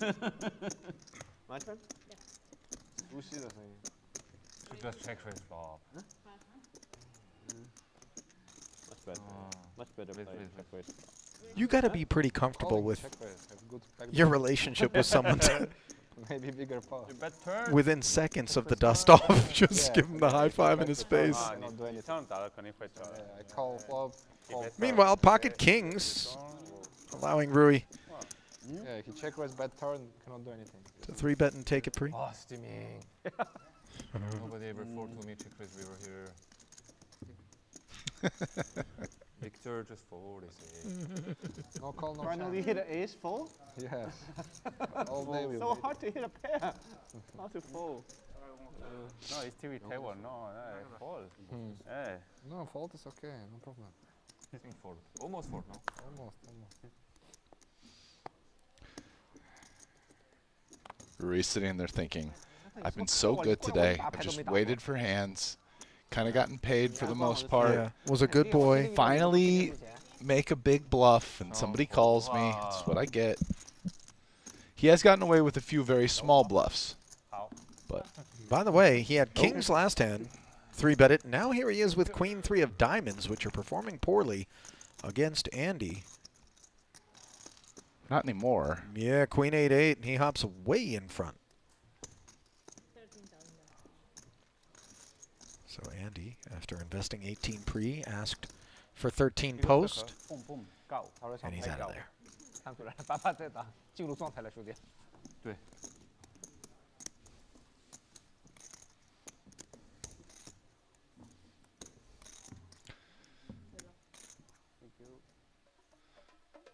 Also out Oh, of there. here it comes, the tribal Our dealer, and dance music. if you haven't already done so, head over to QQ Poker. Friends, Asia's fastest growing online poker platform featuring a wide array of games, an easy-to-use interface, and a welcoming atmosphere for all skill and experience levels. Not to mention that new sign-ups deposit $30 and they will get a shot at our Triton Reward Tournament, courtesy of a $50 ticket. 30K guaranteed in that one. You don't want to miss it. Head over to QQ Poker today and get in the game. QQPK, what else do I have to say? Rui feels a bit wide open right now. Really good time to get aces, turns out, but no one has anything, unfortunately for him. I mean, he literally just 3-bet somebody with queen 3 suited, and this is wild. He went from kings to queen 3 to aces in successive pots. he's won 3 pots in a row. He still hasn't picked up the 115 he dropped off on the river alone. No, but I mean, it's starting to add up. I wanted to make 144, then I said I don't have that many bluff. I'll make GTO trick raise. Oh fuck! Oh, fuck GTO. Because you raise small, I call. Like bigger, I can make. I know, but like I don't have that many bluff. So if I value, I make this. I think fuck this, fuck balance, fuck this shit, and I make 144 first. Then I realize like I don't have that many bluff. I don't turn like pair into bluff. I have like king 4 suited, king 7 suited. I don't even. I fold some pre-flop and like what the fuck. 哟，怎么一样的颜色？连续拿2把一模一样的牌，我操！那天给他颜色一样是吧 You know, Tan has a particular relationship with 8-6, I believe. Because we've seen him. And 5 deuce. Yeah, that one What too. else? Yeah. 哇，好耐冇見喎。 I know that the number 8 is considered lucky in Far Eastern culture. I thought maybe I have more bluff than this. Not sure what the number 6 does. I know the number 4 is unlucky. Steaming raise. Steam declared prior to the 5K open. Okay. All right, well, if you're steaming, I guess I'll 3-bet it, says Victor Malinowski. You will never go steaming anymore. Oh, my. Oh. Needles for ST. Doing a little inventory. Covered in both camps, praying that somebody is kitted up enough to give him some action if he were to 4-bet.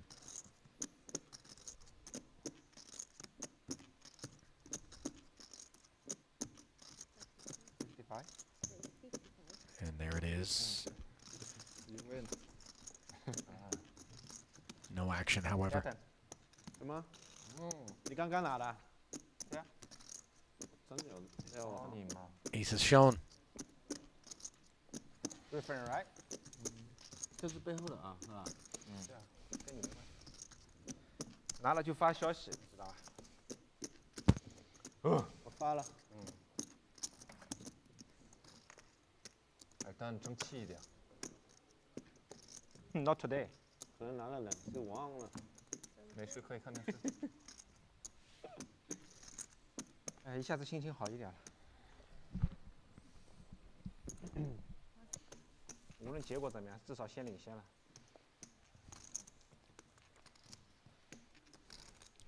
I'm kind of surprised this group hasn't put the auto straddle on. I'm sure intermittently we'll see some more of it, but in terms of just plant it on and don't look back. Yeah, planted. Yeah. That's what I mean. But here we go. Got some hands, but no 3-bet. Elton raising, getting flatted by ST's 10s out of position. Lone customer. Definitely a hand that could 3-bet versus the button open. More conservative flat. 5-4-3. 2 overs and the wheel gutty, not to mention backdoor hearts for Elton, who smacks the queen on the turn for the lead. That is as good as it gets. Pretty ugly turn card for ST. I mean, still feel fine with 10s, but it's a 3rd heart and an overcard. 15K the lead from ST, oddly enough. Are you a fan of this approach? I think leading is fine. Yeah. Elton has a decision whether to raise or call his hand, but there it is, 40 to go now. Now this puts ST in a pretty tough spot. If he's behind, it's very hard to take the lead. Doesn't have any draw, for example. Like 2 10s with a heart, this is a very easy continue, but this is a little bit closer. Our opponent could be doing this with hands like King, Queen, and Ace, Queen, as we see, which makes sense given the sizing. It's not big. But it's also a cheap price here. He's risking 40 to win 47. Could be doing it with a hand like Ace, Jack with a heart. King, Jack with a heart. Even something goofy like 8s. So, potentially. I don't know. Depends on who you're playing. These guys have a lot of history, and these kind of small turn raises in position here feel like the ranges can vary quite a lot depending on who you're playing with. Trouble with the flat here, of course, is you're just praying that not only does the board run out clean, but that you don't get fired into on the end. And ST lets it go, which ended up being a pretty nice fold in this specific hand. Yeah.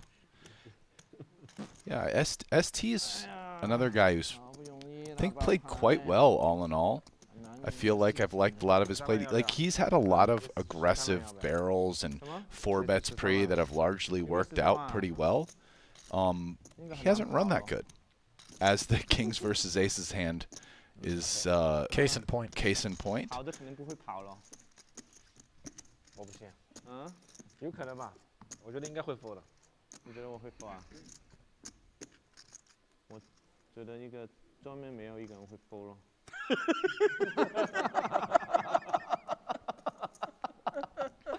但我很想你动手，我真的觉得你闪，快点动手吧！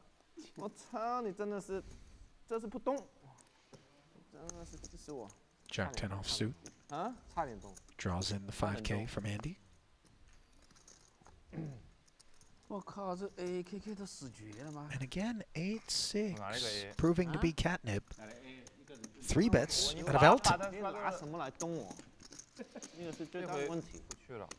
反正牌都在我手里，不知道你拿什么来动我了。 Oh, that little guy with the red cape on was talking to ST for a minute. Ultimately, 6-7 a suited bind. These two are 250 big blinds deep, so starts to make the suited connected hands go up in value a bit compared to what we're used to seeing in tournaments. Andy does 心中的那句话。 let go. 心中的那什么？对啊，最主要是我在我这里嘛，所以我不知道他拿什么来搞我。打错了，我跟一个让你抽。他们在打你，伤心。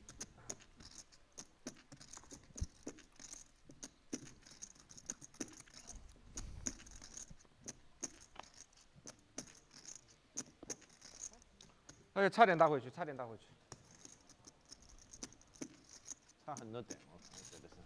Little Pretty suited connector for Tan. 差几个点。 Shoots it. And Hecklin 打得有问 dominated, 题，应该打回去。 but defends. 打得有问题，应该带回来。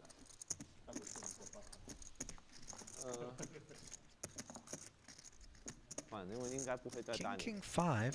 但跟肯定跟。那我待会 Couple of 就要不出 diamonds. 红桃再打，你靠不靠啊？我反正最后这不会有 call 的事情的了。就是要么投机，要么不要了，对吧？啊，要么就 all in， 要么就 all in。Tan leans out for 8. And Henrik doesn't feel like floating. 大了，真有牌？ Strength with the 10 of 肯定有 diamonds. 牌啊，很大的牌啊。我操，那我少输 Waiting 了 on。a better spot. 我不知道你要什么牌，我有很大的牌，很大的没牌是吗？很大的有牌。很大的有牌。很大的有牌，连一个 raise 都扣不动。对啊，什么牌？这很大的有牌了。就是如果他有话，我就没得追了嘛。那叫什么很大的有牌？对啊，很大的有牌。自己打自己的。追9啊，带个红头9啊。没得追，就是一个对子嘛。一对勾带红桃没勾。没有红头勾，一对勾没有红头勾啊。这是很大。这刚刚好像没什么牌追的牌。在香港出几次？ Ace 9 offsuit has issues. 住在香港。哦，你不回下坡了。 ST 3 betting 5 up to 17. Oh, now both these guys have issues, 带你去玩才会。 and they come in the form of Tan Xuan's kings. ATV。 Well, he's definitely going to 4-bet it here. And this is kind of interesting because Tan has shown that he cold 4s kind of wide. And so could be a spot where ST decides he wants to just kind of call and make Tan prove he has a good hand. I mean, it does kind of suck for him that he's out of position, which makes it a little bit tougher to do that than if he was in position. But it really hurts to fold a hand like Ace-Jack suited here against somebody who 4-bets widely. Because you could just have the best, you could be dominating him. He could have the Jack-3 of clubs. We remember that hand, don't we, Ali? And this would explain why ST is happy to put in the extra 35,000, and he'll be even happier to see an ace on board. That puts him in front of Tan's kings. Granted, Wang unaware that that's what he's up against with 114,000 in the middle. He does check it over.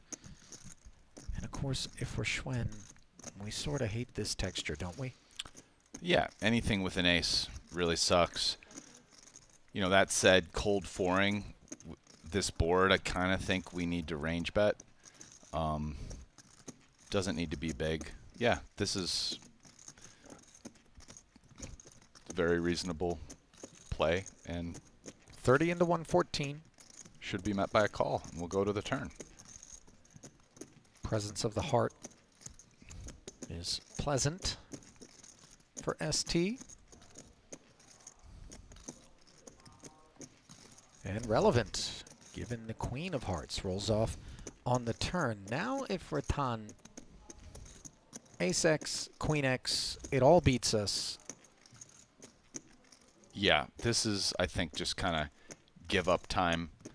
We're also blocking some of the hands that we would like our opponent to have and that might bluff us, right? King Jack, King 10 suited.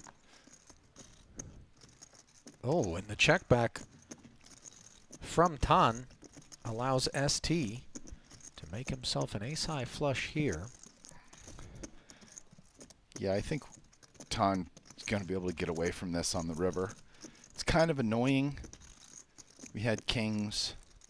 We're not going to win, but don't really beat very much. In fact, our opponent has to start, basically has to start turning worse pairs into bluffs at this point for us to win. Something like Jack 10 of clubs, pocket 9s, but I mean, that probably folds the flop to 30K. Can't, so it's like, there just isn't that much we're beating. 其实那个刚好啊，对我来说可能。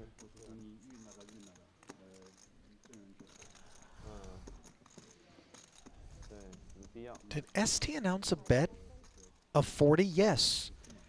I thought I heard that. We couldn't quite see it.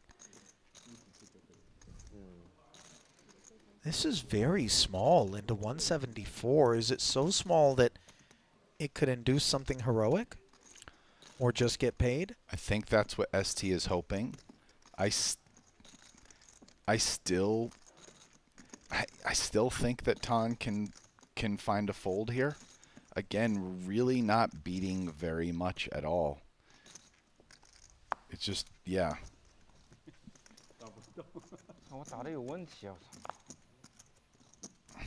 So Schwen does get away. And this round goes to ST. Oh, sorry. Floor. Someone hit me. 不让他打了，你说。啊，对，算了，没事。不过把他钱转过来也可以了，给他打一下没关系。哦，主要是钱转过来。气死我了！什么？打得没有力气一样。我给你打回去。是不是有问题呢？button 位有没有改的？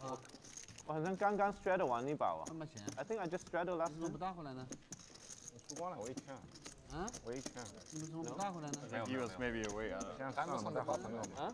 Button is correct. 没有。No. 刚才是 Looks like Elton raised last hand, actually, didn't straddle. And that Andy folded under the gun. 不是已经 straddle 一把了？没有。Maybe he was away. 刚才你 open 他3打的。 It would make sense Oh, if open. if No, I open. Oh. Yeah. I opened. Okay. Yeah, that makes sense. I opened, he 3-bet me. You're in the hand. Weird. Yeah. I remember putting some money in there. 6-3 of spades, responsible for a 10K open as the straddle is on. 这一集我看过。啊？这一集我看过。这一节看一下，那重新再来一下吧。真的假的？真的。 Discounted price for Andy, but rather than just flat, he is going to re-raise to 45,000. Roy, gamble with Andy in position. Oh, you've got your answer. There it is.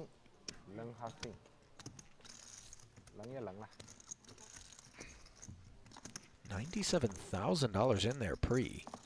4 of spades was a pretty one in the window, but there was no further help to Rui's 6 tray. So I think the size that Andy continues with here really matters. If Andy goes third pot or less, Roy can start considering some floats, but if he goes like half pot, it's probably over.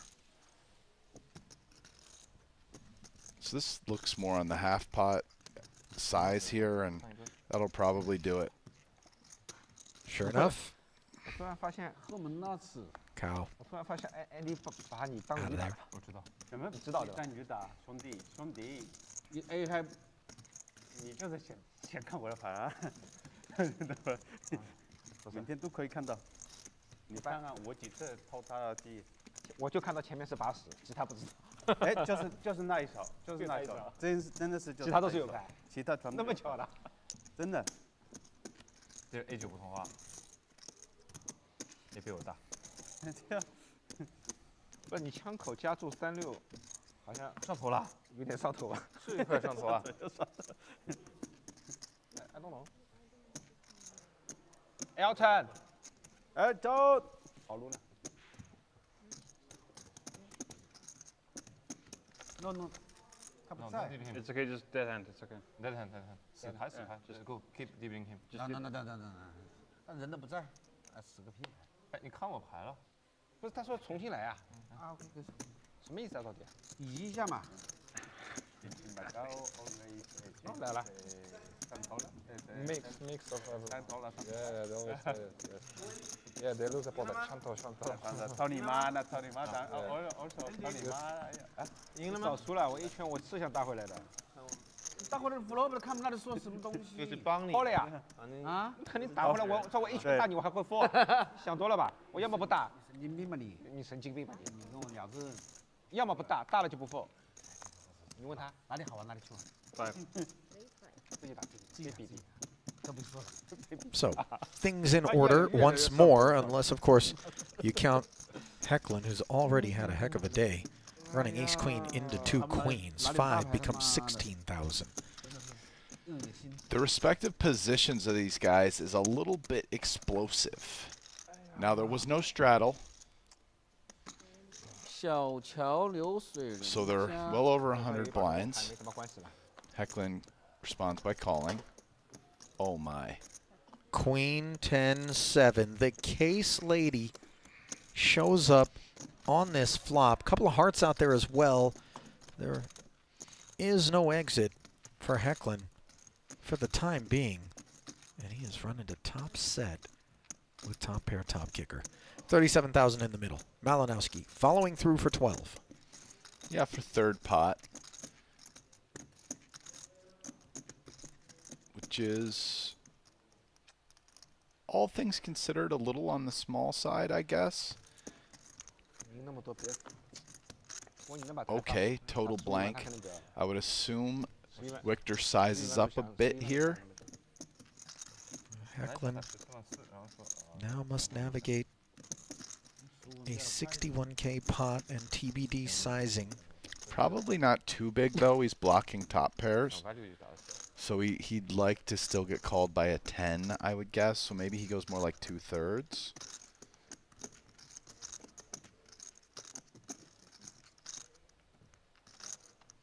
Well, what have we here? Yeah, about 2/3. Yeah.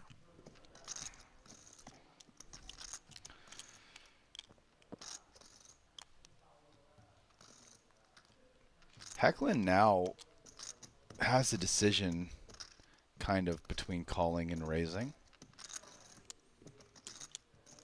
Probably like just a little too deep maybe to want to raise and get it in, so going to call, but kind of scary. He's hoping for a blank. Little does he know he actually doesn't want a blank. He wants something that makes it hard for him to put money in.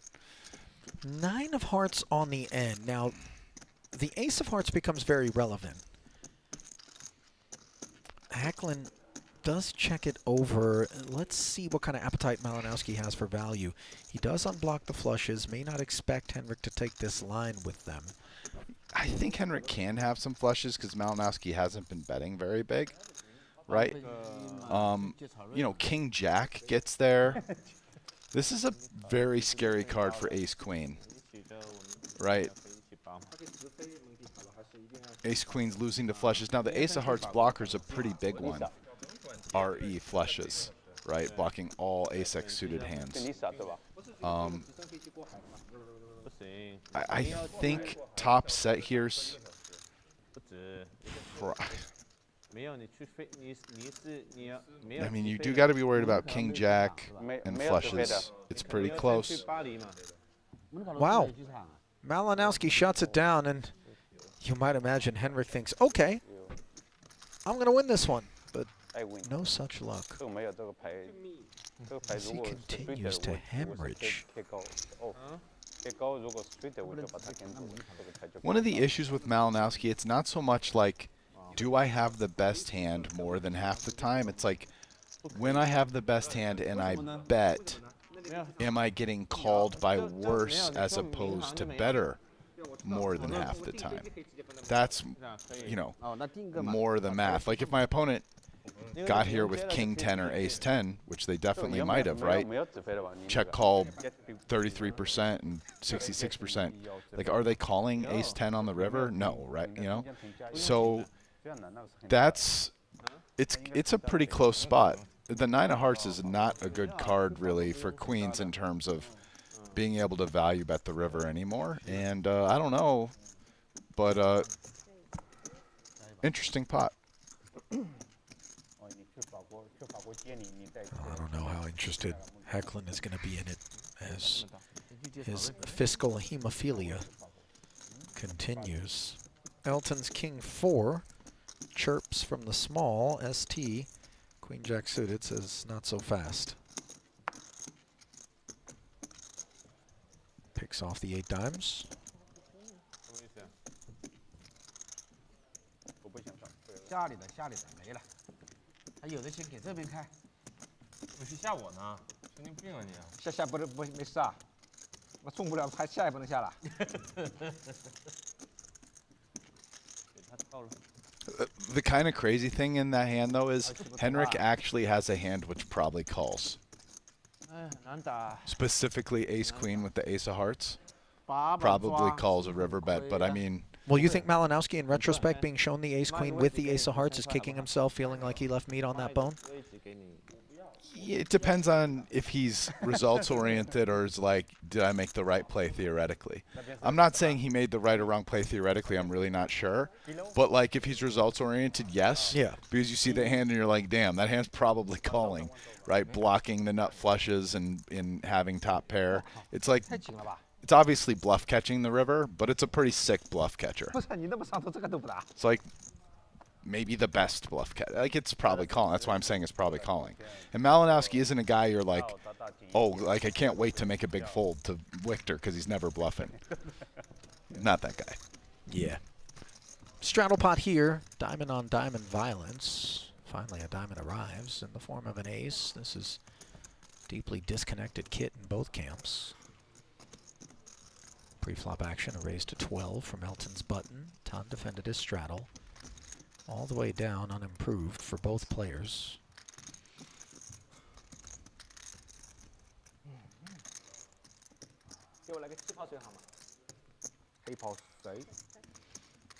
This 大，加起来，加起来不大。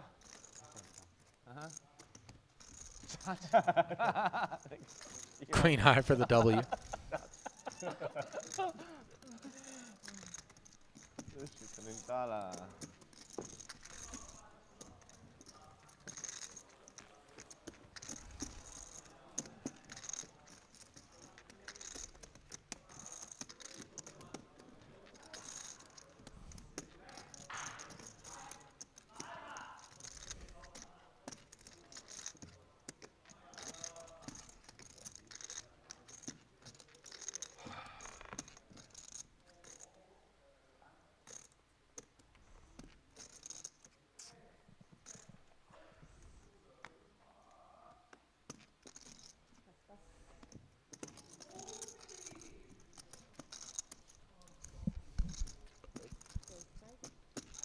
Queen Jack opens.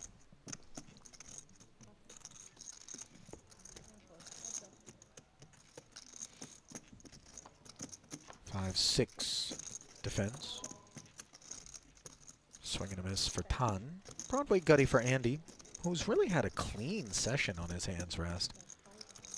Can't think of a single hiccup or misstep of any consequence. Yeah, Andy's played great today. I mean, it's been a bit quiet this frame, but, you know, the first 70% of the day or whatever it was, it's just outstanding with, I mean, not just solid play hand after hand. I mean, some kind of standout, you know, standout hands. Sure. I mean, in particular, I'd say the 3s bluff, and actually I had 3s both hands. Andy with 3s. The 3s bluff and the 3s fold. Yeah. The set in particular, for me, was the more impressive of the two. It was, well, I mean, it was savage to bluff the 3s, but it was a pretty savage bluff that, not just savage from the OMG, like savage from also, I mean, I'm thought through that hand very deeply, and I actually think he's played the hand great from a theoretical perspective. And the 3s fold is great from, like, he's supposed to call, I'm pretty sure, and he laid it down, and he was right. Deuce, deuce, 8 with a couple of spades here as party of 3 takes their seats for this flop. This is a button open from Rui. Defense from the 2 blinds. C-bet and take it. Cobra Cow.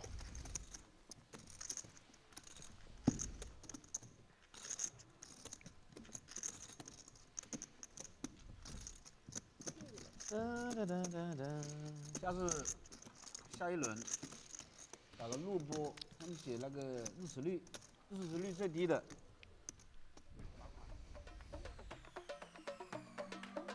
Gather around the campfire, kids. Yet again, we take a moment to remind you that the good folks over at QQ Poker are ready and waiting to take your action. It's Asia's fastest growing poker platform, expanding globally, offering fair play, a wide range of games, and an easy-to-use interface for players of all experience and skill levels.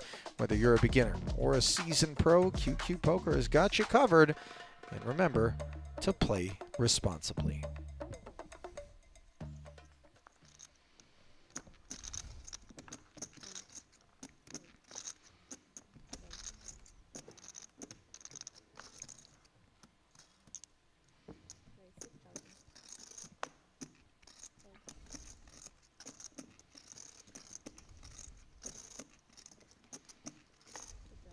搞了一整天嗨了都找不到能把。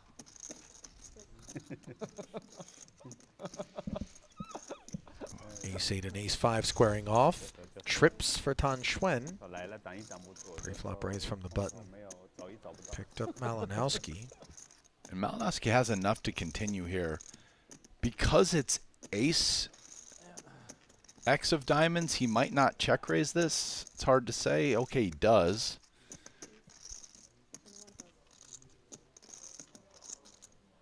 Tan just really flopped it. I mean, Victor's hand was a candidate for a 3-bet pre if he wanted. Instead, he chooses to check raise on this on the relatively low pair, dry board. Yeah, the low pairs where the big blind does it. That said, a lot of times check raising with ace high in this spot, and you know, you call a little bit more, whatever. It's not getting in the weeds in that. The pot's big. It's a blank. Wonder how Victor continues here. He will have some other stuff he check raised with less showdown and perhaps more draws, such as gutters and open-ended straights on the flop to continue betting here, along with 5x, and then maybe stuff that hit a jack. So he probably just gives up with the ace-8. Not really what Tan wanted to see. No. The check from Malinowski will leave Xuan to do his own bidding. This is nothing a lot of the time, and Tan probably knows that, you know. That said, you can't win a big pot unless you build it. But against Victor's hand, Tan would do better checking back, you know, but again, okay. Smallish bet. So Victor's in no man's land here with ace-8, kind of. Really tough spot. Probably you just lay this one down, but it's pretty annoying. Wouldn't fault him for calling. Tan chose a size that actually attacks ace-high very nice, allowing ace-highs to continue. So the milky little 22 keeps Victor intact. Unclear how much he's going to face here after the 6 rolls off. Pot growing to 6 figures.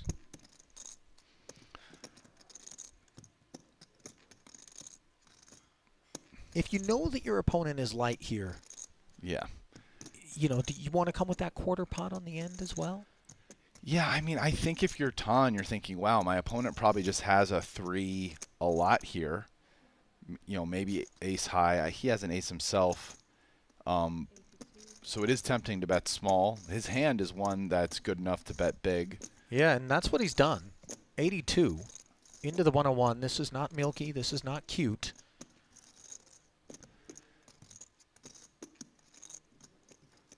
You know, I think once you get to the river here as Tan, I don't know how much it makes sense to have kind of a small bet size. It's really interesting river spot.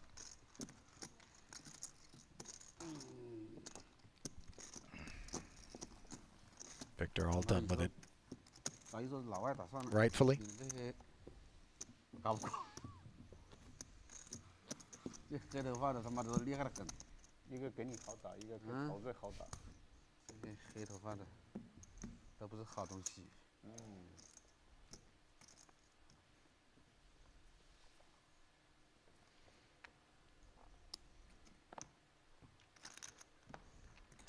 Definitely a river spot where if you're Victor looking at Ton, it's like Ton has to work hard to have stone bluffs there. It's not easy. There was no flush draws that showed up, etc. You know, the 6 comes in, filling in. Whether or not you make a straight, you hit a pair. Right, incidental. Yeah, you need to have some out there hands that you play aggro in order to show up on the river with air. Which, of course, Ton is actually one of the guys who's a little bit more likely to do that. But again, just in general, people oftentimes don't do that often enough. Well, Hecklin flops trips here. Unfortunately for him, there isn't a lot cooking elsewhere in the kitchen. Rui was the pre-flop opener and has not c-bet on the back of his 5K open. So the button flat caller does his own bidding, throwing a nickel in the machine.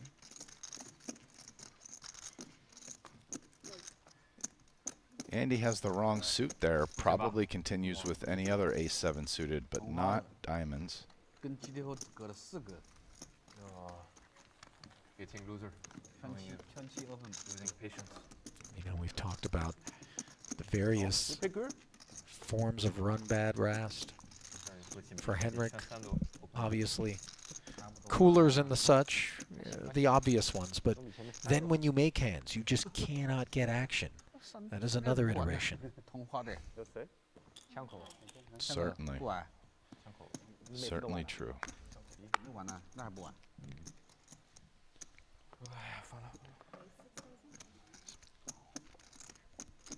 紧一点，紧一点，紧一点，广告做完了。广告。现在广告是 pre-flop open， 他妈的打到，我原来都是这样。 Open from the Queen 6 suited of Tan, greeted by an ace-jack 3-bet to 17,000. Shows the Queen and lays it down. 1-1。大少好，你就想不是你，别人你会，那我当傻逼啊？说啥？不是吗？托底你要想，是不是你跟你打的一样的人啊？托。哇，聊上头了。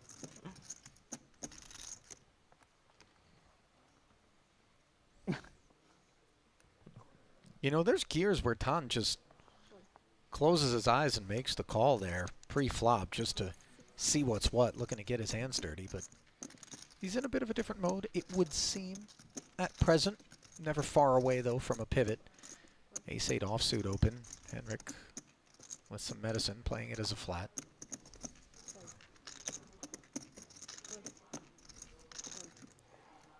Elton flicks in the call from the small. What's ST working with? Nothing, as his hand is binned.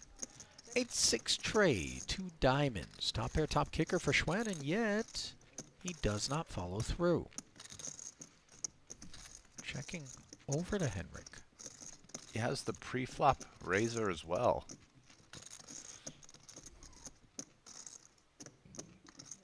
Surprising? A little bit. Hecklin activates in spite of the lack of a spade on board, maybe sensing that Tan isn't nearly as involved with this board as we know him to be. Elton out of the way, and now Schwen may not have an appetite for this diamond turn card. Hecklin doesn't have a lot of reasons to barrel here. He's going to be able to find better hands. Ace-9 probably just checks this back. That's exactly what he does. 5 rolls off. Tan's got to feel pretty good about having the best hand here. Maybe good enough to value bet this himself.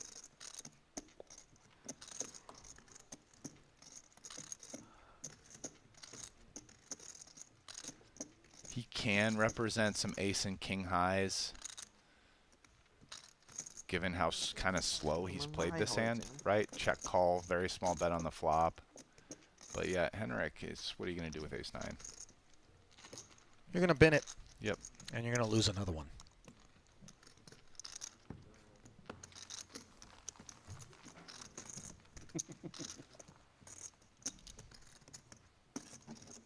起，往里脚起。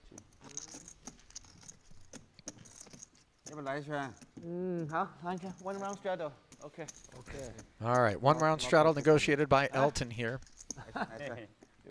And just prior to that, I was going to comment, Rast, having hung out with Henrik away from the table, I mean, he is about as fun-loving and gregarious a guy as there is on tour. So to see him kind of in his shell, buried, feeling it a bit out there, stands in such stark contrast to, you know, how we know him to be capable of being, even at the table, by the way, and just emblematic of what he's suffering through right now a little bit. Sure. Yeah, I don't know Henrik that well away from the table. I have had a drink with him here or there at some of the stops. He's usually a little bit more stoic at the table than he is away from the table, I would say. Fair. 10, by the way, has become 45. Ooh, and we is have this the no double clue. mystery hand? No, this is just a couple of guys who maybe haven't scanned their cards. I'm not sure. Maybe we've got a little malfunction on the RFID, but this becomes, in effect, a double mystery hand, potentially. So it was the Malinowski open to 10, 3-bet out of ST, small blind to 45. Jack 5-4 rainbow, 98K in the middle. They got some cheddar to play for behind.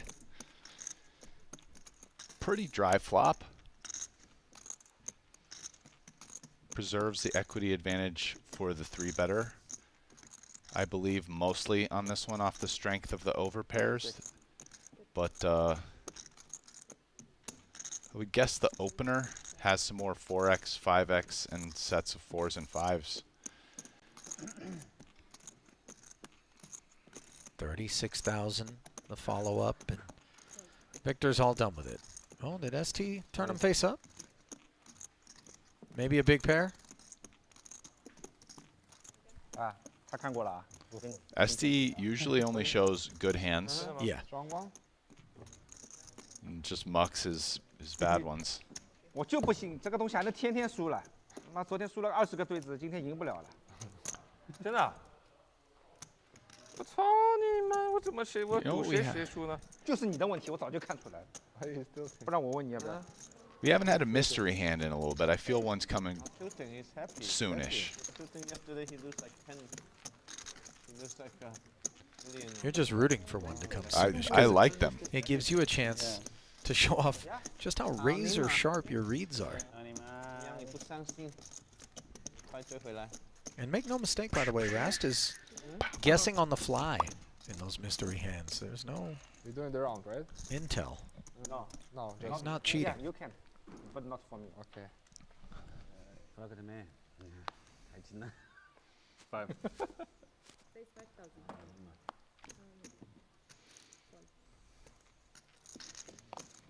Okay. 他们有句话是怎么说的？你们赌博是 5K open from Henrik. 2 red queens, 3-bet to 17. I'll go friends. Yeah. 你这个英文还是别说了吧，打牌算了。tight，那紧叫什么来 tight 吧？对 ，tight。 Another 12,000 to continue with the King Jack suited on bullet number 3. I would imagine Henrik calls this. Yep. 最紧的。 Believe I saw real quickly I think so. Ton Mucka King, so probably not too many of those left. And ooh, I will say this is bad news bears for Hecklin here. As it stands, there's no question. He's got top pair, king kicker, spade-free environment. But the overpair for Elton, way the best of what's around. 39 dimes in the middle.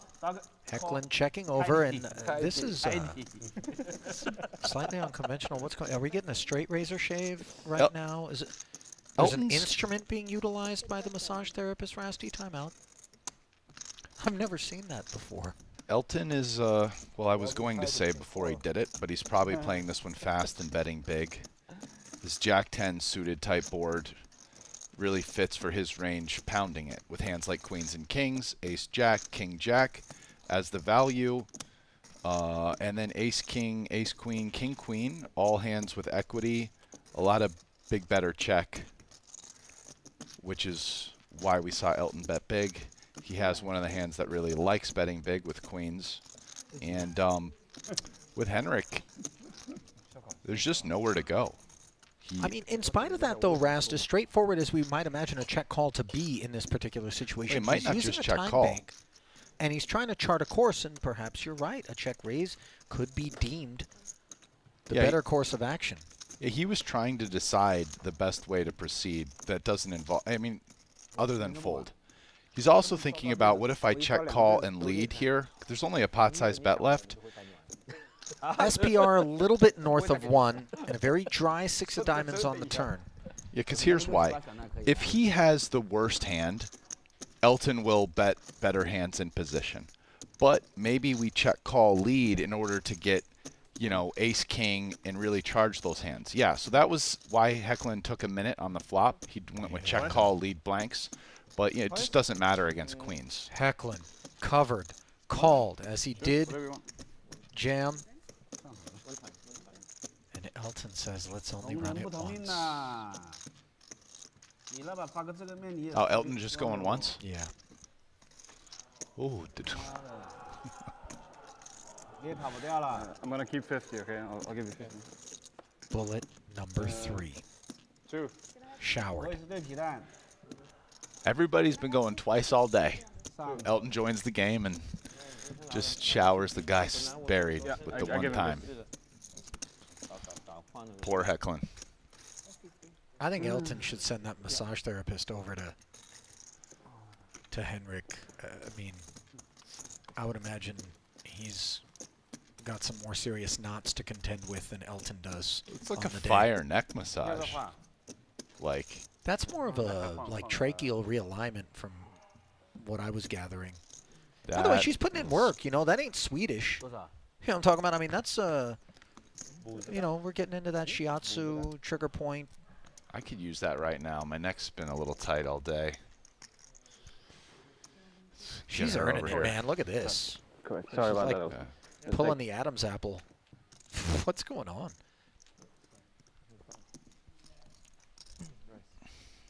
I actually forgot also. You know what? I was on vacation in Thailand one time. I was in Chiang Mai.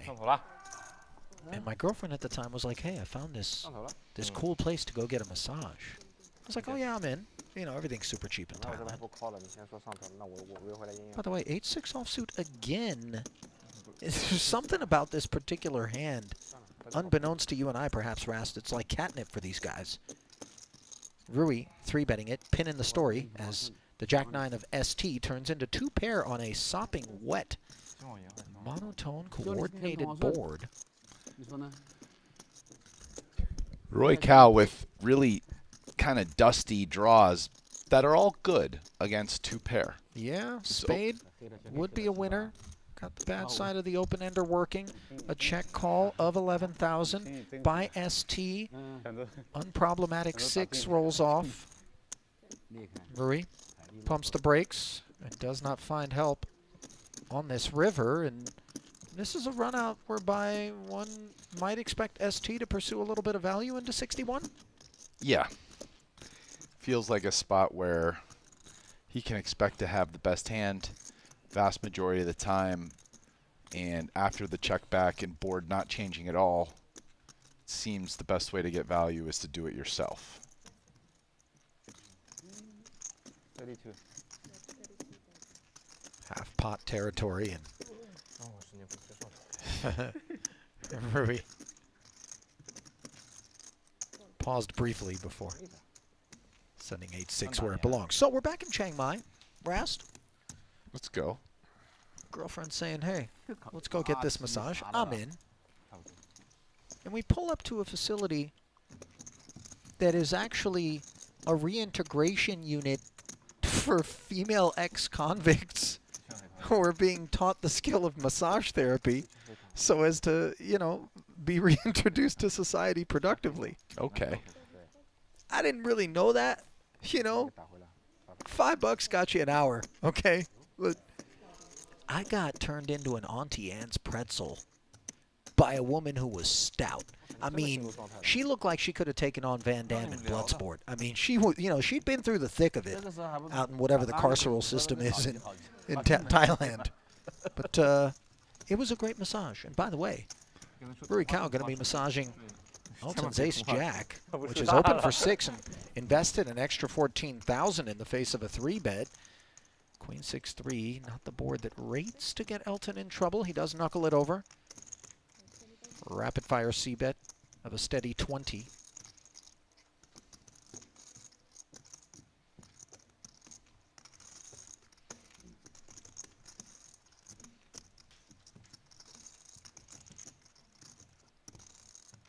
Too much money for too little hand, probably.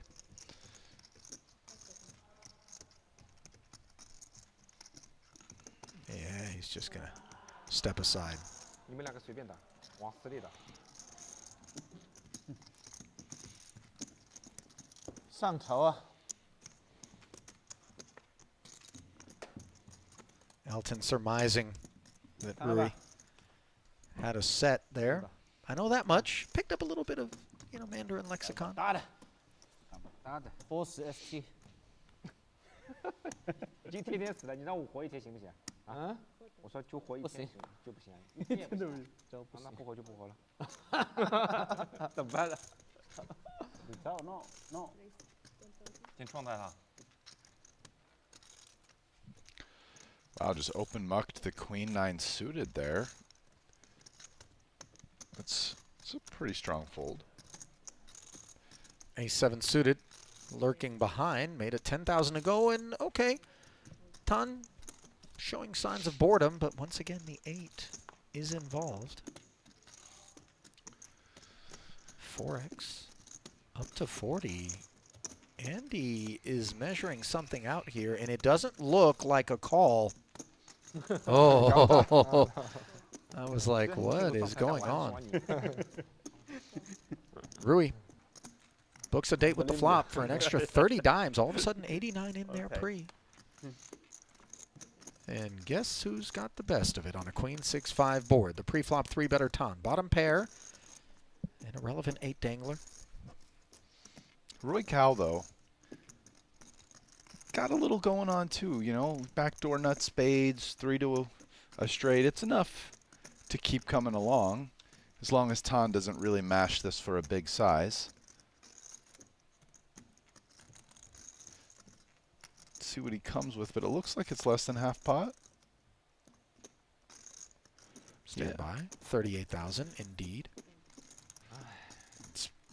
Just getting small enough that maybe ace-7 suited could have came, but Rui mucked it relatively quickly. Yeah, faster than I might have expected, by the way, especially given the sizing and his kind of appetite at times to get into the weeds a little bit, especially against somebody like Tan, who you can build a big pot with. It's tough. It's hard. He's a hard guy to float out of position, 中把大牌， or 没 just 人 in 了。 general, because it seems like once he kind of takes the lead pre-flop, he keeps on hammering. Might be one of the reasons that he didn't call there with ace high, no real draw, and just some backdoor dreams. 哎呀，这么好的牌，算了，不局。这不都是你的二次吗？ Ace-4 suited. Wasn't interested in a walk. 差不多就是 A 嘛，尖尖嘛。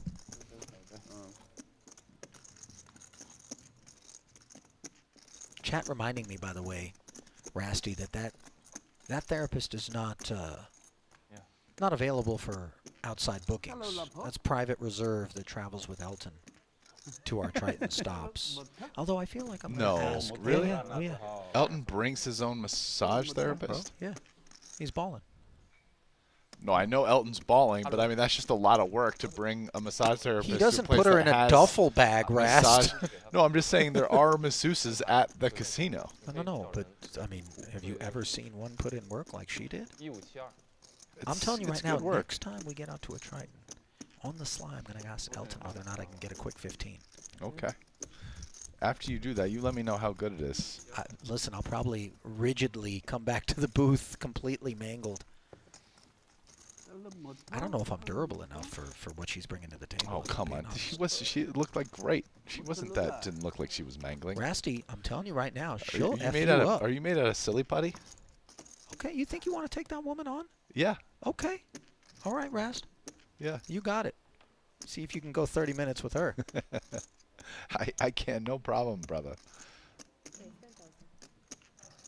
I mean, if I instruct her to mangle, I got some meat on my bones. Yeah, no, I know. You know, You know, you I think work you got out. the kind of knots that can go toe to toe with her, but she had the medieval scraper. That looks great. Yeah, neck. I like the neck. I don't know what you're into, Rasty. You're a sick out. little pup over there. Hecklin Jack 9 suited makes it 10,000 to go. Better clubs awaiting Malinowski in the hijack. Still in position 3-bet here.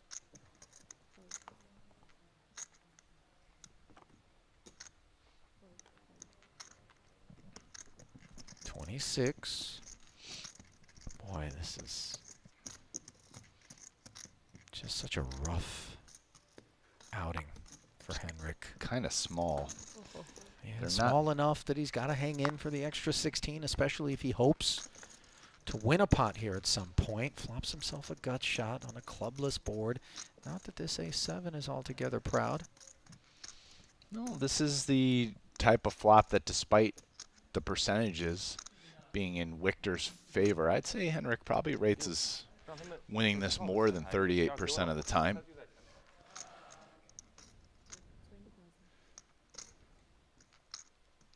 $20K follow through, 1/3 pot. Again, the kind of sizing whereby Henrik may be thinking, I don't want to orphan my investment thus far. Oh, he's not folding here. No. Just calls and isn't in love with this turn. Malinowski picks up a gut shot. Neither player with the diamond.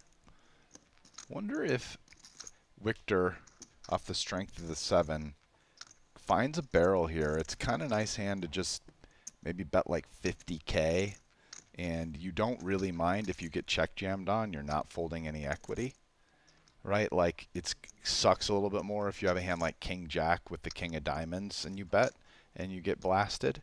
Yeah, I'm kind of down with this play. So is Malinowski as the 33K lightens Henrik's load. I mean, this is just turning into the infinite red candle for the Dane. Yeah. They're said to be the happiest people on Earth, Danes. Rast, I don't know that Henrik is in the census right about now, but... Yeah, they got to keep him out. He's going to bring down the average. Nah, he looks fine. Oh, I'm sure he's been stuck more than this, and I'm sure he's had some absolutely massive wins on his resume in lineups and games such as this. But today, he is more the bug than the windshield. Nevertheless, keeping with it, he makes it 5 to go. Andy flats Jack 10 of diamonds. Elton says, more please. That suited wheel ace, and Henrik concedes. Back over to Andy. He'll speculate for the extra 15.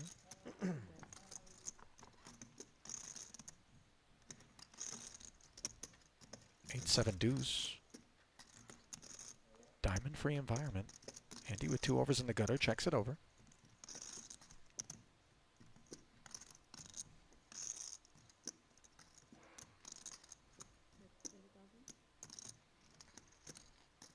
$20K follow through from Elton.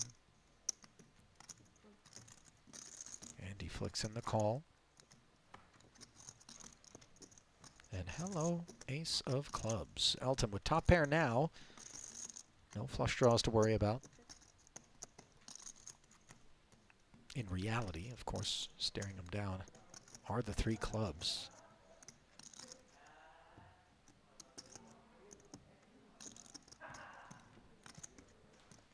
These forks in the road, Rasty, whereby obviously we've improved tremendously having hit the ace, but the board texture deteriorates a bit, lend more toward betting and preventing potentially being in an awkward spot such as this where the 4th club rolls off for free and maybe Andy speaks up? Or do you prefer the check back pot control and then decide on end? I think that the economy you presented is a little bit too simple, and both plays have their merits, and it just depends on the situation, your hand, your opponent. You know, it's too hard to give a general answer to that. This bluff obviously makes a ton of sense by Andy. He has pretty much the stone worst hand he can. It's kind of a tough spot for Elton here, because even though we only have top pair of aces, it's a spot where Andy probably is only value betting, like he bet, what, 66 into 90? He kind of either has a flush or he doesn't, right? So it's not like we're losing to 2 pair or anything. Oh, wow. Elton finds the call. And tough customer on your hands right there. Credit to Andy, by the way, who is going to get that through with some frequency. You know who might be the pick? Look at this. We've got Henrik and Ton. And yeah, they're throwing a party, aren't they? And not because they intended to, but rather because that's just the way things have shaken up. And I thought it was just bullet number 4, Rast, but it looks like it's bullet number 5 that Hecklin's on, and he's only got 144 of that 200 sitting in front of him. An $856,000 L on the evening, which grows thin. An ST plus 300K despite getting all in aces to kings for a huge pot. Who would have thought, by the way, given that Hecklin is the one that showered those aces with his kings on the 2 runouts, that removed from that spot by not too long, it would be Hecklin stuck 850 and ST up 300, because after that pot, if I'm not mistaken, Hecklin was the tops on the leaderboard, up $250,000. So this represents like a $1.1 million tailspin. Yeah, which is big, because you know, I'm kind of thinking, we were talking about who's the MVP so far. It might be Elton. Elton got here late. He got here late, yes, which is why I didn't mention him earlier. But he obviously was the biggest winner in day 1. Played great. So you're talking about across the entire invitation? Yeah, not today. Okay. For day 2, he did play the first half, only the big game. Played good. You know, Elton's just played solid. He hasn't had any like standout, wow kind of hands like maybe some of Andy's today, but just a lot of really solid play. No moments where you're like, wow, Elton's really screwing this hand up or whatever, and just maybe 3 wins in a row. And no peel from ST's deuces, as he called the 5K pre, and succumbs to 12 post. You know, it's like, yeah, Andy's had a great day today, but maybe not day 1 and 2. Ton, really good day 1 and 2. Not so hot today. So it's kind of like no one else has put in the amazing performance. Elton just solid kind of win after win. And yes, I mean, he did win like 1.1 million on day 1. That was a big win. He was the big winner. Him and Ton. Ton was like 900K. So, you know, maybe it's Elton. Here he just comes, just picks off the bluff. No big deal. 1 pair on a 4 flush. But just move on. He's up over, you know, 300,000 again. He makes it look pretty easy. Yeah. Meanwhile, I think he's my pick right now. Oh, good, a mystery hand. We're finally back, bro. Brought to you by QQ Poker. We're going to black out Tan Xuan's holding, which, of course, we know will participate. In what form? TBD. After the Andy Under the Gun Open to 5K, Rical with the finger wag to 16,000, courtesy of Ace-Queen off. And we are headed to the 4th floor. And Ton with the cold 4 on the button. We know this could be like anything, okay? Especially when he's in position here on the button. He's already done this today with like 8-6 off and some other. So let's not narrow his range down. In fact, I'm almost inclined, because this is a mystery hand, to think he doesn't have a big hand. You know what's interesting is, in spite of the fact that it could be any 2, we've yet to see someone without a bladed hand. What, like 5-bet to just target what they think is a light 4. Yes. You know, that's something we haven't seen them do. Rui flats, flaps top pair, and the second nut flush draw. This is a lot of kit. It's a pretty sexy flop for Cobra Cow. Knuckles over. I'm kind of just really hoping Tom's going to start putting some money in the pot. You just take your chances here as Roy. Well, let's see the sizing. Just 35,000 into the 116. Rui double checks for the club. Yeah, let's call. Probably have the best hand. Let's keep in all the air. Board pairing Jack on the turn. I'm Not sure how welcome a sight that is. Tan probably doesn't have a Jack, but he might. Jack 3. I mean, yeah, he could have a Jack, but you know, most of the deck is going to be kind of fine for Rui, right, with his hand. Maybe this is a slightly below average card.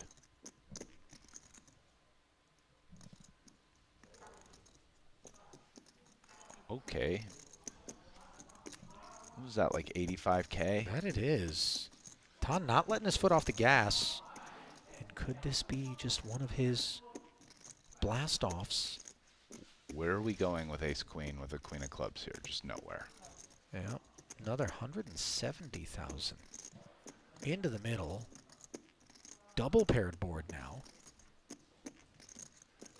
Feels like kind of a blank. You never know with Tan. He sometimes bets a little bit too wide on the turn with the betting lead. But normally you'd expect our opponent not to have much 5x. The cold 4 and the turn barrel. But most likely Rui is going to call a river bet. I mean... Well, I mean, I would agree with you, but just north of 1 SPR, Tan could just empty this clip. No, all-in is something that will get some serious consideration by Cobra. But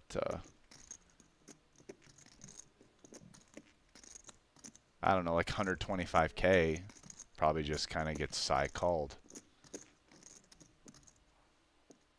Oh, he's reaching deep into that white stack. That looks like 250. Oh, that's not going to be fun. $250,000 river bet. At this point, we're a little puckered at this point. Now enough money has gone into the pot that at this point versus 250K, unfortunately, it feels like we're bluff catching, which was not really what we were hoping for as Cobra. And unfortunately, Rast, even though it presents the opportunity to click call and haul in a massive pot, we can't just range Tan more heavily toward the nuts. We have to consider that he could just have stone air. He's done it before. We have data points to that effect. Yeah, which is why ultimately I think Cobra ends up calling this. He's going to think it through. But, you know, Tan, especially today, like Tan's been losing. Now, he has not been playing as wild as he was a couple hours ago. But, yeah, he could have nothing. Well, let's You're see. right. Like just the 7-8 of hearts.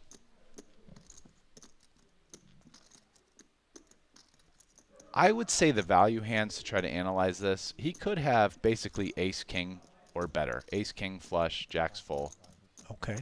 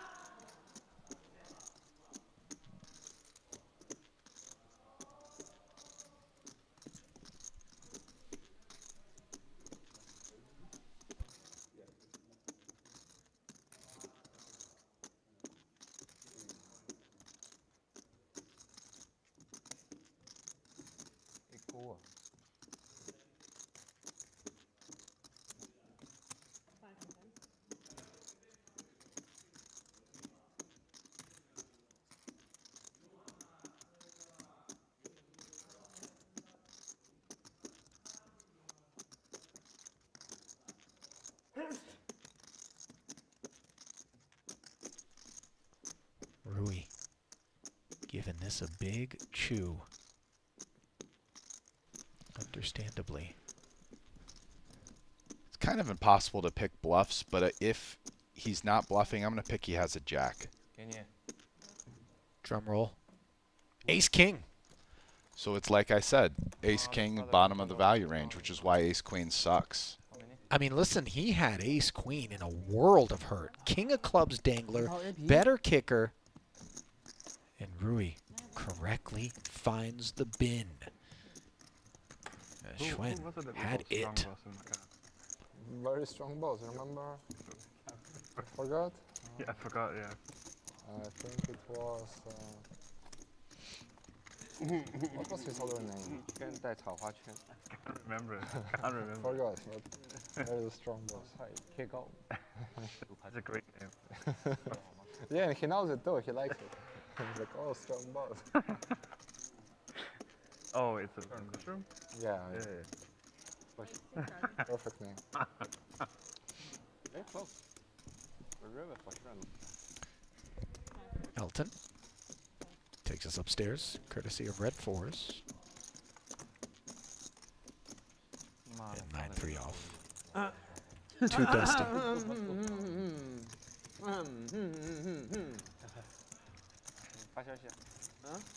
I like the value bet with ace-king, but to give Cobra even more credit, kind of owned Tan there by folding ace-queen, the next worst hand.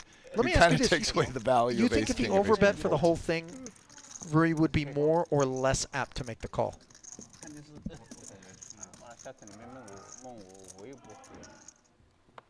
I mean, it's more polarizing. There is a difference between 250 and 373 there? There is maybe slightly, with his particular hand, maybe slightly more likely. To call. If he now thinks he can't have ace-king at this size, it's a pretty big deal for ace-queen. Sure. Queen 9 suited as Rui mounts up. Heckling, showing fight. Oh, can I have same, please? Team Rui. 3 scoops, Maybe I'm courtesy of ace 10.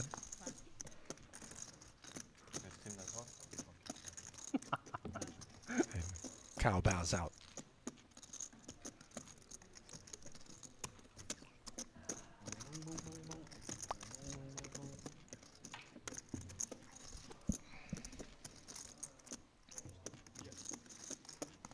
哇，上头。上啥头呢？有啥上头的呢？那个5根都不是白牌，怎么上头？过来，我来个没法开的。都合理。没开到我这里。You're a strong boss. Yeah. Nines. He's done now, right? He's done now. He's playing 3-6-12. Make it 5 to go. Oh, yeah. Strong boss. So he move down. Yeah. Yeah, makes sense. No more strong boss. Yeah, Japanese a pigeon boss. Jack 10 suited. I'm very sad like this. Has Elton 3 betting. There's no mercy.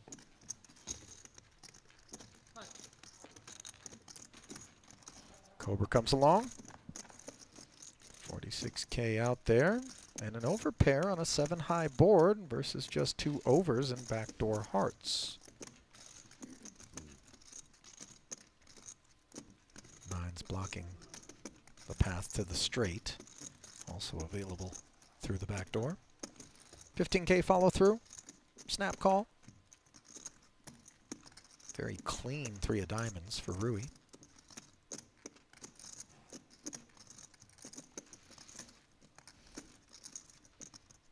Elton doesn't really have the worst hand to keep barreling.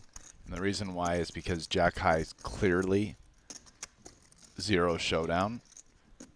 Never getting to the end and showing down and winning. And it's blocking jacks and 10s, which are probably pure flatting this 3-bet. 65K, and all of a sudden what looks like an innocent 10 ball finds its way into Elton's corner pocket, pipping the 9s.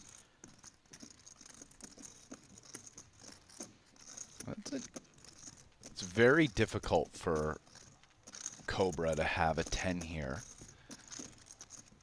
Elton's got kind of a nice value bet. You are losing to jacks, of course, which block it. Potentially queens don't 4-bet you, and then, you know, some flopped hands that have just slow played. It's very close in terms of value betting this, but I 快了快了 ，Andy。 do think it's reasonable to value bet. 每天给你打工啊。 Yeah. Strong boss on the big boss. How meaty is this? Kind of like this. 130 into 206. And remember, Elton was a pre-flop 3-better. So hands better than 9s pre-flop are available to him.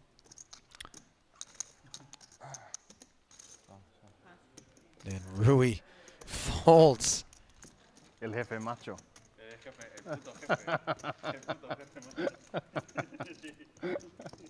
You know, he makes the right laydown, but it isn't courtesy of the 10 that he does it, more so thinking he was beat the whole way, I would imagine, post-flop. Yes. Good analysis. 他中了把对子你知道了。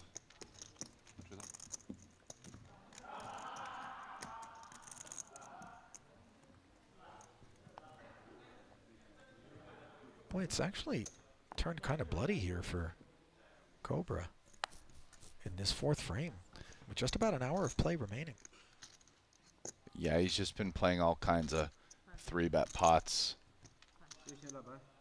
and losing. Yeah. ST, Ace King, small blind.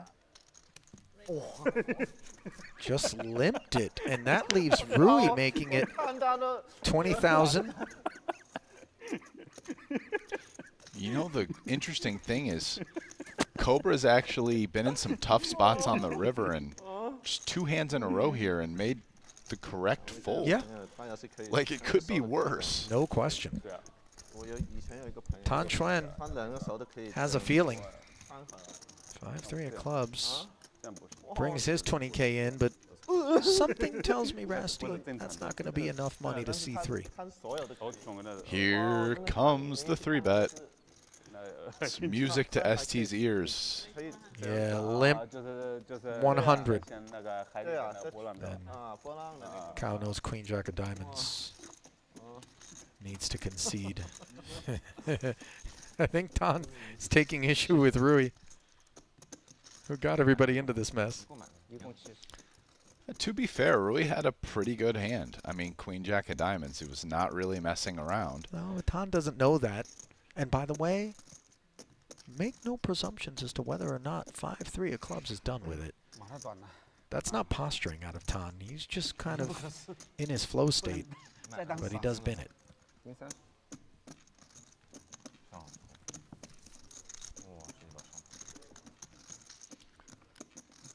Oh. Mandatory straddle apparently has been negotiated. So we're going to play 1K, 2K, 4K.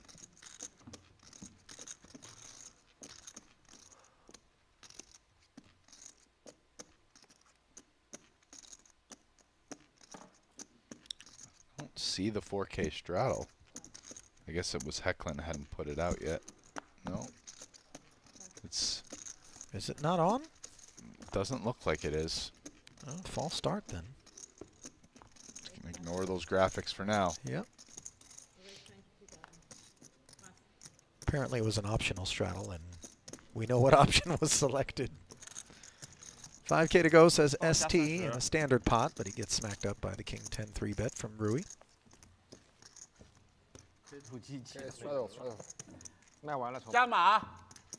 All right, here it is.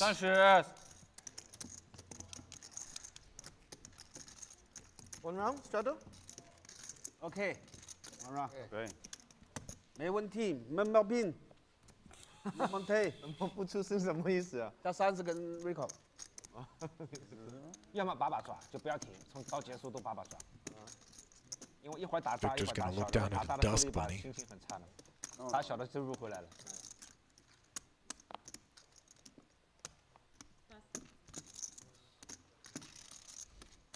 Reinforcements being delivered tableside to Rui Cow. He doesn't like sitting light. 10-6 suited. Takes us northbound from the button.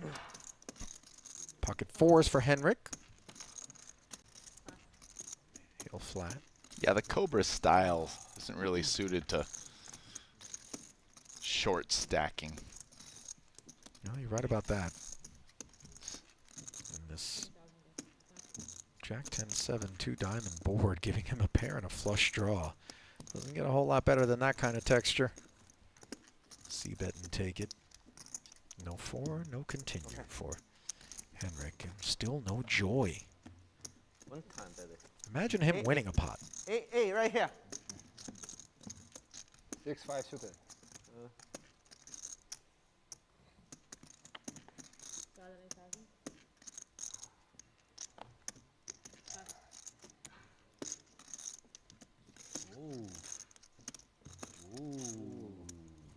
Oh.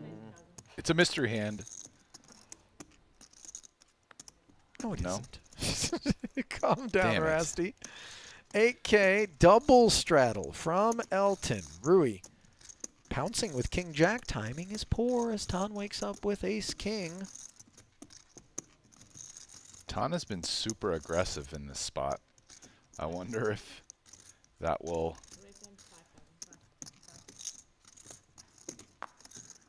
affect Rui's 又是给你的，唐老板。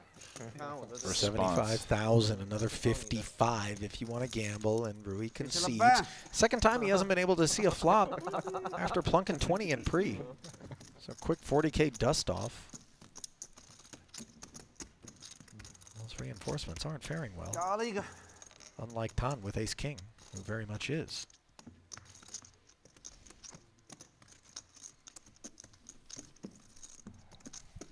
It's a pretty big 3-bet. It's almost 4x in position.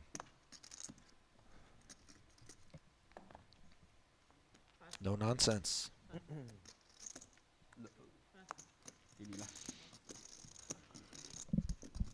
King Queen now for Malinowski.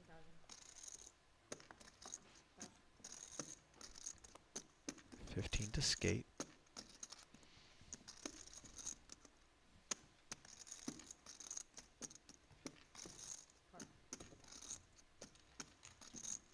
Elton defends.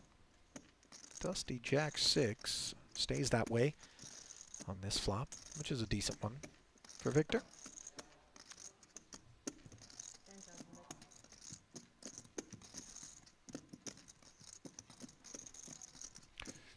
Jack high and a diamond. Elton's got minimum defense frequency equations going through his head. Ends up letting it go. A little frustrated.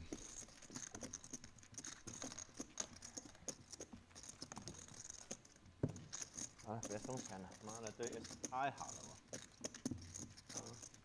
你上头了 AK，正好打点 AP。赌不赌？对，让你抓一枪，赌多少？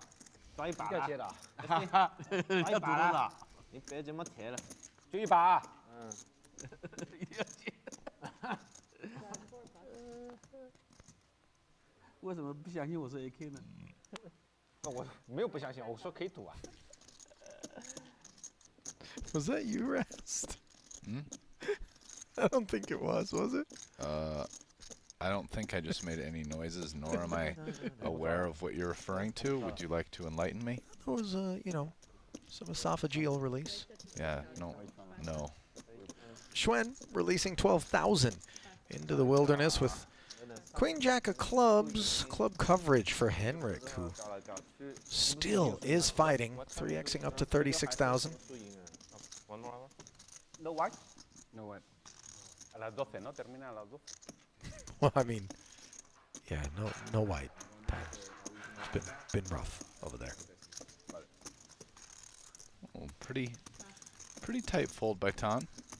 You think if there's a deeper stack over there, he's more apt to make the call? I do. Yeah.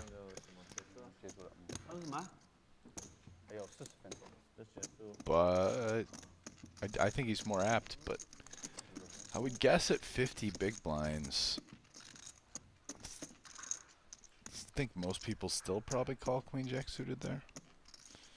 And I think Tan sometimes does call Queen Jack suited there. Certainly.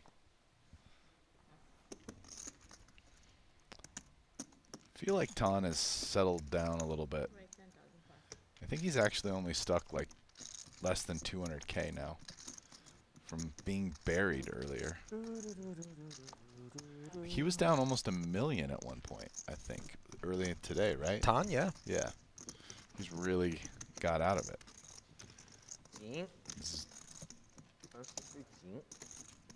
You know who's not likely to get out of it is that man right there. Oh.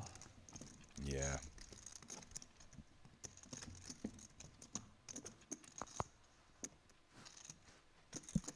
He's starting to run out of time. At least for today. Looks like the 7 of hearts has been exposed. Malinowski exposing the field to a 10K open.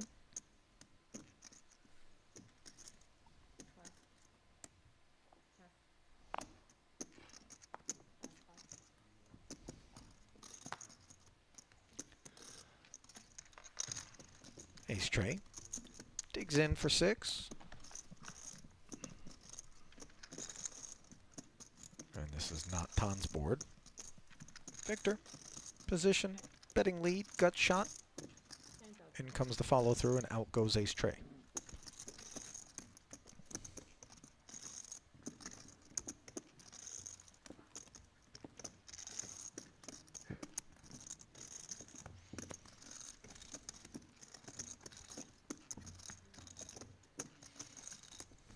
On time.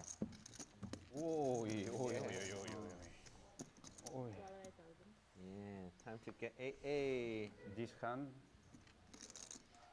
problem. Problem.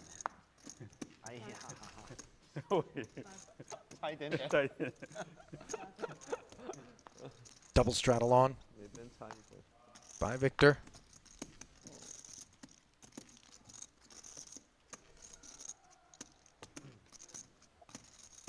Fold it all the way around to Henrik's single straddle. He's going to slip in an extra 4K in the hopes he'll be able to see 3.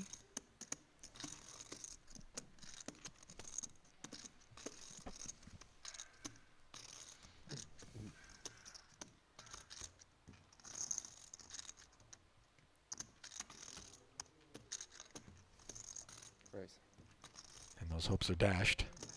Once that single syllable crosses Victor's lips,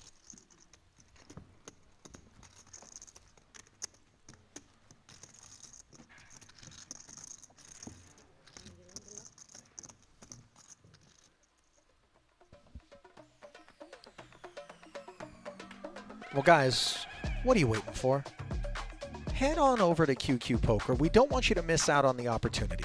New players, sign up, deposit $30, and make sure you get in on the Triton reward tourney that's going to offer a $30,000 guaranteed. It's just that simple.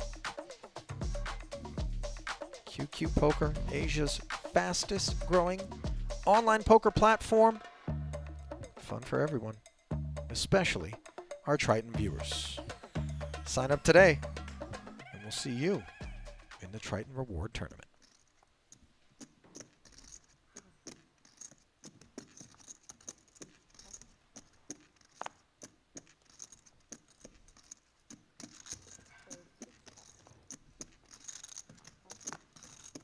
Elton takes us upstairs. Legitimately influenced by the suited ace.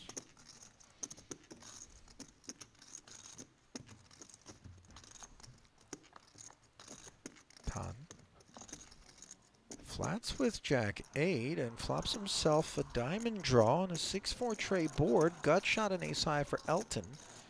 Action knuckled over. A check back from Elton and a diamond flush, no waiting for Schwen.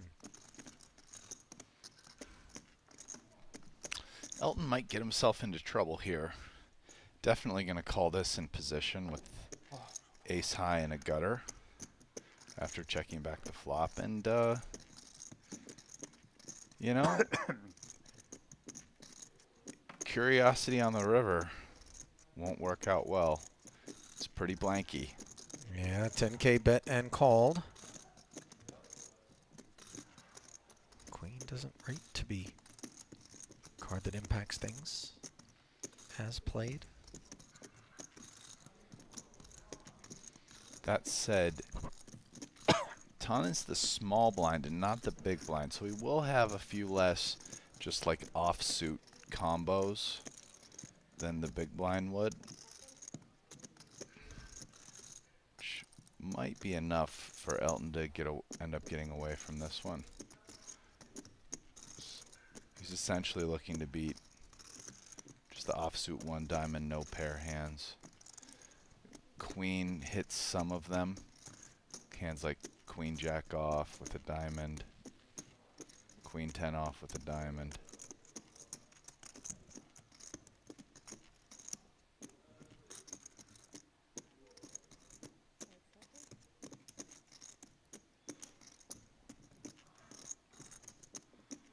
$35K. Looked like it might have gotten called for a second, but ultimately Elton pivots and lays it down correctly. Elton just reinforcing the MVP through 3 narrative.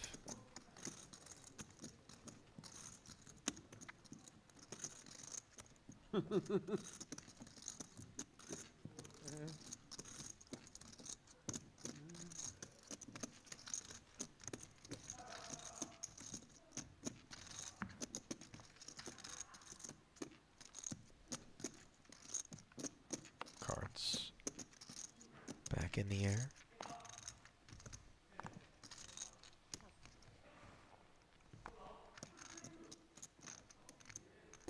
And Elton back in this pot.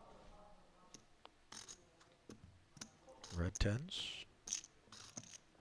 Made it 6. Rui flats with the little club connector, and Tan wakes up with kings. Wow, we could get a 3-way 3-bet pot here. Imagine 10s flats and Cobra Cow comes along behind. Yeah, I mean, he could close the action. And this is the kind of hand that you don't mind having in these 3-bet pots. Rates to be non-intrusive and potentially pick off these bigger pairs with the right texture. So, as you prophesized, 83,000 in the middle. And it comes Jack 8 deuce, no club on board. So, Rui won't be interested in continuing. Elton looking up at a single overcard. While Tan looks down, trying to decide how much to follow through for.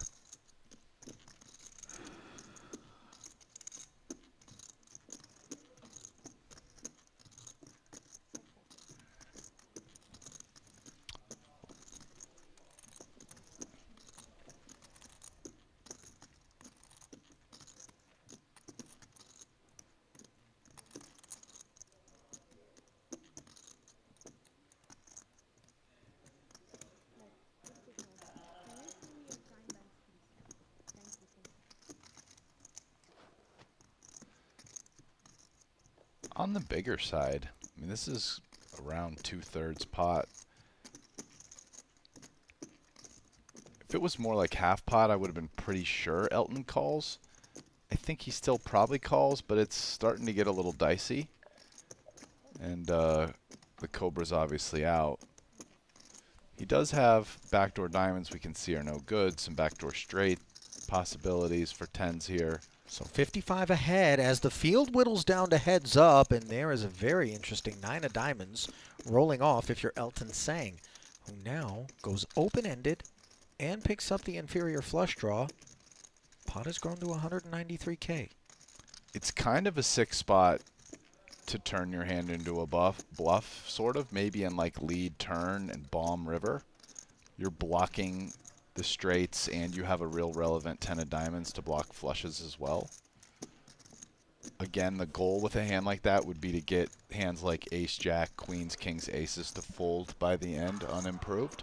That's why you would be doing it. But if you kind of think about it from the other perspective, 10s is almost the worst hand Elton can have here. Like, he could have ace 8 or whatever, but Ace-8's not great blockers. 10s with the 10 of diamonds is down towards the bottom of the range and really good blockers. So, well, let's see how rich Tan wants to make things. They're playing 743K. Effective. Tan checks back, and the 6 of diamonds now gives Elton a flush that he may think is good, courtesy of that check back by Tan. I mean, Tan can definitely have some hands like this, which check back and beat. Could also have a hand like kings with no diamond. More or less likely are we to assign Tan a bigger diamond than the 10 as played? I think if he has a bigger diamond, it's because he also has a pair to go with it. Okay. I think some hands like king, queen off, ace, queen off, probably bet unpaired with the diamond more often than not. So it's kind of 6/2. 6 of one, half dozen of the other? 6 of one, yeah, half a dozen of the other type of spot. Elton knuckles over. Now, Schwen. Not technically the second nut flush draw, given the availability of the straight flush, but not sure he's altogether worried about that stuff.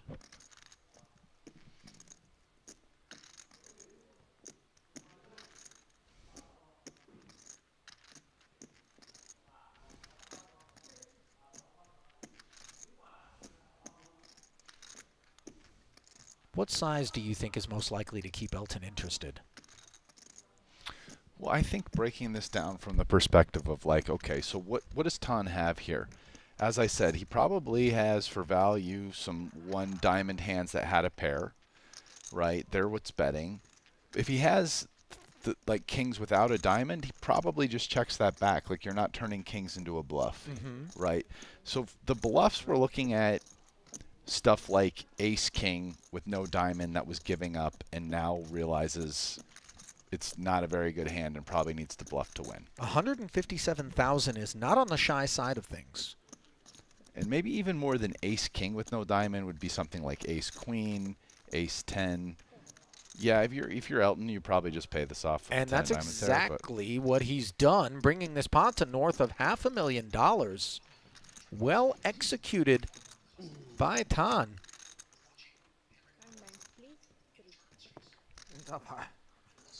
你的皮，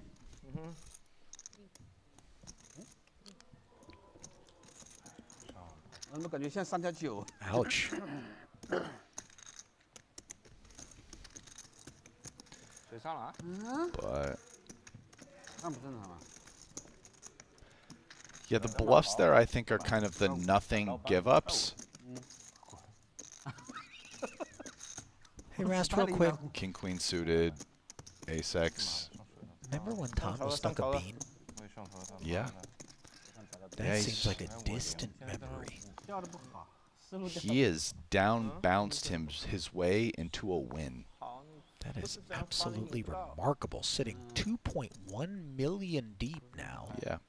So what is that? Because if he was down like not a 900K and he's up yeah, he's down bouncing over $1 million to the positive from the bottom. And now he is speaking up with king 9 off suit, heckling. Button flat with the ace 10 of clubs. Elton bruised. Comes along. 6-7.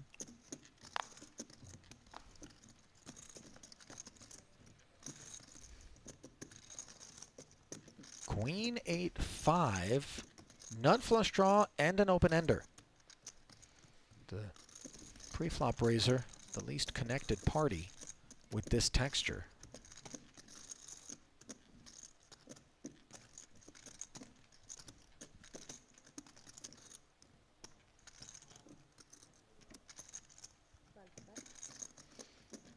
This is a very ambitious c-bet in a 3-way pot. I'm not sure I can really get behind it, but it is what it is. Sometimes you just take a stab. probably if I had king 9 off here, I'd want to at least have like the king of clubs or something.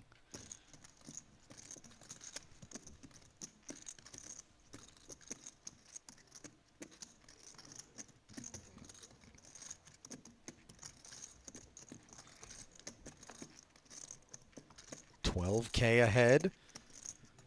Could take a peek at a very dusty deuce of hearts.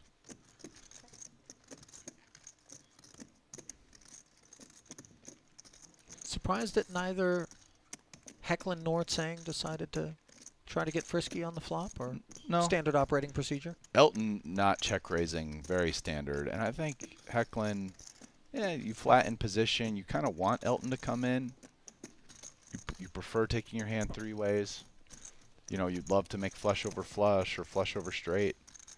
Wow, he's going to double barrel king 9 off here. That is the sign of a man who's running white hot. That is really ambitious. 76,000. I didn't expect it to be this meaty, Rast. Is it meaty enough that we need to reconsider our pursuits? You know, I guess if you're going to do it, this is what you do, because it might get a lot of draws to fold. The nut flush draw can't really fold here, though.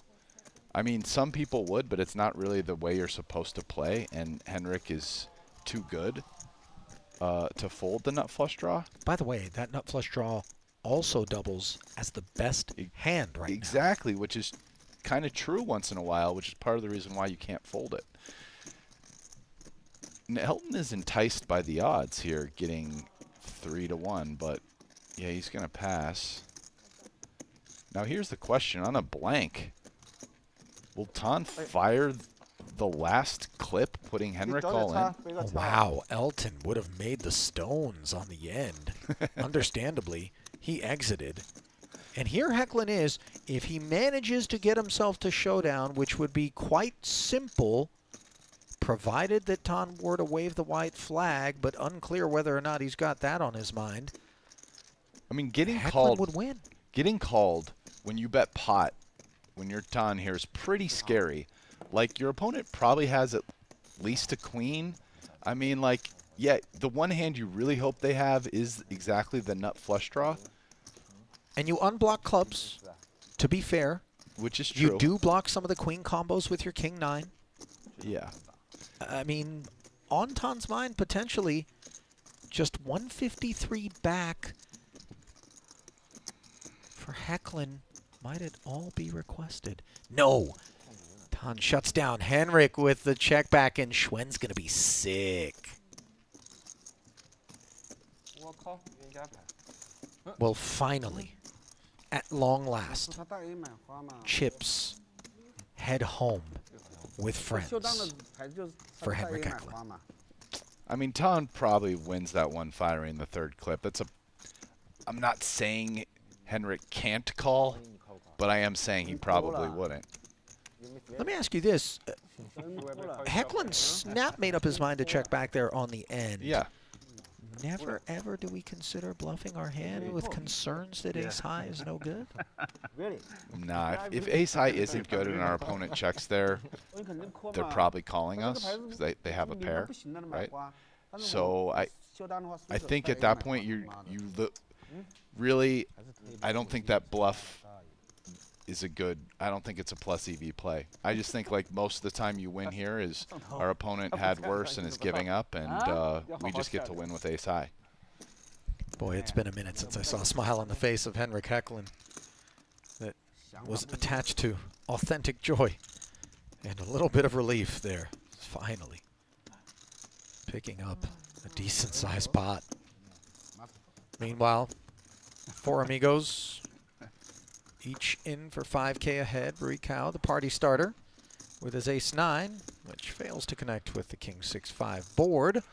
Can't say the same for Andy, who's got second pair. Elton, open-ended once more. And yet with 3 checks in front of him, it is Limitless, who barrels with Jack-10. Tell you what, Hecklin needed that one. You bluff a call. Oh, yeah. yeah. Bluff call win, yeah. No. If you bluff a call. No need bluff. A high. A high. No need bluff. Jack 10. Wow. Look, Elton, perhaps lamenting that he was dispensed last time around after a passive line, decides to just pump it. 4x to 28,000. Let's end matters right here and now. King Jack. King Jack Tong Qua. If I Okay, yeah, King 10. King 10, King Jack.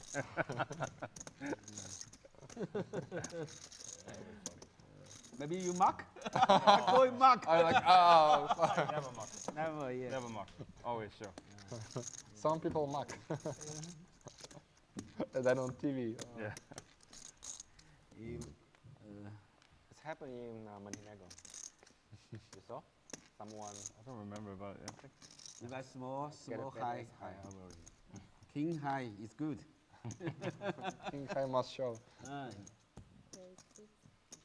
King high. Schwen, ace king yet again. Makes it 6. Andy with an ace on the button.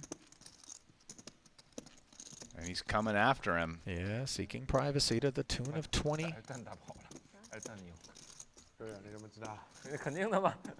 气死了。 Ton is ready for him this time, though. Big slick. 4-bet likely coming. 想买顺嘛，我觉得。啊？你想买顺？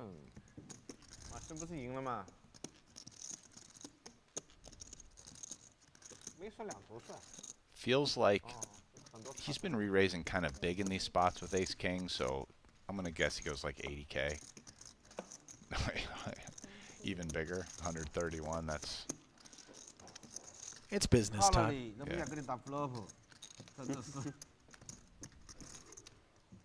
Job done. Andy.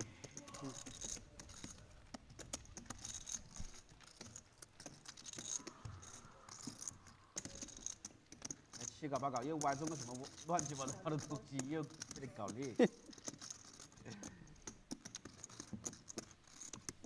哎呀，搞不住，搞不住哎。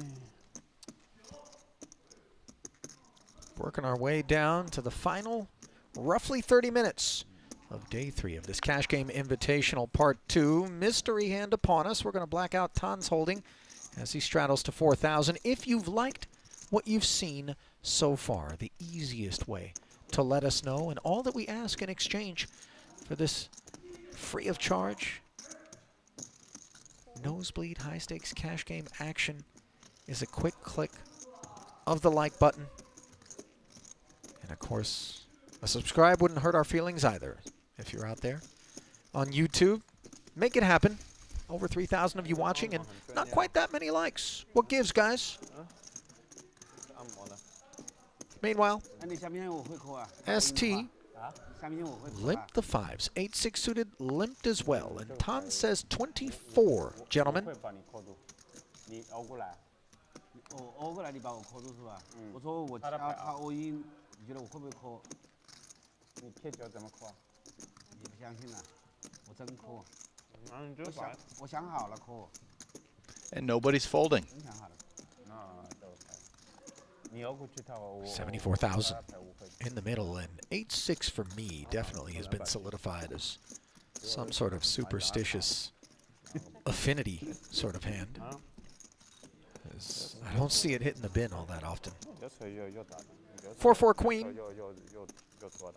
Pocket 5s as far as we can tell in front. Yeah, the Cobra's going, oh, a check back. Double pairing. Is this queen turn? ST can get down with this texture. Pocket 5s plays really would like to clear out hands such as Cobra Cows, so small bets make a lot of sense with his hand. And ST seems to agree. Comes with 20K.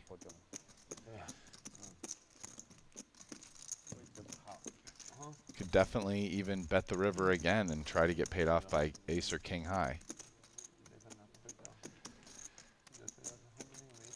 20,000. The lead. Kind of dual purpose here. Maybe your hand is good. Maybe you're able to freeze Tan And maybe Tan just thaws you out. I mean, this line instantly looks a lot like a queen, right? I mean, That's your gut reaction to the 65,000? Well, like, if he happened to have raised pre with a 4, he's more likely to have bet the flop and less likely to raise here, right? But, like, checking the flop kind of makes more sense with queens up and now raising the turn when bet real small into. So, like, for value, it's kind of hard to see him not having a queen. That's definitely my guess. ST did call the extra 45,000 here. Pot grows to over 200K. But a bluff would maybe be something like spades, 7, 8. You know, yeah, like 9, 10 of spades. You know, maybe even like pocket 3s.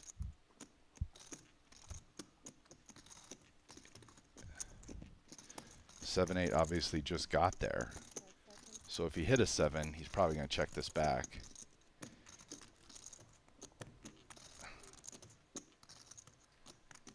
You know, he doesn't look to me like a man who has a check on his mind, Rast. Which kind of takes that out. So, I mean, it kind of just looks like he has a queen. Well, he's going to slip some more of the white stuff into the middle. 175. And this is a stone bluff catch moment for ST.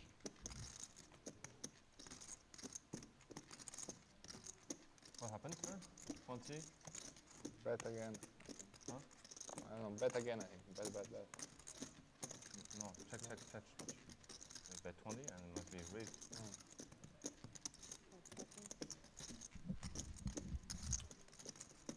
Oh, this looks like it's getting flicked in.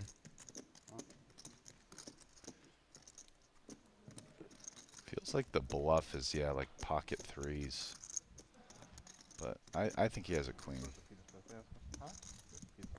All right, Rast on record as saying Tan's got it, and of late, in these spots, he has indeed. Ooh, dangling precariously. Is this 175 between the fingers of ST Wang? He just looks like he's got it. By the way, Tan's not going to give you anything, you know, as you whirl around that 175. Stoic as ever.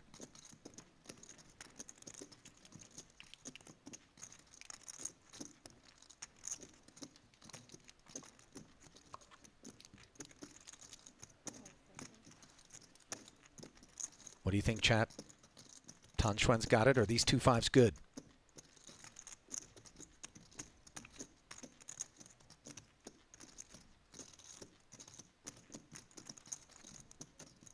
ST might be talking himself out of the call. One parry. And by the way, we don't know whether or not doing so would be the correct choice.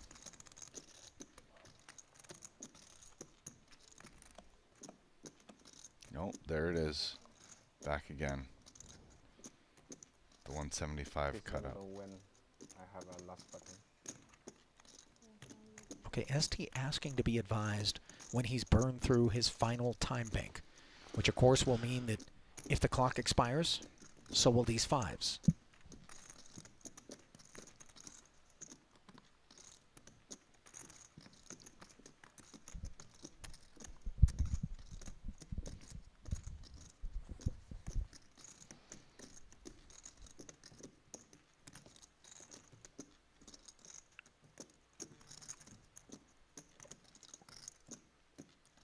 Boy, ST just feels like he's really walking the tightrope.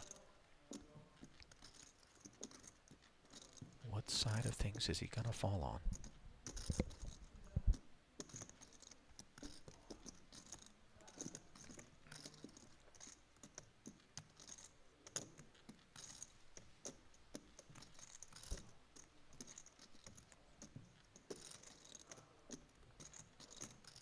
Still a few banks remaining.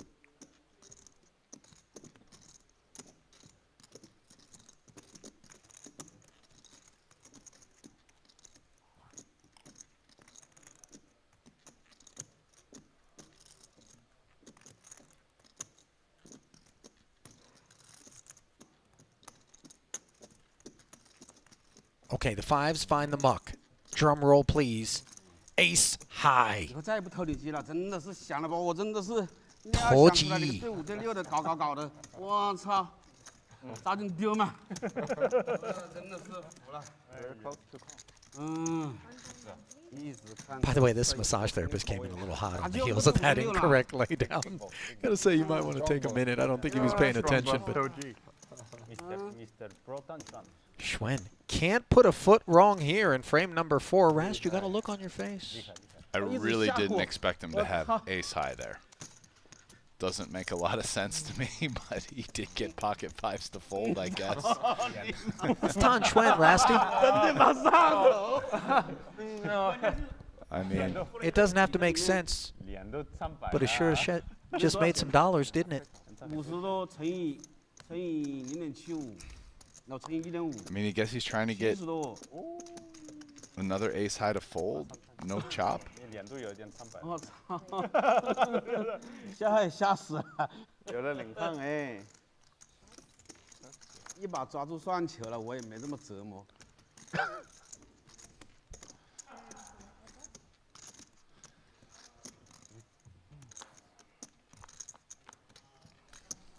I wouldn't mind asking that massage therapist that just paid a visit to ST for a status report on the tension levels back there. I would imagine they've gone up considerably on the heels of that pot. Damn. Trip 3s now for Schwen here. Tan He wheeled that in his defended. face. Oh, you know, that's just... Got him off the next best hand. 5s. That's how they roll in these streets, my friend. If you get the Toji through, it's... you get it washed right down. Meanwhile, a 3-suited defense now turns into trips and turns into a check raise. And Schwen continues to compile.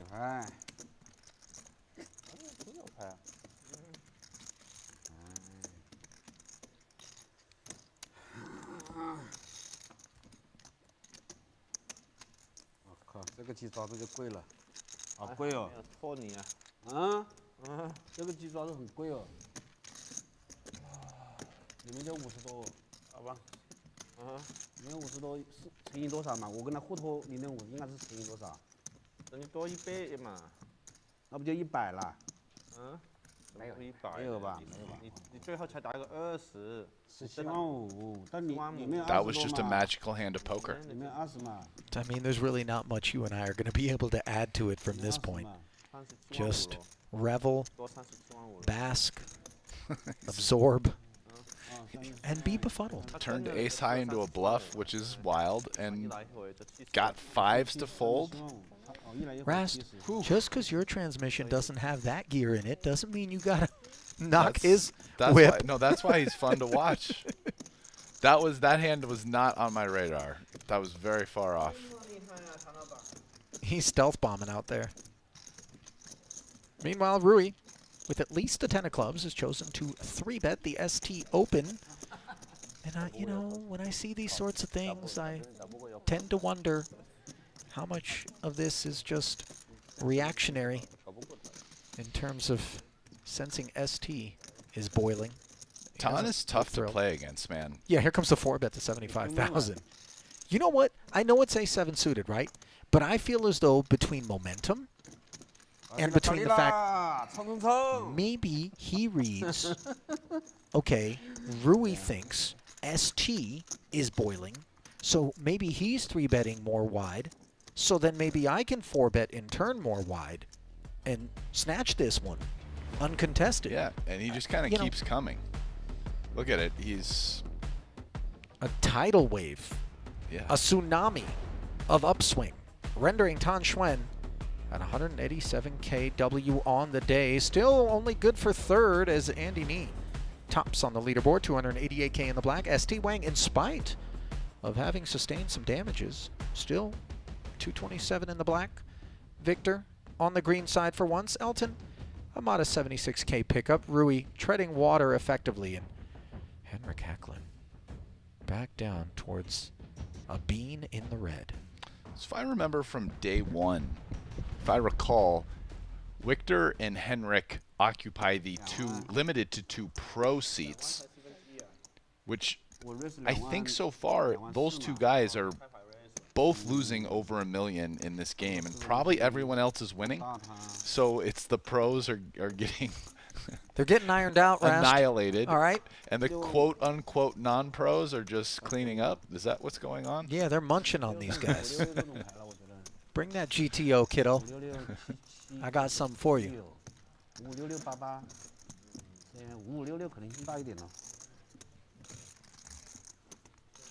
What a stone delight Tan Xuan is. Win, lose, or draw in any given cash game. Yes. And for that matter, as you alluded to, showed us some real clinical precision in the tournament short deck streets here in Jeju earlier this year, where he just pounded away at the field. Meanwhile, ST hoping that Tan's got some pounding on his mind here. Oh, pounding is coming probably. Well, 5K raise. Yeah, he's figuring out how much he's going to 3-bet here. Yeah, flat from Rui, and up we go. Xuan takes us to 26,000. Will Tan get into trouble here? Because here comes the 4-bet. And remember, Tan just bluffed ST. So will he read the coming 4-bet as being steamy? And ST is a guy who, even though he's definitely, in terms of how many hands he plays, he's on the tighter side, he does go for it pre-flop. Like, he's had some cold 4s with the suited wheel aces, etc. Rast, that's all fine and dandy. Personally, as we see the 4-bet to 95 come in, I'm a little bit more focused. We'll wait for it to reappear here. I don't know. I think he can still beat some people. He's gonna let it go. Yeah, concession imminent. Wow. Tournament guys ST hates to see that. Is this the Massage World's equivalent of a dental dam of some sort here? This is we got a little barrier prophylactic rub down. I mean, this is no touch.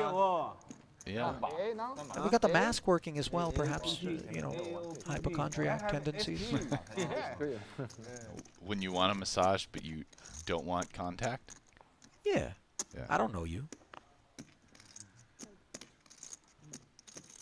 I heard those Latter-day Saints also, you know, consummation takes place with a sheet situation of some sort. You know, I'm not well-versed and haven't experienced nuptials in the Mormon church, but anyways. Ace-Queen, once again, activates. This time it just gets through as Rui makes his contribution once more. 汪起来啊！是200多打回来，是200多打回来。对啊，不算台底啊，就算台底是200多。台面输200多，没有，台面输100，他赢。他也赢，我靠。他现在输多少？我算一算，我输200多。哦，不能，你自己输200多。对啊，打回来倒赢。赢也没赢，平平过吧。哦，要赢，我有赢嘛？你自己买多少？买200。我赢20嘛。哇，买一个顶天才赢20。没有赢20。那个出场费都不够啊，张老板。赢10几，赢10几。哼，哎，可以了，他妈的，相当于捡了200回来了。啊，很厉害，暗地搞厉害。哎，给我就是帮你打了一点点。他也赢。 Got the mandatory straddle. It's been on for a little bit now. I just realized that even though ST 4-bet and took that pot from Tan, who he's seeking a pound of flesh from, the fact that Xuan didn't give him any action there actually is a little tilting. You know, he's like, come on, let's dance. I've got bullets. And Xuan's just like, nah, I'm good. Yeah. Ace-Queen, bin, onwards.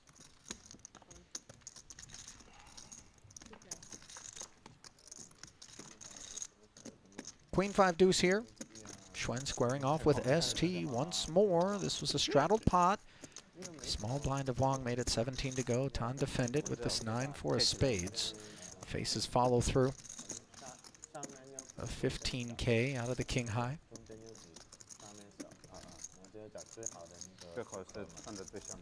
Little floateroo here?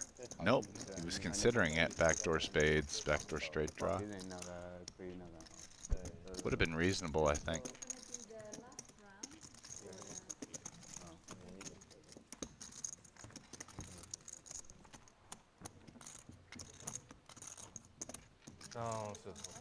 Oh, he was out of position, though.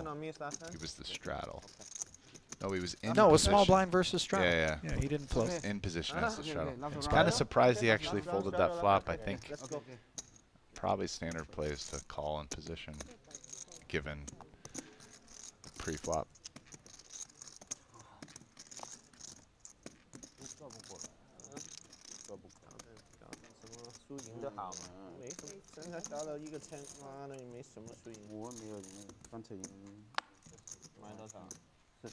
Jack 7 suited.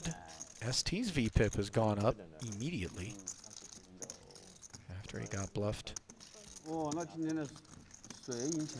Heckling. Defends and flops top pair and a gut shot against a two-way straight drawn backdoor hearts. Knuckles over. ST has a pretty sweet hand to barrel. That's exactly what he does. 12 into 27. Likely future barrels coming.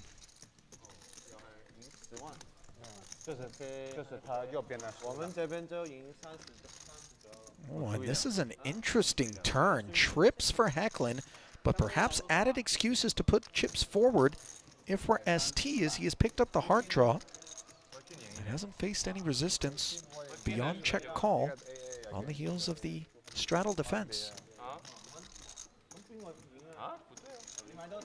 20's curiously small bet. Think you'd want to put a little more pressure on a 10 or a 9? Is it a sizing that doesn't serve enough of a purpose? Well, if you think a 10 or a 9 will fold for this, which is about 40%, then it serves plenty of purpose. I'm just wondering whether that's true. Now, we won't know because Henrik has 3 kings. What he doesn't have is a desire to raise on this texture, and he checks a third and final time after an ace rolls off. This feels like a pretty high likelihood of a bluff. I mean, ST can have ace-X type hands, 3 kings straight, a whole bunch of hands for value, and he happens to have jack high. Now he does block some of the gut shot and kings up combos with that jack of hearts, and obviously takes heart draws off the board for Hecklin by blocking. So does that reduce sort of the viability of a barrel here and its candidacy? It is an argument against barreling. Some of it has to do with how often you wind up here at the river with hands that were kind of like nothing barrels. Like, do you ever have just the, you know, the 3s that bet, now you bet it again, right? So check back does save ST from... How often do you have the queen deuce of clubs? Yeah. If you don't have hands like that, then you probably need to bluff the jack 7 of hearts there. But if you do show up with some hands like that, then yeah, checking back the jack, giving up with jack 7 of hearts is more appealing.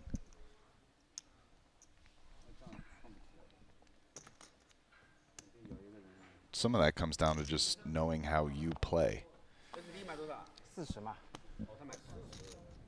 还有赢20。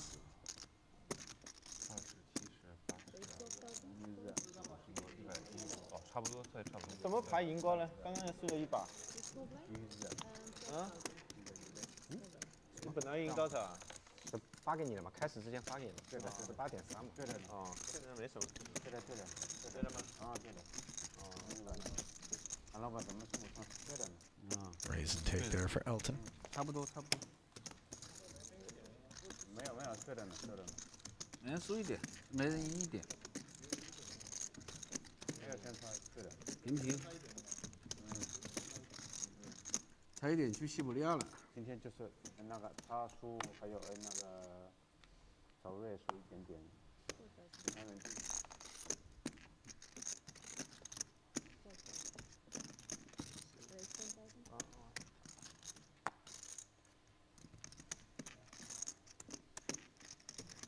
9 suited.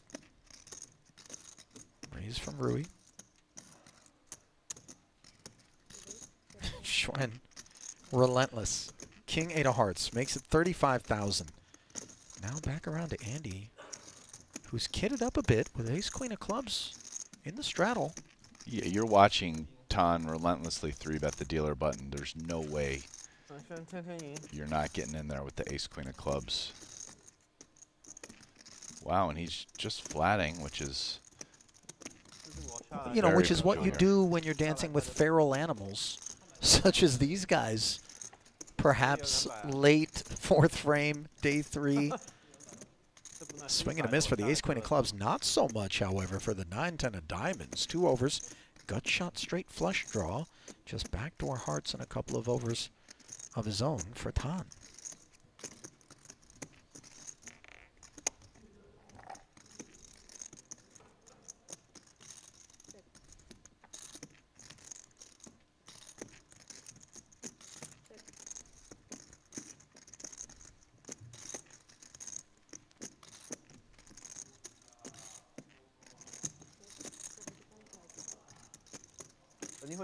Diamonds roll right on in for Rui, by the way, as Tan did not follow through, but he has hit this king.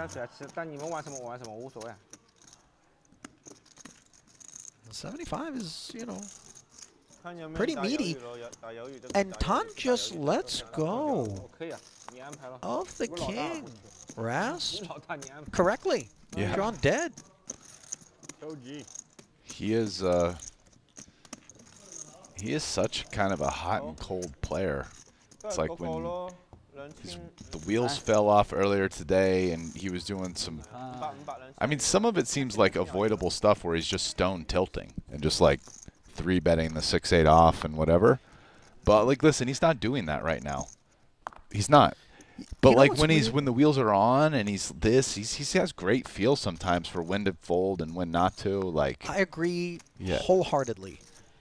But I kind of fall short of assigning tilt to the moments where he does that, because I just feel as though the mischief can come at any moment. Now, maybe the frequency with which it arrives when he's buried could be slightly higher, there but was a he's moment just earlier capable. today, man, where he was really just going at it, buried, and with really bad hands that he's like, listen, he 3-bet now with King 8 of hearts. He might cold 4 with Ace X7, Ace 7 of diamonds. These are all like kind of reasonable hands. He's getting after it, but it's not like ridiculous. 6-7 off, whatever. Some of those hands are a bit too much. Like, that's just not good poker. His read was spot on in that last one as ST, the opener, follows through, courtesy of aces on an ace-high flop. You notice he's also back to taking his time. Taking his time, thinking through, using 10, 20 seconds, thinking through the spots. He's breathing. Yeah, he's breathing now. He was breathless earlier today.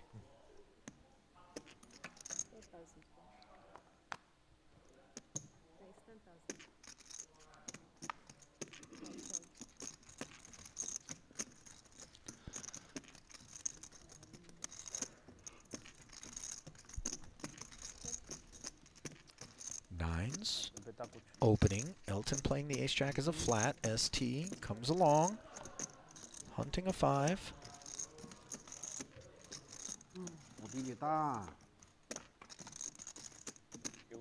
7-3 deuce. 1 overcard to the 5s. No overcards to the 9s. 2 knuckles to the pre-flop razor. And the Cobra hisses for 15. Elton, not afraid of the reptile. 反正你没人信我。你输了就要相信嘛。说有 我只能说一次，不能说2次，说2次太真了。ST bowing out correctly, mind you. Ace smacking Sang for the lead. Content to check it. Snap check back from Rui. Has his concerns. Now it would appear that he's going to decide as Elton speaks up into 63. 55,000 the figure. It's a big bet. Snap fold. tell you what, man. It's kind of tough to get paid. These guys have the kind of radar that we're seeing on display here. Tan folding the turn with the king. Rui checking back the ace turn, folding with haste to the river barrel. It's interesting. Elton potted it and Cobra folded, but I wonder if he checks, like, Cobra would have considered value betting.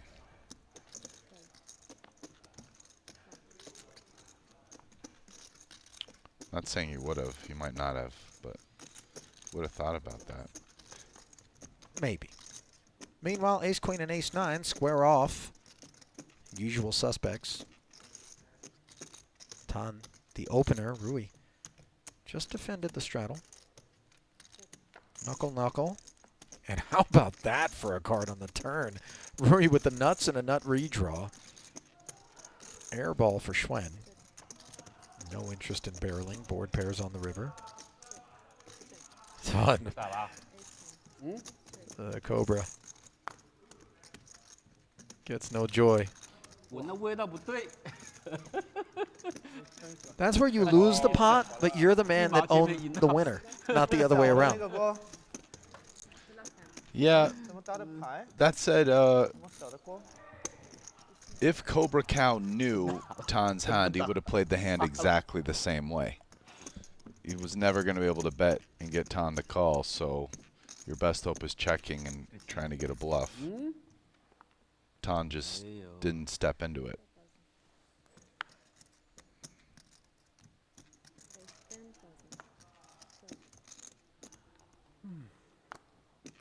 Malinowski opens with the nines. A fever pitch. That's the pace. Is the last hand? Has picked up, and apparently this will be the last pot of the night. ST going to play his ace-9 suited as a flat. Unfortunately, sharing the 9 with Victor's pocket pair. King 3 offsuit for Tan. He doesn't want the night to be over just yet. Last hand gamble. 6K. 3 players taking this one. 34 in the middle. Jack 10, 3. A little tickle for Tan, and now it turns into a lot more of a tickle as this Queen of Hearts, interestingly, providing the bad side of the open-ender to ST after the round of knuckles, but the better side of the open-ender plus the second nut flush draw to Tan. Malinowski the bad side with the 9s, which remain best until the end. A third 3 for Tan, a card that looks so innocent. ST's going to bluff. And Tan's got a pretty easy bluff catch, and that'll probably let Victor get out of the way. And that'll be that. Yeah, he flicks in the call. Malinowski promptly mucks, and oh, did he raise? No, he just no. Okay, ST just snap knew mucked. ace-9 was no good. Okay, Yeah, got it. and then Tan mucked because ST mucked. Yeah. Well, great day of poker, Rast. No doubt about it. Skolpada, we see you in the chat. Thank you for joining us. As he writes in to thank us for the commentary. One loser game. We're just having a great time. And so was everybody in this lineup except for you-know-who, the Dane, Henrik Hecklin. Through the party, 875K loser. He was the carcass, and all others were feasting on him. Some days, that's just how it goes. This is the utilitarian outcome right here. Well, listen, we still got 2 more days of this Cash Game Invitational 2. Join us tomorrow, but until then, it's good night from Jeju.